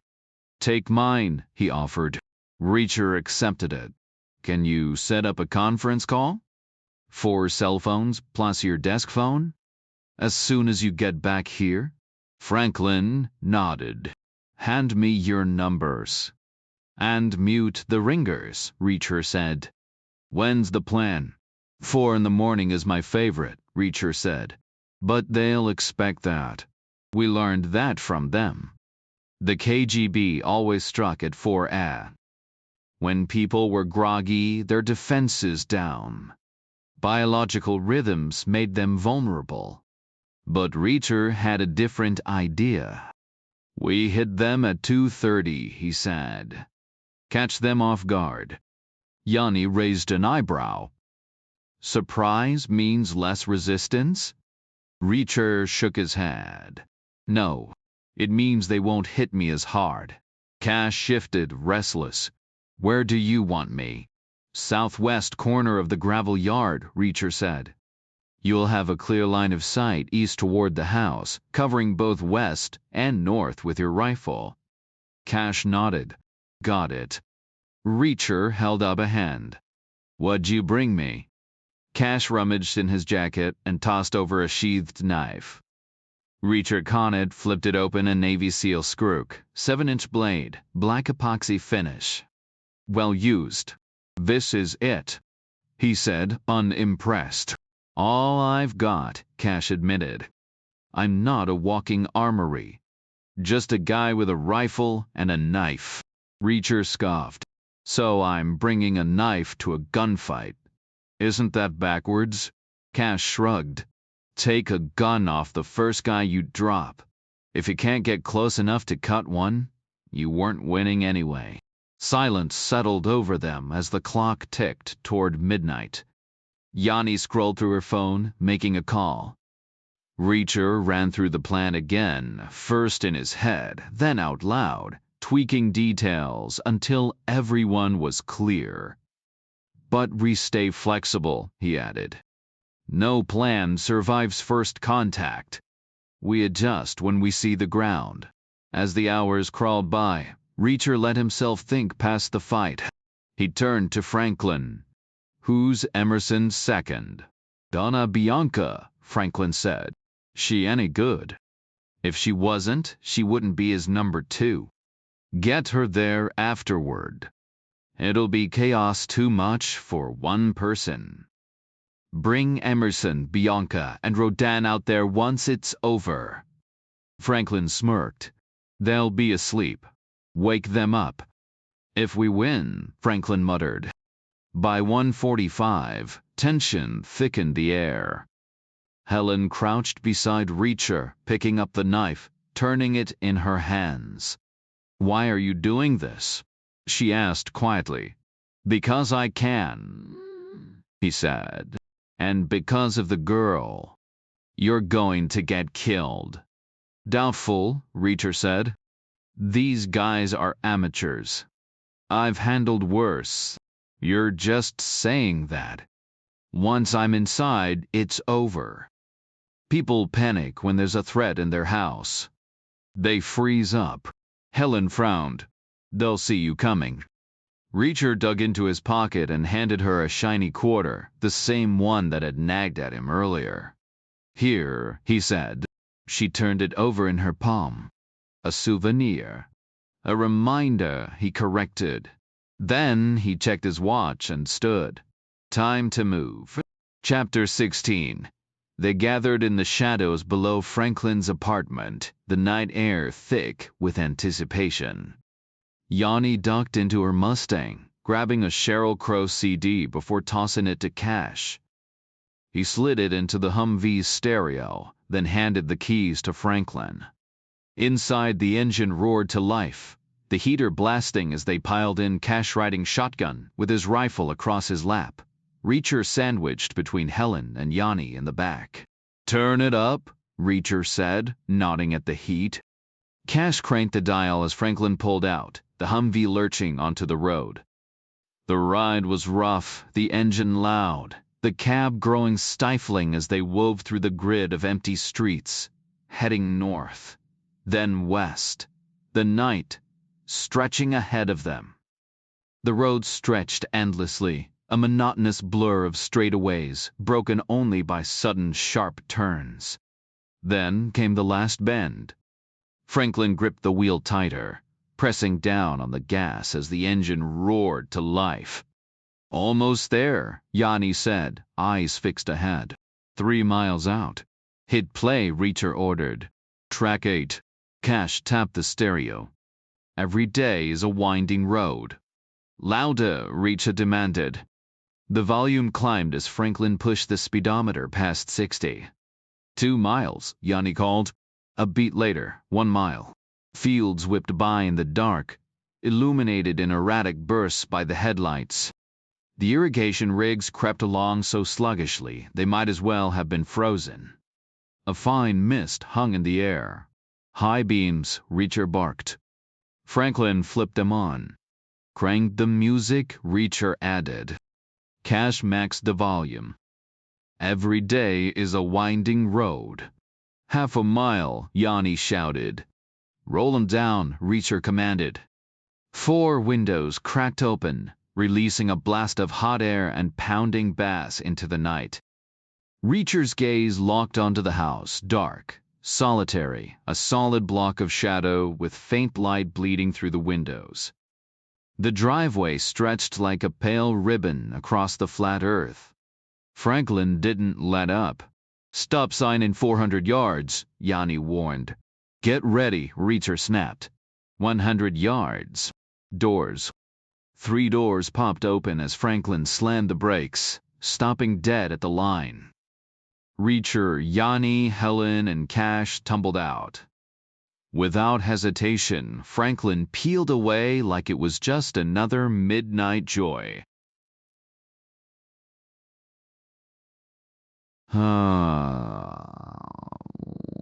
The four of them brushed themselves off, huddling on the road's center line, watching the Humvee's taillights vanish into the distance. Inside the house, Sokolov's monitors flared with the Humvee's heat signature long before it reached them, impossible to miss, a blazing streak of exhaust and open windows. On screen it looked like a comet skimming the earth. Then the sound hit engine growl, bass shaking the walls. Just some idiot out late, Vladimir muttered. Sokolov tracked its path as it blew past without slowing. The music warped into a fading wail as it disappeared north. Upstairs, Chenko leaned out a window, watching the vehicle's high beams carve through the dark. The bass raveled the glass even from a distance. It didn't stop, just kept going until brake lights flared red at the intersection. A pause, then acceleration gone. The Zek's voice drifted up from below. That him? Chenko snorted. Nah. Some spoiled brat burning gas. Reacher moved first, the others falling in behind him as they crept along the road's edge. The fence of the gravel plant loomed on one side, endless fields on the other. After the engine's roar and the music's pulse, the quiet was deafening, just the whisper of sprinklers cutting through the night. Reacher lifted his hand, halting the group where the fence made a sharp turn east. The corner post was reinforced with extra beams, its base tangled with overgrown weeds. He moved forward, scanning the terrain. From this angle, he had a clear diagonal line of sight to the house, roughly 300 yards away. The night was thick with gloom, the only light a faint haze of moon through the clouds. He stepped back and motioned to Cash, gesturing toward the post. "This is your spot," he murmured. "Take a look." Cash crouched low in the brush, vanishing just a few feet in. He flicked on his night vision and raised his rifle, sweeping it methodically across the structure. 3 floors, basement included, he whispered. Steep roof, wooden siding, windows everywhere, one visible door on the west side. No cover, they cleared the land bare. You step out there, you'll stick out like a bug on a plate. Cameras? Reacher asked. Cash's rifle traced a slow arc. Under the eaves. One north, one west. Safe bet the other sides have them too. How big? How big you need 'em? Big enough for you to hit. Cash snorted. If they were the size of a matchstick, I could still nail 'em from here. Listen up, Reacher said, voice low. Here's the play. I get into position, we wait for Franklin to activate comms. If things go south, I call for you to take out those cameras. 2 shots, fast. That buys us seconds. Not happening, Cash shot back. I'm not putting rounds into a building with a hostage inside. She's in the basement or attic, Reacher argued. You're aiming at the eaves. Bullets go up, she hits the floor, simple math. Spare me the lecture. I'm not risking it. Damn, Gunny, you're wound tighter than a spring. Cash stayed silent. Reacher edged forward again, studying the house before pulling back. Fine. New plan. Watch the west windows. See muzzle flash? Light up that room. Hostage won't be where the shooter is. Cash didn't answer. At least tell me you'll do that much, Reacher pressed. I might already be inside by then. I'll roll the dice. Helen can vouch she's the lawyer. Cash stayed quiet.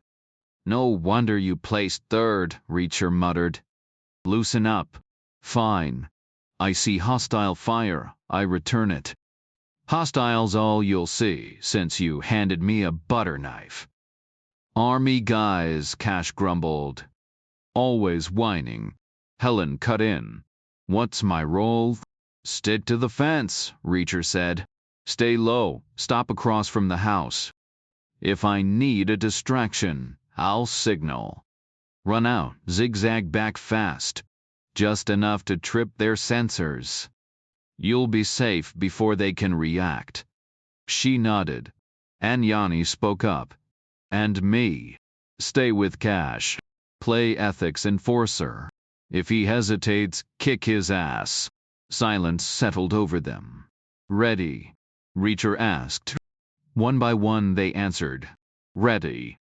Reacher stepped off the road and vanished into the night, his boots crunching over loose gravel before sinking into the damp earth of the irrigation fields.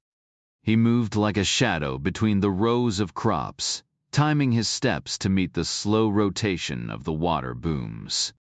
As the first spray arm reached him, he pivoted smoothly and matched its pace, letting the icy water drench him from head to toe.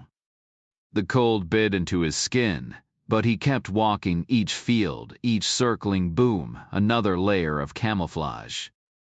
By the time he reached the far edge, his clothes clung to him, heavy with water, his body temperature dropping with every step. When he finally aligned with the driveway, he circled under the last boom, like a man trapped in his own private storm, waiting for the signal. The phone buzzed against his ribs. Cash answered first, his voice steady. Here. Helen and Yanni echoed their positions. Then Reacher's voice cut through the static. Here. Franklin's response was clipped. You're clear. Move when ready. Reacher's next order was sharp. Gunny, eyes on the house. Cash lifted the rifle, scanning the darkened windows. No movement. On my way, Reacher said. Silence stretched 1 minute, then 2. Finally, Reacher's voice returned, quieter now. Gunny, do you see me? Cash adjusted the scope, sweeping the driveway. Nothing. Negative. Where are you? 30 yards in. Cash frowned, scanning again. Still empty. Good. Keep moving. Yanni crept closer. Why can't you spot him? Because he's insane, Cash muttered. No, seriously. That skull picks up heat, right? Top of the line thermal, Cash said, jerking his chin toward the fields. But he's soaked in freezing water. Right now, he's just another shadow on their screens. Smart, Yanni admitted. Or suicidal, Cash countered. Every step's drying him out. Every second, he's getting hotter. Reacher moved like a ghost along the edge of the driveway, mud sucking at his waterlogged shoes. The cold had settled deep, his muscles trembling violently, his body fighting to warm itself, betraying him. Ahead, the house loomed, its windows dark but watching. Vladimir's gaze flicked between monitors east, north, a steady rhythm. Beside him, Sokolov mirrored the pattern, his focus unbroken. Reacher forced himself forward. The driveway stretched endlessly, longer than it had any right to be. He touched his hair, dry now. His hands no longer numb. The chill was fading, and with it, his only advantage. He kept walking.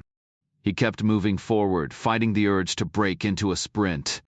Speed would get him there quicker, but it would also make him sweat, and right now, staying cool was the difference between life and death. The open stretch ahead felt like a kill zone, exposed and endless. His body wasn't shaking, though. That was something. He lifted the phone to his lips. Helen, he murmured. Time for the distraction. Helen kicked off her heels, lining them up neatly by the fence. For a split second, she imagined herself as one of those tragic figures who leaves everything behind before stepping into the waves. Then she dropped into a runner's stance, palms pressed into the dirt, and bolted forward, 20, 30, 40 feet before skidding to a stop. Arms wide, she turned toward the house like a dare. Go ahead, take the shot. The thought startled her. Was she serious? Heart pounding, she swerved into a wild zigzag retreat, scrambling back to the fence and snatching up her shoes. On the north monitor, Vladimir caught a flicker, blurry, distorted by the old phosphor screen. He leaned in, squinting at the fading glow. 1 second. 2. Sokolov felt the rhythm break and glanced over. Fox, Vladimir muttered. Blue. Missed it, Sokolov said. But probably gone now. Sokolov shrugged and returned to his screens, cycling through the feeds. Meanwhile, Cash adjusted his night scope, sweeping it in calculated bursts. Then there, a faint green silhouette. Reacher, he whispered, I've got eyes on you. You're lit up like a Christmas tree. Reacher's voice crackled back. What you're using? Litton scope. Top tier. $3,700. Better beat a cheap thermal cam. Cash stayed silent. Reacher added, let's hope so. Step by step, Reacher forced himself forward, unnatural, agonizingly slow, like walking into the barrel of a gun. If Chenko had half a brain, he'd wait. Let his target get close. Real close. 35 yards, maybe. Chenko had proven himself at that range before. Phone in his left hand, knife in his right, Reacher kept moving. Cash's voice buzzed in his ear. You're glowing, man. Like a damn lighthouse. 38 yards. 37. Helen, Reacher said. Again. A breathless okay came through. 35. 34. He exhaled, kept pushing. 29. Panting filled his ear, Helen running. Yanni's voice muffled. How much farther? Cash's reply, too damn far. Vladimir jabbed a finger at the screen. There. Again. Sokolov barely glanced. Not a fox. Too big. 5 seconds of erratic movement, too fast? Too human? Sokolov shoved off his chair and leaned into the hallway. Chenko. North side. Behind him, on the west screen, a shadow the size of his thumb grew larger. The house stood out like a neon sign against the night lime green siding. A bright yellow trim, and a deep red glow from inside, like some garish carnival attraction. Chenko slipped into an empty bedroom, shoved the window open as far as it would go, then melted back into the shadows. From this angle, he was invisible from the ground, safe unless someone took a shot from a third-floor window, but there were no other buildings nearby. He flicked on his night scope, shouldered his rifle, and scanned the open field 200 yards out.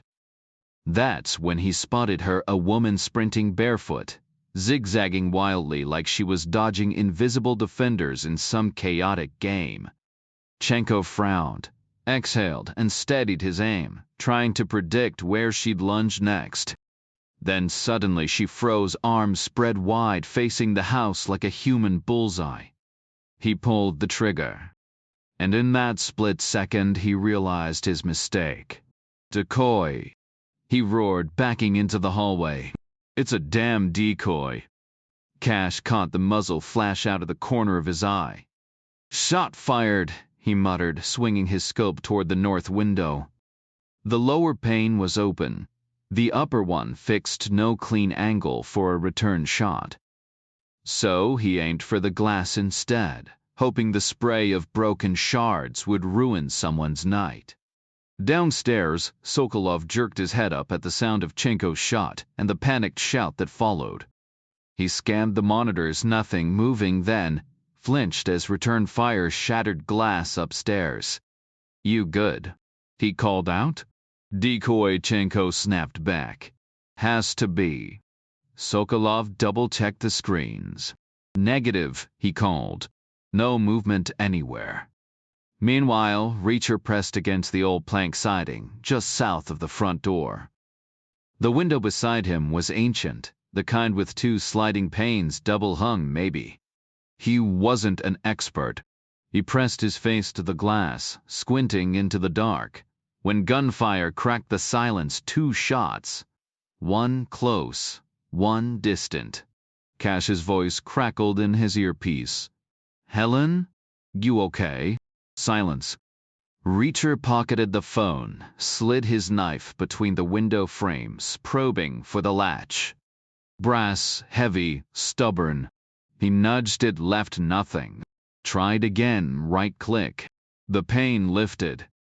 He hauled himself inside, moving like a shadow toward the closed door. On the other side, Cash adjusted his rifle, scanning the fence line. Nothing. He ducked back, whispering into the phone. "Helen?" Still no answer. Reacher pressed his ear to the door. Dead silence. He turned the handle slow, steady, ready for whatever waited on the other side. The door creaked open just enough for him to peer through. The hallway stretched empty before him, dim except for a rectangle of light spilling from an open doorway 15 feet ahead. He hesitated, wiping his shoes against his pant legs, then his sweaty palms against his thighs. One cautious step testing the floor's silence, then another. His boat shoes barely made a sound, hugging the wall where the boards wouldn't groan. At the threshold, he froze. 2 men sat with their backs to him, hunched over a table cluttered with monitors. The screens flickered with grainy green footage of nothing much. On the left, Vladimir, no surprise there. On the right, a stranger. Sokolov probably. And just beyond Sokolov's reach, a revolver gleamed under the fluorescent light. A Smith & Wesson Model 60, the first stainless steel 5-shooter ever made. Reacher stepped inside, silent as shadow. The knife flipped in his grip, blade pinched between thumb and knuckle. One fluid motion, arm back, then forward, and the blade buried itself deep in Sokolov's neck. Vladimir jerked toward the sound, but Reacher was already moving. The big man shoved back from the table, half standing, eyes darting to the gun. Reacher saw the calculation flash across his face, reach for it, and met him mid-lunge. He ducked under a wild left hook, drove his shoulder into Vladimir's chest, and locked his arms around him like steel cables. Then he lifted. No punches, no gunshots, just pure, crushing force. Vladimir's feet kicked uselessly as Reacher squeezed, ribs creaking under the pressure. Panic set in fast. The guy thrashed, hammering blows against Reacher's back, but it was wasted effort. Every desperate gasp burned oxygen he wouldn't get back. Reacher gritted his teeth, muscles screaming, and squeezed harder. He felt the ribs give way one by one, until Vladimir's last breath escaped in a wet, ragged whisper. A twitch from Sokolov made him pivot awkwardly, still holding Vladimir's deadweight. A quick kick snapped the knife hilt deeper, silencing the man for good. He lowered the body gently, then crouched to check pulses. Nothing. The knife made quick work of both throats, one for Sandy, one for certainty. Blood pooled thick and slow, no heartbeat left to push it. Wiping the blade clean on Vladimir's shirt, Reacher finally let himself breathe. Then he reached for the phone. Cash's voice crackled through the radio. "Helen?" Reacher kept his tone low. "What's going on?" "We took fire," Cash replied. "Helen's not responding." Reacher didn't hesitate. "Yanni, shift left, find her." "Franklin, you with me?" "Right here," Franklin answered. "Get ready to call for backup," Reacher ordered. Cash cut in again. "Where are you?" "Inside the house," Reacher said. "Hostiles." "Handled," Reacher replied. "Where'd the shot come from?" Third floor, north side. Sniper's nest. They've got eyes on us from the cameras. Not anymore. Reacher shoved the phone back in his pocket, gripped the revolver, and checked the cylinder. 5 rounds left.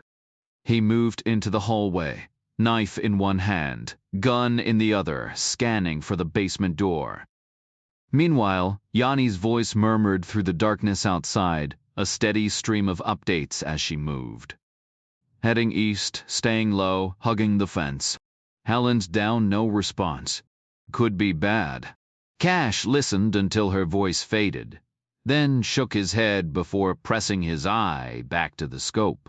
Inside, Reacher swept the basement empty, except for the ghostly outlines of old chimneys.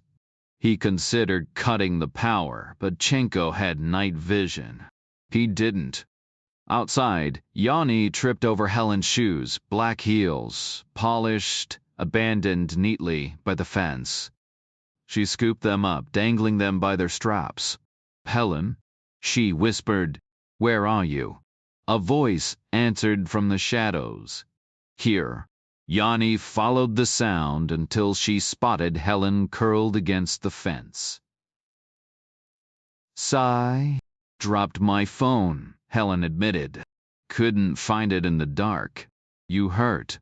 "Just scared." That bullet was too close. Helen sat up, grinning, and held out her palm. A quarter glinted under the moonlight. Yanni frowned. "What's that?" "Reacher gave it to me." Back inside, Reacher cleared the first floor, nothing but dust and echoes. He crouched in what might have once been a parlor, pulling out his phone. "Cash, back online?" Cash asked. "Yanni find Helen?" "Yeah, she's fine. Basement's clear. First floor, too." "You were right. Rosemary's probably upstairs." "You heading up now?" "No choice." "How many down?" "2. Plenty left. I'll watch my step." Reacher pocketed the phone, grabbed the knife, and moved toward the staircase, wide, elegant, with a landing halfway up. He took the first steps backward, keeping his eyes on the second-floor railing. If anyone was waiting, he'd see them first. The wooden stairs groaned faintly under his weight, the loudest creaks always coming from the center of each step. He moved with deliberate care, testing each spot with the back of his foot before shifting his full weight onto it.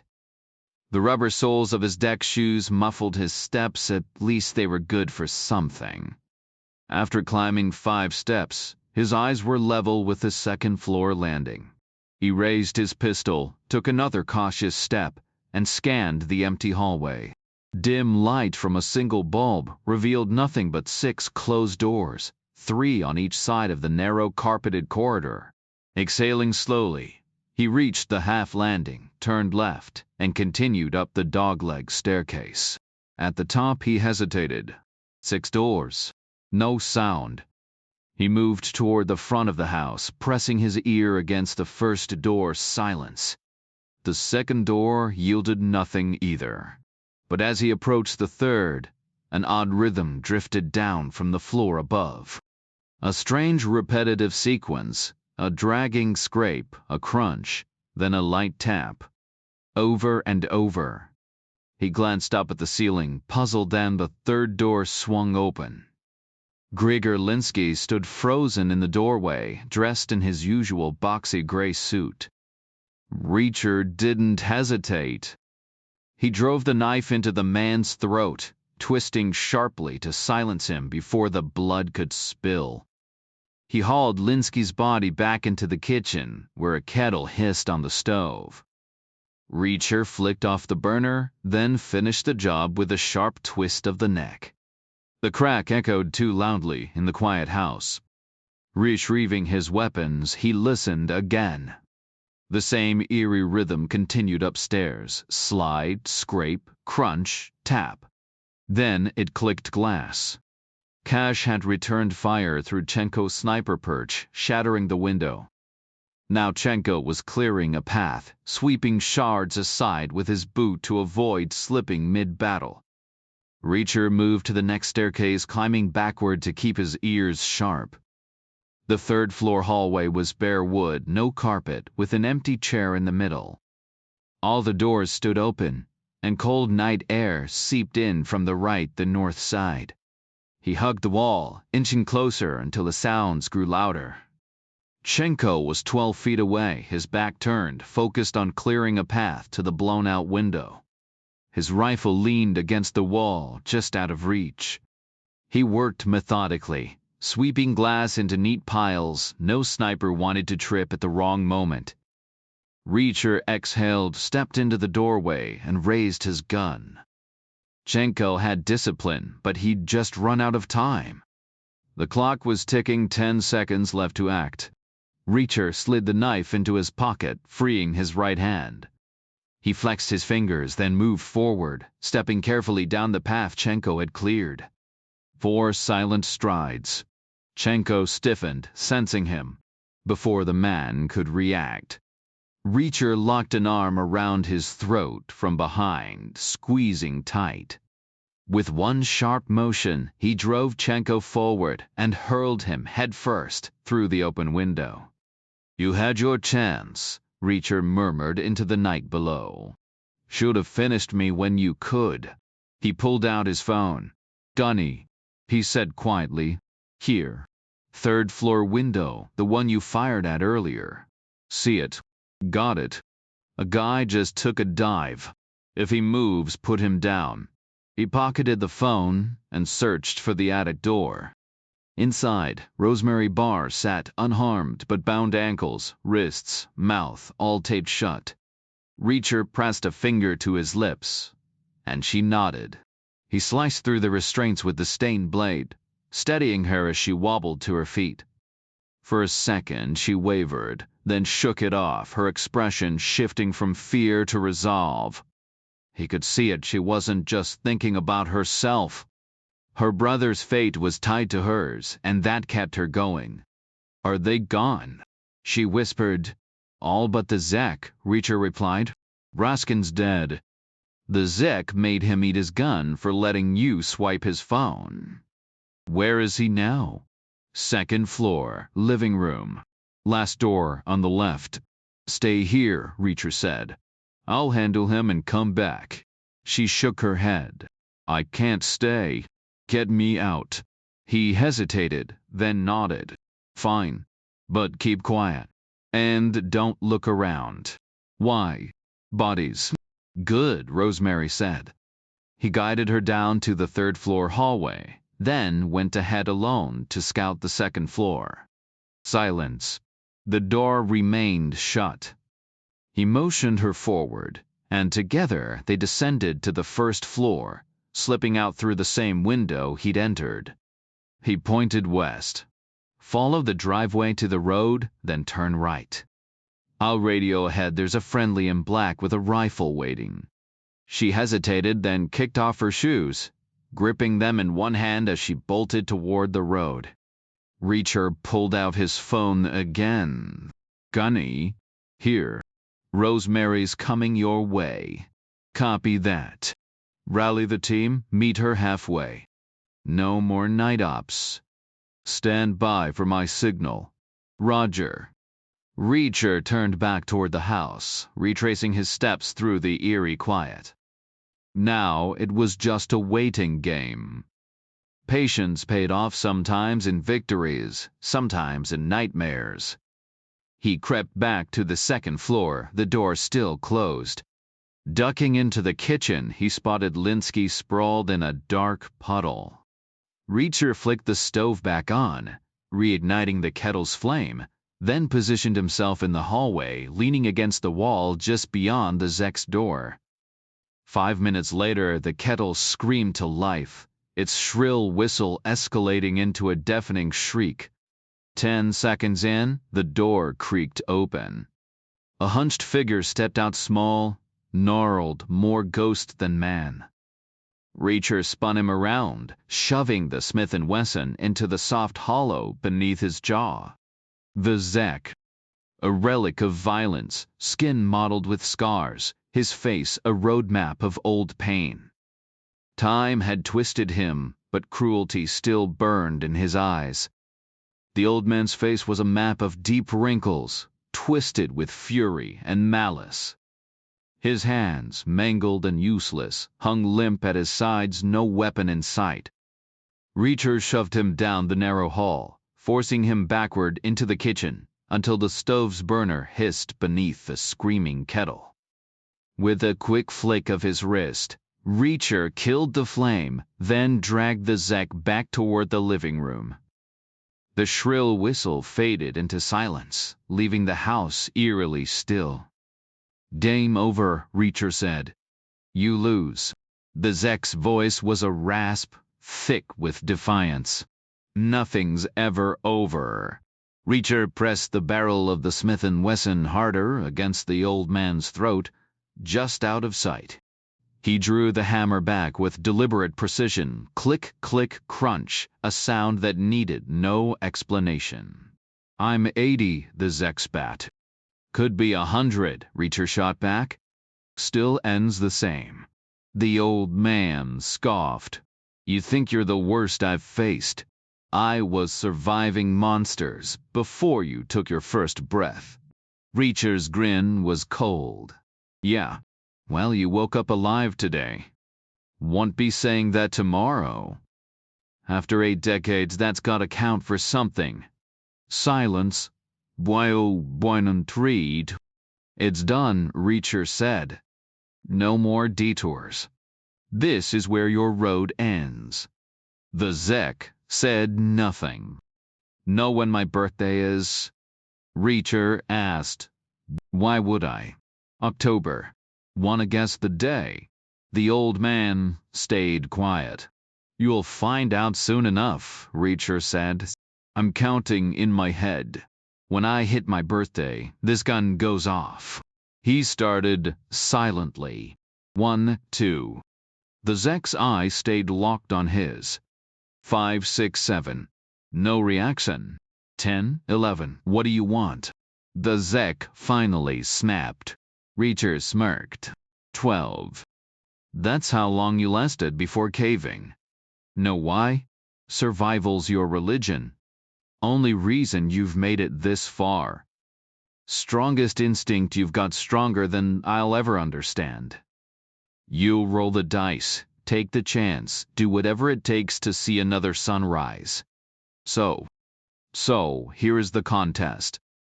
Your will to live versus mine to put a bullet in your skull and spit in the hole." The Zek's gaze flickered with calculation. "It's shot," Reacher said. "Lights out. Your call, take the gamble or don't." "A beat." Then grudgingly, "What do you want?" "Help. There's an innocent guy rotting in a prison ward. You're gonna walk into Emerson's office and spill everything." Chenko pulled the trigger. Vladimir killed the girl. Linsky helped orchestrate it. The whole damn truth. The Zek's eyes narrowed. "They'll execute me." "Damn right they will," Reacher said. "But you'll still be breathing tomorrow." "Bit dism sand. Appeals drag on for years here. Might even outlast you." The old man exhaled, weighing his odds. The clock was ticking and Reacher wasn't bluffing. The odds weren't great: mistrial, jailbreak, presidential pardon, maybe even a revolution or an earthquake shaking the place apart. "Not happening," the other man muttered. "Exactly," Reacher said. "But isn't that your whole deal? A man who'll cling to the smallest sliver of hope just to keep breathing another second, even when the math says it's over?" Silence. "You already showed me once," Reacher continued. "When you bailed on the birthday game by October 12th. That's quick. October's got 31 days. Odds said you'd be safe until at least the 15th. A real gambler would have pushed it to the 20th. But you, out before the 12th. Not because you're scared nobody'd call you that. because you're built to survive. That's your move. Now I just need proof. Still nothing. 1/13th. Stafford 10th. Miss 10th. To 16th, Reacher counted off. Fine, the Zach finally growled. You got me. I'll talk to the cop. Reacher shoved him against the wall, the Smith & Wesson holding him in place. He pulled out his phone. Gunny. Here. Bring everyone in. I'll unlock the door. Franklin, time to wake those guys up like we planned. The line went dead. Franklin had cut comms to make his calls. Reacher bound the Zek's wrists and ankles with stripped lamp wire, leaving him sprawled on the living room floor. Downstairs, the surveillance room reeked of copper and death. Vladimir lay in a dark pool, his throat slit wide enough to show bone. Sokolov was face down on the table, his blood soaking into the equipment. The south monitor had fried, probably from fluid damage, but the other 3 screens still glowed faintly. The west feed showed 4 figures moving fast up the driveway, yellow halos, red cores. Reacher killed the lights, sealed the room, and headed for the front door. Yanni entered first, followed by Cash, Rosemary, and finally Helen, barefoot and caked in mud, her heels dangling from one hand. She paused in the doorway, wrapping Reacher in a tight embrace before pulling away. "What's that stench?" Yanni asked. "Blood," Cash said. "And whatever else leaks out when people die." "Are they all gone?" "Almost," Reacher said, leading them upstairs. He stopped Rosemary outside the living room. "Zek's in there. You good?" She nodded. "I need to see him. Got a question." Inside, the Zek lay where Reacher had left him. Rosemary stood over him, calm, no smirk, just cold curiosity. "Why?" she asked. "I get the twisted logic, but why drag my brother into it? Why not just use Chenko from the start?" The Zek's gaze stayed vacant, fixed on something far away. "Psychology," Reacher said. "His. Ours. The public's. How?" "He needed a narrative," Reacher said. "No shooter, the story becomes about the victims. And if it's about the victims, people ask too many questions. So he threw James under the bus. Standard procedure. His list is long. Why? 1 death's a tragedy. A million's a spreadsheet." "Stalin," Yanni muttered. Reacher kicked the Zek aside, yanked the sofa back from the window, and hauled him upright against the armrest. "Our star witness," he said, directing Cash to the windowsill. He sent Yanni for chairs 3 trips. 3 dragged-in dining chairs lined up facing the sofa. Armchairs wedged against the walls completed the setup. The furniture was arranged in a neat square sofa, dining chairs, armchairs, pushed to the edges. His clothes had mostly dried, just a faint dampness lingering in the thicker seams. He dragged his fingers through his hair, smoothing it back, then checked his watch. Almost 4 a.m. The body's natural rhythm made this the easiest time to push through. "Now we wait," he muttered. They didn't have to wait long. Less than half an hour later, the distant hum of engines cut through the quiet. Tires rolled over asphalt, exhaust rumbled, and the sound grew louder as the vehicle slowed, crunching onto the gravel driveway. 4 cars in total. Reacher headed downstairs and swung the door open. Franklin's black Suburban was first, followed by Emerson stepping out of a dull gray Crown Vic. A petite woman with sharp dark hair emerged from a blue Ford Taurus Donna Bianca, he guessed. Last was Alex Roden, locking his silver BMW with a chirp from his key fob, the only one who bothered. Reacher stepped back, letting them crowd into the hallway before leading them upstairs. He directed Rodin, Bianca, and Emerson into the dining chairs, left to right. Franklin took an armchair beside Yanni, while Rosemary Barr and Helen Roden settled into chairs across the room. Helen's eyes locked onto her father's, tension crackling between them. Cash perched on the windowsill. Richa leaned against the doorframe, arms crossed. "Start talking," he said. The Zek stayed silent. "I can send them all home just as fast as I brought them here," Reacher warned. "Then we go back to counting, and we both know where that ends." The Zek exhaled, then began slow at first, then faster, words tumbling out in a tangled mess. He rambled about old crimes, unrelated but damning, before circling back to the city contracts.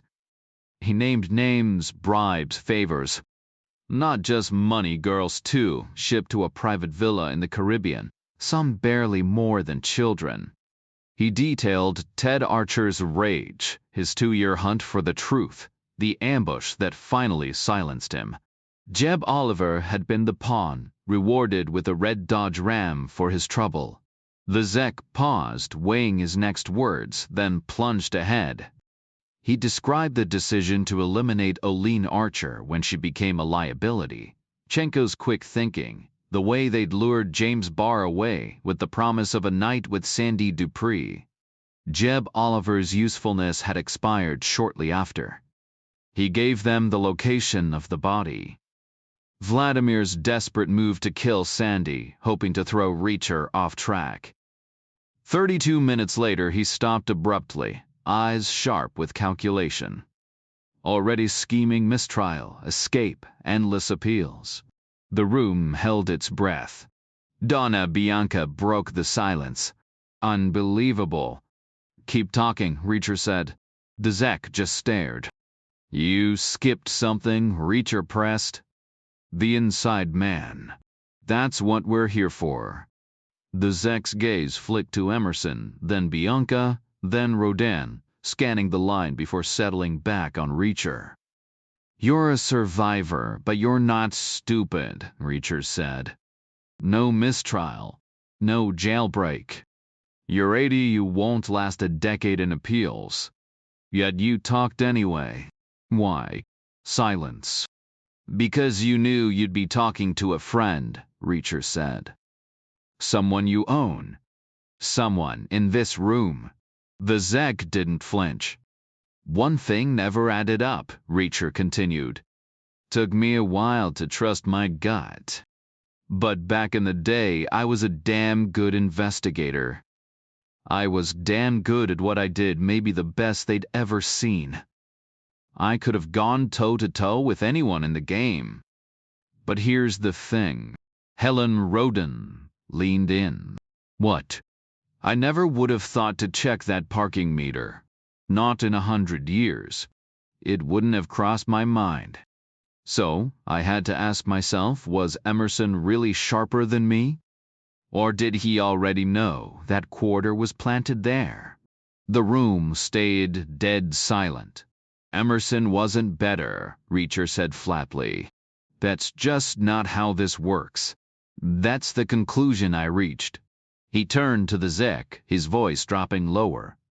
"That coin was one mistake too many. You get it now? It didn't fit. Was that Chenko's bright idea?"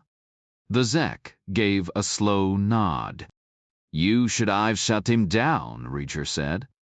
Then he shifted his gaze to Emerson. "Or you should have left it alone.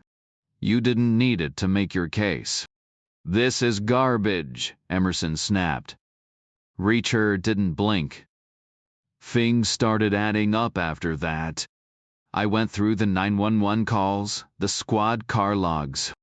Right off the bat, you jumped to conclusions. A bunch of panicked, half-coherent calls, and within seconds, you're on the radio calling it a lone shooter with an automatic. No evidence for that. 6 shots fired, uneven spacing, could have been 6 different guys with revolvers. But you knew it wasn't." "Garbage," Emerson repeated.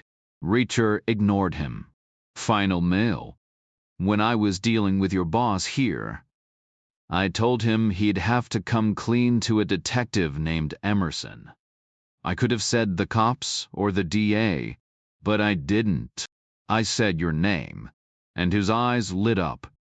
He stalled for a minute, just for show, but he folded fast because he figured he was safe as long as you were running the show. Cash broke the silence. But Olene Archer went to Alex Rodan. He buried it. That's what you found. Reacher shook his head. We found out Olene went to the DA's office. I checked it myself when I got to town. And guess what? Alex here's got a pair of guard dogs at reception. They don't let randoms waltz in. Bet you anything they send her packing, take it to the police, they told her. Her coworker said she was gone half the day. My money says they sent her on a wild goose chase to the station, where she ended up talking to Emerson. The Zek twisted on the couch, his voice strained. Emerson, do something. Too late for that, Reacher said. I plan ahead. Yeah, he's probably got a Glock under his jacket, but I've got a Semphy Tate and a blade on him. Cash has a rifle tucked behind the couch. And what's he gonna do? Try to shoot us all and claim it was some bloodbath? How's that gonna play on the news? Emerson's jaw tightened. The news. Cash echoed. Reacher nodded toward Yanni. Saw her messing with her phone earlier. Bet she's been streaming this whole thing. Yanni held up her Nokia. Live feed. Digital recording on 3 separate drives, plus backup tapes. Been rolling since before we even got in the Humvee. Cash stared.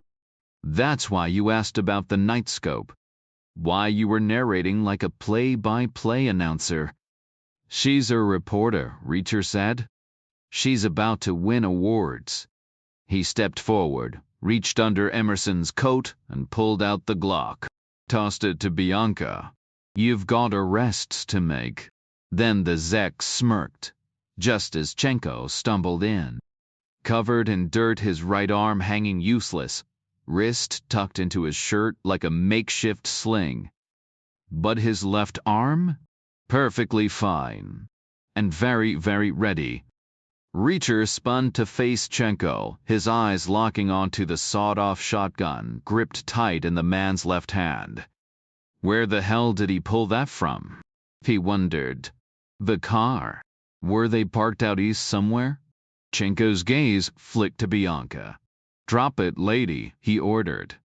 Without a word, she set Emerson's Glock on the carpet, the sound muffled by the thick fibers.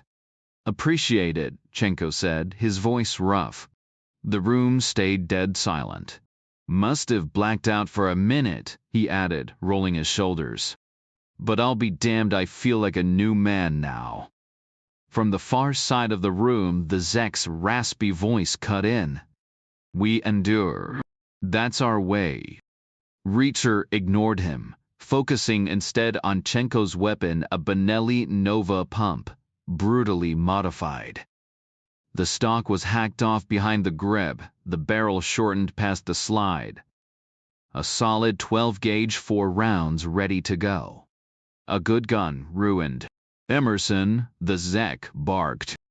Get over here and cut me loose. Reacher heard Emerson rise but didn't turn.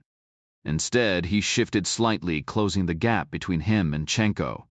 The difference in their size was almost comical, Reacher towering over him, broad enough to block the light. Need a blade, Emerson muttered. Pretty sure the soldier's packing one, Chenko shot back. After what he did to my boys downstairs, no way he's unarmed.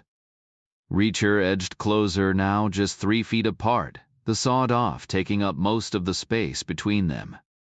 His belt buckle practically lined up with Chenko's ribs.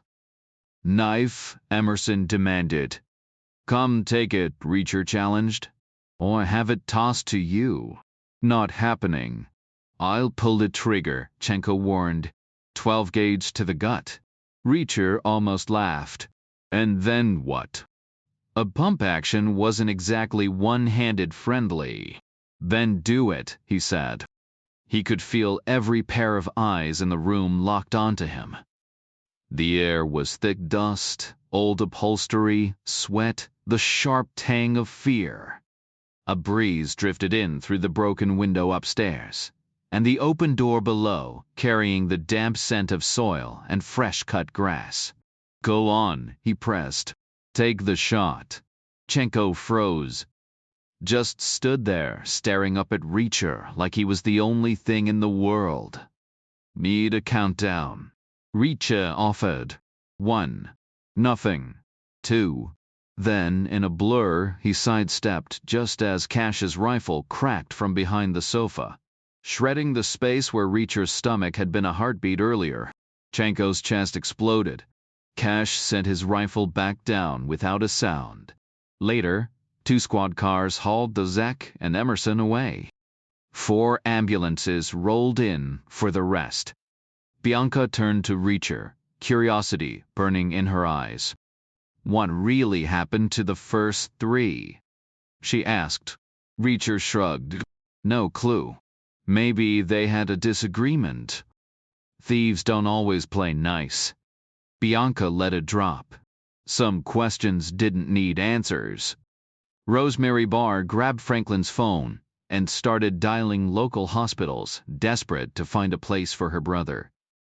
Nearby, Helen and Alex Roden huddled in quiet conversation while Gunny Cash slumped in a chair, catching a quick nap. Old habits from his military days never faded. Yanni sidled up to Reacher with a knowing grin. Some men are built for the night, she murmured. Reacher felt the weight of the phone in his pocket but just smirked. I'm more of an early-to-bed guy myself. Same, Yanni replied, arching a brow. Though I don't usually have company. Still remember where I live? He gave her a slow nod before heading downstairs. Outside, the first hints of dawn painted the horizon in deep purples. He glanced back at the last ambulance, its gurney holding a shrouded figure, Vladimir's final trip. Methodically, Reacher emptied his pockets, leaving Emerson's ripped card, Helen's napkin, the motel key, the Smith & Wesson, and Gunny's knife in a tidy stack by the door. Mind if I hitch a ride? He asked the paramedics. Once in town, he'd walk east to the bus station, hit Indianapolis by noon, grab some decent shoes, and be halfway across the country before sunset. Some habits, like moving on, never changed.